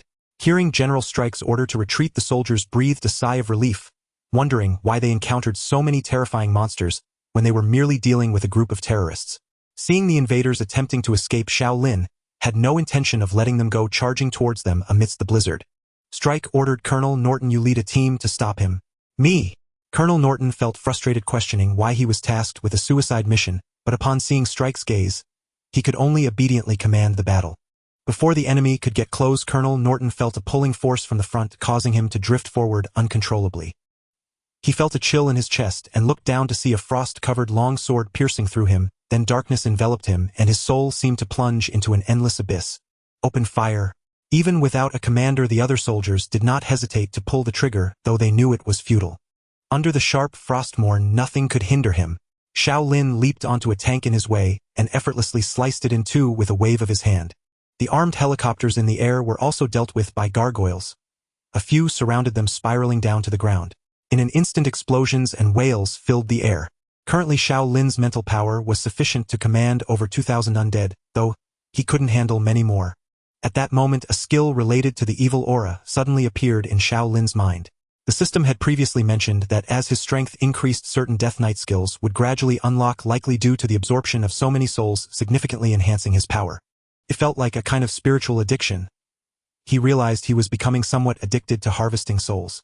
The evil aura was a field magic that could enhance his and his undead subordinates' movement speed and life recovery rate. With the boost from this field magic, the speed of the undead was significantly increased. Jack, what's wrong with you? Before he had run far, a soldier saw his comrade stagger and collapse. He crouched down anxiously to check on his friend, only to feel a wave of dizziness wash over him as well. Such scenes played out repeatedly among the soldiers.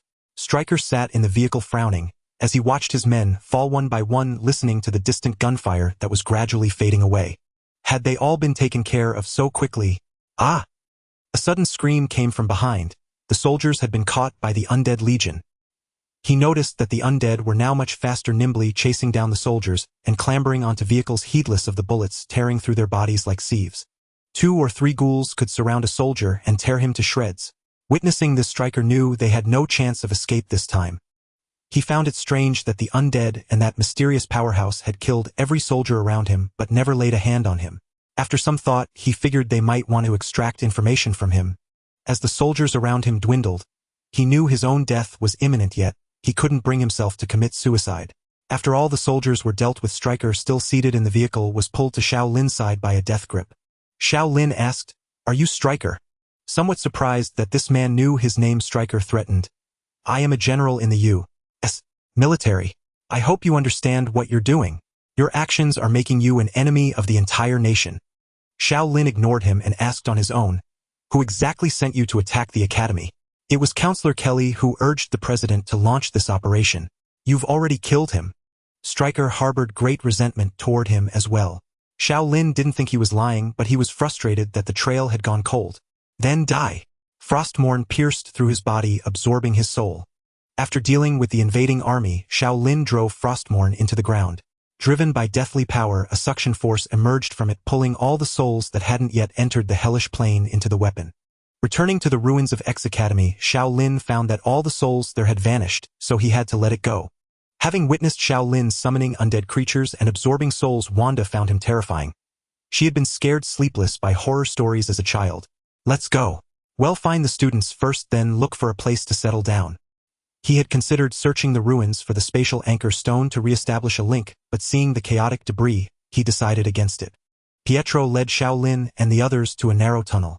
Lin, this is the passage the students and I used to escape. But it's very long and I have no idea where the exit is. Looking at the cramped passage, he knew that even if he squeezed in it would be extremely uncomfortable given his height. Xiao Lin stopped Pietro, who was about to crawl in, and said, "Forget it. I'll send the gargoyles to search. They shouldn't have gone too far. Well, wait here." Watching the pitch-black gargoyles soar into the sky, Xiao Lin recalled something and asked, "Why is it that Hydra always manages to find you?" Wanda and Pietro were also puzzled. Ever since they escaped from the Hydra base, they had been tracked down several times. This time they had traveled through a death gate from 1,000 miles away. There was no way they could have been followed. Xiao Lin had even considered whether Wanda had staged a ploy to gain sympathy, but thinking about the situation, if it were a trap, none of the students would have escaped. "Oh!" Wanda suddenly exclaimed. She extended her palm and chaos magic enveloped it. A sesame-sized object floated out from her palm. "This is the access key to the labs in that Hydra base. Maybe this is how they've been able to find us so quickly." "Wanda, get mine out too." Pietro realized the same thing. In that base, only Stryker used iris verification, everyone else had these implanted. He suspected they were more than just access keys. After extracting the 2 access keys, Wanda was about to destroy them, but Xiao Lin stopped her. "Give them to me. I still have use for them." Wanda asked, "But won't that allow Stryker to track you?" "Don't worry, it's fine." When Xiao Lin tossed the 2 items into his spatial storage, the tracking personnel in the Hydra base suddenly lost the locations of Wanda and Pietro. "Found them." Through the gargoyle's vision, Xiao Lin saw that the group of mutants was being questioned by several police officers, while the ordinary teachers were saying something unknown. "Found them." Xiao Lin summoned his mecha armor ready to leave, but then remembered the 2 who were severely weakened and the unconscious Logan. He opened a death gate and said, "You 2 go back first. I'll return as soon as I find the students." System mission released. Mission difficulty A. Eliminate Baron Stryker, one of Hydra's leaders, and neutralize the government's immediate threat to mutants. Reward 500,000 exchange points. It was that Stryker again. He had to be dealt with, but Hydra's movements were secretive, and he assumed they had already abandoned the previous base. Thinking of the 2 Hydra base access keys, he considered asking Tony for help. His AI butler Jarvis might be able to use them to locate Stryker. Time was of the essence. Xiao Lin shot into the sky in his mecha armor, as he noticed the students were tightly surrounded by teachers and janitors. The students, now powerless, were just children and couldn't escape. If they were taken to the police station for questioning, it would surely lead to another huge problem. Soon Xiao Lin arrived above the crowd. From the gargoyle's observations, it was the ordinary teachers and janitors of X Academy who had called the police, frightened by the existence of the mutant school.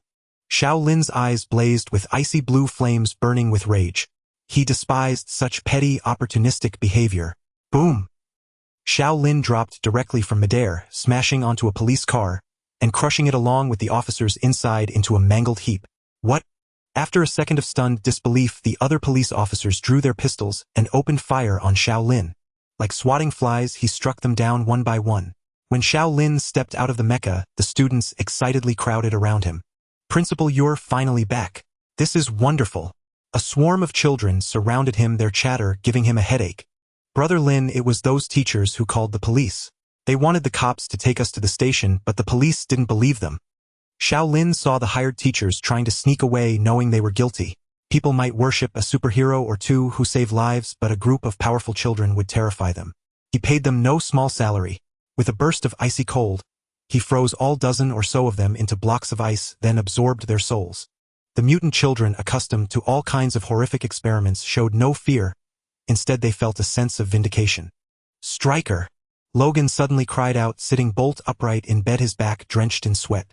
The figure that appeared in his dream was a hatred he could never forget. He glanced around and realized he was now in a room, presumably somewhere in Hell's Kitchen. Recalling what had transpired, he touched the wounds on his body and found them fully healed, which brought him a sigh of relief. Losing his regenerative ability was akin to a nightmare for him. "Logan, you're awake." As he reached the ground floor, Logan saw Wanda and Pietro along with the students from X Academy, all gathered in the yard, seemingly unharmed. "Where's Lin?" Logan searched around but found no trace of Xiao Lin. This was his home, and only Xiao Lin could have brought them all back. Pietro grabbed another can of beer and took a sip. He went back to his company, said he wanted to rebuild X Academy.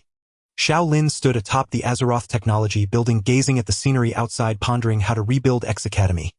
No longer as vulnerable to destruction as before. And Baron Zemo, who possessed the gene-suppressing serum, must also be eliminated, or otherwise mutants would never be able to fulfill their potential. Xiao Lin initially intended to rebuild the academy on its original site, but then recalled he now had 111000 exchange points. Enough to acquire the construction technology and materials for Naxxramas. Indeed, that floating city in the sky. However, with satellites dotting the skies above Earth, constructing such a city would require installing reflective panels like those on S.H.I.E.L.D.'s helicarrier. Fortunately, the Skrulls possessed similar technology and would likely be willing to hand it over. Exchange for the construction technology of the floating city Naxxramas. A crystal containing knowledge materialized from the void, costing him 50000 exchange points. Beyond that, building Naxxramas would require a substantial number of exchange points to purchase construction materials unavailable in the Marvel world. He estimated roughly another 50000 points. System, how do I use this? Xiao Lin held the crystal, uncertain of the procedure. Place the memory crystal against your forehead. The knowledge will automatically be infused into your mind. Xiao Lin asked further. So this will teach me how to build the floating city? No, it also requires your comprehension of the knowledge. As Xiao Lin brought the crystal close to his forehead, it adhered automatically, emitting a faint glow. Upon absorbing the knowledge within, Xiao Lin was overwhelmed by the vast amount of information, most of which he could not comprehend. It required knowledge of alchemy and magical arrays, yet he was merely a death knight. He wondered if Dr. Vim could grasp this. It was a different kind of science altogether. Kingpin called Dr. Vim up to the top floor. Boss Xiao, what's the matter? Seeing Vim's anxious expression, Xiao Lin handed him the knowledge crystal. Place this crystal against your forehead. Vim hesitated, glancing at Xiao Lin. What are you waiting for? Xiao Lin knew Vim harbored fear of him, suspecting harm. After a look at Xiao Lin, Vim gritted his teeth and pressed the crystal to his forehead. A flood of knowledge poured into his mind. Knowledge unlike anything he had ever encountered, transporting him to a new realm. After absorbing the crystal's knowledge, Vim furrowed his brow. Large-scale floating magical arrays, spatial teleportation arrays, skeletal construct guardians, necrotic defense wards. The descriptions were detailed, but this knowledge was vastly different from what he had learned before. Fully understanding it would take considerable time. Boss Xiao, I'll need some time to comprehend this before I know how to build it. Xiao Lin asked, how long roughly? Vim thought for a moment and replied, half a year. That was the shortest time he could offer. That was too slow. Xiao Lin felt he couldn't wait that long. Perhaps only those with innate magical knowledge could absorb it most swiftly. Yet there was no helping it. He lacked such talent among his subordinates, and the only one he knew of was Dr. Doom, but a powerhouse like that was beyond Xiao Lin's control. Very well, focus on learning this knowledge for now, and hand over your current work to other researchers. Vim hesitated. Boss Xiao, but our recent research on the weather weapon Lightning Storm is nearing completion. I really can't step away. Lightning Storm. Xiao Lin paused, reminded of a game from his past life. The American superweapon in Red Alert. How had they managed to develop it? At this, the science fanatic Vim grew excited. We studied the lightning generator you provided, Boss Xiao, but the power was unsatisfactory. Then we thought of harnessing nature's force. Once completed, the superweapon we build could summon lightning from the sky, unleashing wide-area attacks. Stop! Once he started on his research, Vim would ramble on, but Xiao Lin had no time for his explanations. Continue your research. I'll find someone else. After Vim left, Xiao Lin recalled that Wanda was also a sorceress. She might be able to absorb and comprehend the knowledge more quickly. Returning to the villa, he saw Logan had awakened, and the X Academy students were all staring at him. With the academy destroyed, they had no place to stay for now. Xiao Lin said, rebuilding X Academy will take some time, so you'll have to stay here temporarily. Seeing their dejected expressions, Xiao Lin felt there was no need for them to remain cooped up in the villa. You can go out, but don't cause trouble. And if you encounter other mutants, try to recruit them to our academy.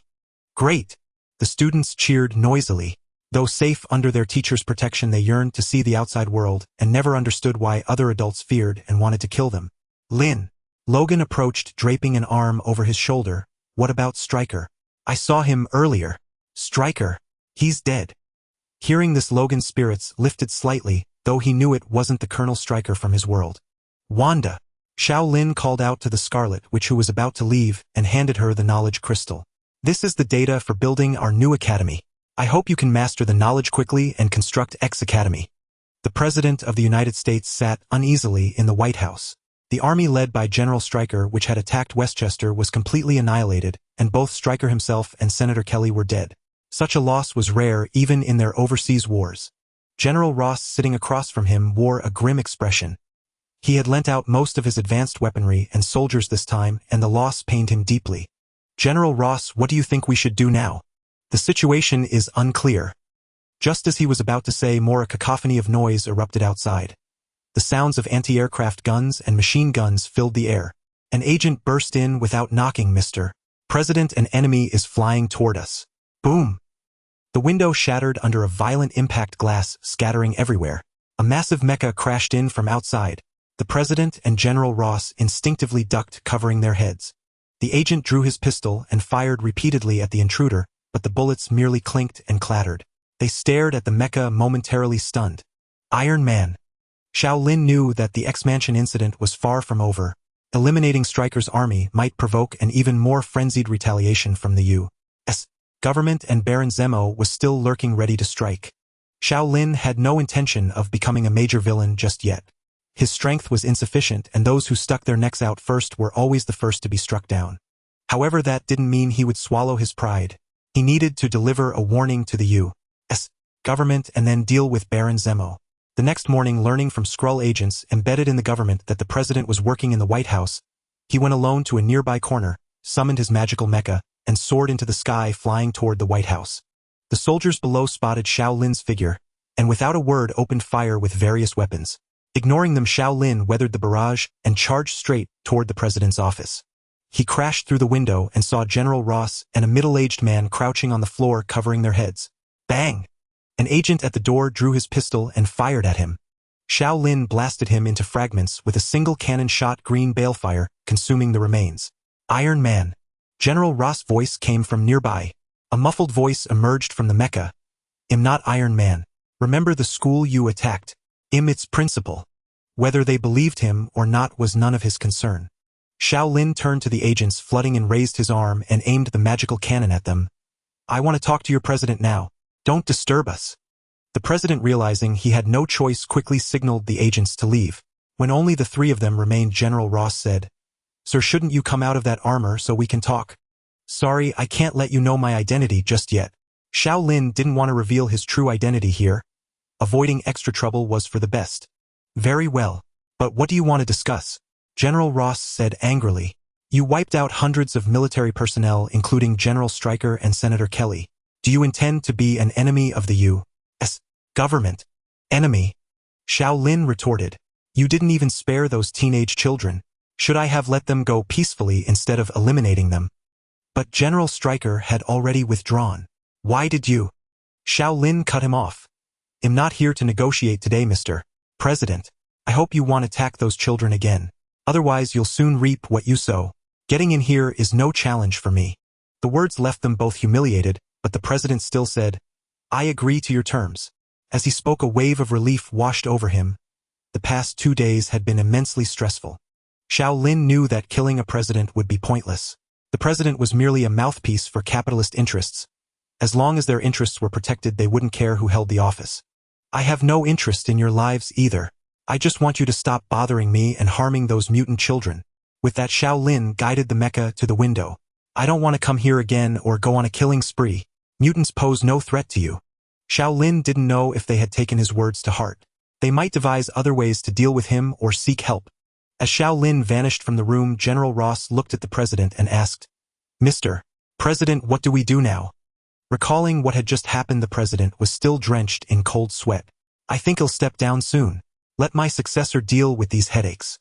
General Ross was deeply dissatisfied that the president had agreed to the demand, but hearing this, he didn't know what to say. Staring at the hole in the window, the president picked up the phone. Colin, shut those damned reporters up immediately. Nothing that happened here today can be reported. Otherwise, I'll buy their newspaper and fire them. I'll find a solution. The Green Giant's figure appeared in his mind again. He wondered where it was now. He would have to talk to his daughter. He regretted how badly things had turned sour. The president said, Don't provoke him again until we have absolute certainty. Seeing General Ross leave, the president thought for a moment and picked up the phone. Director Fury, I need you to look into something. I'll send you a surveillance video later. I want you to identify someone's true identity as soon as possible and avoid any confrontation. Understood, Mr. President. SHIELD wasn't under the president's jurisdiction, but it relied on substantial annual funding from the U.S. government. For the sake of their benefactor, they had to comply as much as possible. Knock, knock, knock. Coulson stood at the door holding a USB drive. Come in. Director, this is the material from the president. I'll leave it here. Plugging the USB drive into his computer, Fury watched the video footage over and over. Despite himself, Xiao Lin's image surfaced in his mind. Could it be him? It seemed he needed to send someone to contact Spider-Man. Xiao Lin believed that this time he could temporarily resolve the matter with the U.S. government, and next he needed to eliminate the threat of Baron Zemo from Hydra. The first person Xiao Lin encountered upon arriving in the Marvel world was Tony, though they had rarely been in touch lately. They hadn't met since the Hulk incident. It was said that Tony spent every day in his lab refining his Iron Man armor. Xiao Lin wondered if he might design an anti-death knight armor, which he deemed quite plausible. Tony. The call connected and Xiao Lin heard a series of crashing sounds on the other end, as if chaos reigned there. Dummy, put out the fire. Oh damn. Stop. Not near my face. After a moment Tony panted and asked, Who is this? How did you get my number? Oh right, it's Lin. Why are you calling me today? I need your help with something. Tony replied readily, Go ahead, what is it? I have an object. If it's a tracker, can you help me locate the user of this tracker? This was the fastest way he could think of to find Baron Zemo. Should be possible as long as they're still using a device to receive the signal. Tony, I'll come to you right away. To expedite matters, Xiao Lin had Kingpin arrange a private jet flying directly to Tony's villa in San Diego. On a sparsely populated coastal cliff, a sprawling villa stood complete with an airstrip pool and gardens. Entering Tony's villa, Xiao Lin saw no one. Hello, Mr. Xiao Lin. Tony is in his underground lab.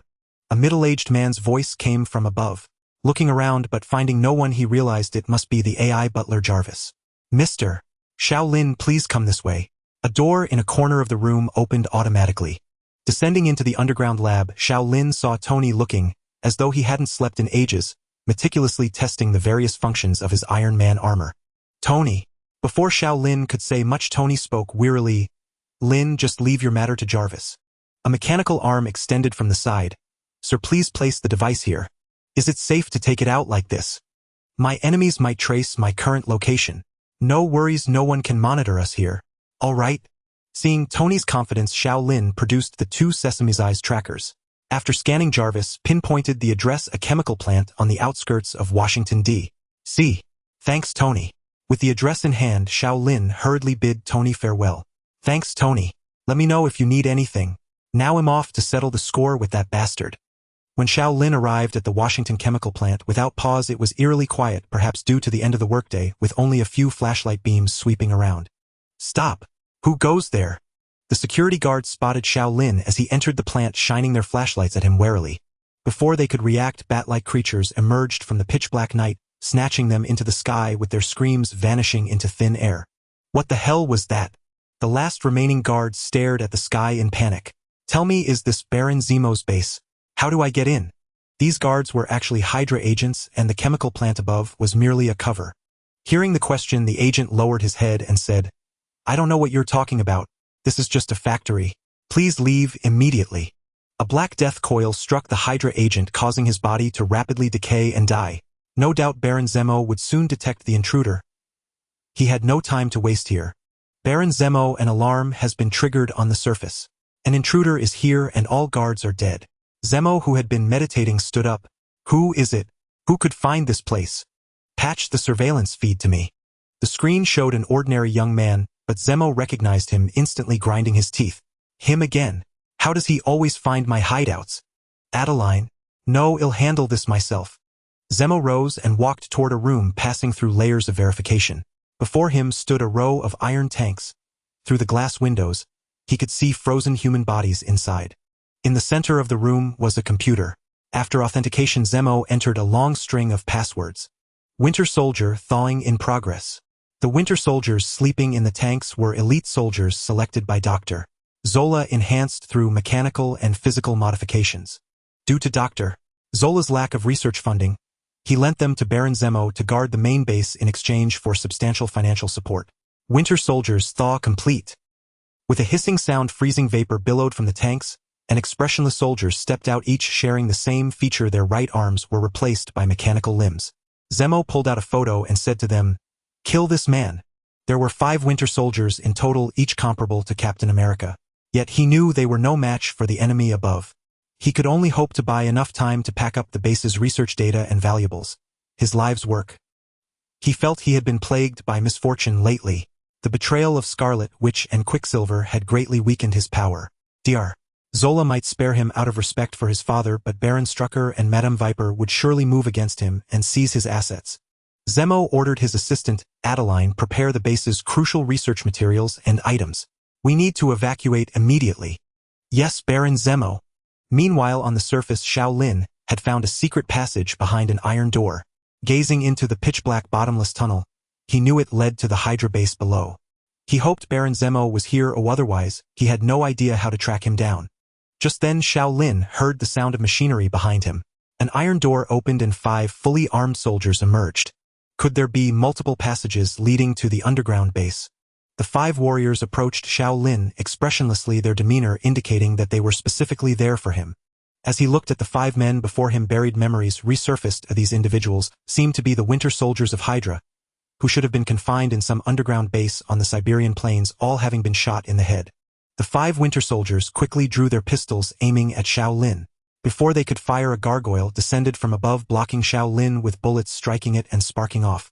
Each of the winter soldiers displayed remarkable combat awareness, spreading out in 5 directions, as they launched an assault on Xiao Lin, gradually closing the distance. With a bang, Xiao Lin exchanged a punch with one of them. Their strengths were evenly matched, but there were still 4 more opponents. Each punch landed on him made Xiao Lin feel as if the stagnant blood in his body was boiling. Initially, he only wanted to test his own Boda's strength. Now it appeared to be merely average, and he would have to rely on the power of death magic to defeat his foes. No longer willing to meet them heathen, Xiao Lin swiftly drew Frostmourne from the spatial pouch before they could strike him again, sweeping the blood-infused magic sword towards them. Clang, clang, clang, clang, clang. The magic sword struck their mechanical arms, producing a clear ringing sound as they defended against the blood assault from Xiao Lin. It was unclear what material their mechanical arms were made from, but they were exceptionally hard. Despite being struck by the sword, not a single crack appeared. Bang, bang, bang. Xiao Lin dodged their attacks. Each punch they threw at the wall created a massive hole. The thick concrete wall felt like tofu to them. Whenever one of their punches hit Xiao Lin, his defensive magic froze and absorbed most of the damage. Seeing that their attacks were ineffective, they attempted to retreat to the side to use firearms. Xiao Lin unleashed the blasphemous land, summoning pairs of hands emanating an evil aura from the ground to grasp their feet, immobilizing them. Against such super soldiers, ghouls were no longer useful. Xiao Lin let the frost chi form a blizzard surrounding his body and charged towards them, their speed slowing significantly under the effects of the frost's low temperature. Seeing that they could not withstand the onslaught, the furthest one raised a nearly ton-weight machine beside him and hurled it at Xiao Lin, disregarding whether it would hit his comrades. Unperturbed, Xiao Lin used his hand of death to grab the incoming heavy object and threw it back along the same path, striking the opponent directly and causing blood to spill all over the ground. Frostmourne infused with frost chi penetrated each of their bodies, absorbing their souls. Throughout it all, they did not let out a single scream. The brainwashing hypnosis among them was truly terrifying, transforming them into killing machines devoid of fear or pain. After all this, looking down at the bodies on the ground, Xiao Lin recalled that one of the winter soldiers, Bucky Barnes, was a close friend of Captain America Steve. Now that he had killed them all, did he not just prevent a future Avengers civil war? Hurry up and pack those files. Baron Zemo commanded his subordinates, as they stuffed stacks of documents into boxes, already forming quite a pile. At that moment, a subordinate rushed over, saying, "Lord Zemo, the enemy has defeated the soldiers and found the way to the underground base. They are on their way here." What? So soon? Baron Zemo did not expect the enemy to resolve his super soldiers so quickly. Looking at the still uncollected documents, he shouted, "Leave here immediately, quickly take the packed items." Bang! The heavy iron door was violently slammed open, spinning towards Baron Zemo. "Watch out." Edrin pushed Baron Zemo out of the way but was struck by the iron door, his body contorted into a strange shape, struggling for a moment before falling silent. Seeing that there was no time to escape, Baron Zemo dropped the box he was holding, and his subordinates also set down their items, raising their pistols to aim at the approaching Xiao Lin. Are you trying to kill us all? I can assure you that I will not trouble you again in the future. Baron Zemo's tone carried a hint of concession. Xiao Lin ignored his words and asked, do you have any gene suppression agents for mutants left here? Zemo thought he wanted the agent to control those mutants. We have none left. The key mutant for creating the agents has already been taken by you. However, if you return my experiment, no. 10. I can produce as many gene suppression agents as you want. That's good. Xiao Lin breathed a sigh of relief. He did not want to just have the gene suppression agent to subdue his students, as that would render his academy meaningless. Then you can die. After obtaining the answer he wanted, Xiao Lin extended his hand, unleashing a death entangle towards Baron Zemo. Perhaps sensing the impending danger, Zemo rolled on the ground, evading the attack. Uncertain of what switch he pressed, a sound came from to Xiao Lin's left. A canister of unknown liquid spilled out from a nearby container, splashing onto several Hydra agents nearby, causing them to panic. Reacting instinctively, Xiao Lin unleashed a gale force to freeze the liquid that was about to flow towards him. It was super strong glue. Its stickiness was incredible. He saw those whose feet were coated with glue stuck in place. Seeing Baron Zemo in the distance carrying a box and trying to escape into the elevator, Xiao Lin used the hand of death to pull him back, throwing him into a large container where the glue had not yet fully dried. No! Baron Zemo screamed in agony, and then there was silence. A glue had covered his head, gluing his features together. Seeing their leader fall, the agents began shooting at Xiao Lin while running upwards. However, Xiao Lin was not worried. Above them was already filled with his ghouls and gargoyles, and no one would leave alive. When he reached the ground, it was already drenched in blood and bodies. The Hydra agents were ambushed as soon as they arrived, caught off guard and suffering heavy casualties. The ghouls tore at the corpses, producing crunching sounds. Using the magic sword Frostmourne, they absorbed all the souls present. Xiao Lin then left, disregarding the remaining mangled bodies. In a corner unseen by Xiao Lin, an elderly man stared intently at him, mumbling, a magic sword that can extract souls. A mage using death spells. Truly interesting. I hope you can be of use to me. Suddenly he turned and ran in a hurry. Damn it, that traitor is coming again. Once I recover some strength, I will definitely drag him into hell. As the last member of Hydra fell, the system's mission completion prompt chimed in his ear. Xiao Lin orchestrated an accident. A towering blaze spread through the chemical plant, and before long the raging inferno consumed all the mutilated corpses and the entire facility. He opened the death gate and returned to the villa, only to find Wanda using the crimson mist of chaos magic to construct a building that resembled Naxxramas. Once she paused, Xiao Lin asked, have you grasped the Sky City construction technique from the knowledge crystal? Wanda replied, yes, we can start building the city at any time, but we'll need a vast amount of materials, including many items I've never heard of. Materials are no issue. Tomorrow we'll begin constructing the new X-Mansion immediately. Xiao Lin was in high spirits. As for construction workers, he could summon his undead legion.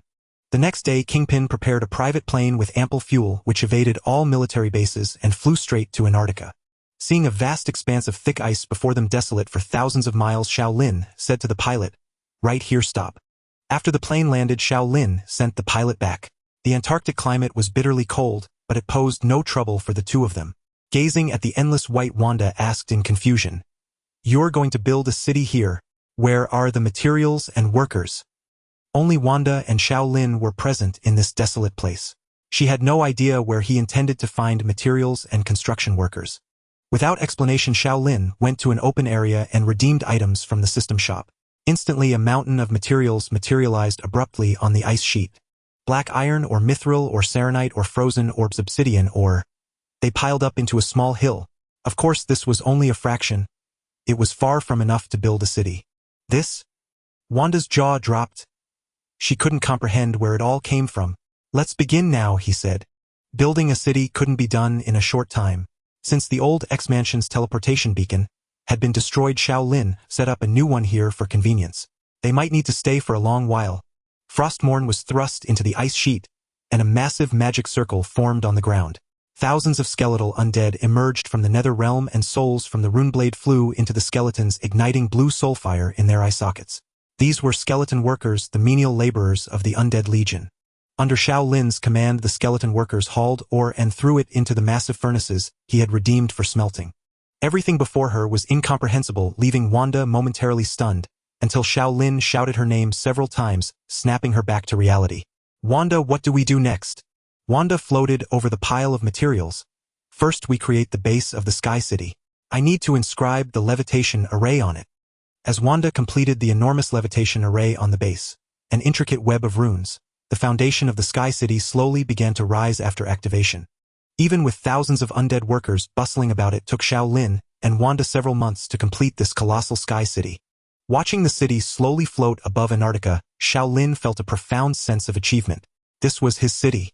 To ensure the city wouldn't be shot down in this dangerous world, Xiao Lin spent almost all his points to redeem dozens of magic energy cannons, placing them throughout every corner of the Sky City. Of course, the final reflective shielding system still needed installation. General Karlrut, Xiao Lin went to the Azeroth technology base and found General Karlrut, who was gathering intelligence from his subordinates. Though their technology far surpassed Earth's, only basic technology was available to the soldiers and generals on Earth. The reflective shielding system was one of them. "What can I do for you, Mr. Xiao?" Having stayed here for a while, he had only obtained a small amount of elemental energy blocks, far from enough to power his fleet, which left him somewhat dissatisfied. "I need your help to install the reflective shielding system on my Sky City." "All right." Having no other objectives lately, he was curious to see what Xiao Lin's Sky City looked like. When he stepped through the death gate to Antarctica, his jaw dropped in astonishment. A massive pyramid-like structure floated in midair with enormous skulls at each corner. Exits for the Scourge's plague of undeath from Azeroth, which Wanda had also replicated. The Sky City cast a vast shadow on the ground. He saw no flames from propulsion engines. Perhaps it had an anti-gravity engine, something far beyond current human technology. Even S.H.I.E.L.D.'s helicarrier under construction required 4 massive engines, combined with an anti-gravity system to stay airborne for extended periods. Another month passed before the cloaking system was fully installed on the city. General Karlrut had been on Earth for several years, and for the first time he felt this planet was not simple. Though their technology might be inferior, they far surpassed his kind in certain mystical forces. He had also calmed down. Even if he found the Queen with his current power, he couldn't confront the increasingly powerful Kree. Perhaps they needed deeper cooperation to fulfill his dreams. The newly built X-Mansion had 5 zones: the superpower training ground, residential area, research center, storage room, and control center. "Wow! Headmaster, is this our new school? It's so much bigger than before." After stepping out of the teleportation array, the students saw the vast open campus and ran around excitedly. The city could accommodate tens of thousands for living and learning, but currently there were only about 60 people here. Whoosh! Xiao Lin felt a breeze brush past him, catching a glimpse of a figure. He saw Pietro and asked in surprise, "Lin, is this the city you and Wanda built in all this time? It looks huge, and it seems to be floating in the air." He said with some pride, "That's right, this is the Sky City, a city hidden in the sky. Our new X-Mansion. It'll add many new facilities here in the future." This time Xiao Lin didn't want ordinary people to enter this new X-Mansion. At least for now, he intended to keep it hidden. At a little past 10 in the evening, Xiao Lin stood alone atop the highest point of the Azeroth technology building, gazing down at the nightscape, a pang of nostalgia for his homeland stirring within him. Once the Sky City was completed, he found himself with nothing to do again. Physical training and combat drills had lost their purpose. When one's power reached a certain threshold, even the most exquisite techniques paled before a single overwhelming punch.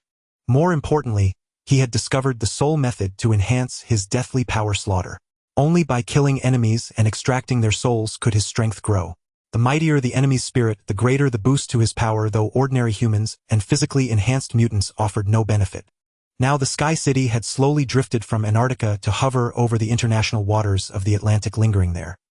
He had no intention of moving it above American territory lest it invite unnecessary trouble. Even cloaked, it might be detected. Suddenly, he spotted a motorcycle engulfed in flames, racing down a street below, chasing after a car. Against the pitch-black night, it blazed like a beacon. Xiao Lin saw the rider of the flaming motorcycle. No, it could hardly be called human. Where a head should be, there was a skull wreathed in fire. People along the street screamed and scattered in every direction. Was this the Ghost Rider Johnny? A spark of interest ignited within Xiao Lin. He summoned his mech suit and under the cover of darkness gave chase. Halt! The frantic pursuit on the ground eventually caught the attention of the police. Seeing the blazing motorcycle, they panicked, fearing it might explode at any moment. As they drew closer, they noticed the rider's head was also ablaze. When the Ghost Rider's skull turned to face them, the officer behind the wheel shuddered, sending the car skidding and rolling sideways. The chase led to the outskirts. Xiao Lin, unable to contain himself, dove from the sky. Boom! His mana-powered mech landed before the Ghost Rider, one hand clamping down hard on the motorcycle's front. The immense impact drove Xiao Lin back a few steps, the mech's feet gouging 2 long furrows into the ground. Who are you? Why do you block my path? A raspy voice emerged from the Ghost Rider's throat. Xiao Lin saw the soulfire flicker in the skeletal eye sockets. Perhaps agitated by the vanished car, the rider grew restless. Xiao Lin leaped down from his mech. You're the Ghost Rider Johnny Blaze. Somewhat surprised that the man knew his name, the Ghost Rider had no patience for conversation. The flaming chain in his hand lashed out like a living serpent coiling toward Xiao Lin. Caught off guard, one of Xiao Lin's hands was ensnared by the chain. The flames seared his skin, delivering a distinct burning sensation. This must be hellfire. Their eyes met. In the Ghost Rider's gaze, Xiao Lin sensed a peculiar flame imbued with a purifying essence. Much like the fire that had cleansed Grand Duke Balver the Red Dragon's flame, both seemed capable of burning away evil. System alert, mental attack detected. Activating auto-defense. Was this the Ghost Rider's penance stare? Xiao Lin wrenched free of the chain's grip and summoned a gargoyle to shield himself. Bang! Bang! Bang! The heavy chain struck the gargoyle's stony hide, spiderwebbing it with cracks. With a shower of sparks, the gargoyle shattered into a heap of ordinary rubble. Having gauged the enemy's approximate strength, Xiao Lin drew his own weapon and charged at the Ghost Rider. The chain was forged from an unknown material. Even Frostmourne's blade striking it felt an unnatural hardness, unable to sever it. The Ghost Rider was a master of the chain, wielding it from cunning angles to bypass Xiao Lin's weapon, each blow a dual assault of physical force and flame magic. Xiao Lin found his unholy aura and blood aura useless against the Ghost Rider, who was nothing but a skeleton stripped of flesh. If so, Frost aura should prove effective against him. Converting all his deathly power into Frost aura, Xiao Lin's chilling skill, Howling Blast, spread to engulf the Ghost Rider, steadily draining his heat. With his other hand, he seized the chain, now sluggish as the rider's reactions slowed. The flames in the rider's eyes guttered as his strength waned. He tugged at the chain, but Xiao Lin held it fast, refusing to let go. Ice and fire clashed, and in the end Xiao Lin's frost prevailed. Why didn't the Ghost Rider simply release the chain? Then the flames upon him abruptly died, leaving an ordinary white man in their place. Just as his sword was about to pierce the man's body, Xiao Lin halted the blow. The icy tip hovered less than a centimeter from Johnny's nose. He felt his hairs stand on end, a cold sweat breaking out in terror. Perhaps because the spirit of vengeance had retreated once more, Johnny shed his earlier grim demeanor and stammered, Who are you?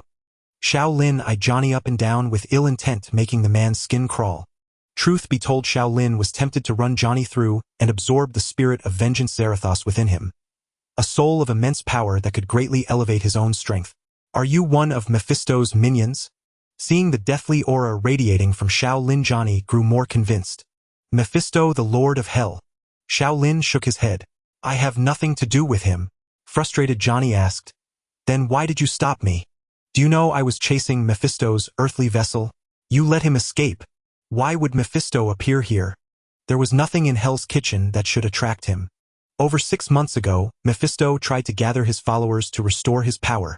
I've been tracking him ever since. Otherwise have recovered enough to be unstoppable in this world. System alert, mission difficulty S. Drive the Lord of Hell Mephisto back to the underworld. Reward 200,000 exchange points. The sudden shrank mission underscored its peril. Yet seeing the Ghost Rider chase him earlier, could a twist be on the horizon? And 6 months ago, was he here because of me? Back then ID felt a faint presence watching me from the shadows.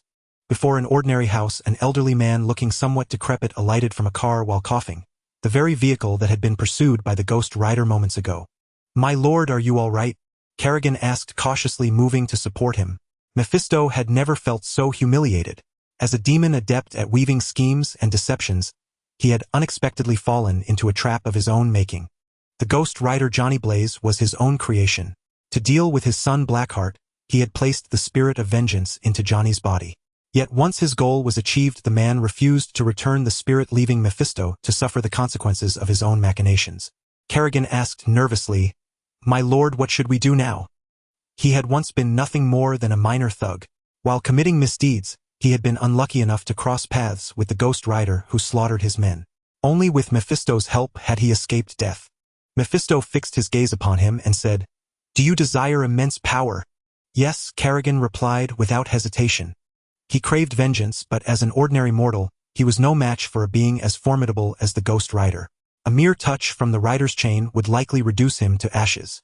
Mephisto placed his hand on Kerrigan's shoulder, channeling a murky, decaying force into his body. After doing so, he felt his own strength wane even further, as if this vessel could expire at any moment.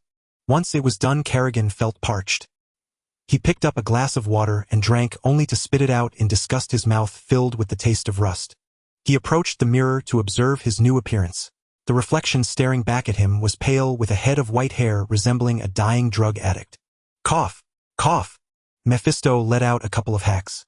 This is the price of power. Kerrigan stared in disbelief at the iron cup in his hand, now covered in rust. He then touched a pot of flowers on the windowsill, watching as they instantly withered and decayed. Ha ha ha! I have superpowers too! Kerrigan excitedly experimented everywhere, wreaking havoc in the room. Idiot, don't squander the power I gave you. Once it's spent, there's no more, Mephisto chided. Mephisto felt his current body could die at any moment. Having gone through great trouble to possess a vessel and descend to the mortal realm, he had no intention of slinking back in disgrace. Otherwise he would lose face before the demon lords of other dimensions. This body is failing. I need you to find me a suitable vessel. Once I regain some strength, I can make you even more powerful. Kerrigan ceased his destruction and replied respectfully, Yes, my lord. Now I want you to go to S-H-I-E-L-D and obtain the Tesseract for me. That will allow me to open a passage between hell and the mortal world, letting more of my power descend into this realm. He had originally been reluctant to provoke an organization like S-H-I-E-L-D. However, during his last clash with the Ghost Rider, all his followers, who could have restored his strength, had been killed. Recruiting so many disciples in such a short time was impossible, and his power would not last much longer. So he might as well take a gamble. Then the entire world will be mine. I will devour every soul in Asgard's Valhalla. The mere mention of Valhalla made Mephisto's tone grow excited. Mephisto's true desire for coming to this world was not the souls of Earth's humans. Those were already his by right. What he truly coveted were the souls of the Valkyries in Asgard's Valhalla. Absorbing them would make him immensely more powerful. Remember, do not betray me. Otherwise, when you die and descend to hell, I will make you suffer endless agony. Yes, my lord. I will do everything in my power to help you. Kerrigan nodded frantically. He didn't fully grasp Mephisto's words. All he knew was that by aiding this being, he could gain the strength to exact his revenge and perhaps even achieve immortality. He cared not whether his benefactor was an angel or a demon. The Tesseract, the space stone among the Infinity Gems, had been dredged up by Howard Stark decades ago. It had been kept in S-H-I-E-L-D's custody ever since. How Mephisto had learned of its existence remained a mystery. On the other side, Johnny Blaze mounted his motorcycle, which had reverted to its original form, ready to depart. He needed to find a new place to stay. Just as he was about to leave, Xiao Lin grabbed the handlebar of Johnny's bike. Johnny, I can go with you to find Mephisto and drive him back to hell. How about coming with me? I still can't control the spirit of vengeance within me. It's better I travel alone. I don't want to end up killing people who have only committed minor sins. Johnny refused Xiao Lin's offer. He had grown accustomed to solitude over the years. Xiao Lin then recalled that the Ghost Rider could see a person's past through their soul. Anyone with even a hint of wrongdoing in their history would be slain and their soul consumed. All of Kingpin's men in Hell's Kitchen were hardened criminals. The last thing Xiao Lin wanted was for the Ghost Rider to eliminate every single one of them. Let's exchange phone numbers. Contact me if you find Mephisto. Aunt May, I won't be coming home tonight, Parker said cautiously into his phone, glancing at Director Fury, and Agent Hill beside him, unsure how to explain his absence for the next several days. Agent Hill snatched the phone from Parker's hand. Hello, I'm Maria Hill, Parker's teacher. He has an important academic competition coming up and needs to prepare intensively at school. Well, arrange accommodation for him here. Hearing an unfamiliar female voice on the other end, Aunt May asked, puzzled, what competition? How long will it take? Aunt May, just 1 week. They'll bring home a big prize. I need to study now. Good night, Aunt May. Parker took back the phone, said a few hurried words, and hung up. Fury joked, Parker, are you afraid of your Aunt May? No, I just hate hearing the worry in her voice. Life has been hard for her ever since Uncle Ben passed away. Hill interrupted him. All right, little spider. It's time to start your training. If you want to become an Avenger, you still have a lot to learn. With that, she turned and walked away. Fury patted him on the back. Go on. Someone will help you from here. Spider-Man. Parker hurried after her, hesitating for a moment before asking, Sister Hill, will I really get a monthly salary? Parker's address put Hill in a good mood. Of course you will, provided you train hard. There will be plenty of criminals for you to handle in the future. Months ago, Coulson had approached Parker inviting him to join S.H.I.E.L.D. It was only recently upon learning that Aunt May had lost her job, and the family was facing financial strain that he had accepted the offer. There was some connection between the vengeful spirit within Johnny and Mephisto. As long as they were within a certain range of each other, they could both sense it. Although he hadn't located Mephisto yet, Johnny believed he was still in New York. Wearing a long trench coat, he walked into a burger joint by the roadside. He patted his nearly empty wallet and said, "Give me a burger with egg and bacon." No sooner had he sat down than intense gunfire erupted across the street, accompanied by the cries of innocent bystanders. The entire street descended into chaos. With a crash, the glass window beside Johnny shattered from a stray bullet showering him with shards. He turned to see several robbers and police officers engaged in a fierce shootout, taking cover behind cars. The officers were visibly flustered, never expecting the robbers to be so ferocious. While on patrol, they had just responded to a report and arrived at the scene only to immediately clash with the criminals fleeing the bank. Witnessing the turmoil outside, the patrons of the burger joint fled in panic. One person was hit in the arm by a stray bullet as he ran, blood spilling onto the ground. Pinned down by the robbers' overwhelming firepower behind their vehicles, several innocent pedestrians had already fallen by the roadside. "Hey buddy, you'd better get out of here. It's dangerous," the burger shop owner said, rushing over to pat Johnny's shoulder before crouching low beside the table for safety. Johnny stood up trembling and walked outside. Flames ignited in his hands and half of his face intermittently transformed into a skull. He felt he could no longer suppress the vengeful spirit within him. From somewhere, he produced a long chain which burst into roaring flames. "Quick, get in the car. We've got the money?" One of the robbers shouted to his comrade, who was spraying bullets with a machine gun, clutching a bag of loot from the bank.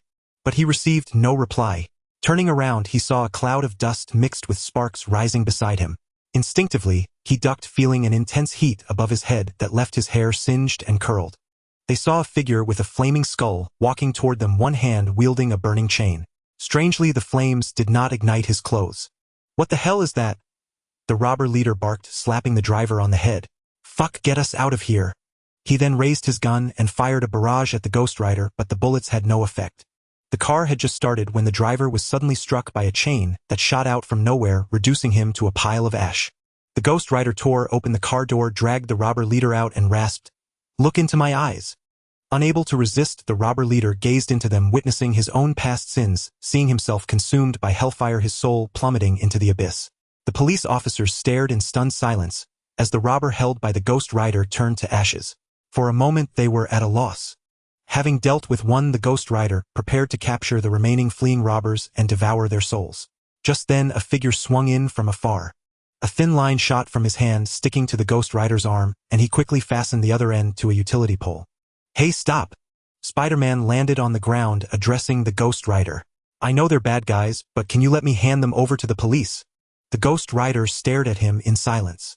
To him, Spider-Man was merely another obstacle in his path to punishing sinners, and he felt the urge to reduce him to ash and consume his soul. "You want to fight me?" Spider-Man deftly dodged the incoming chain, a hint of eagerness in his voice. "I've been training hard these past few days. You'll make a good test." Spider-Man's hands shot out white webs, wrapping layer after layer around the Ghost Rider. "Ha! What do you think? My webbing is pretty strong, huh?" he said before turning to web up the fleeing robbers as well. After finishing, he leaped onto a police car and called out to the officers behind it. "Hey officers, I've got everything under control here. Take them away now." But before he could celebrate, the Ghost Rider erupted in flames, burning all the webbing to nothing in an instant. Spider-Man barely managed to twist aside as a fiery chain whipped past his waist, wrapping around him several times before yanking him toward the Ghost Rider. A pair of steaming hands clamped onto Spider-Man's shoulders. "Look into my eyes." The skull was inches away, its gaze fixed on him as the Ghost Rider activated his penance stare. "What am I supposed to see?" After several minutes of staring, nothing happened. Confused and full of questions, Spider-Man broke free and leaped aside. The penance stare had failed, leaving the Ghost Rider stunned for a few seconds. But Spider-Man was also struggling. The Ghost Rider's hellfire rendered his webs useless, and having only ever dealt with common thugs, facing such a powerful opponent made him hesitant and cautious. Parker is still just a middle schooler. In beginning to doubt whether recruiting him into the Avengers was the right call, Fury sighed as he watched the scene on the monitor. He picked up a headset and said, "Barton, Natasha assists Spider-Man. I don't want a newly recruited Avenger to be taken out just like that. And help bring that guy to S-H-I-E-L-D. He's too dangerous." "Yes, sir." Barton, Natasha, and the S-H-I-E-L-D agents who had been positioned on a nearby rooftop sprang into action. Fury then turned to Agent Hill beside him and ordered, "Get the reporters out of there. I don't want today's events to become public knowledge. Lin, come quick. Look at the news. There's a guy in New York with a flaming skull for a head, and he's fighting Spider-Man." Quicksilver, who was lounging at Xiao Lin's place watching TV, shouted excitedly. Was he talking about the Ghost Rider? Xiao Lin walked over to the TV and saw the live news coverage. Why were Spider-Man Parker and the Ghost Rider Johnny fighting in the streets of New York? "Lin, is that Skullhead a mutant? Should I go bring him in?" Quicksilver was eager to find more mutants but had made no progress. "He's not a mutant." Before he could watch much longer, the TV feed switched. Xiao Lin knew he couldn't just wait here, with such a major battle erupting in the city S-H-I-E-L-D, or the military would inevitably intervene. He couldn't let the Ghost Rider be captured, otherwise how would he complete his mission? "Report, sir. The nearby streets have been completely sealed off." Natasha and Barton did not immediately go to assist as Fury had ordered. Natasha felt that Parker still needed more combat experience to improve. During the training sessions over the past few days, she had discovered that Parker was a superhero with extraordinary strength, agility, and keen senses, but his fighting relied entirely on instinct without any thought given to conserving energy. However, he was not so easily defeated for the moment, and if he chose to flee, the Ghost Rider would never be able to catch him. At least that was her assessment. The Ghost Rider in battle seemed tireless. Several times the iron chain in his hand suddenly lengthened, nearly ensnaring Parker's foot. "Move out." After another 10 minutes or so, seeing that Parker was beginning to show signs of fatigue, Natasha raised her hand and the agents emerged from their concealed positions. They knew that low-powered weapons would be ineffective against the enemy before them, so they brought out powerful rocket launchers and heavy machine guns. Parker swung in from the air, intending to kick the Ghost Rider into the fountain at the center of the square, when he heard a whistling sound beside his ear. A rocket-propelled grenade whizzed past him, sending the enemy flying a great distance before erupting into a burst of sparks midair. Parker turned to see numerous S-H-I-E-L-D agents appearing from nowhere, unleashing a barrage of weapons upon the Ghost Rider. He muttered to himself with some dissatisfaction, "I can handle this. It won't be long before I take him down." Before Parker could finish, a chain extended from the hail of bullets and wrapped around his neck. "Cease fire." Seeing the Ghost Rider pulling Parker toward him, Natasha quickly halted the attack. "It's burning! It's burning!" Parker yelled, tugging desperately at the chain, but his hands were scalded red. For an ordinary person, they would have been reduced to ashes by now. "Parker, I told you before. Never let your focus waver in battle until you've confirmed the enemy's status." Listening to Natasha's lecturing from the sidelines, Parker couldn't help but roll his eyes. "Teacher, give me a hand. I can't breathe." When the smoke cleared, they saw the Ghost Rider reappear before them, completely unscathed, not even a tear in his clothing. Flames of soulfire flickered in his eye sockets as he pulled Parker toward him with both hands. Seeing Parker's predicament, Hawkeye drew an explosive arrow and struck the Ghost Rider's hand. The blast force caused the chain to fall from his grip. With Parker freed, the agents surrounded the Ghost Rider, once more bullets and shells hammering him, relentlessly forcing him to retreat. Just as the Ghost Rider seemed on the verge of exhaustion and defeat, a figure dropped from the sky. With a resounding boom, the hard pavement cracked in all directions. "It's not right for so many of you to gang up on one." It was Xiao Lin who had arrived, clad in runic armor, his voice icy. Director Fury rose from his seat before the monitors, muttering in surprise. What exactly is Xiao Lin up to? Yet he gave no order for his men to withdraw. He wanted to see the gap between Spider-Man and Xiao Lin. 3 Harrier jets were on standby nearby, ready to provide support at any moment. Xiao Lin fixed his gaze on the leaping Spider-Man. Parker. With a death grip, he seized him, grabbing his neck and slamming him into the ground, leaving Parker dizzy and disoriented. "Spider-Man!" Seeing her student being brutalized, Natasha abandoned the assault on the Ghost Rider. She pulled out a palm-sized device and hurled it at Xiao Lin, where it adhered to his armor. ZZZZZT. A powerful current coursed through Xiao Lin's body, but Parker, pinned beneath him, was also jolted into agony. Natasha had no choice. Xiao Lin's true identity was known only to Fury Coulson and Agent Hill. The enemy's origins were unknown, and she feared Parker might not survive. The intense current only made Xiao Lin pause momentarily. As Natasha's long leg swung toward his arm, he caught it with his other hand. But Spider-Man's strength was formidable. Xiao Lin couldn't hold him with one hand and Parker broke free. Since Parker had escaped, Xiao Lin couldn't resist using his free hand to caress Natasha's leg, though through the thick armor, he felt nothing. Seeing his teacher captured, Parker shot a web from his hand, plastering it across Xiao Lin's face, forcing him to release Natasha and wipe it away. On the other side, the Ghost Rider struggled fiercely. The overwhelming firepower from dozens of agents suppressed him, preventing any offensive. He could only swing his chain, detonating grenades and deflecting bullets. Xiao Lin unleashed a desecrated ground spanning 100 meters beneath all the S.H.I.E.L.D.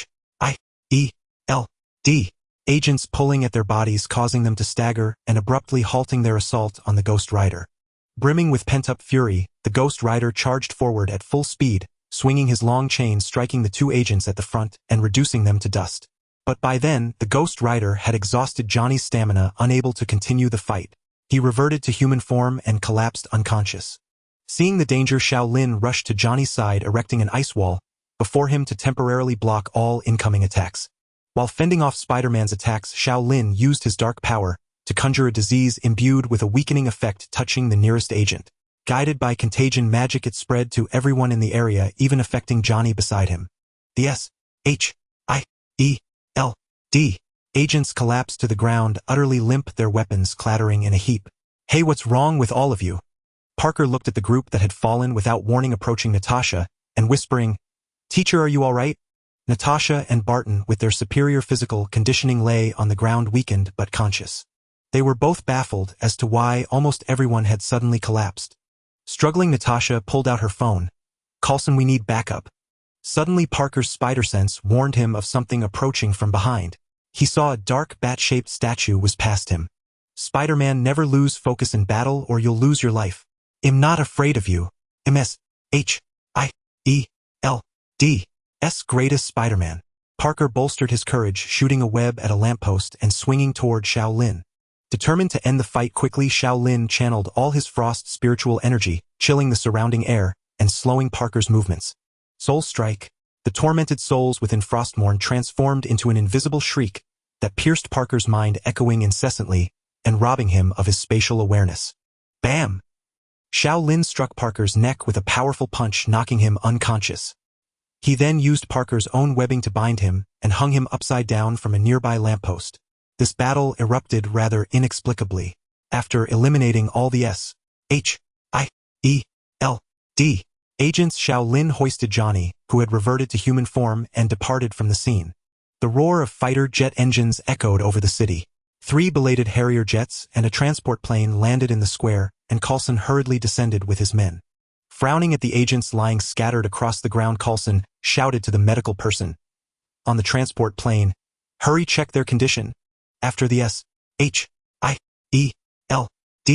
medics examined them, they found the agents on the ground were not seriously injured, though 2 had been reduced to ashes by the Ghost Rider's hellfire. Coulson dialed the director and asked, "Director Fury, everyone is fine, but they seem to have contracted some ailment, though it's not life-threatening.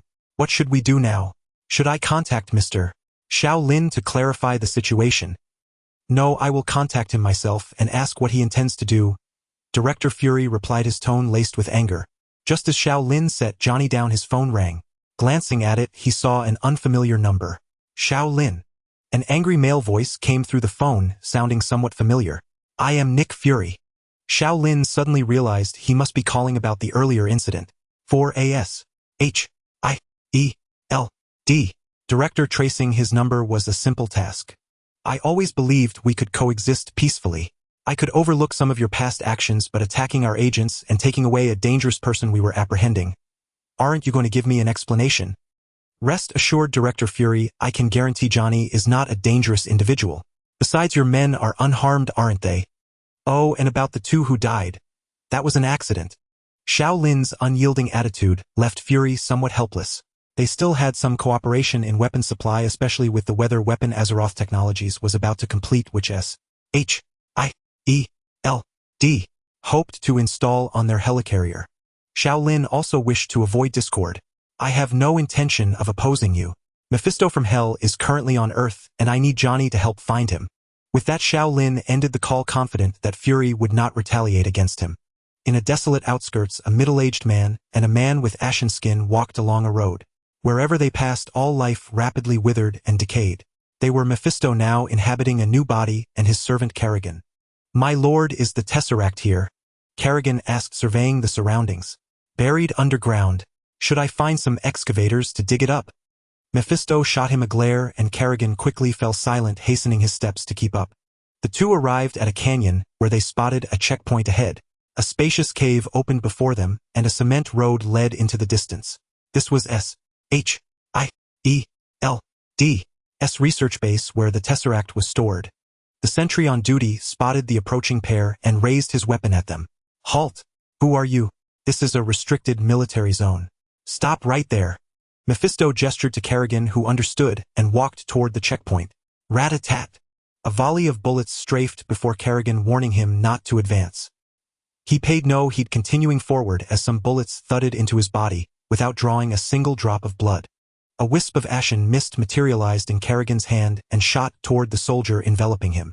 The soldier's body aged at a visible rate before crumbling into a pile of dust. They eliminated numerous soldiers along the way, advancing deeper into the corridor. Being near a hell demon was like being in a massive magnetic field. All electronic devices sparked and malfunctioned upon encountering Mephisto. S.H.I.E.L.D.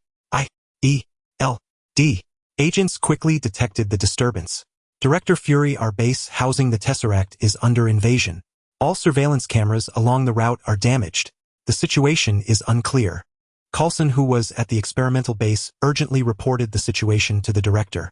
Another piece of bad news arrived, giving Fury a headache.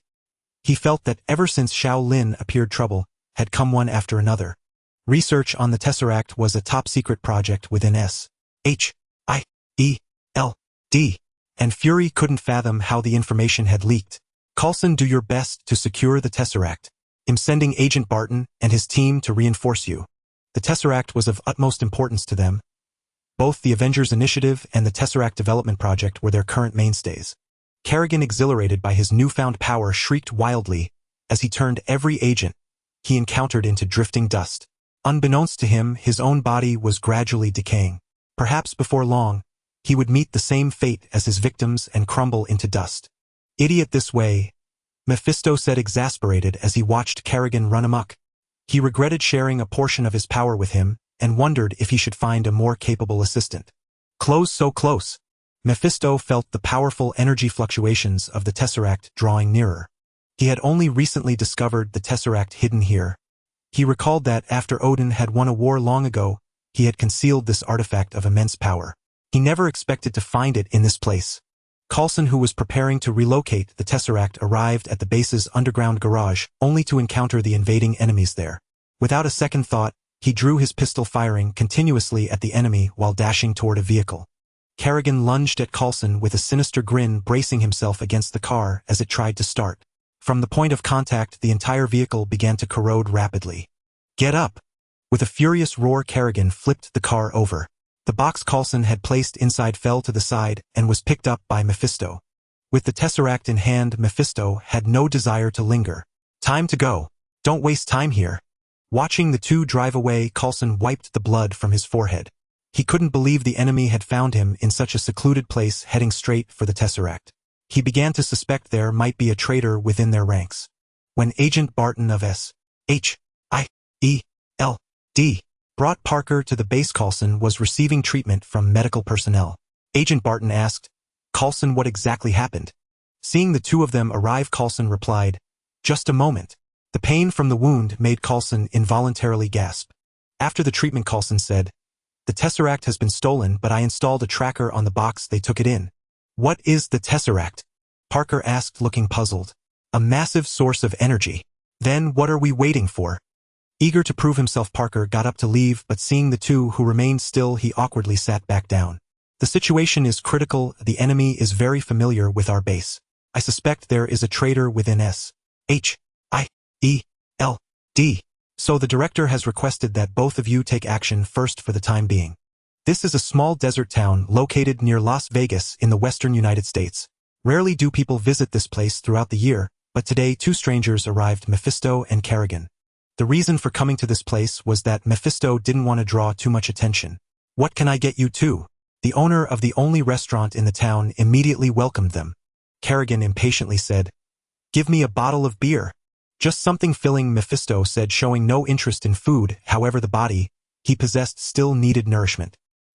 He despised the human body, weak and troublesome, and only the delicious souls he was about to obtain gave him a hint of hope.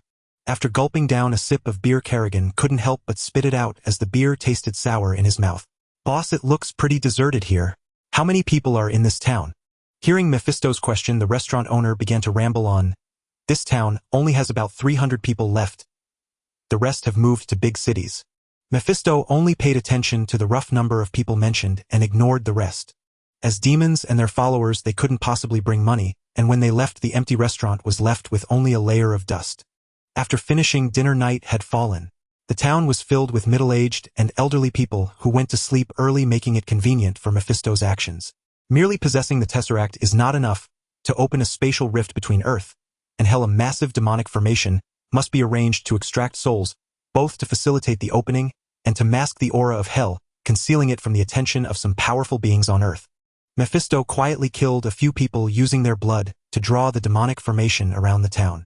Kerrigan, following along, was confused. He merely hoped that Mephisto could quickly regain some strength, still clinging to the dream of restoring his original body and attaining eternal life, completely oblivious to the treacherous nature of demons, perhaps simply unaware. As the final step of the demonic formation was completed, red unknown runes appeared on the ground, and an orange-yellow shield suddenly emerged, enveloping the entire town. The people in the town who were still asleep suddenly ignited in flames, waking up in agony as they turned to ashes. Translucent souls floated up from the ashes, looking around in confusion, and involuntarily drifted towards the center of the town. After completing this, Mephisto felt that the power he had brought to the mortal realm was nearly exhausted. "I need a day to communicate with Hell. Keep an eye on the outskirts of the town for me. I don't want any accidents, or otherwise you won't want to know the consequences." As Mephisto threatened, he walked towards the center of the town, where the formation was located, the key to communicating with Hell. "Yes, my lord." Seeing Mephisto's powerful abilities, Kerrigan became more respectful and even happier. Mephisto opened the box containing the Tesseract and began chanting the incantation, causing the cube to float towards the formation.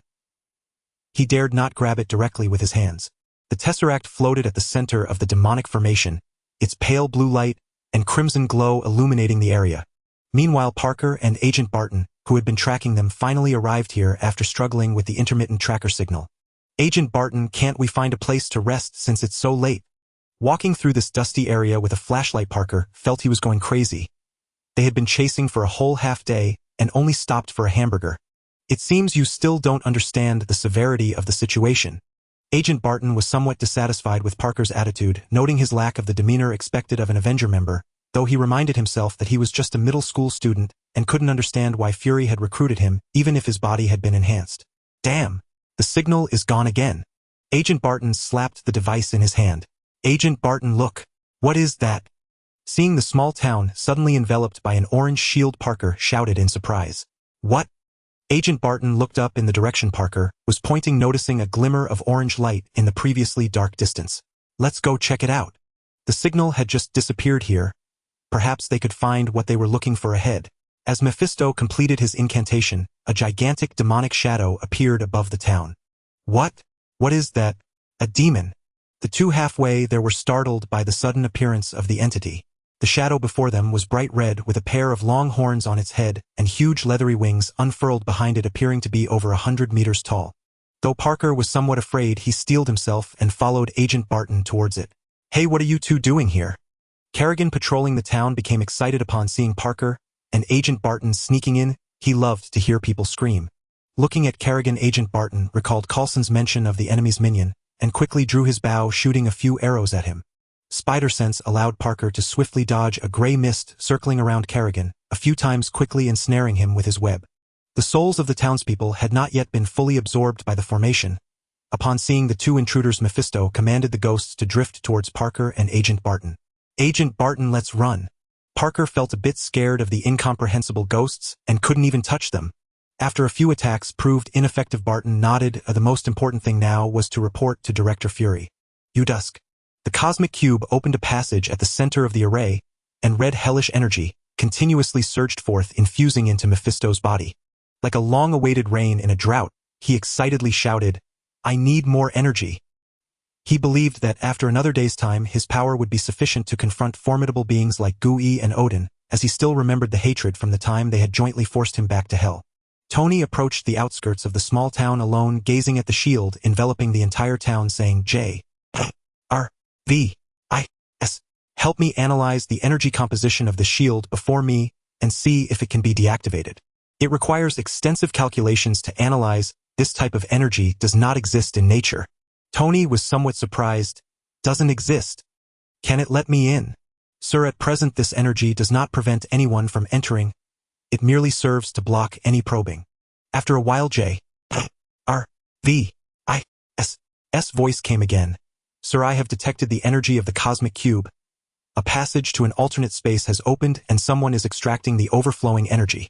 The screen of the iron armor also displayed the scene at the center of the array, a middle-aged man, a cube emitting blue light, and the mysterious symbols beneath his feet. 2 missiles were launched from Tony's shoulders. Before reaching the center, they wobbled and fell from the air. Although the iron armor was unaffected, the missiles clearly were not. "Damn it, more bugs are coming." Mephisto saw Tony outside the town along with a few others rushing from a distance, though they were just some average fighters. "But it doesn't matter, let them come. Let's give them a little trouble first." As soon as he finished speaking, some undead creatures from hell crawled out of the ground. "Forget it, let's wait for the others to arrive before we talk." After waiting for over an hour, Tony finally saw the others arrive slowly. Seeing Tony and Agent Barton walk straight in, Agent May asked, "Is it okay to just walk in like this?" Parker replied, "It should be fine, otherwise we have no other options, right?" As they stepped into the town, the scenery before them changed and strange sounds occasionally echoed. They saw some skinless humanoid monsters charging towards them. "Oh, so disgusting." Parker felt like he might vomit up the bread he had eaten that morning.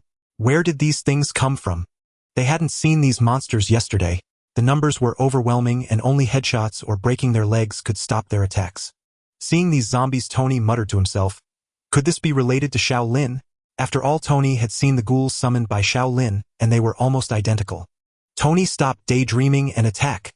Natasha shot a monster pouncing towards Tony in the head, the sticky brain matter splattering all over him. At that moment, someone suddenly fell from above Tony, tightly hugging his armor from behind. J-R-V-I-S warned, "Sir, the material on the surface of the iron armor is oxidizing at 1,000-fold speed." "Damn it!" Tony reached back and forcefully grabbed the person, throwing him aside. The palm cannon in his hands fired a scorching beam at the newcomer, burning a charred mark on him, though it seemed he wasn't severely harmed. Seeing him quickly slip away again, Tony chose not to pursue him further. The group fought their way forward towards the center of the town. "Mortal, who gave you the courage to seek death?" Mephisto, expressionless at the center of the array, looked at them and said, "It's still not too late to leave quickly. Sir, we merely wish to reclaim the object beneath your feet." Parker shot out a web, trying to retrieve the cosmic cube, but as he got close, he was shattered by the demonic energy surrounding the cube. Seeing this, the others hesitated no longer, but their bullets, palm cannons, and arrows were all blocked by the red hellish energy around Mephisto, causing no impact whatsoever. "I don't have time to play with you now, or just stay out of my way." Mephisto could not move at this moment, or else the power of hell would be wasted. Several bolts of crimson lightning struck towards their heads at lightning speed, plunging several people into an illusion where they began to attack each other. At that moment, Kerrigan, having gone through several battles, felt the power bestowed upon him by Mephisto had already been exhausted, and he looked on in terror as his body rapidly aged, finally turning to dust and scattering in the wind. Johnny, sitting on the plane, suddenly felt uneasy. As they approached their destination, he realized Mephisto's power was stronger than ever. He said to Xiao Lin, "Mephisto's power has become stronger. I fear I cannot defeat him now. I wonder how he opened a passage to the hell dimension and is still drawing power from it." "Don't worry, there's nothing to be concerned about." In the distance, he could see the conspicuous shield that stood out even in daylight. Xiao Lin suddenly pondered aloud. "Such an obvious area, can't S satellites see it? I don't seem to have seen them take any action." The demonic array blocked all external perception of what was happening inside, and Xiao Lin was unaware that the Avengers had already entered. Just as he finished speaking, the engines and various instruments on the plane instantly stopped working, and it rapidly plummeted downward. "I truly have a curse of bad luck." Xiao Lin casually tossed a parachute to the pilot. "Take this." He turned around, kicked open the door beside him, and jumped out, casting various protective spells around himself while in the air. Bang! Bang! Bang! 3 loud crashes. Xiao Lin, Ghost Rider Johnny, and the monstrous Blonsky smashed into the ground, creating 3 massive craters. Brushing off the dust from his clothes, Xiao Lin looked at the other 2 not far away and waved to them. Now I finally understand why Fury and the other forces haven't mobilized to surround this place. It seems that an unknown energy has rendered electronic devices inoperative. Could it be Mephisto's influence? Johnny, transformed into Ghost Rider, had always been very quiet, a monster who acted without speaking. That guy Johnny has indeed come back. Mephisto, floating in the air, suddenly opened his eyes. Wait, and that creature emanating the aura of death, how could he be with Ghost Rider? Aren't they supposed to be fighting each other? Mephisto had always thought Xiao Lin was a fanatic worshipper of death, and he had intended to recruit him as a follower. Having identified his target, the abomination charged forward like a heavy war chariot, having been cooped up in Sky City for far too long. The Ghost Rider had somehow acquired a motorcycle, igniting its engine with hellfire, while Xiao Lin summoned his death steed. Fearing that Mephisto's power was growing too great to withstand, they all hastened their pace toward the small town. The barrier surrounding the town sealed everything within from view. Seeing the Ghost Rider ignore the barrier, Xiao Lin followed suit and charged through. Before they even neared the center of the formation, the sounds of explosions and combat echoed from not far away. Xiao Lin witnessed Iron Man battling Spider-Man, Hawkeye locked in combat with Black Widow, and 2 unfamiliar agents also exchanging blows. Fortunately, none seemed severely injured. The Ghost Rider, Xiao Lin, and the others ignored the skirmishes along the way. They knew Tony and the rest were trapped in an illusion but had no means to break it, so they pressed on. The Ghost Rider charged directly at Mephisto, his fiery chain, striking the barrier with the sound of solid impact. The Tesseract. Xiao Lin spotted the Space Stone. He was admittedly tempted, for it represented boundless energy, though few could truly harness it, and the mighty Thanos had his eyes fixed upon it. Blonsky, shatter that barrier. The abomination growled. As you wish, master. His hands glowing red, he leaped high and struck the barrier with his fist. At the heart of the formation, Mephisto felt the barrier shudder. The giant's strength surpassed his expectations, carrying a strange power of blood. The creature didn't seem to be a vampire. Xiao Lin drew Frostmourne and charged on his warhorse, the cursed blade screeching against the barrier. Mephisto roared in fury. Damn you! You dare oppose a master of a realm! Xiao Lin sneered. Save your breath. This is not your domain. Crawl back to hell. Mephisto held sway over all of hell and lacked not for minions. Though the open portal could not admit powerful hell lords, he could summon countless undead just as before. Mephisto sent a mental command through the portal opened by the Tesseract, calling his soldiers to battle. A surge of death energy erupted from the ground, spewing forth hordes of hell's undead. Skeletons, zombies, vampires, and wraiths. Though mere low-level undead, they came in overwhelming numbers. In an instant, the 3 were surrounded. What's happening? Freed from the illusion, as Mephisto's control wavered, the others saw the tide of hellish creatures and scrambled to escape. Is that Lin? Tony spotted Xiao Lin and the others before the demonic formation. He moved to fly over, but Natasha held him back. We need to leave first. Though Xiao Lin and his companions could easily slay the monsters, for every one they killed, several more crawled from the earth. The sky darkened, light swallowed by Mephisto's power, leaving only the Ghost Rider's flames to illuminate the scene. An ordinary person would have lost their mind under the influence of such concentrated death energy. Xiao Lin drove Frostmourne into the ground, and from his side undead creatures also emerged. The 2 armies clashed, and with the abomination and Ghost Rider they managed to hold the line. As Xiao Lin approached the barrier, Mephisto spoke. I sense a profound death energy within you. Join me and I shall grant you even greater power. Bang! Xiao Lin struck the barrier again and again. What power do you truly hold in the mortal realm? Can you stand against the ancient order? Against Asgard? Seeing Mephisto's grimace, Xiao Lin drove Frostmourne, now saturated with death energy, through the devil's defenses. With a crisp crack, the protective barrier of the demonic formation shattered. Mephisto, growing frantic, sent a stream of gray energy, hurtling toward Xiao Lin, desperate not to see his plan fail. The wailing of the dead surged at Xiao Lin, but Frostmourne absorbed it all. He spoke with a hint of relish. Is that all? Give me more. What weapon is that to devour souls? Mephisto sensed the tide turning against him. No wonder his soul-woven barrier had been so easily shattered. His powers were largely countered. Xiao Lin paid him no heed, charging into the heart of the formation. His death grip seized Mephisto firmly. Come out! Caught off guard, Mephisto was yanked down. With a roar he tried to retreat, but Xiao Lin held him tight, and together they plunged into the dense well of death energy. Ah! Xiao Lin felt waves of death energy surging into his body, while Frostmourne drank deeply of souls. Mephisto seethed with rage at this theft. Though this power was a trifle to his true form, he would not tolerate anyone stealing from him. Get out! Realizing he could absorb Mephisto's power, Xiao Lin had no intention of leaving. The runes on his body blazed green, and the energies of the Death Knight and the demon collided at the center of the formation.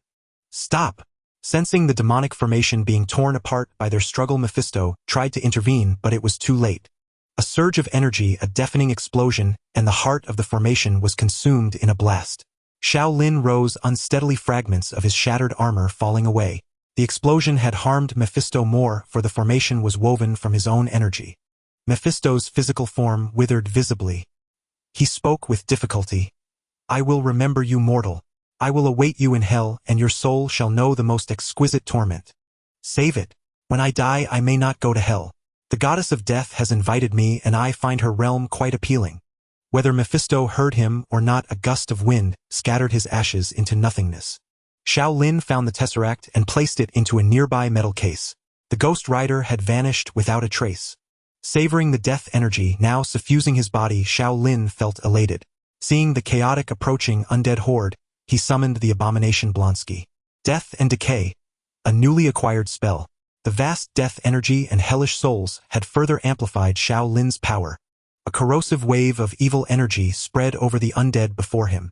Within 100 meters, everything, buildings, creatures, all matter, slowly crumbled to dust. The mindless undead charged at Xiao Lin only to turn to ash. Afterward, Xiao Lin felt utterly drained. Mission complete. Drive Mephisto back to hell. Reward 200000 exchange points. The task had seemed deceptively simple for such a bounty. In the distance, Tony and the others gazed at the small town shrouded beneath a black canopy and an orange demonic summoning circle, uncertain whether they should enter. Parker asked, "So are we just going to stand here and watch?" Natasha, clutching her arm wounded by Hawkeye's arrow, replied, "Do you have a better idea? I'd rather not get shot in the head by one of our own. Let's wait until Mr. Xiao Lin deals with that demon before we go in." Everyone was still shaken by what had just transpired. None of them had any time to react before they were engulfed in illusions. Even Tony, with Jarvis' constant warnings, couldn't snap out of it. Just then, the energy barrier surrounding the town dissipated. Tony activated his Iron Man suit and led the way, flying inside. Along the path, they saw nothing but shattered houses, mangled corpses, and a foul stench that assailed their nostrils. Even the battle-hardened SHIELD agents who had endured numerous conflicts could barely stomach it. For Spider-Man, who was merely a middle school student, it was unbearable. He retreated to a corner and vomited profusely. With the demonic circle destroyed, the town's electronic devices returned to normal. Xiao Lin called Kingpin and waited for the helicopter to arrive. As the group reached the town center, they found that what was once a plaza and buildings was now a 100-meter-wide expanse of empty ground covered in white ash. Spotting the case in Xiao Lin's hand, Natasha called out, "Mr. Xiao." Xiao Lin turned around, knowing exactly what she wanted. "You want the tesseract? Tell Fury to come find me." With that, Xiao Lin and Blonsky boarded the arriving helicopter. Gazing at the hellish town below, Tony said nothing. He soared into the sky and flew toward New York. Parker, his face pale, asked, "Agent Barton, will we often encounter such terrifying?" He couldn't find the words to describe it. Barton patted him on the shoulder and said jokingly, "Kid, you'll get used to it." Leaving Parker's ashen face behind, he dialed Fury's number. "Director Fury, the target has been eliminated. However, the tesseract is now in Xiao Lin's hands. He demands that you come to him." Director Fury sat in his office at a loss. The deaths of hundreds in a small town were already a massive headache, and now the tesseract had been taken by Xiao Lin. There had been another town with mass casualties before. Though Pierce had somehow helped cover it up, no one would be doing him any favors this time. Just then, a screen in front of Fury lit up, revealing the members of the Security Council. "Fury, I hear you've lost the tesseract. Don't you have an explanation?" Another council member asked. "And what about that Chinese man? How did the tesseract end up with him? Is he connected to the one who stole it?" Fury didn't know how they had obtained the information so quickly, but he knew better than to ask. The theft was carried out by someone else. "He'll handle the tesseract." "Very well. What about your newly formed Avengers? Can you keep them under control?" Fury let out a bitter laugh. Do you honestly think I have the power to control Tony Stark? And Spider-Man is just a middle schooler. I don't care whether you can control them or not. All superpowered individuals must be registered. It's too dangerous otherwise. 2 towns' residents have been slaughtered and New York streets were destroyed by a giant's battle. This must be regulated. I trust you don't want to see such chaos again. All superhumans must be registered. Oh, and I'm sending you a file on mutants. I expect you to track down any unregistered ones. This? Fury's words were cut short as the screen went black. A bunch of idiots. They wanted to register the fiery skeleton or Xiao Lin or even Mephisto who had massacred an entire town. What a ludicrous idea. Fury didn't know how they had obtained the information so quickly, but he knew better than to ask. The theft was carried out by someone else. He'll handle the Tesseract. Director Fury, I don't think relying on the Avengers to solve problems is a viable plan, Hill said as she entered. She seemed to know exactly what Fury had discussed with the council. We'll discuss that later. Right now, I need to retrieve the Tesseract. At home, Xiao Lin opened the case containing the Tesseract. He sensed its immense energy, though he was still unable to harness it. Suddenly, a thunderous roar echoed from his yard. A Quinjet had landed in his garden. Wincing at the sight of his plants and trees battered and blown askew, he rushed downstairs to find Director Fury stepping off the aircraft. Xiao Lin complained, "Couldn't you just take a car and come through the front door?" Fury cut straight to the point. "You knew I'd come. The Tesseract is dangerous and you can't use it. Keeping something like this isn't a wise decision. And S-H-I-E-L-D can protect it. Don't forget just yesterday a demon snatched it from your base and massacred an entire town. I'm the one who took it back from him." Fury stared at him. "Name your terms. I have to take the Tesseract back. Our development project is only halfway done. You know I fought a demon from hell to get this back. I can't just hand it over. But if you agree to 2 conditions." Xiao Lin had considered keeping the Tesseract for himself, but now wasn't the right time and he couldn't use it anyway. "First give me a copy of S-H-I-E-L-D-S mutant registration files." Fury fixed his gaze on Xiao Lin. "That's classified S-H-I-E-L-D intel. I only just got it myself. How do you know about it?" Xiao Lin couldn't very well tell him about the scrolls embedded in the government. "Just say yes or no." "Fine. What's the second condition?" "If someone else takes the Tesseract from you again, the one I recover becomes mine." Seeing Fury's suspicious look, Xiao Lin added, "Don't worry, I'm not setting a trap." Fury extended his hand. "Agreed. Now give me the Tesseract." After verifying the cube was indeed inside the case, Fury took it and left. In a dilapidated room, a slender Asian youth sat on the floor, his eyes glowing with a white light.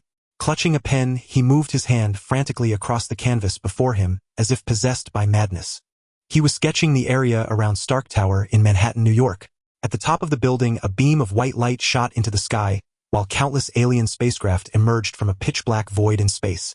On the other side loomed a massive floating city, surrounded by several colossal warships, with the city below already engulfed in the flames of war. After finishing the drawing, he sat on the floor drenched in sweat and wiped his forehead wearily. Just then, a few coughs echoed from within the room. He stood up and hurried inside. "Mom, are you feeling any better?" Cough, cough. His mother looked up and seeing her son still at home called out impatiently, "Xuanyu, why aren't you at school yet?" "I'm going to school now, Mom. Call me if you need anything." Seeing his mother merely coughing, the boy quickly stood up and rushed out. He went to his own room and stuffed all his previous drawings into his backpack. After leaving home, he didn't head toward school, but instead made his way to the most chaotic part of New York, Hell's Kitchen. He was there to find someone who could help cure his mother's illness. Walking cautiously along the street, he stopped in front of a small shop. A flower pot fell from above, crashing onto the path just ahead of him. Unfazed, he continued forward until he reached a grand, luxurious villa. After hesitating for a moment, he rang the doorbell. Inside the house, Xiao Lin was startled by the sudden ring of the doorbell. He found it odd, as few people ever came here, and those who did wouldn't bother ringing the bell. He walked outside and opened the door to find a young boy with Eastern features, not very tall, about 1.6 meters, carrying a heavy backpack. Xiao Lin asked curiously, "Who are you?" "I don't think I know you, do I?" The boy glanced around, looked nervously at Xiao Lin, opened his backpack, and pulled out a few sheets of paper, handing them over.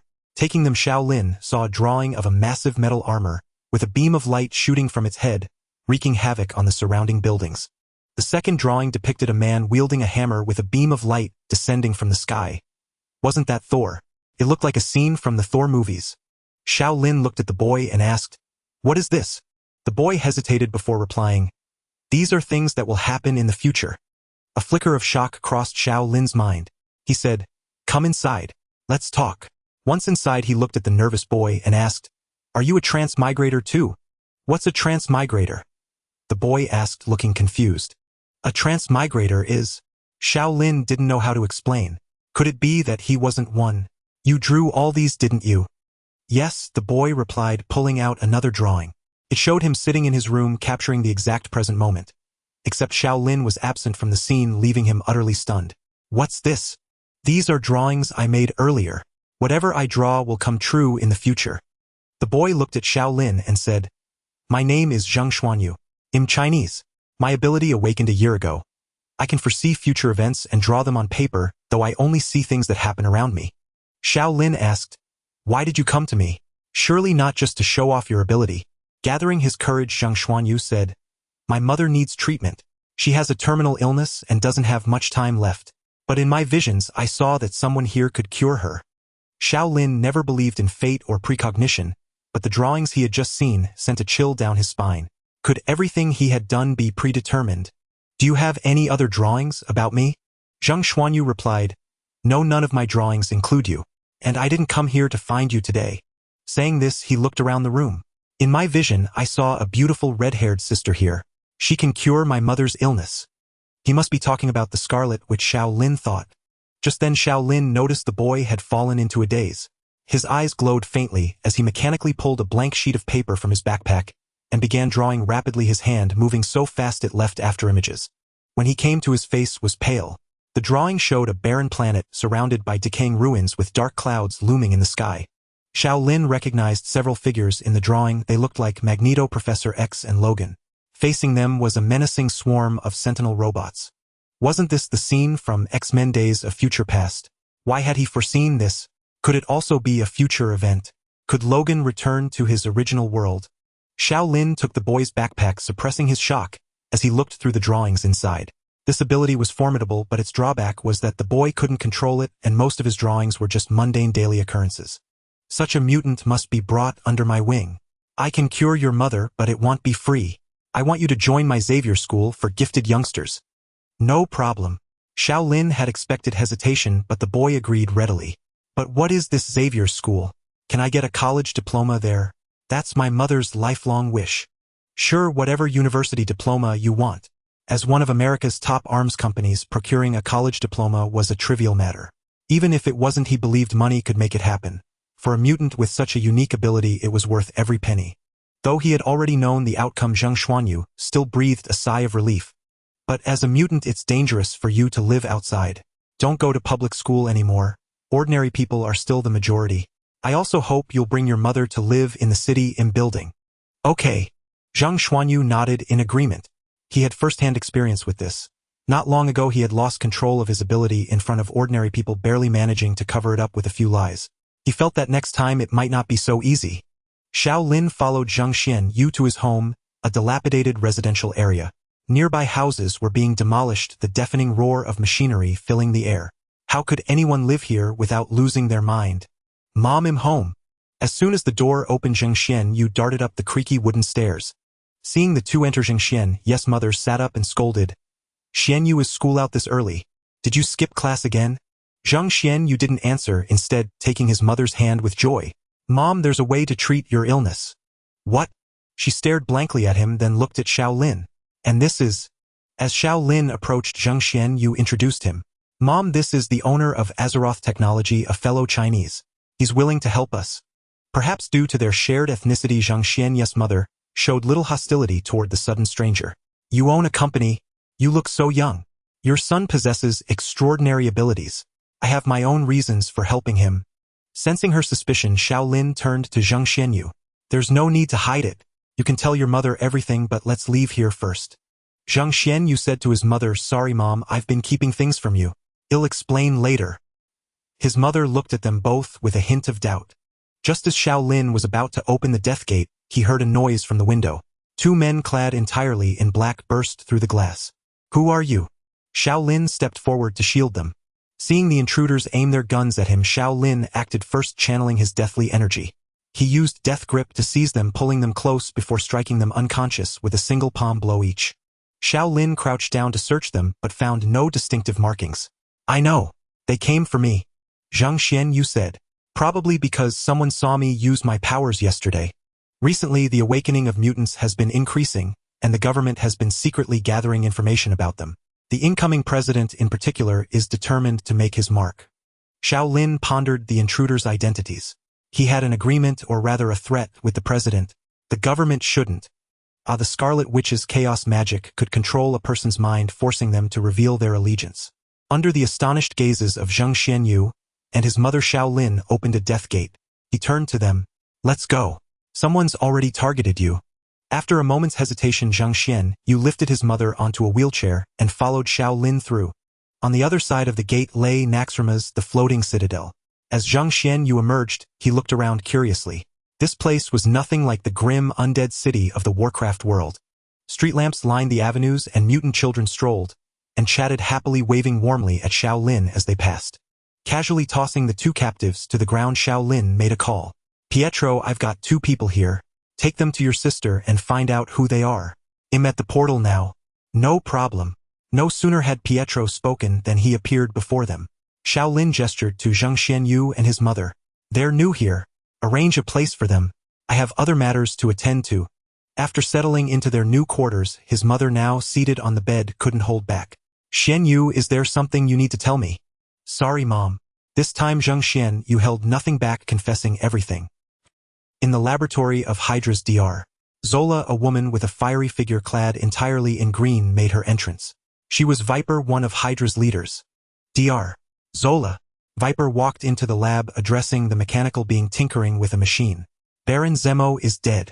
Did you know? Zola didn't look up, his hands never pausing. Of course I do.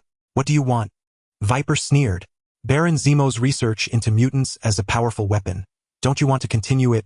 Imagine a mutant with enhanced mental abilities controlling your mind. You wouldn't be able to transfer your consciousness.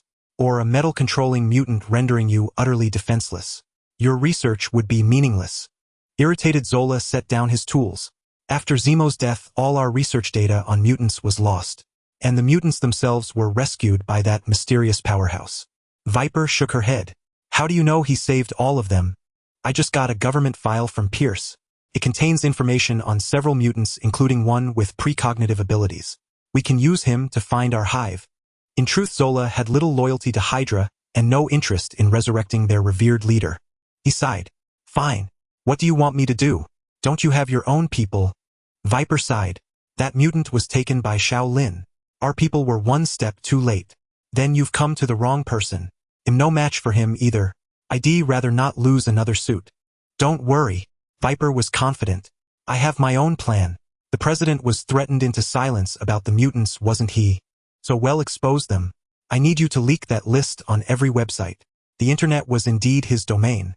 And I need your Zola algorithm to find that precognitive mutant. That was Viper's true purpose today. The Zola algorithm deduced a person's identity by collecting their daily online activities. A vast, complex calculation. A single phone call or email was enough to pinpoint their location and habits. Is it wise to use my algorithm now? We still need it to deal with our threats. Baron Strucker, Pierce, and I all agree this is the top priority. Annoyed that they'd decided without consulting him, Zola nonetheless agreed. I hope you'll protect this place. I don't want my life's work destroyed. I have a feeling they'll find it. At the top of Naxxrama's is the Mutant Ability Training Center, where Wanda brought the two individuals captured by Xiao Lin, preparing to interrogate them. They have not yet regained consciousness. It seems Xiao Lin's strike was quite heavy. Wanda released the chaotic red mist that was holding them, causing them to fall heavily. Before they could react, the chaotic red mist infiltrated their minds. Every agent of Hydra undergoes rigorous training to endure various forms of torture during interrogation, yet Wanda's chaotic magic can directly affect a person's consciousness, leaving them utterly defenseless. Who sent you to attack the mutants? One of them numbly replied. It was Madame Viper who sent us to bring back the mutant prophet with no intention of harming him. These two agents were merely ordinary members, and after Wanda asked a few more questions, they remained ignorant. Seeing that no further information could be extracted, she called Xiao Lin. Lin, the ones you brought today are Hydra agents acting on Madame Viper's orders, and they don't know anything else. Another Hydra. After eliminating Baron Zemo, now there's Madame Viper. These Hydra agents truly are persistent. Looking at the two Hydra agents lying on the ground, Wanda asked, "What should we do with these two Hydra agents?" Xiao Lin nonchalantly replied, "Just throw them into the sea." Today, a shocking event occurred in America. Major news media websites were hacked. However, they did not cause widespread destruction online. Instead, they leaked videos about mutants, their home addresses, and some other information. With the exposure of this information, a storm brewed in America. Information that was once known only to a few was now clear to almost everyone. People are always afraid of the unknown and powerful beings, especially after one video showed a mutant using their bizarre ability to kill a civilian. In the streets of New York, people held a massive protest demanding the government make all mutant information public and register and control all mutants. In the office of the President of America, he slammed his hand on the table in anger. In just a few months, he would completely step down, but now such an incident had occurred. "Mr. Kate, tell me what exactly is going on." The president angrily pointed at the video on the computer screen, shouting at the director of the CIA. "How could our top secret information be leaked online? Is the government's confidentiality work this poor? Investigate everyone who has been in contact with this information." Kate quietly asked, "What about those in the World Security Council? Should they be investigated too?" The CIA director's words left the president momentarily speechless. "I will personally seek them out and demand an explanation." Kate asked again. Many congressmen are also inquiring about this issue, demanding the enactment of the registration bill. The president had been contemplating the registration bill, worrying that he might face threats again like last time. Chaos continues throughout America as people wonder if there is a mutant nearby who could erupt in violence at any moment. Under the instigation of some individuals even began to vandalize. Spider-Man Parker is also feeling troubled. Typically well received by the public, he is now scared to wear his spider suit outside. Those crazed individuals are holding signs demanding Spider-Man reveal his true identity. He doesn't understand why, despite always striving to combat crime and help others, they would treat him this way.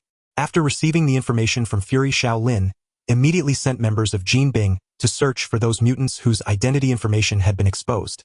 When the online information was disclosed, Xiao Lin was somewhat caught off guard, as most mutants had not been contacted yet, but their residences were already surrounded by civilians. At this moment, his phone rang. It was Fury calling. "If you want to talk about what happened online today, I want to say that wasn't me. Do you think I'm that foolish?" After a moment of silence, the other side asked, "Then who do you think it is?" Over the years, S.H.I.E.L.D. had been entangled with Hydra, and perhaps their longtime partners were Hydra members. After thinking for a moment, Xiao Lin decided to tell Fury about the Hydra situation, as it had nothing to do with him. Perhaps he had already discovered some clues. "It should be Madame Viper from Hydra. Your S.H.I.E.L.D. has already been infiltrated by Hydra members." Hydra?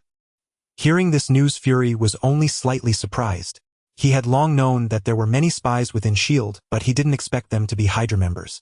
After all, this notorious organization had disappeared at the end of World War II. Fury asked no further questions, knowing Xiao Lin would not answer him. Madame Viper, who was orchestrating everything in Dr. Zola's laboratory, felt delighted. Everything was proceeding according to her plan, with the next part being the most crucial. Dr. Zola uploaded this information to the internet. Taking the USB drive handed over by Madame Viper, Dr. Zola glanced at it and asked, "What is this?" "Information obtained from Baron Zemo. Just wait, this will definitely cripple that Asian youth who has been opposing us."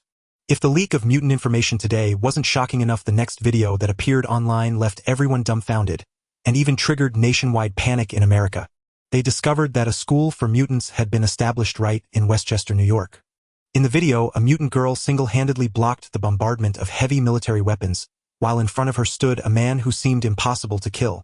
Even more terrifying was the appearance of a Chinese man at the end, making tank missiles look like toys. The entire military crumbled under his assault, and General Strucker, a high-ranking military officer, was also killed. Subsequently, Madame Viper revealed that the technology of Azeroth was controlled by this young Chinese man and exposed Xiao Lin's address.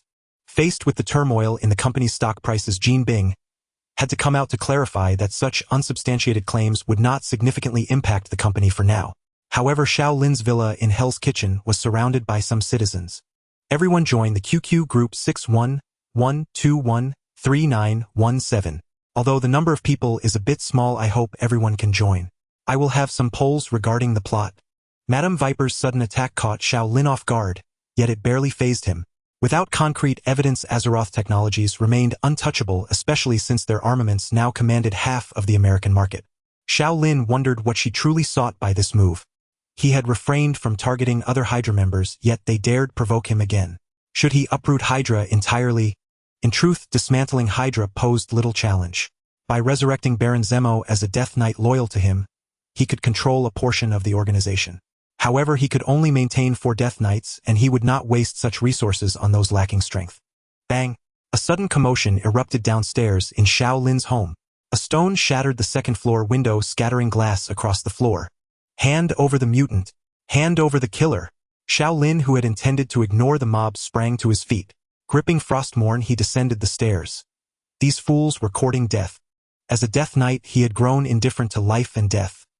He resolved to kill a few to teach them he was not to be trifled with. Consequences never crossed his mind. As someone emerged from the villa, the crowd fell silent, perhaps sensing the deathly aura radiating from Xiao Lin. Pausing, a black man picked up a stone and hurled it at Xiao Lin, shouting, "Mutant scum, get out of America! Hand over the mutant murderer!" Dodging the stone, he found himself pelted with more objects. "You idiots, you're asking for death!" Fury surged within Xiao Lin. Had these people no sense? Did they not fear death? Death energy coalesced into black chains, snaring the necks of the agitators, hoisting them into the air. The chains tightened, choking them breathless. The onlookers scattered while others drew guns and fired at Xiao Lin. The bullets struck him like steel plates, clattering to the ground. Xiao Lin subdued the rest with the same method, leaving a row of suspended figures before his villa. A striking spectacle. "Hey man, let them go!" Spider-Man swung down, landing beside the gasping victims. "Mr. Xiao, please release them." Xiao Lin cast him a glance. "Parker, you're still a high school student. No need to involve yourself in this. Don't you have classes? Besides, they don't seem to welcome you." "Sir." Parker grew anxious as the victims' eyes rolled back, their breathing faltering. "They're dying." Seeing Xiao Lin unmoved, Parker shot webs to pull each person down, yet he remained powerless against the deathly bonds. Xiao Lin lingered, not to argue with Parker, but to await Furious' arrival. Such an incident would surely draw him out. True to his expectation, within minutes a S-H-I-E-L-D vehicle approached from afar. By then, the dozens of people had long since fainted. Fury stepped out, surveying the fallen bodies and the dazed Spider-Man. His dark face seemed to darken further. "Mr. Xiao Lin, withdraw your power. He'll handle this." As the black chains vanished from the victims' necks, Fury pulled out his phone. "Coulson, dispatch a transport plane to Hell's Kitchen. There's a group here needing emergency treatment." He feared prolonged oxygen deprivation might cause irreversible brain damage. A death would complicate matters. "Hey Fury, how do you plan to resolve today's events?" "Mr. Xiao Lin, you acted too rashly." Fury regretted his delay. The Security Council members had wasted his time, failing to grasp the urgency of the situation. "I won't tolerate provocations. What's your plan? Declare war on me or help me settle this nuisance." Fury struggled to remain calm. Had anyone else done this, he would have arrested them immediately. But Xiao Lin's strength, along with his complete control over Azeroth Technologies and the Mutant Academy, commanded his caution. Fury stated his purpose. "I'm here to inform you of a hearing regarding your Mutant Academy and your recent actions." When Fury first saw the video of Xiao Lin obliterating Stryker's forces, he knew trouble was brewing. Xiao Lin asked, "Who called for this hearing? What's their aim?" Fury explained, "Congressional members unanimously demand your presence along with Security Council officials. They fear your existence. I hope you'll attend and resolve this peacefully. I'd rather avoid conflict between us. It benefits no one." Xiao Lin agreed. "Fine, I'll go in person and see what they're plotting." Just then A-S-H-I-E-L-D transport plane descended. Coulson stepped out, directing agents to load the unconscious bodies aboard. Fury then addressed Spider-Man. "Parker, I'd like you to come as well." "Ah, me?" Parker stared back, bewildered. Observing the online chaos from afar, Madame Viper felt smug. "Dr. Zola, have you located the mutant prophet yet?" Zola replied, irritably, exhausted by her constant demands. "No trace found. Are you sure he's not living in a primeval forest?" Madame Viper mused. "It seems Xiao Lin has taken him to the Mutant Academy, but I have a way to make him reveal its location." She stood up. "A spectacle awaits. I'll take my leave. If I need help, I'll return." Dr. Zola waved dismissively. Go. Just don't bother me again. At Tony's home on Bleecker Street, the AI butler Jarvis announced Mr. Stark Director Fury is sending a video invitation. Connect it. Tony set down his magazine in high spirits. Having solved his palladium poisoning, he was in a far better mood and even more amiable toward Fury. Fury's expression was grim on screen. Mr. Stark, there's a hearing at the Capitol tomorrow. Your presence is required. Ha! About whom? Tony had been holed up at home, oblivious to the outside world. Those senators never tire of this. Who's the unlucky one this time? Check the news and you'll understand, Fury said. There are some questions I'll need to ask you. Today was a significant day for the United States and perhaps for the world as well. Before this, ordinary people had never heard any news about mutants. The videos that suddenly appeared on the internet exploded like a bomb across the globe, though most still dismissed them as nonsense. However, the U.S. government was about to hold a hearing on the rumored mutant school, leaving everyone in a state of uncertainty. Before the hearing even began, the Capitol building was swarming with reporters from every outlet. Their eyes scanned like radar, locking onto each approaching vehicle. Many rarely seen generals and senators appeared along with Spider-Man and Tony Stark, which sent the reporters into a frenzy. Before Xiao Lin could even leave, Fury called to urge him to hurry to the Capitol. Well, it was time to lay all cards on the table. He had long anticipated this day. If things became untenable, he would return to China or establish his own city. He was not one to easily compromise. Regarding the rumors, though he was not a mutant, he felt no need to explain. Let them misunderstand. Since his identity had been exposed, Xiao Lin saw no reason to hide further. Deciding to be bold, he declined Fury's offer of a car and summoned his Akira's Death Charger, galloping toward the destination. On the bustling street, a fully armored warhorse with hooves wreathed in white flames appeared abruptly. People scattered in shock, staring wide-eyed as Xiao Lin rode off with police cars trailing behind, sirens blaring. The warhorse halted before the Capitol. Frowning at the packed crowd, Xiao Lin also noticed military forces hidden in the shadows around. Were they planning to contain him? The reporters, seeing the sudden appearance of the warhorse and the young Chinese rider, turned their gazes toward him. Xiao Lin dismounted. With a counterspell, a mysterious runic array appeared beneath the warhorse's hooves, and it vanished. The scene stunned the reporters. One of them recognized the young Chinese man from the viral videos, the terrifying figure. Excitedly, he rushed forward, forgetting that this was the one who had slaughtered an entire army. Hello, are you the Chinese mutant? I heard you're the principal of the mutant school. And that horse you were riding, how did it disappear? Hi, I'm from the New York Times. Can you tell us how many mutant students are in your school? Hello, I'm. The swarm of reporters overwhelmed Xiao Lin. He almost summoned a frost wind to freeze them all into popsicles. Make way, make way. A loud shout came from beyond the crowd. A group of S.H.I.E.L.D. agents pushed through, led by Coulson. Mr. Xiao Lin, please follow me. The agents parted the reporters. The persistent journalists trailed behind, hoping for first-hand information. Xiao Lin asked Coulson, who else is coming today? Director Fury, Tony Stark, Spider-Man, the CIA Director General Ross, and many congressmen. Xiao Lin entered a modest hall that could not hold many people. Cameras lined the perimeter, signaling a live broadcast.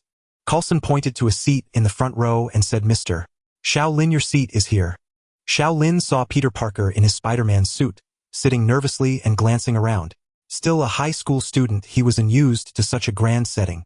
Mr. Xiao Lin. Parker stood to greet him, but then recalled the previous day's events and sat back down, still angry. Gradually, the hearing hall filled. Xiao Lin noted that, on the dais aside from General Ross, he knew no one else. Hey Lin, long time no see.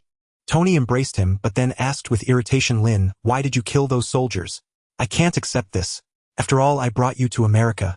Xiao Lin replied nonchalantly, I regret nothing. Those people deserved to die. Tony's emotions were tangled.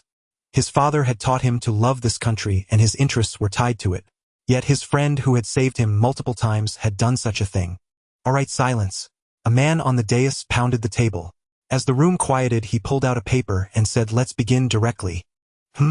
He glanced around and then asked Xiao Lin, you are Mr. Xiao Lin, correct? Yes. Xiao Lin remained seated. Very well.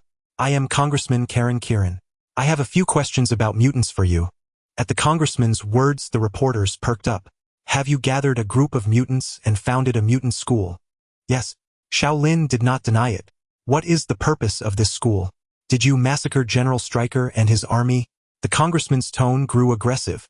I never intended to start a mutant school, but I discovered an organization called Hydra capturing mutant children for experiments. Xiao Lin casually revealed Hydra's existence, shocking those in the know. Wasn't Hydra destroyed at the end of World War II? How come none of us noticed? Can't still exist. Before this confrontation, Madame Viper had anticipated the organization's exposure. She found it trivial, oh he likely knew no more than this. Bang bang bang. Congressman Kieran pounded the table. We'll discuss Hydra later. This is about mutants. Mr. Xiao Lin, answer my question. I founded the school to protect those children. The captured ones became test subjects, vivisection, hypnosis, drug injections. Over 60 mutants were taken to a Hydra base. By the time I arrived, only 50 remained. I cannot comprehend how anyone could do such things to children around 10 years old. Xiao Lin paused and continued. One child I encountered was sold by his own parents. I cannot fathom this as a so-called civilized nation. Xiao Lin's words caused an uproar among the journalists and politicians. Most of them were not sorrowful for the plight of the mutants. Rather, they worried about what the terrorist organization Hydra intended to do. Such blatant disregard for morality and law would be condemned by the vast majority. General Ross ignored Senator Karen and asked, "Can you confirm the existence of Hydra and their actions?" Xiao Lin did not bother to find evidence, nor did he intend to. Believe it or not, that's all I have to say. Very well. General Ross assumed that Xiao Lin knew little more, so he ceased his inquiries. Xiao Lin suspected that Senator Karen was likely a Hydra spy, as he always diverted the topic whenever Hydra was mentioned. Senator Kelly interjected, "What do you think of the videos surfacing online recently? Regarding mutant crimes, our police are at a complete loss." Xiao Lin replied, "I actually have a solution. Hand all the mutants over to me and let my mutant academy educate them. I believe they will not turn to crime, and I can guarantee that." If they agreed, it would save him a lot of trouble, but it was merely wishful thinking. If they discovered mutants, they would certainly exploit them themselves. Senator Karen said, "We don't trust you. I just want to know how you explain the massacre of General Stryker and his troops." Xiao Lin replied calmly, "I don't know the purpose of the person who posted that video. The online clip only shows part of the story. In the earlier part, the military bombarded the school, reducing it to rubble. If not for the protection of Logan and Wanda, hundreds of mutant children would have died. I believe in America you have a concept of self-defense. I merely nipped the danger in the bud. After that, General Stryker was no longer a threat to you. But we'll discuss this later." General Ross then asked, "After the previous mutant academy was destroyed, did you rebuild it?" "Yes." Xiao Lin found it difficult to understand the mindset of these Americans. Weren't mutants their own descendants? Why fear them? What could fear solve? Mutants had existed for thousands of years. As long as humanity existed, mutants would never vanish. Xiao Lin continued, "I think most people don't understand what mutants truly are. Mutants have appeared on Earth for millennia. Any ordinary person could give birth to a mutant, though the probability is low.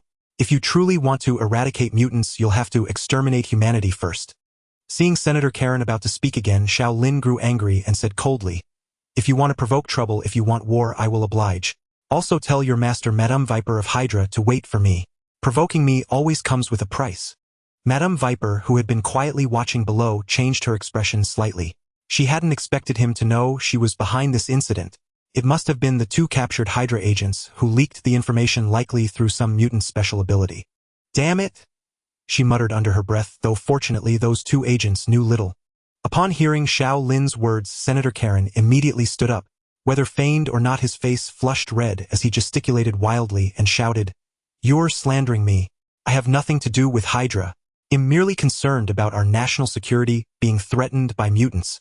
The CIA director pulled Senator Karen back, as he was about to rush over for a fight. He then looked at Spider-Man Parker below and asked, "Is this Spider-Man a mutant?" Hearing himself mentioned, Parker nervously stood up, but before he could speak, Fury interrupted. "Spider-Man is not a mutant.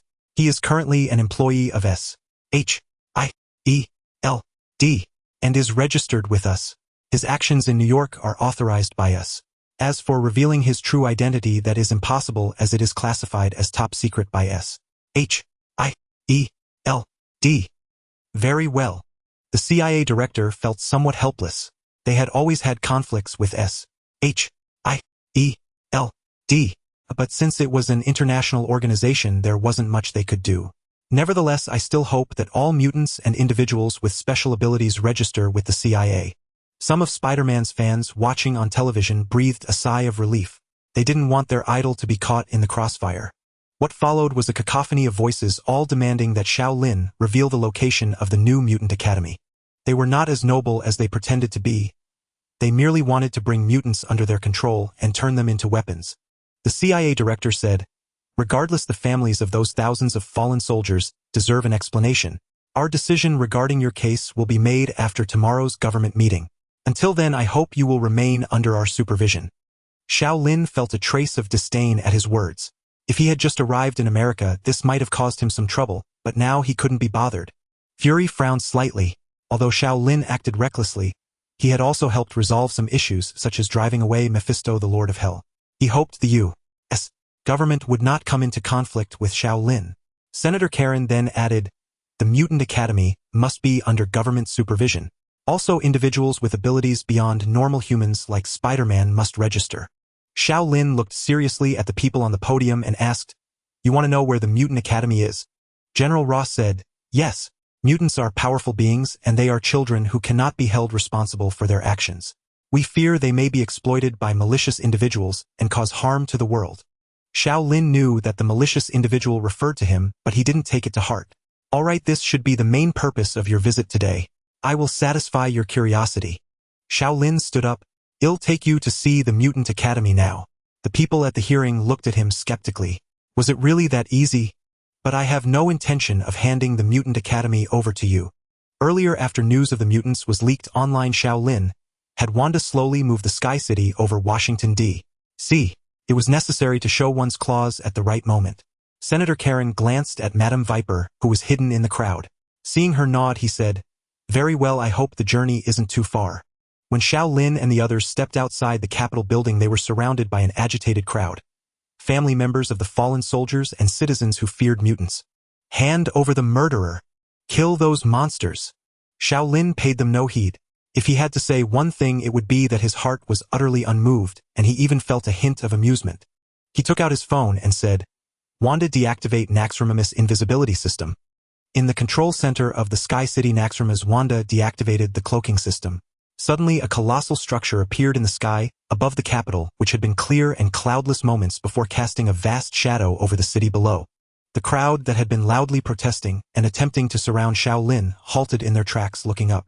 When they saw the sight before them, their mouths fell open in astonishment. "Good heavens, what is that? Are the aliens finally attacking Earth? It looks terrifying."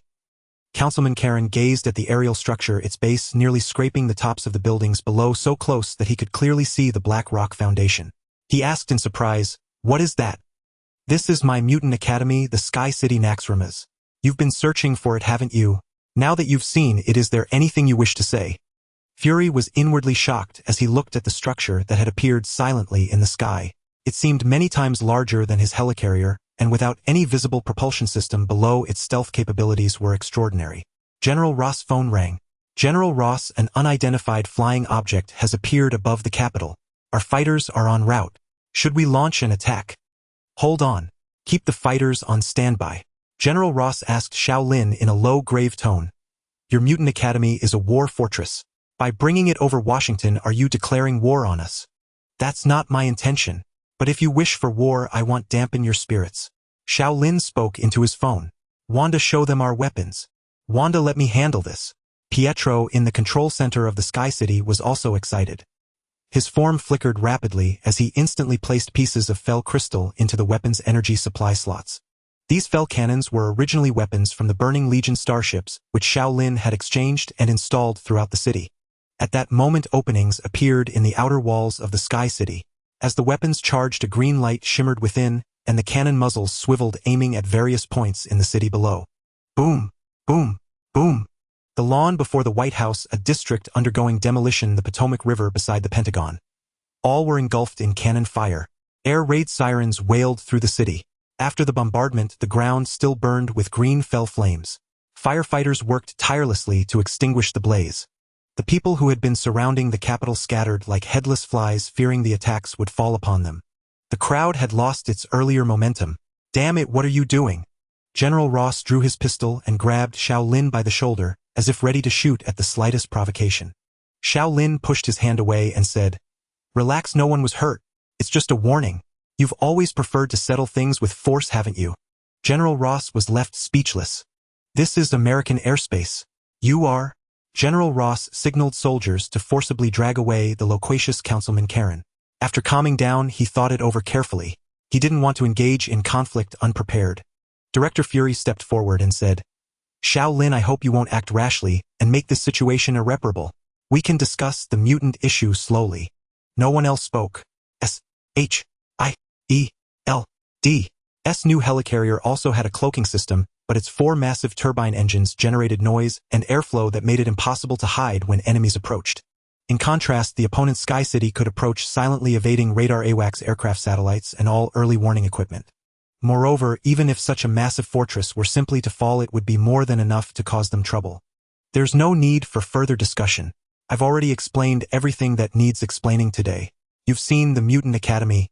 Now I'm leaving. In short, I will not hand over the mutant children or the academy. And if you want. With that, Xiao Lin opened a death gate and departed. He knew the politicians wouldn't let him off so easily. As for what tactics they might employ, he wasn't worried. There were Skrull spies within the government who could inform him of their plans in advance. After the death gate closed, the colossal structure above the city faded from sight, once more disappearing silently before everyone's eyes. Quick, find out where that aerial fortress went. The sudden disappearance of the Sky City sent a wave of tension through the officers at the Air Force Base. But when they scanned the area where the Sky City had been, they found no trace whatsoever. The events that transpired before the U.S. capital spread rapidly worldwide. Some even suspected Xiao Lin was an alien invader, and the rumors spread with convincing details. After Xiao Lin left, the Secretary of Defense called Nick Fury aside. They went to the Pentagon and began a late-night discussion on how to handle the day's events, knowing the whole world was watching. General Ross pounded the table in anger. The U.S. government will not be intimidated by anyone. We must find a way to shoot down that damned mutant academy. Secretary of Defense man said with a hint of sarcasm. Shoot it down? Do you even know where it is now?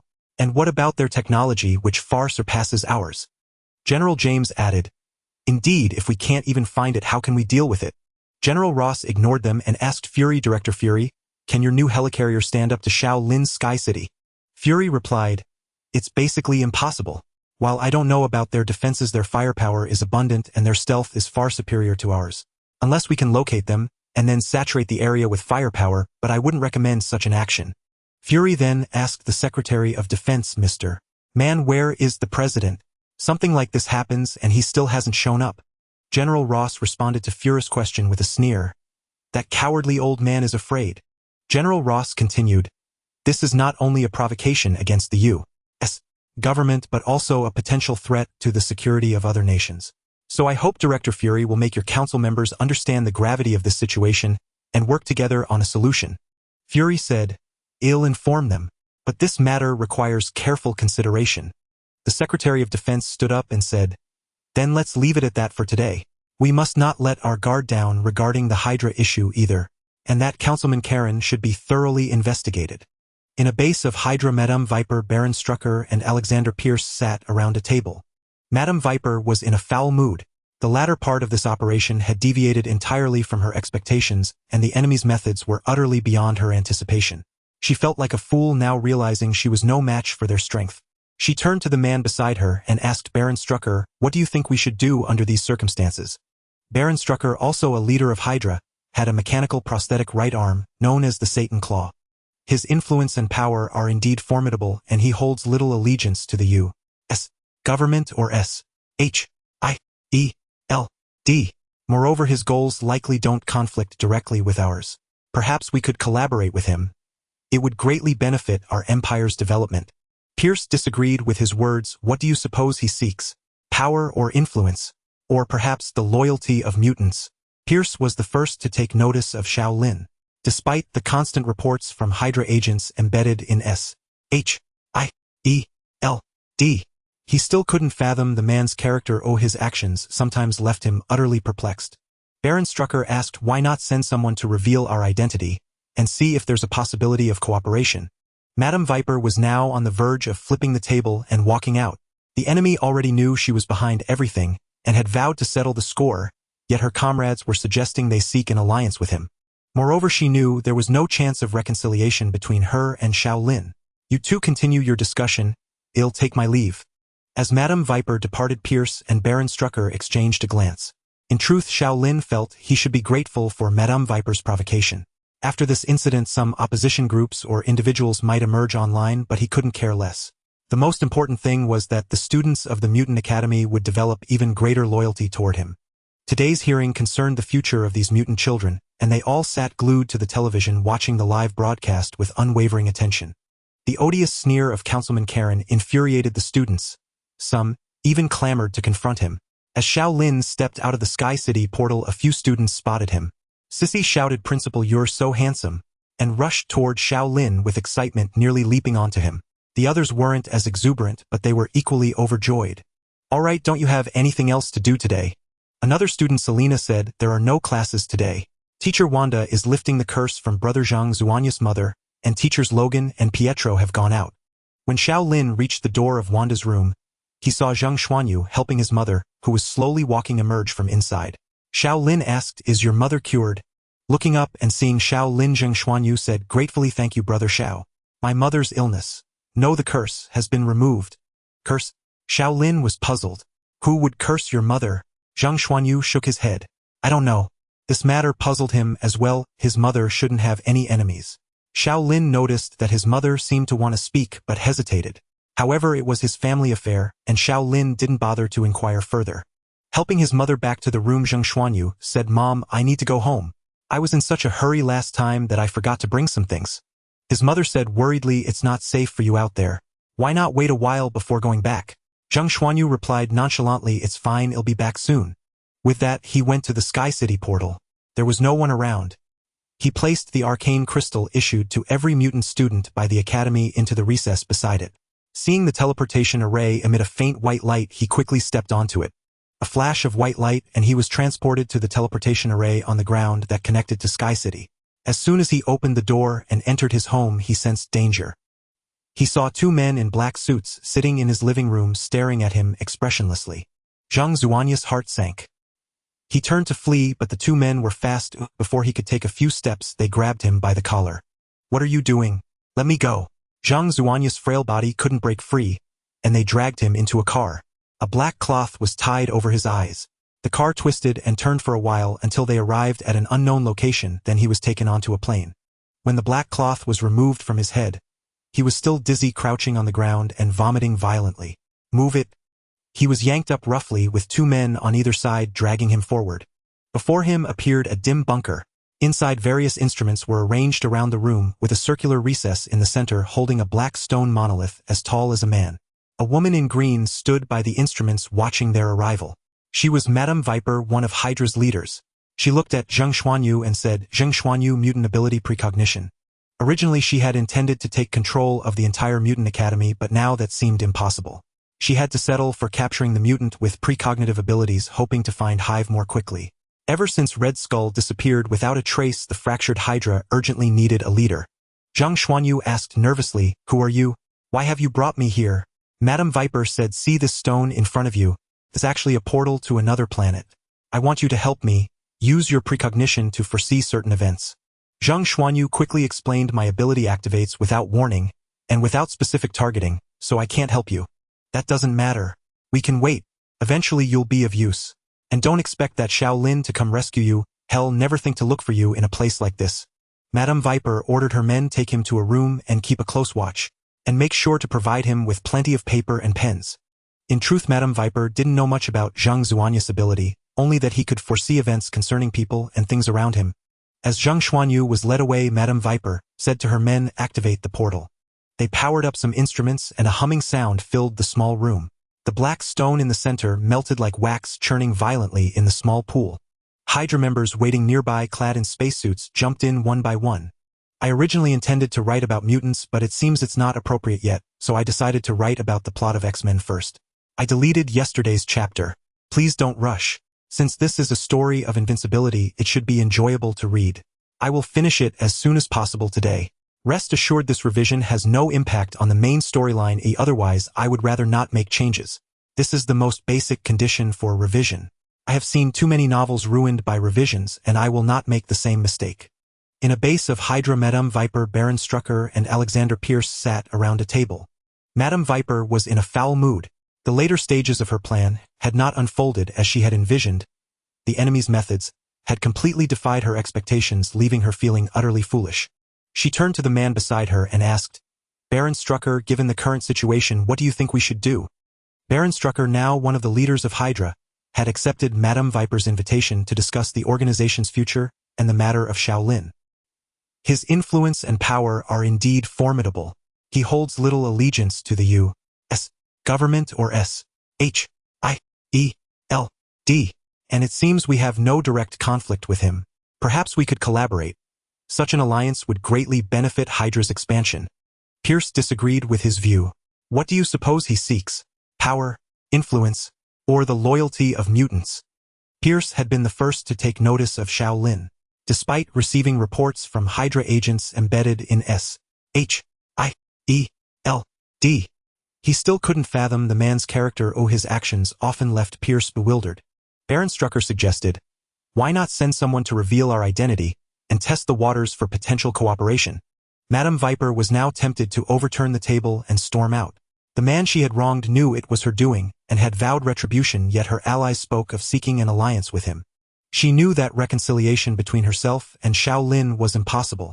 "You two carry on your discussion. I shall take my leave."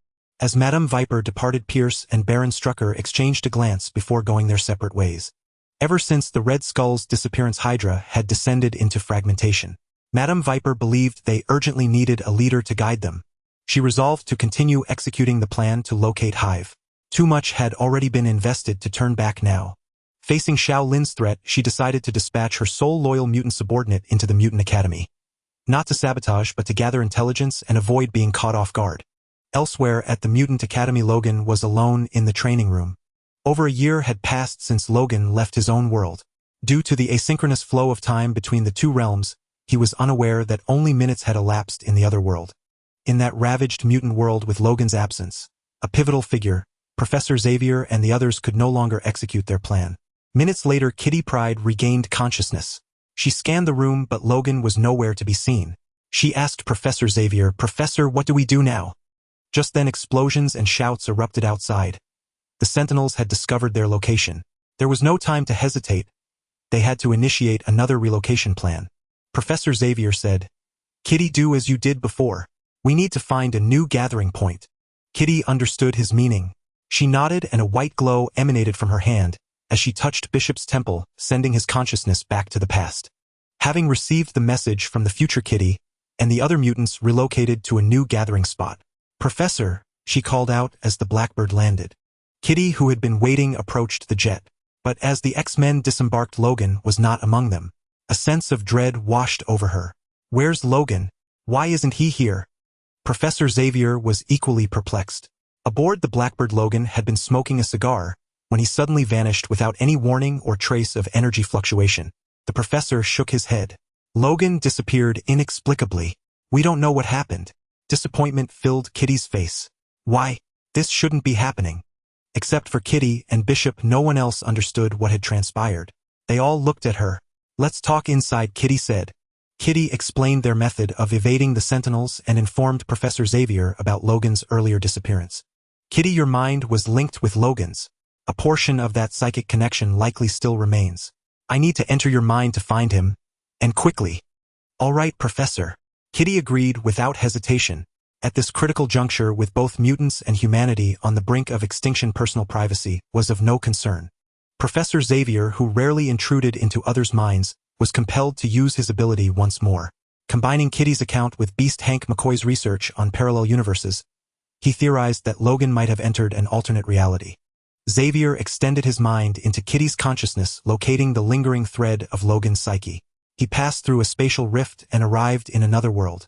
Since arriving in this world, Logan had lived a carefree life, but recurring dreams at night reminded him of the apocalypse still unfolding. His comrades still threatened by the Sentinels.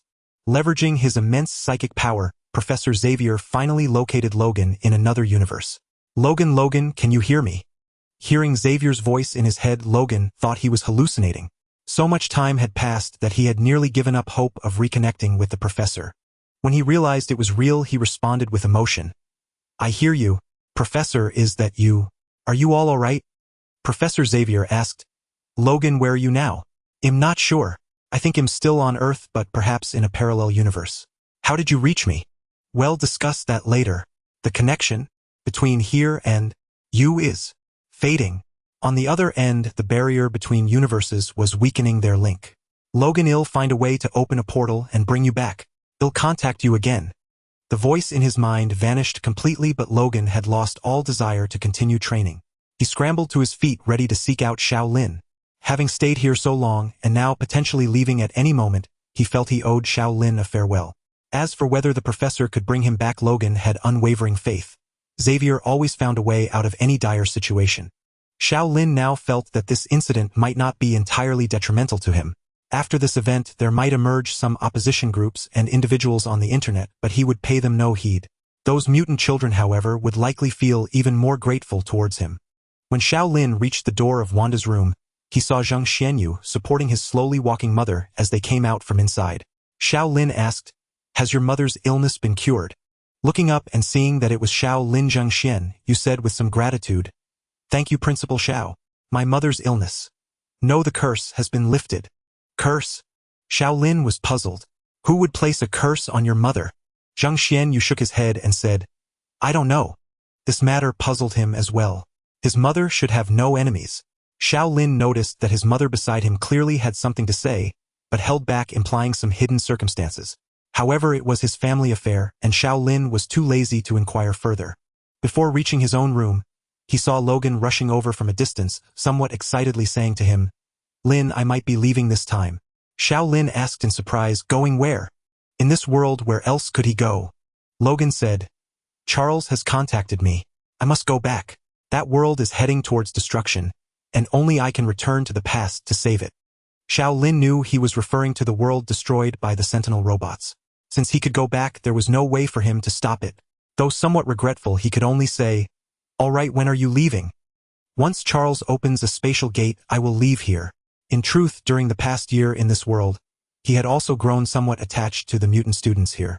At this moment, Xiao Lin recalled the vision that the mutant Zhang Xianyu had predicted. Logan returning to his world. It had indeed happened, but that world had not followed the plot of reversing the future.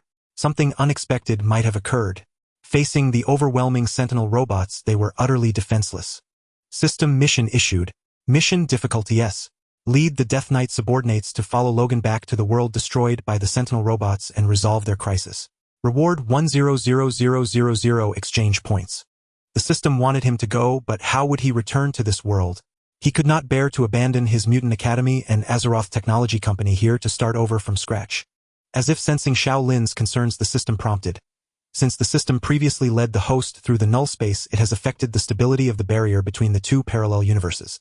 Now the host can travel between the two worlds through the Death Gate. However, at full capacity, the host can only maintain the portal open for 10 seconds. As long as he could return, then there was no problem. Watching Logan walk away, Xiao Lin shouted from behind, "Logan, wait, I'll go with you." Logan stopped and asked somewhat doubtfully, "Can you let go of everything here? Once you go, you might not be able to return." Although Logan hoped Xiao Lin could help, he knew that this place held his heart and soul. "It's fine, I have a way to come back. Wait for me a moment, I'll prepare as quickly as possible.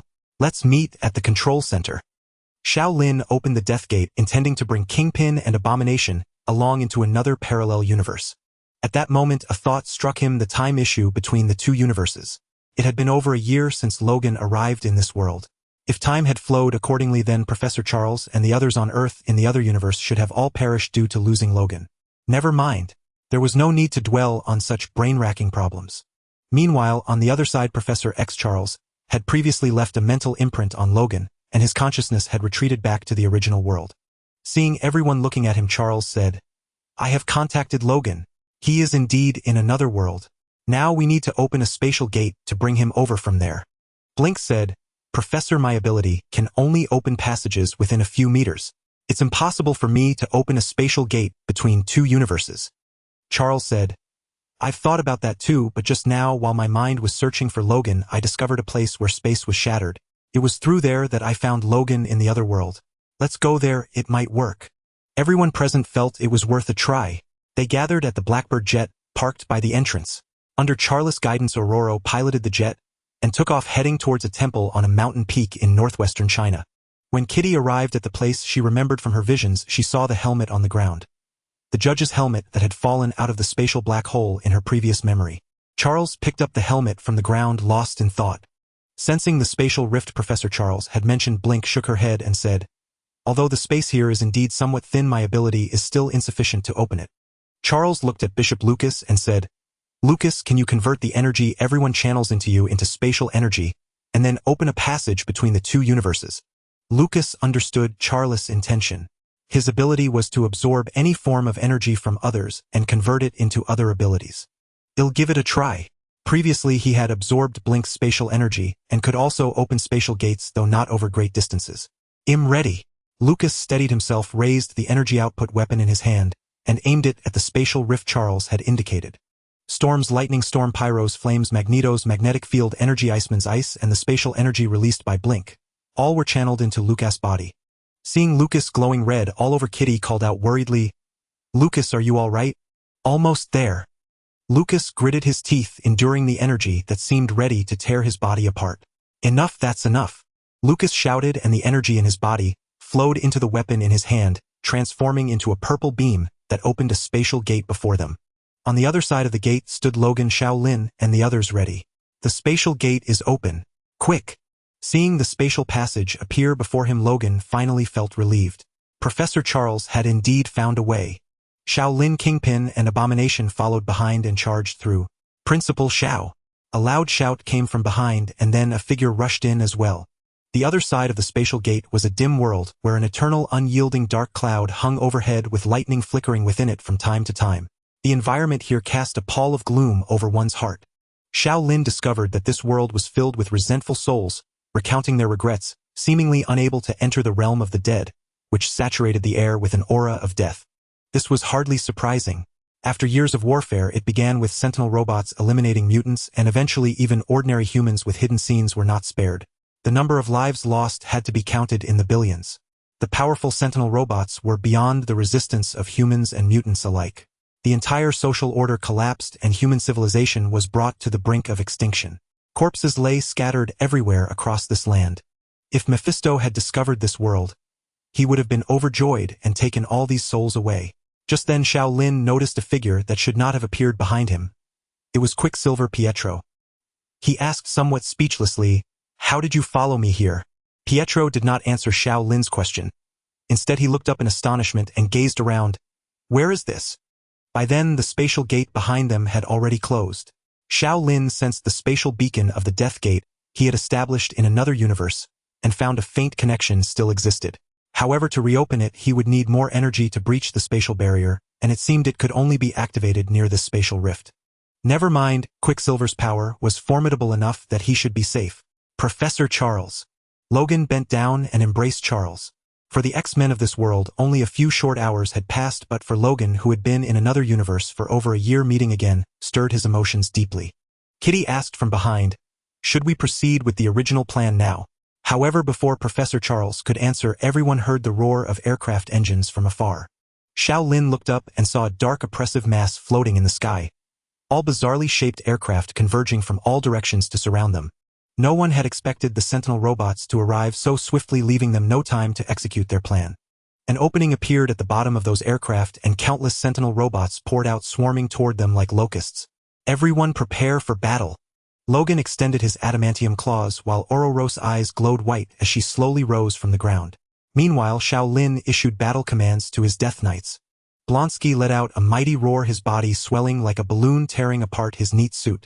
He transformed into a crimson giant, exuding a fierce aura, crushing the Sentinel robots in his hands, as if they were scrap metal. After over a year of training, Kingpin was no longer the weak Death Knight he once was. Now he wielded a specially crafted metal staff engraved with death runes. As the evil energy surged, several gargoyles flew out from a magic array. However, most of the Death Knight's abilities were more effective against organic lifeforms with souls, and their impact on these Sentinel robots was greatly diminished. Xiao Lin drew his Frostmourne, sensing the souls swirling in the air, and drove the weapon to absorb them, converting them into his own power. Gradually a frigid wind stirred around him, and the once invisible souls transformed into white energy, converging like a vortex around Xiao Lin. Charles frowned as he watched Xiao Lin, realizing that the glowing white light were the souls of the deceased. He wondered about the origins of these three strangers. They were clearly not mutants. What was their connection to Logan, and why had they stepped out of the spatial gate with him? The surging soul energy poured into Xiao Lin's body, continuously, the abundant power causing his eyes to emit a cold white glow. He felt a surge of ecstasy within. This time he had struck gold. Although these were not the souls of the mighty quantity, led to a qualitative change, elevating his power to a realm countless times stronger than before. Ha ha ha! Xiao Lin had never been so elated. The Frostmourne in his hand emitted a tangible aura of death, cleaving the onrushing sentinel robots in two. Around him, massive pillars of ice materialized, piercing through the sentinel robots. The X-Men watched in awe as the robots proved utterly unable to withstand the stranger's attacks. Crack, crack. Just then Xiao Lin heard what seemed like a cracking sound from his weapon. Startled, he looked down but found no damage to it. "Let me out to transform this world." A childish female voice came from Frostmourne, though it was filled with an icy malevolence. Xiao Lin recalled the seal Death had placed on the sword spirit. Now that his power was sufficient to suppress it, the seal had been lifted. "Silence!" Xiao Lin roared, his voice infused with immense soul energy, striking the sword spirit of Frostmourne, and forcing her to obediently fall silent, though with a hint of resentment. Fortunately, those around were too busy fending off the sentinel robot's attacks to notice Xiao Lin's actions, except for Charles. The unsealed sword spirit seemed to make Frostmourne more sentient and its power even greater. He unleashed 5 death grips, simultaneously snatching several robots about to breach the defensive perimeter. With a sharp sweep of his blade, they were cut in two before they could even adapt to his assault. Blood, evil energy, and soul attacks had little effect on the sentinel robots, so Xiao Lin had to rely on his frost power. Though with the help of Xiao Lin, Abomination, and Kingpin, they barely held off the sentinel robots' assault, the relentless waves of enemies gradually shrank their defensive circle. The enemies were simply too numerous. He needed to find some allies. Xiao Lin plunged Frostmourne into the ground, channeling death energy to transform the buried bones and corpses. Rotting zombies and skeletal figures crawled out from the earth. Summoning arrays conjured various undead creatures from another world. From the lowliest ghouls and skeletons to towering stitch giants over a dozen meters tall, shrieking banshees lurking in the air, burrowing crypt lords, and even a floating lich. Xiao Lin almost felt he had summoned the Scourge of Azeroth. With an endless supply of soul energy at his disposal, and unable to absorb it all into his own power, Xiao Lin could only continuously use it to summon an undead army, filling the air with the stench of decay. The sky and ground were both covered with undead creatures, surging like a tide toward the enemy. Yet the number of sentinel robots was also substantial, flying over the hills in what seemed like thousands, their heat rays shooting from their heads, often able to decimate large swaths of the undead. With the undead legion blocking the front, the X-Men could catch their breath, but their gazes at Xiao Lin were complicated. This ability to command the dead seemed sinister to them, a desecration of the deceased. To withstand the overwhelming sentinel robots, Xiao Lin had to maintain the summoning array. At that moment, his consciousness through the necromantic summoning circle glimpsed a powerful entity in another world. A soul far mightier than his own, yet also devoid of self-awareness. After sacrificing a vast number of souls, that undead being followed him through the summoning array into the outside world. The summoning array, originally only a few meters in size, suddenly expanded to nearly 100 meters. Intense gray-white light spilled forth, and a mass of bones mixed with ice and snow drifted out from within. Each bone was several meters long, and finally emerged a skull, a full 5 or 6 meters in diameter, with soulfire gradually kindling in its eye sockets. Those bones swirled and revolved around the skull, slowly assembling into a colossal creature. Xiao Lin stared in astonishment at the undead being before him, his heart shaken. Could it be a frost worm? Its wings spanned nearly 100 meters and light radiated between the bones.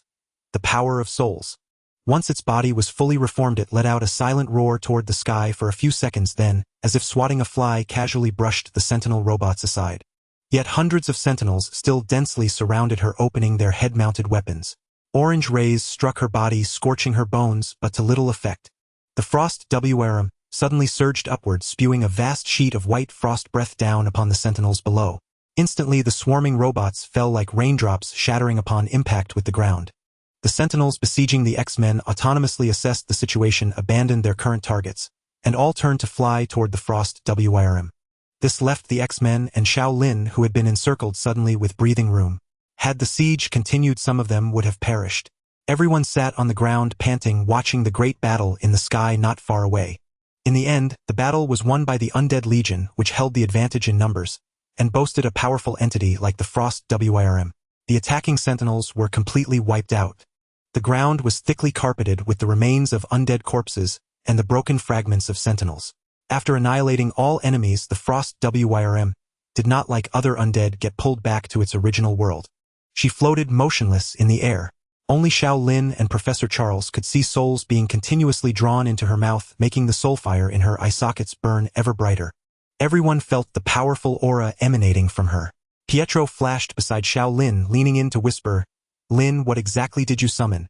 Why is it so powerful?" Xiao Lin was also sweating inwardly, for he had lost the mental link with his summon. "This is a Frost WRM, an undead creature. I never imagined I could summon one, and it doesn't seem like an ordinary Frost WRM." No sooner had Xiao Lin finished explaining than the Frost WRM had absorbed all the souls within a 100-mile radius. Afterward, she flew toward Xiao Lin, putting everyone on high alert, tense with anxiety. Magneto assembled a massive iron ball from the wreckage of the jet, ready to strike at any moment. Xiao Lin had no idea what she intended. Could it be that she meant to kill him, her summoner? The Frost WYRM ignored the others, her wings stirring a fierce gale as she approached Xiao Lin. It was truly baffling how wings of mere bone could generate such wind. She lowered her head to look at Xiao Lin, and a hoarse female voice echoed in his ears. "I am Sindragosa, the Frost WRM. Little one, thank you for awakening me. By the way, is that Frostmourne in your hand? Why is it with you?" Before she could finish, a force of attraction emerged from the void, pulling her backward. "Damn it, I still cannot break free from that world for long," Sindragosa said reluctantly. "Little one, I await you in the nether. I hope your power grows stronger, so that I may escape this desolate realm." As the Frost WRM vanished before their eyes, everyone felt a wave of relief. Sindragosa, Xiao Lin recalled the time long ago when they assaulted the Icecrown Citadel. To open the portal to the frozen throne, they had encountered this mighty Frost WRM. Countless warriors had been turned to ice by her frost breath, and others torn apart by her powerful arcane magic. Though she was ultimately defeated and her soul purified by the heroes of Azeroth, the losses had been severe. So why had she appeared now under his summoning?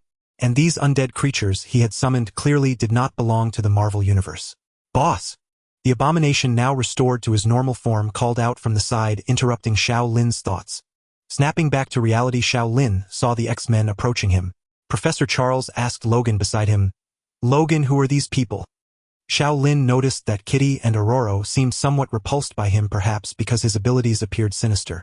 Logan introduced them. "These are friends I made in another parallel universe. This is Xiao Lin. I spent over a year in that world." Logan recounted their experiences there, including the establishment of a school for mutants, which improved the mutants' attitude toward him, especially Magneto, whose eyes showed appreciation. The X-Men also learned about the differing time flow between the two worlds. "System, if I stay here for a day, will a year pass in the other universe? No, the timelines of the two worlds are synchronizing." Hearing the system's reply, Xiao Lin breathed a sigh of relief. After dealing with those sentinels, the system did not send a mission completion prompt. But on reflection, the sentinels destroyed here were just a tiny fraction of those in this world. Across the globe, countless manufacturing facilities were still churning out these cold-hearted killers. Logan had returned and the sentinels were driven back, but it was only temporary. Charles led the group back into the temple, which had been largely destroyed in the Great Battle. There Xiao Lin spotted something familiar on the ground. He picked it up and found it was a judge's helmet bearing his own mark. It was unmistakably his helmet, yet he couldn't fathom why it was here. Charles addressed everyone saying, "It's safe here for now. ITLL take time for sentinels from other sectors to arrive. We need to send Logan's consciousness back to the past as soon as possible to stop Raven's assassination. The future shouldn't be like this." Logan nodded. The unexpected disruption last time had set off a chain of events, but the plan had to proceed. Having just endured a fierce battle, he hadn't had a moment's rest before lying down on the stone slab, preparing to send his consciousness back through time. Kitty activated her ability, sending 2 arcs of electric light from her hands into Logan's temples. Once again, Logan endured the excruciating pain of his soul being torn apart. His consciousness traversed vast stretches of time, inhabiting his 1973 body. "Young man." Xiao Lin turned to find Charles calling him. "What is it?" Charles looked at Xiao Lin and said, "Your ability is both dangerous and powerful. Those souls were once living beings." Xiao Lin understood his meaning. Professor Charles had also died once, only to be resurrected in another's body. He didn't want Xiao Lin to consume those souls to fuel his own power. But Xiao Lin didn't wish to discuss this. A Death Knight couldn't grow stronger without harnessing the power of the dead. He changed the subject, asking, "Professor, why are there so many sentinels? Is someone manufacturing them?" "No. Scientists programmed the sentinels to autonomously produce and attack mutants. They've built factories all over the world, nearly draining Earth's resources." Charles looked up. The thick, dark clouds above are the exhaust from those factories. They were truly digging their own graves, but was he just supposed to stand by and watch? Although, according to the storyline, this crisis would be resolved smoothly. Without the sentinel attacks, it was relatively safe here for now. After a pause, Charles said, "Young man, use your..." Before he could finish, he suddenly froze. Xiao Lin noticed a spiritual consciousness appearing beside them. It was the younger Charles who had arrived in the future through Logan's consciousness. A sense of foreboding washed over Xiao Lin. The future of this world was about to change, and everything here would vanish. What would become of them who had come from another world? Just then Pietro's astonished voice came from the side. "Lin, where did everyone else go?" Xiao Lin saw that the room once filled with X-Men was now empty, leaving only himself, Pietro, Kingpin, and Abomination. They must have succeeded in reversing the future, altering everything in this timeline. "Let's go outside and see." Stepping out, Xiao Lin found that all traces of the previous battle had vanished. Space-time has shifted. The universe hosting the host is expelling outsiders. System protection protocol initiated. As the system's voice faded, a purple light shield enveloped them, protecting them from harm. When the shield dissipated, Xiao Lin and the others saw that their surroundings had completely changed. The sky was no longer filled with black clouds. Instead, blinding sunlight shone down upon them. A gentle breeze swept by. With his enhanced abilities, Xiao Lin could vaguely make out Pietro's figure, who had already scoured the vicinity in an instant. "Lin, what's happening?" Pietro, unaware of the system, was bewildered by what had just occurred. Before them appeared a group of monks staring at Xiao Lin in astonishment at their sudden arrival. "Let's get out of here first. Logan must have changed the past, altering the future. We need to look around." Xiao Lin patted Pietro on the back, intending to find transportation. His mission was not yet complete, and he wasn't ready to return. The people here spoke Tibetan, but with the system's help, Xiao Lin could understand them. He learned they were on the Tibetan plateau in China, but the year was no longer 2023. Seeing Xiao Lin conversing fluently with the strangers, Pietro asked, "Lin, where are we?" "China. We're in the same place, but the time has changed. We've returned to the past of this world, 1986. Xiao Lin saw the confusion on Pietro's face and knew what he was thinking. "Don't worry, we can go back to our original world and time." "So what do we do now? What about Logan and the others?" Xiao Lin was also feeling a headache, as if the mission had hit a dead end. Meanwhile, in a city in Egypt, an archaeologist obsessed with Egyptian civilization broke into someone's home. She had found an ancient legend in an old book claiming that the world's first and most powerful mutant was buried there. At least that's what the book said. "Is this rug for sale?" "Hey, who are you? Get out." The homeowner was furious. Taking him by surprise, she knocked him out, pulled back the rug and floorboards, and carefully descended into the darkness with a flashlight. Inside, she saw a group of people performing some kind of ritual. "Almighty God, grant us your power." None of them noticed a beam of sunlight shooting into the hole from the sky. The shattered pyramid tip, buried underground, emitted a golden light, and an unfinished resurrection ritual began anew. Apocalypse, the world's first mutant, awakened from the darkness. With the release of his power, the planet's magnetic field trembled. He broke through the underground barriers and returned to the surface after a long absence. The sunlight outside made him even more powerful. Far away on the Tibetan plateau, Xiao Lin also sensed a surge of immense power from a distance. He recalled something. 1986, in the world after the future had been reversed, was also the time when the mutant apocalypse would appear. Xiao Lin found it intriguing, the 4 horsemen of apocalypse versus his own 4 death knights. But he only had 2 so far, and he wondered if they would be a match. Of course, he couldn't count Magneto Eric among them. "Let's go. We're going to find Magneto Eric in Poland." "Who is Eric?" Pietro wondered why Xiao Lin sought him out. "A powerful mutant. Where metal exists, he is invincible. In truth, his ability is to control magnetic fields. All conventional weapons are useless against him. If he could make Magneto his subordinate, it would greatly benefit him." After some effort, Xiao Lin and his group boarded a plane to Poland. Eric's world now felt drained of color. After using his powers to save someone, he was discovered, leading to the accidental deaths of his wife and daughter. Today he would seek revenge. Under Eric's control, every gate of the factory was sealed tight. Expressionless, he gazed at his former co-workers as all machinery ground to a halt. "Was it you who told the police what you saw yesterday?" Don't you want to know who I am, what my abilities are? I will show you. Eric spoke calmly, but the workers in the factory were frozen with terror. Those who had reported him to the police were filled with regret. Henrik, don't do this. His voice was filled with desperation. Eric raised his hands, controlling the steel within the factory. He shook his head and said, My name is not Henrik. I am Magneto. The machinery and the metal ceiling above trembled. Just as he was about to kill the workers, Eric heard a sound behind him. He turned to see the factory door effortlessly sliced open by a sword. 4 figures stepped inside. Eric asked, Who are you? If you intend to stop me from killing these people, then try. No, we have no intention of stopping you.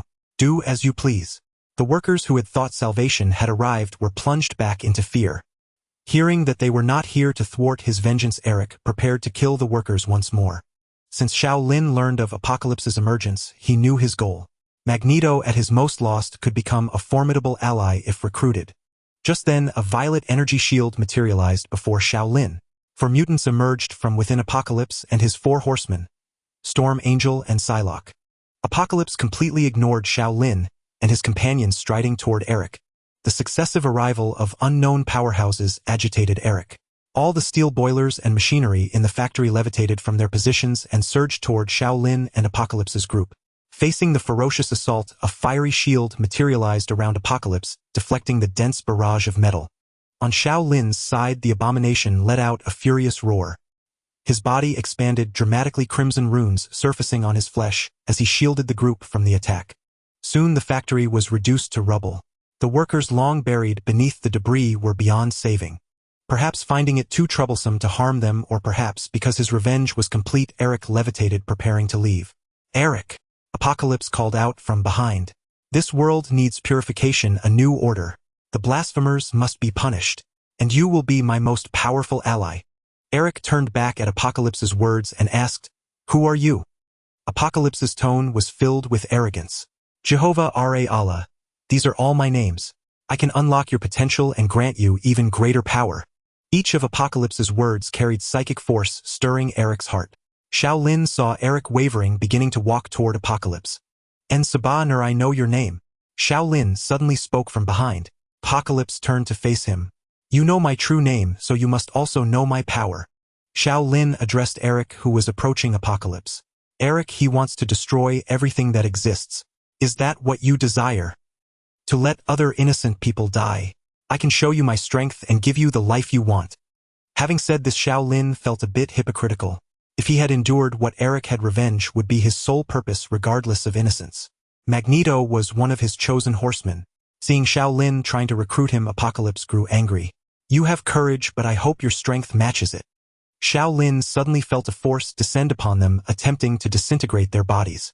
A green runic shield materialized around Xiao Lin and his group, protecting them from Apocalypse's power. It seemed a battle was inevitable. Eric! Eric!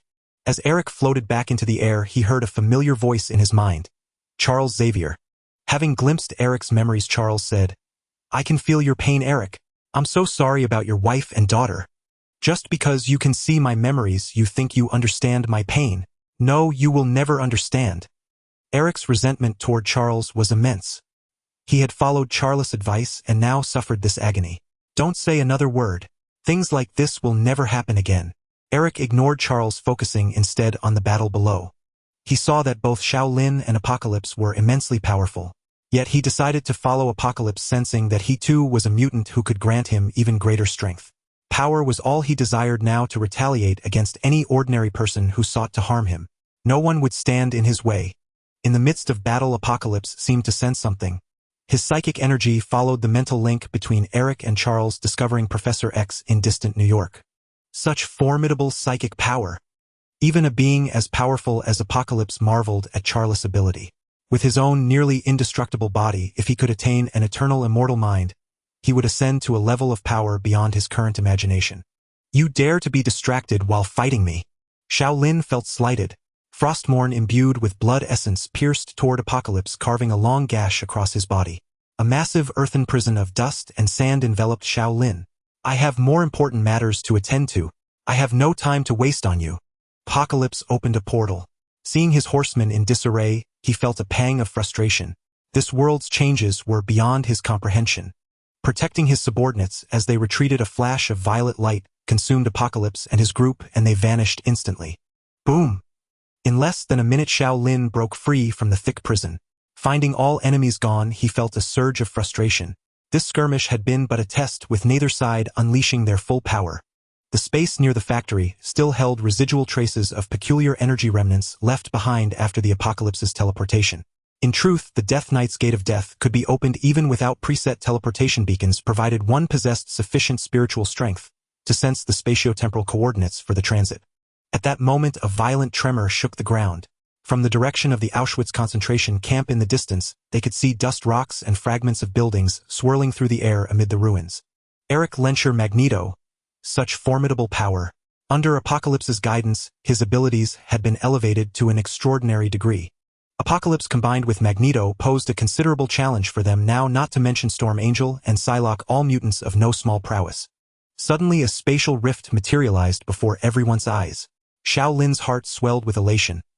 He had only attempted to open it moments ago, never expecting that after his power had surged, he could conjure the Gate of Death without relying on pre-established beacons. On the other side of the gate lay the location where Logan was. Before arriving in this world, Xiao Lin had placed a mark upon Logan's soul. He only knew that after reversing the future, Logan had fallen into a river and was later pulled out by Stryker.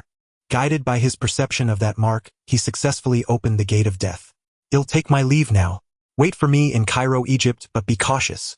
Sensing that the Gate of Death was insufficient for everyone to pass through, Xiao Lin decided to go after Logan alone. Watching Xiao Lin vanish into the gate, Pietro could only shrug in resignation. No sooner had Xiao Lin crossed the Gate of Death than he heard a bestial growl beside him. It came from a massive iron crate. Logan must have been imprisoned within. Xiao Lin could feel the energy radiating from the mark. Spotting the instruments nearby, he strode over and randomly pressed a few buttons. The iron door slowly creaked open. Inside, Logan seemed to have awakened, snapping the chains binding him and bursting forth from his cage. In the control center, surveillance personnel saw the computer alerts flashing. The experimental device housing Weapon X had been breached, the test subject had escaped, and a stranger was present nearby. He hastily reported to Colonel Stryker behind him, "Colonel, Weapon X has escaped." The usually composed Colonel Stryker's face twisted. "Damn it! Stop him and bring him back." Some events remained fated to unfold unchanged. In this different world, Logan had still become the test subject for Weapon X, his body infused with adamantium. "Move, move, move. Don't let him get away." Squads of soldiers raced toward the laboratory. On the other side, Xiao Lin grabbed Logan, who was trying to flee. By now, Logan had lost all memory of his past. Reacting to the stranger's grip, he extended his clawed hands and swung a vicious punch at Xiao Lin. Clang! The clash of blade and claw rang out with a crisp resonance as Xiao Lin parried Logan's attack. Ice chains. Solid ice materialized from thin air, creeping up Logan's body, binding him tightly and rendering him immobile. "Calm yourself first. Then I'll find a way to restore your memories." He summoned a ghoul which tore off the remaining instruments still attached to Logan. Ignoring Logan's grimacing expression, he had the ghoul hoist Logan onto its back. Had Logan retained any stomach contents, the stench of rotting flesh and pus would have surely made him retch. As they emerged from the laboratory, a host of soldiers had already gathered outside. "Open fire!" At the sight of the ghastly ghoul approaching, the commanding officer, without a second thought, raised his weapon and opened fire. Ting, ting, ting, ting. All the bullets struck a suddenly manifested ice wall. Facing dozens of soldiers, Xiao Lin invoked his blood force, seizing control of the blood flowing within their veins. Ah! Blood seeped from the soldiers' 7 orifices. They felt as though the very blood in their bodies had begun to boil. Pft. The soldiers in the corridor before Xiao Lin suffered ruptured blood vessels throughout their bodies. Blood spurted forth like fountains, saturating the air with a coppery tang. Before the monitors, Colonel Stryker's eyes betrayed a hint of panic. He pondered whether the personnel in this base could possibly withstand this intruder. Having dealt with the soldiers, Xiao Lin did not hasten to leave. Rescuing Logan was merely one objective. He also intended to search for the X-Men who had been captured and brought here. Meanwhile, Nightcrawler, Jean Grey, and Scott were also stealthily navigating the base, searching for their captured comrades. Someone's ahead. At a corner, Jean Grey and the others encountered Xiao Lin, who was engaged in combat with the base's garrison. Seeing Xiao Lin dispatch the soldiers and approach them, Jean quickly activated her ability, attempting to make him overlook their presence. Jean Grey, Nightcrawler, Scott. Xiao Lin looked at the trio standing rigidly in the corner, a note of confusion in his voice. You can see us. Jean's mouth fell open in astonishment. Nightcrawler reacted instantly, grabbing the others as he prepared to teleport. Wait! Xiao Lin called out. He channeled the death force to envelop Nightcrawler, severing his perception of the outside world. The three of them flickered in place but failed to escape. Seeing Scott reach for his quartz visor, Xiao Lin said, I'm not your enemy. I know you're Professor Charles Xavier. Professor Xavier should know him too, shouldn't he? They had met in the future. Hearing Xiao Lin's words, Jean was about to respond when a man's voice suddenly echoed in their minds. Listen, everyone in this world. This is my warning to you. What's happening? Nightcrawler glanced around but saw no one else. Jean, however, recognized the voice, though it was slightly altered. That should be the professor. Noticing their bewildered expressions, Xiao Lin asked, What's wrong? Didn't you hear it? The voice in our heads. Xiao Lin shook his head. He recalled that this must be Apocalypse using Charles to broadcast a message into everyone's minds, but his own brain was shielded by the system, leaving him unaffected. Chaos now reigned across the globe. Earlier, all the intercontinental missiles and nuclear warheads in the arsenals of major military powers had been launched into the sky, reduced to scrap metal. Now someone had invaded the minds of everyone. The first thought of leaders and defense ministers worldwide was of mutants. Was the decade-long peace about to shatter once more?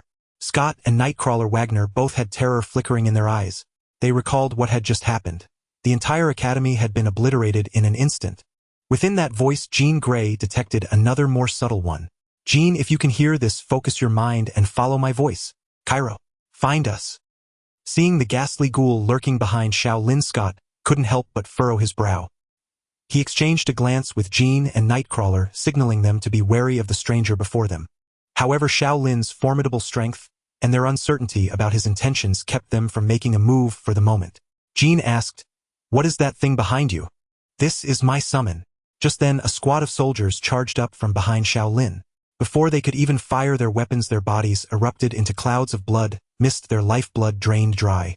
The gruesome sight before them made Jean, Scott, and Nightcrawler wince. Nightcrawler couldn't help but say, Sir, was it necessary to kill all of them? What else could you do? They wouldn't have negotiated with you. Thinking of the impending crisis and their own helplessness, they fell silent. Xiao Lin continued, This is Colonel Stryker's experimental base. My friend was captured here for experiments. Also, I know you're Professor Charles Xavier. Though uncertain of the truth of his words, they had no choice but to trust him. Xiao Lin said, We can discuss that later. For now, can you help restore my friend's memory? Though puzzled as to how he knew of her abilities, Jean pondered for a moment before replying, All right, I'll give it a try. Ignoring Scott's silent gestures of protest, she approached Logan, suppressing the foul stench, and pressed her hands against his temples. Jean's powerful psychic energy surged into Logan's mind, awakening the memories buried deep within.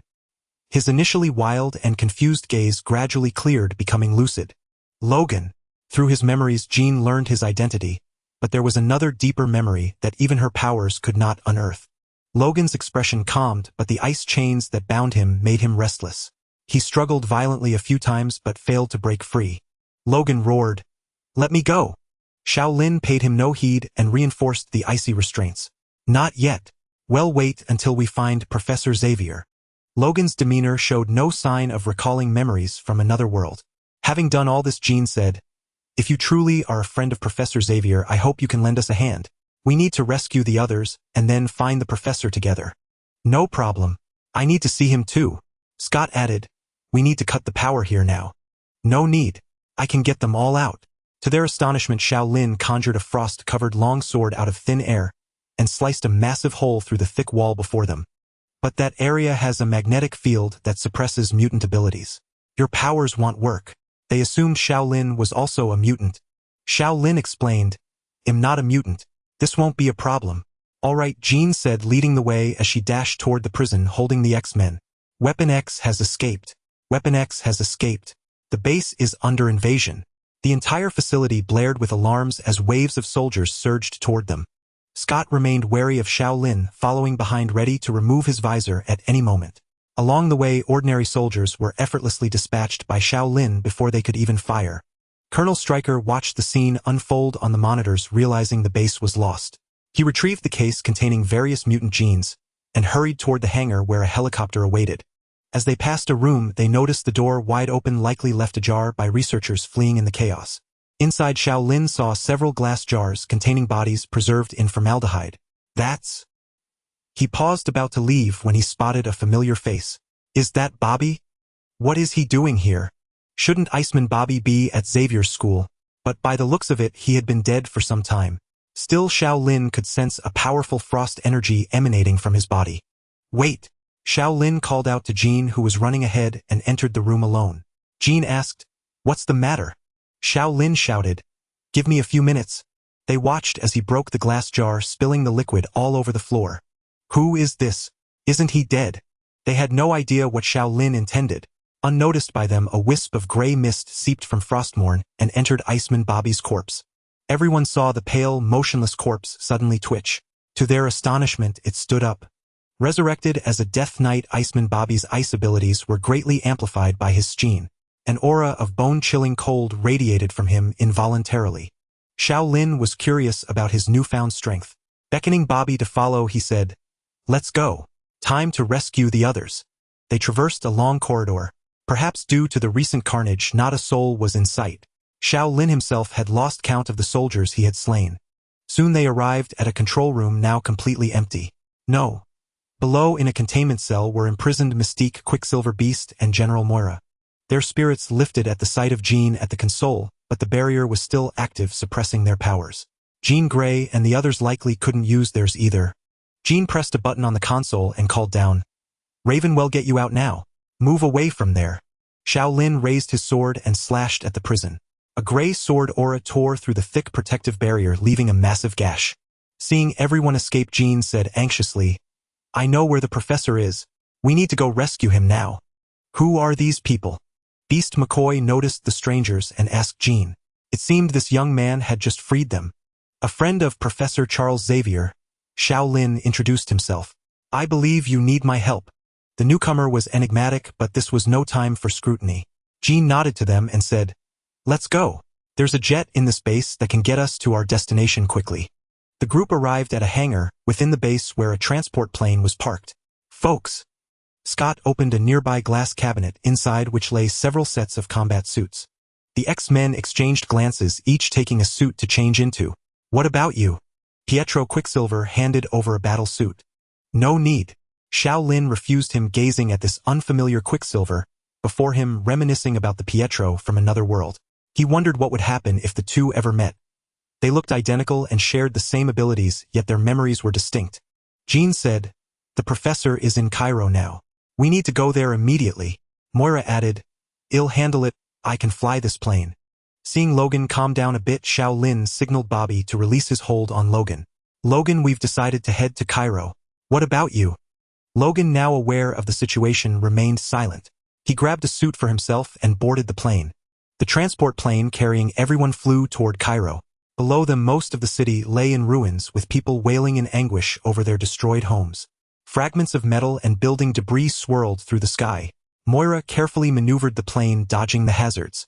Magneto's power had reached such terrifying heights, controlling the entire Earth's magnetic field. Without nuclear bombs or strategic weapons, humanity was utterly defenseless against such an assault.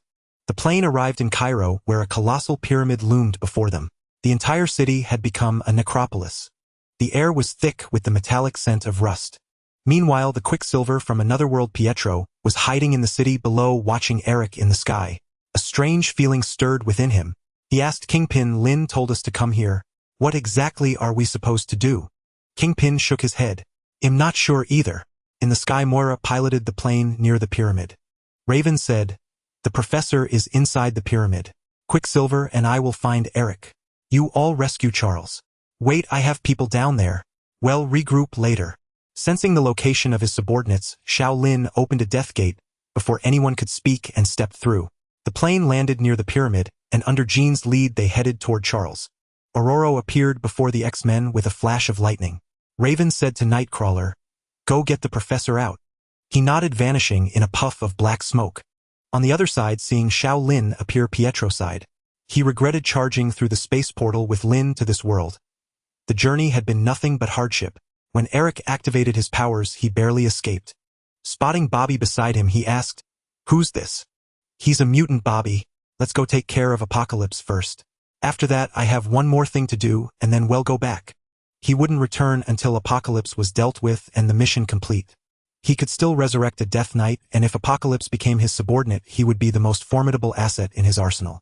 Xiao Lin led the group straight into the pyramid, his target set on Apocalypse. Xiao Lin.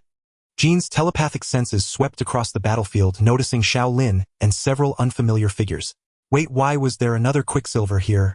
At the entrance, they encountered Angel Warren. Facing the onslaught of metallic feathers, Blonsky transformed into the abomination, blocking the attack. The sharp feathers struck like against tough leather, proving useless. Seeing the attacking mutant trying to flee, Bobby waved his hand, unleashing a blast of frost that froze Warren's wings, sending him crashing heavily to the ground. The abomination walked over and grabbed Warren's wings. With a scream of agony, the metallic wings were torn off, leaving him unconscious on the floor. With no further obstacles, Xiao Lin and his group pressed deeper inside. The pyramid was vast like a labyrinth, and after several turns they still couldn't find the way. PFF. Above them, Xiao Lin spotted Nightcrawler Wagner flickering in and out of sight, seemingly searching for something. Blonsky. Understanding Xiao Lin's intent, the abomination charged forward like a heavy tank, smashing through walls in a cloud of dust, forcefully breaking a path toward the pyramid center.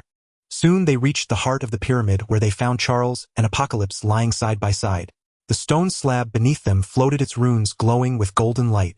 Charles was enveloped by Apocalypse's consciousness, a blue psychic force forcibly penetrating his mind. Get out! Get out of my head! Charles cried out in struggle. Pietro asked, Lin, what are they doing? Seeing Apocalypse defenseless, Xiao Lin saw an opportunity. From his spatial pouch he drew his weapon. But before he could act, a patch of black mist appeared before him. Nightcrawler grabbed Charles and vanished from sight. At that moment, only one exclamation echoed in Xiao Lin's mind: damn it. With the transfer interrupted, Apocalypse awakened. He instinctively dodged a sword swinging down from above.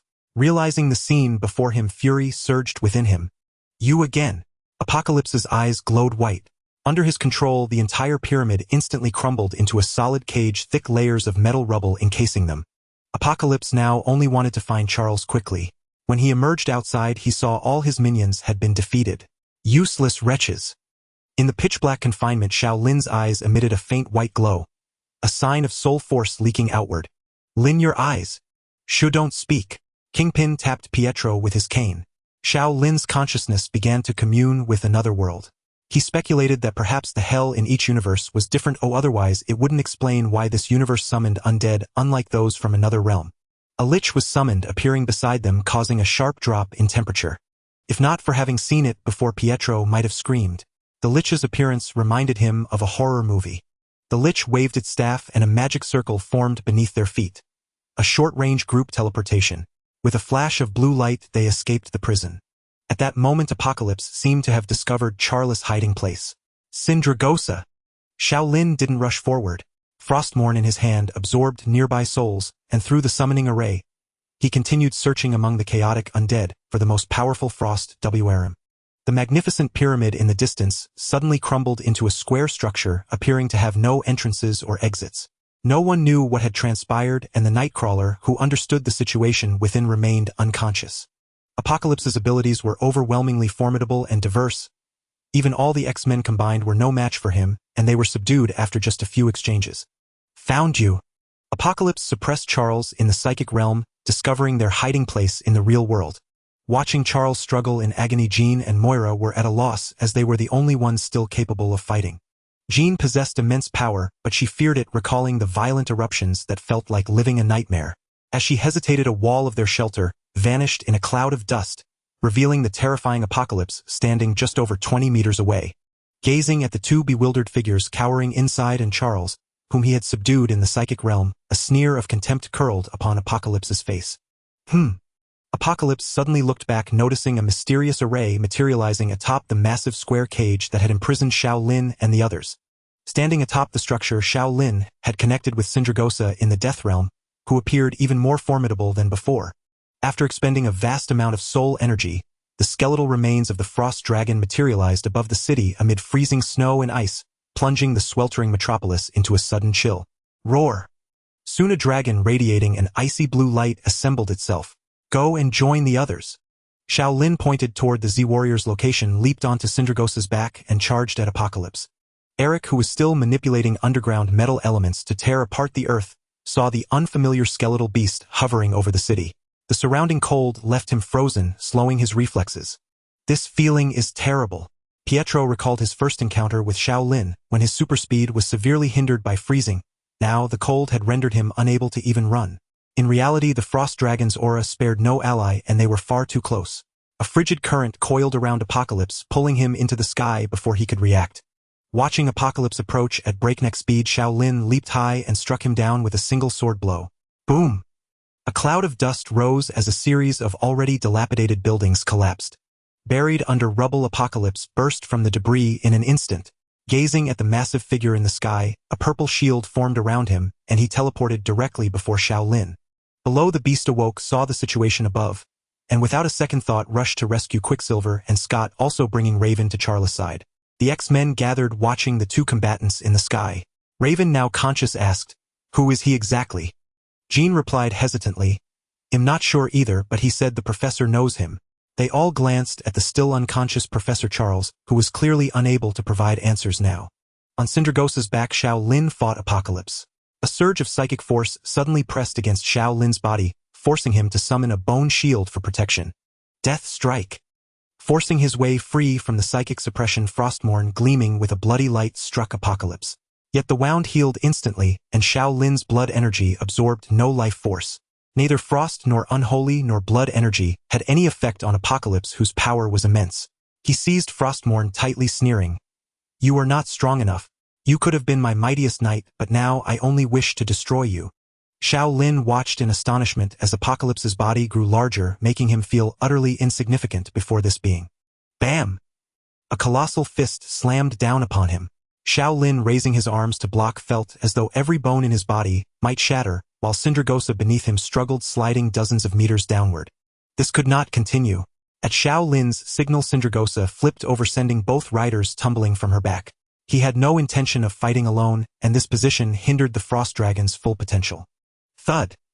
The two crashed heavily into the ground, kicking up vast clouds of dust.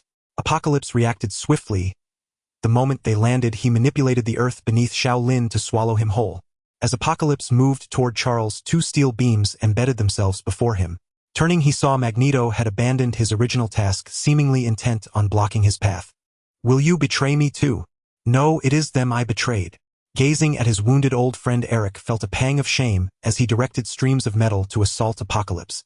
Meanwhile, Scott, freed from captivity, removed his visor and unleashed a crimson beam of light at Apocalypse's towering form. Xiao Lin emerged from the earth, spat out the dirt, and seething with anger drew the souls from the air to his side. Soul Blast! Without absorbing the vengeful spirits, Xiao Lin sent them as a ray of white light hurtling toward Apocalypse's head. These souls, filled with hatred for Apocalypse, ravaged his psyche.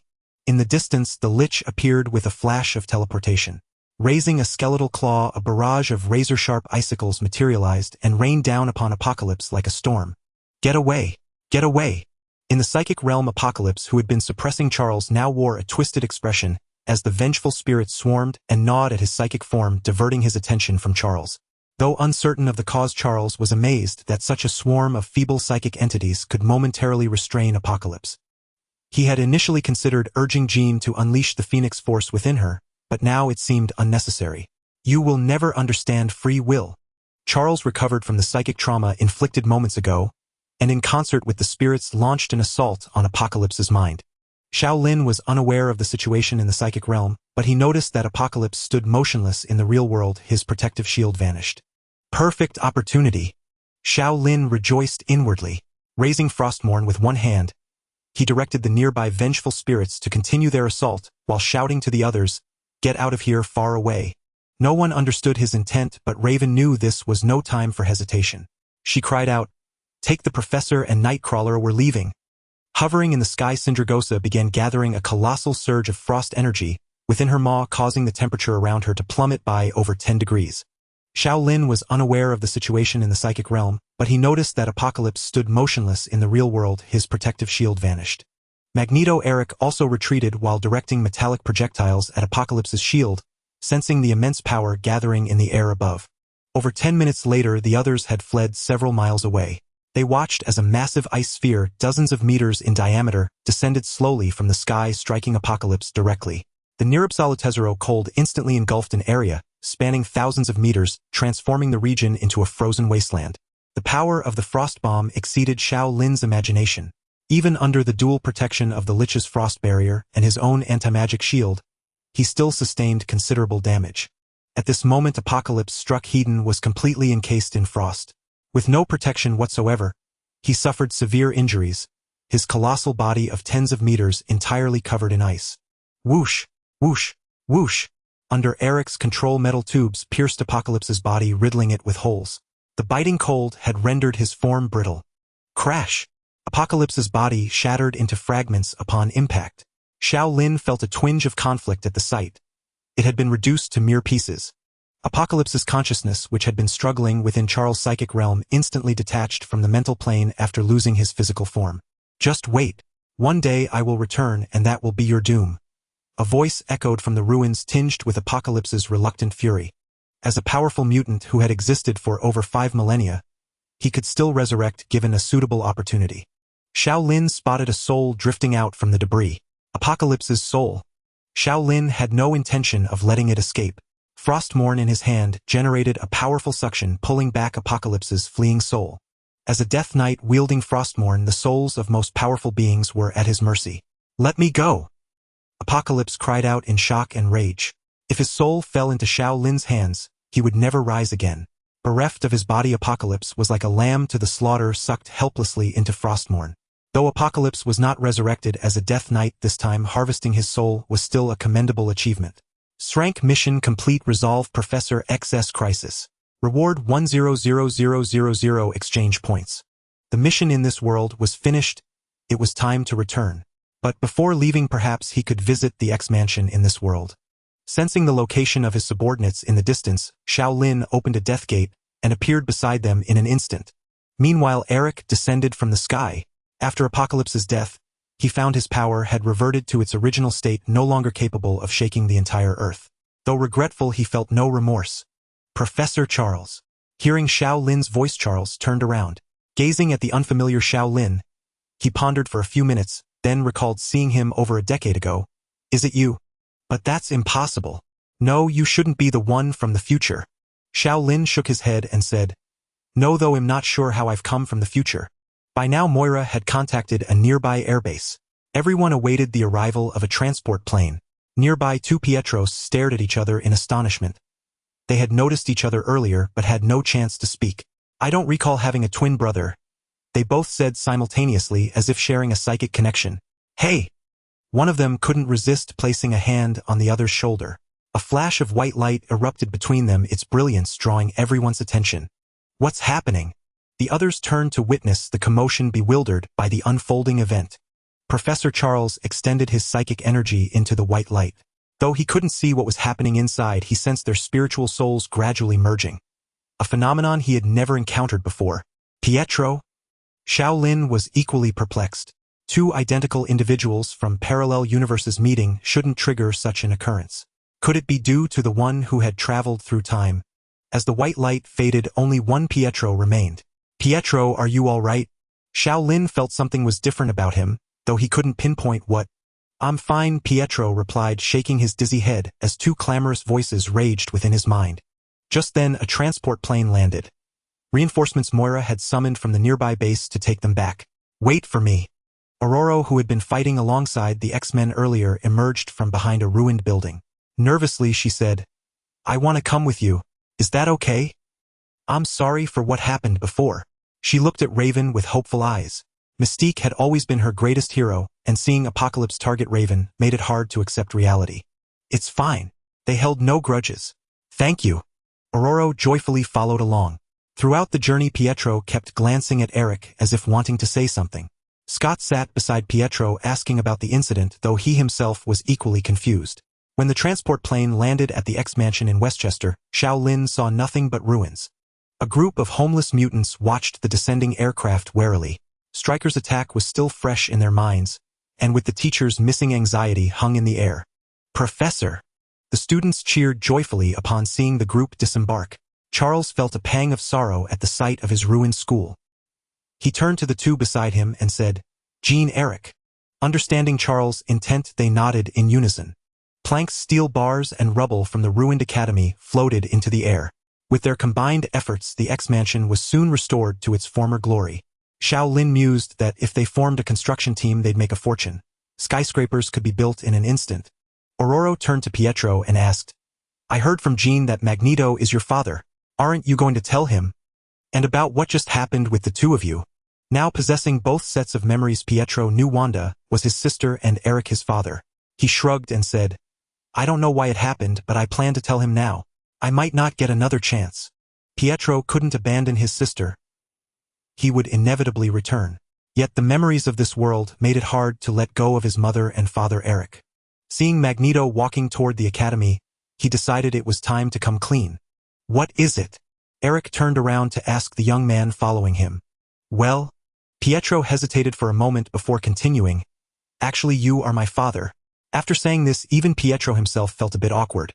What would it feel like if a stranger suddenly showed up and claimed to be your son? Eric was now utterly astonished. "What did you say?" "I said you are my father." Pietro mustered his courage and said, "You disappeared before I was born, but my mother recognized you from the television. This time I came to find you." Eric recalled his first wife Magda.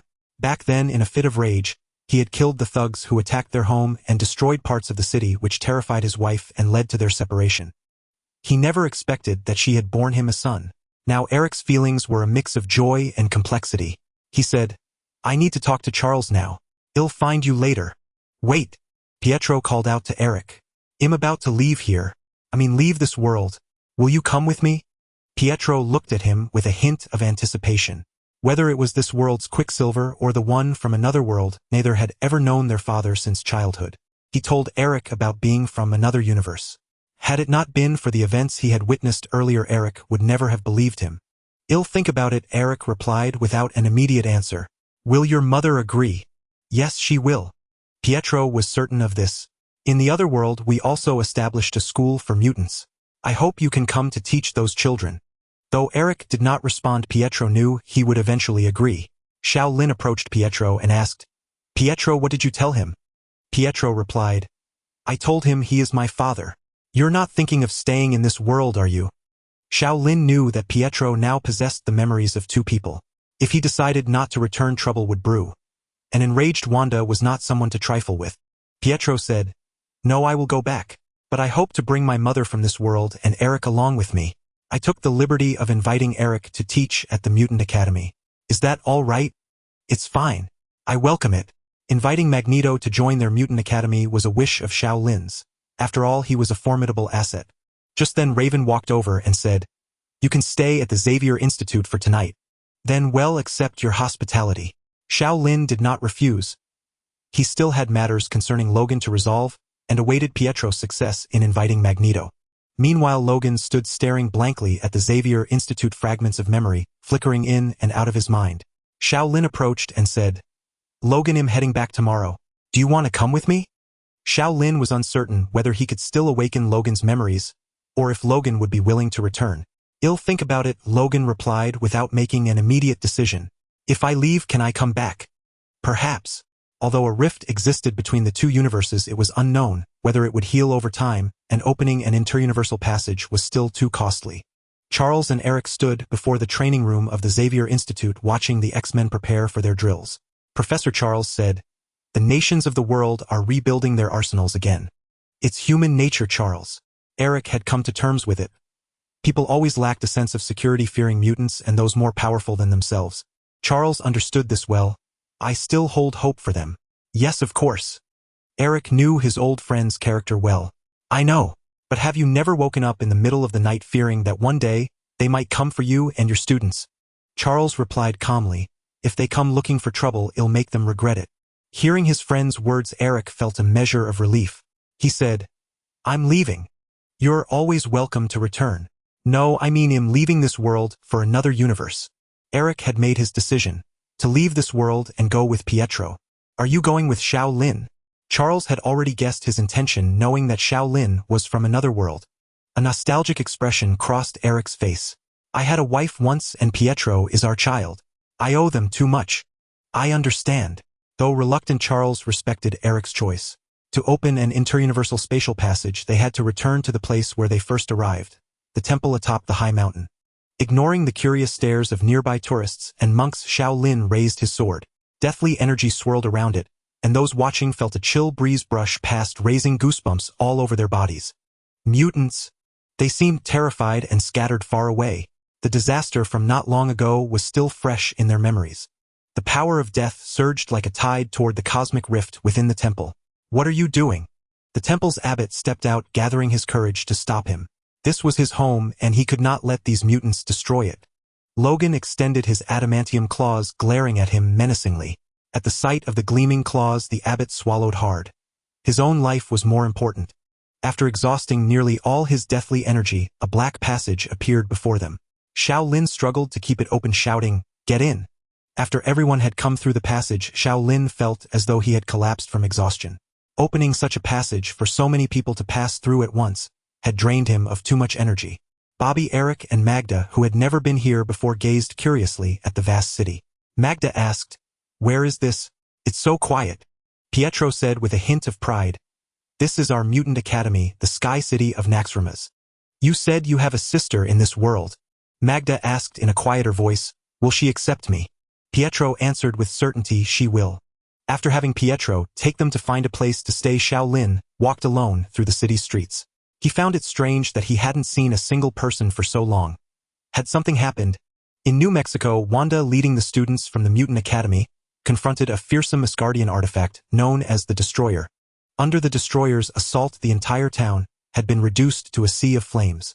Dozens of young mutants, guided by Wanda, struggled to repel the enemy's onslaught. A boy whose body had crystallized was sent flying by a single punch from the Destroyer, crashing into a nearby shop. Lying amidst the shattered glass, he shouted to Cece not far away, "Healer, quick, give me a heal. I'm dying, I'm dying." Cece, her hands glowing with white light, as she healed a mutant student, accidentally cut by a shard of metal, said to him with a face full of exasperation, "Ordones, you idiot, have you been playing too many games?" Ordone's ability was crystallization, allowing him to reflect energy and magical attacks. However, his physical defense was not high, and that last blow made him feel as if his body was about to shatter. Wanda, who was monitoring the battlefield and doing her best to protect the students, noticed Dana looking dazed and called out to her, "Dana, watch out!" Thud. A car flew in from a distance and slammed into Dana, but it passed right through her, causing her no harm. Although they had trained for over a year, the students, lacking real combat experience, still couldn't fully unleash their abilities. Some had even hidden away, leaving Wanda to do her utmost to ensure their safety. She now regretted bringing so many students out. It was a complete mess. She had overestimated their capabilities and courage while underestimating the enemy's strength. Chaos reigned, and she was desperately trying to find a way to evacuate everyone. Ordones noticed someone nearby, trembling in fear. He stood up, grabbed the person by the shoulder, and when the other looked up, he saw it was his friend Neelan. Unable to resist, he mocked, "Neelan, you lazy dog." Not far away, Coulson and the SHIELD agents watched from a safe vantage point. Fury had contacted Wanda for help, but they hadn't expected her to turn this into a practical training ground for her students. The already small town was now thoroughly wrecked. Yet he had no recourse, as their weapons were useless against the enemy, and with innocent townsfolk around, heavy weaponry was out of the question. ZZZT. Scorching beams swept in all directions from the Destroyer's head. Everyone scrambled in panic, and Wanda could only do her best to help, thankful that no one had been killed. Nearby, Jane Foster and Dr. Selvig helped Thor into a car, ready to leave the place. Fandral, one of the warriors three, complained, "Why must we leave? That bastard Loki won't let us go." Sif tapped his armor. "Thor has no power now. Do you want to put him in danger?" She glanced at the mutants with their varied abilities, recalling ancient legends about this place. Thor said with concern, "Can those people hold out?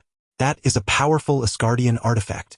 Jane reassured him, "Don't worry, those aren't ordinary children. They're mutants." Thor felt he should face this himself. All of this had happened because of him. He needed to confront Loki and ask what he truly intended. Though the academy was usually quiet, it wasn't this deserted. Xiao Lin had walked for a long time without seeing a single person. Klein. In the square, he saw a little boy sitting bored on a chair, his face full of discontent. Xiao Lin asked, "Where has everyone gone?" "Principal." Seeing Xiao Lin, the boy ran over happily. "You've been gone for a month. Where did you go?" "A month? The system had mentioned time synchronization, but it was possible that the time travel had thrown everything into chaos. Xiao Lin said, "Never mind that for now. Little Klein, where are the others from the academy?" At this, Klein pouted angrily. "They all went out to play. They said I'm too young and wouldn't take me. Principal, I want to go out and play too." The little boy rambled on without getting to the point. Just then Xiao Lin saw Zheng Xuanyu approaching. He asked, "Xuanyu, where has everyone from the school gone?" Zheng Xuanyu replied, "A bald one-eyed man called Teacher Wanda away. He said there was trouble in New Mexico that needed help. Most of those with combat abilities went." Xiao Lin asked, "How long ago did they leave?" Zheng Xuanyu said, "Not long ago. Only a few students with little fighting ability or who are very young are left in the academy now, but I don't know where they've all hidden to play." Klein, clinging to Zheng Xuanyu's legs, said, "Brother Xuanyu, take me to find the others. They left me alone and won't play with me." New Mexico. Thor has arrived. Lin, where did Wanda go? After arranging their lodgings, Pietro, Eric, and Magda searched around but found no one else. "I know where they are, but it's dangerous there now." Xiao Lin looked at them. "Pietro, Eric, come with me. Wanda is there." Magda looked at her husband and son. She used to be afraid of Eric's abilities, but now she didn't care anymore. "Go ahead. They'll wait here. But be careful." In Asgard, Loki, remotely controlling the destroyer, was furious that he couldn't even handle a group of children. "Damn it, where did these kids come from? I'll kill them all." Loki unleashed the destroyer's full power without restraint. An orange beam continuously swept across the area, where the mutant students were most densely gathered. Seeing the dire situation, Wanda stepped in front of the students, erecting a crimson shield of chaos magic, locking the beam in a stalemate. Noticing the sweat on Wanda's face, Rowena placed her hand on Wanda's shoulder and closed her eyes. Wanda felt the chaotic energy within her double, strengthening her magical defense. The destroyer's energy attack didn't harm Ordons much. He tried to stand firm at the front, but before he could steady himself, he was sent tumbling like a ball. Cece mocked, "Ordons, you really need to go on a diet." Ordons usually loved lying in bed playing games and snacking, making him somewhat chubby. When he activated his ability, he looked even more like a crystal dumpling. Wanda called to the children behind her, "Find a safe place quickly and stay spread out." She couldn't retreat yet. She had to draw the enemy's fire to give the students time to take cover. Thor was about to leave, yet he still couldn't break through the mutants' blockade. Though none were particularly formidable or battle-hardened, they managed to hold back the destroyer through sheer numbers.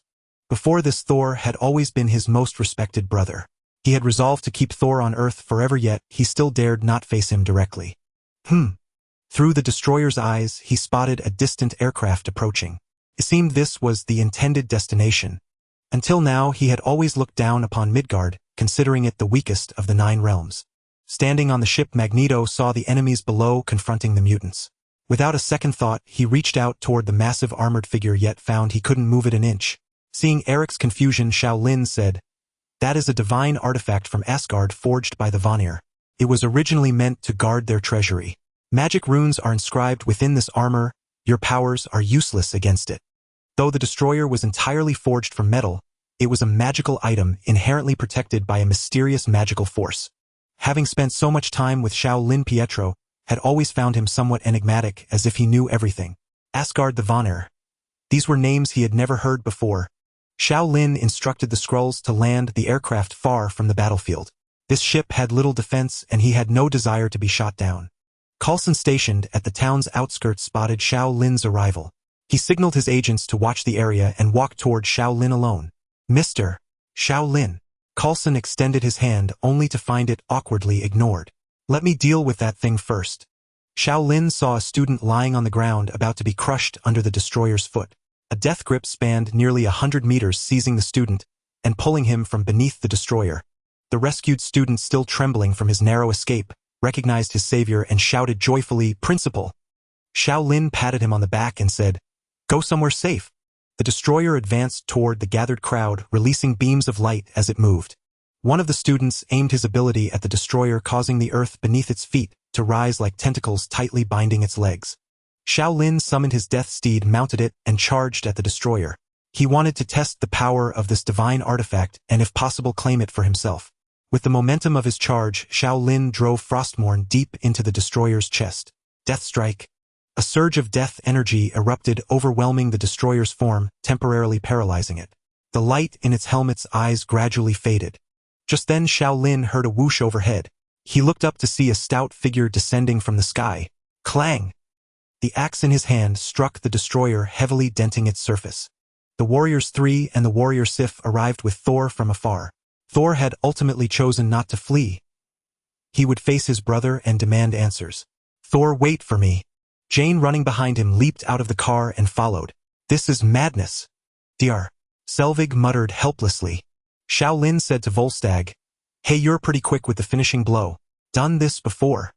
Mortal, what are you talking about? Volstagg, the warrior of Asgard, didn't grasp Xiao Lin's meaning.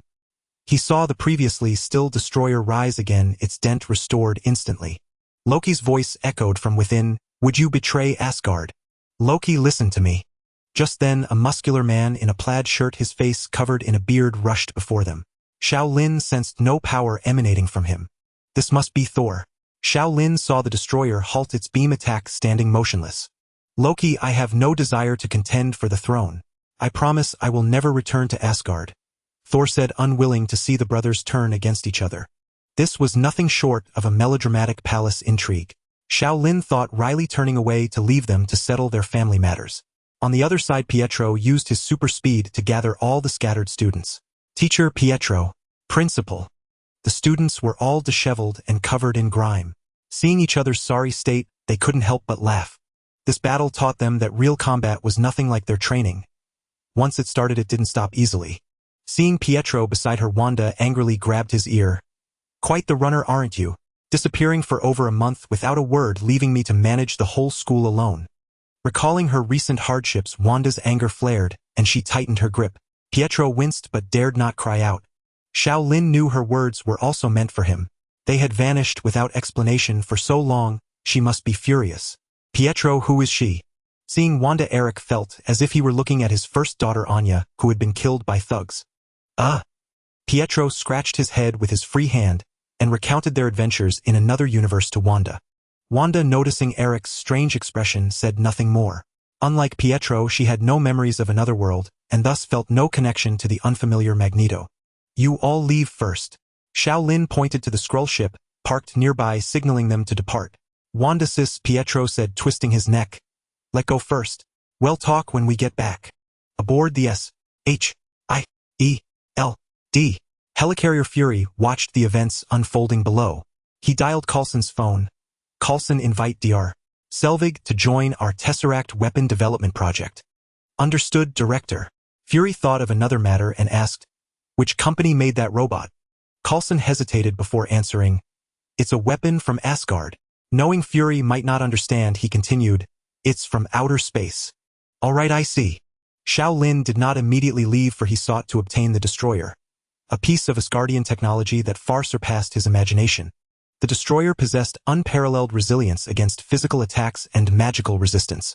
If he could acquire it and study its technology and enchantments, it would far surpass most magical constructs in Azeroth. Thor, facing the destroyer controlled by Loki, called out, Loki, stop this. Killing these people will do you no good. Take my life instead. Loki's expression remained calm as the light in the destroyer's head gradually dimmed. Just as everyone thought it would retreat and depart, it suddenly spun around and delivered a heavy punch. With a sickening crack, Thor's body flew like a tattered ragdoll, hurtling dozens of meters before crashing to the ground. Thor! Jane's face was etched with panic. Sif and the warriors 3 stood frozen, stunned. Not long ago they had fought side by side, now this tragedy had befallen them. Through the destroyer's vision, Loki gazed upon his brother lying motionless on the ground. Whether alive or dead, he knew not. A pang of satisfaction mingled with a trace of loss stirred within him. Jane rushed to Thor's side, cradling him in her arms, her expression dazed. Though their time together had been brief, Thor's charisma, temperament, and handsome features had deeply captivated her. She could not fathom why 2 brothers would harm each other so. Having just seen off the students from the mutant school, Xiao Lin heard startled cries behind him. Turning, he saw Thor lying on the ground, yet he did not believe the god of thunder would meet his end so easily. Thor's power did not solely rely on Mjolnir, or this blow would not prove fatal. In the distant sky, a trail of white smoke approached from afar. Boom! Boom! Boom! Just as the ordeal seemed over, Loki, controlling the destroyer, prepared to leave. Suddenly, a barrage of missiles rained down from the sky, relentlessly striking the construct. Xiao Lin saw Tony, clad in his Iron Man armor, descending from above. having chanced upon the scene and witnessing the destroyer wreaking havoc below, Tony could not resist launching an attack. As the smoke cleared, the destroyer's head swiveled a full 180 degrees. A beam of light shot forth, striking Tony before he could evade, hurling him into the rubble. Mr. Stark, armor damage at 30%. Jarvis's warning sounded in his ear. Damn it! Tony cursed under his breath. Next time I'm reinforcing the armor's energy attack defenses. Most weaponry on Earth relied on physical damage. Up until now, Tony had focused on enhancing the Iron Man suit's power, maneuverability, life support systems, and missile defense. Hey, you all right? Tony noticed Xiao Lin nearby and scrambled to his feet, somewhat embarrassed. Lin, long time no see. Before they could exchange more than a few words, the destroyer advanced toward them, casually flinging aside cars and debris in its path. Again, a blinding beam hurtled toward the two. What is this thing? Tony launched into the air, firing repulsor blasts from his palms, but they left not a single mark on the destroyer. Driven by the resentful spirit of the sword Frostmourne, Xiao Lin hurled it forth. It struck the destroyer's head, piercing through and halting its next attack. Before it could recover, Xiao Lin lunged forward, crossing over 50 meters in an instant. With immense force, he knocked it to the ground and planted his foot on its chest. He grasped Frostmourne and unleashed the souls within upon the destroyer's helmet, sending a blinding white light radiating from within the armor. Ah! Far away in Asgard, Loki felt a sharp pain pierce his mind. Visions and phantoms flooded his consciousness. By the time he regained his senses, his control over the destroyer was lost. How is this possible? Loki seethed with shock and fury. Midgard, this mortal realm, harbored few powerful beings beyond a handful of ancient sorcerers and mutants. The young man before him belonged to neither group. Of that he was certain. After a moment, Xiao Lin saw that the destroyer remained inert. The spiritual imprint upon it must have been broken. Just as he prepared to store it away, a sudden gale swept up behind him. The distant sky darkened with storm clouds, and a mighty wind howled, forming a tornado that connected heaven and earth. Damaged vehicles and rubble drifted upward into the air. Jane Dr. Selvig and several S.H.I.E.L.D. agents clung tightly to lampposts and other fixtures. Lightning bolts struck the ground, and within the tempest a silhouette could faintly be seen. Sif and the Warriors 3 braced themselves, their faces breaking into smiles. That's Thor. He wouldn't fall so easily. A gust of wind roared past Xiao Lin's ear as a hammer shot by striking the destroyer. Whether due to the earlier spiritual assault or the impact, the construct shattered into a heap of fragments. Xiao Lin's mind reeled as if a stampede of mythical beasts had thundered through. Reduced to rubble just like that. Gazing at Mjolnir still lying on the ground, Xiao Lin, almost on impulse, reached out and grasped it. To his surprise, he lifted it with ease, though he sensed it vibrating in his hand as if eager to depart. In the distance, Thor saw his weapon seized by a stranger, astonishment etched across his face. Mjolnir bore the enchantment of his father Odin, the Allfather. He had never imagined anyone other than himself and his father could wield it. Xiao Lin attempted to store Mjolnir in his spatial dimension but failed. With a sharp whistle, the hammer wrenched itself free and returned to Thor's grasp. A major crisis still awaited in Asgard, and Thor had no time to waste. He paid no heed to the scattered remnants of the destroyer. Thor addressed his companions. Sif, we must return at once. Xiao Lin said to Tony, who had landed nearby. These fragments are made of Asgardian materials. You can use them to forge your armor. The system store offered a vast array of materials, but Xiao Lin had no interest in any of them. No sooner had he spoken than a voice echoed in his mind. System mission issued. Mission difficulty A. Travel to the unknown regions of Asgard and retrieve the ether. Reward 50000 exchange points. The ether. That powerful reality stone. Xiao Lin activated the stealth mode of his magical energy mecha, floating silently above everyone without their knowledge. Thor, eager to return to Asgard, remained oblivious to this. The clouds in the sky began to swirl under the influence of an unknown energy, forming a dark vortex. Suddenly a beam of multicolored light descended from the heavens, enveloping Thor and his companions. All of them lost the sensation of gravity, hurtling through the passage at tremendous speed. Before their eyes, a dazzling array of colors blurred together, disorienting them completely. Bang! The mecha landed heavily in the teleportation chamber of the Rainbow Bridge, emitting a loud noise. Who goes there? The Warriors 3 drew their weapons, aiming at Xiao Lin's location. Although they saw nothing, they could sense his presence.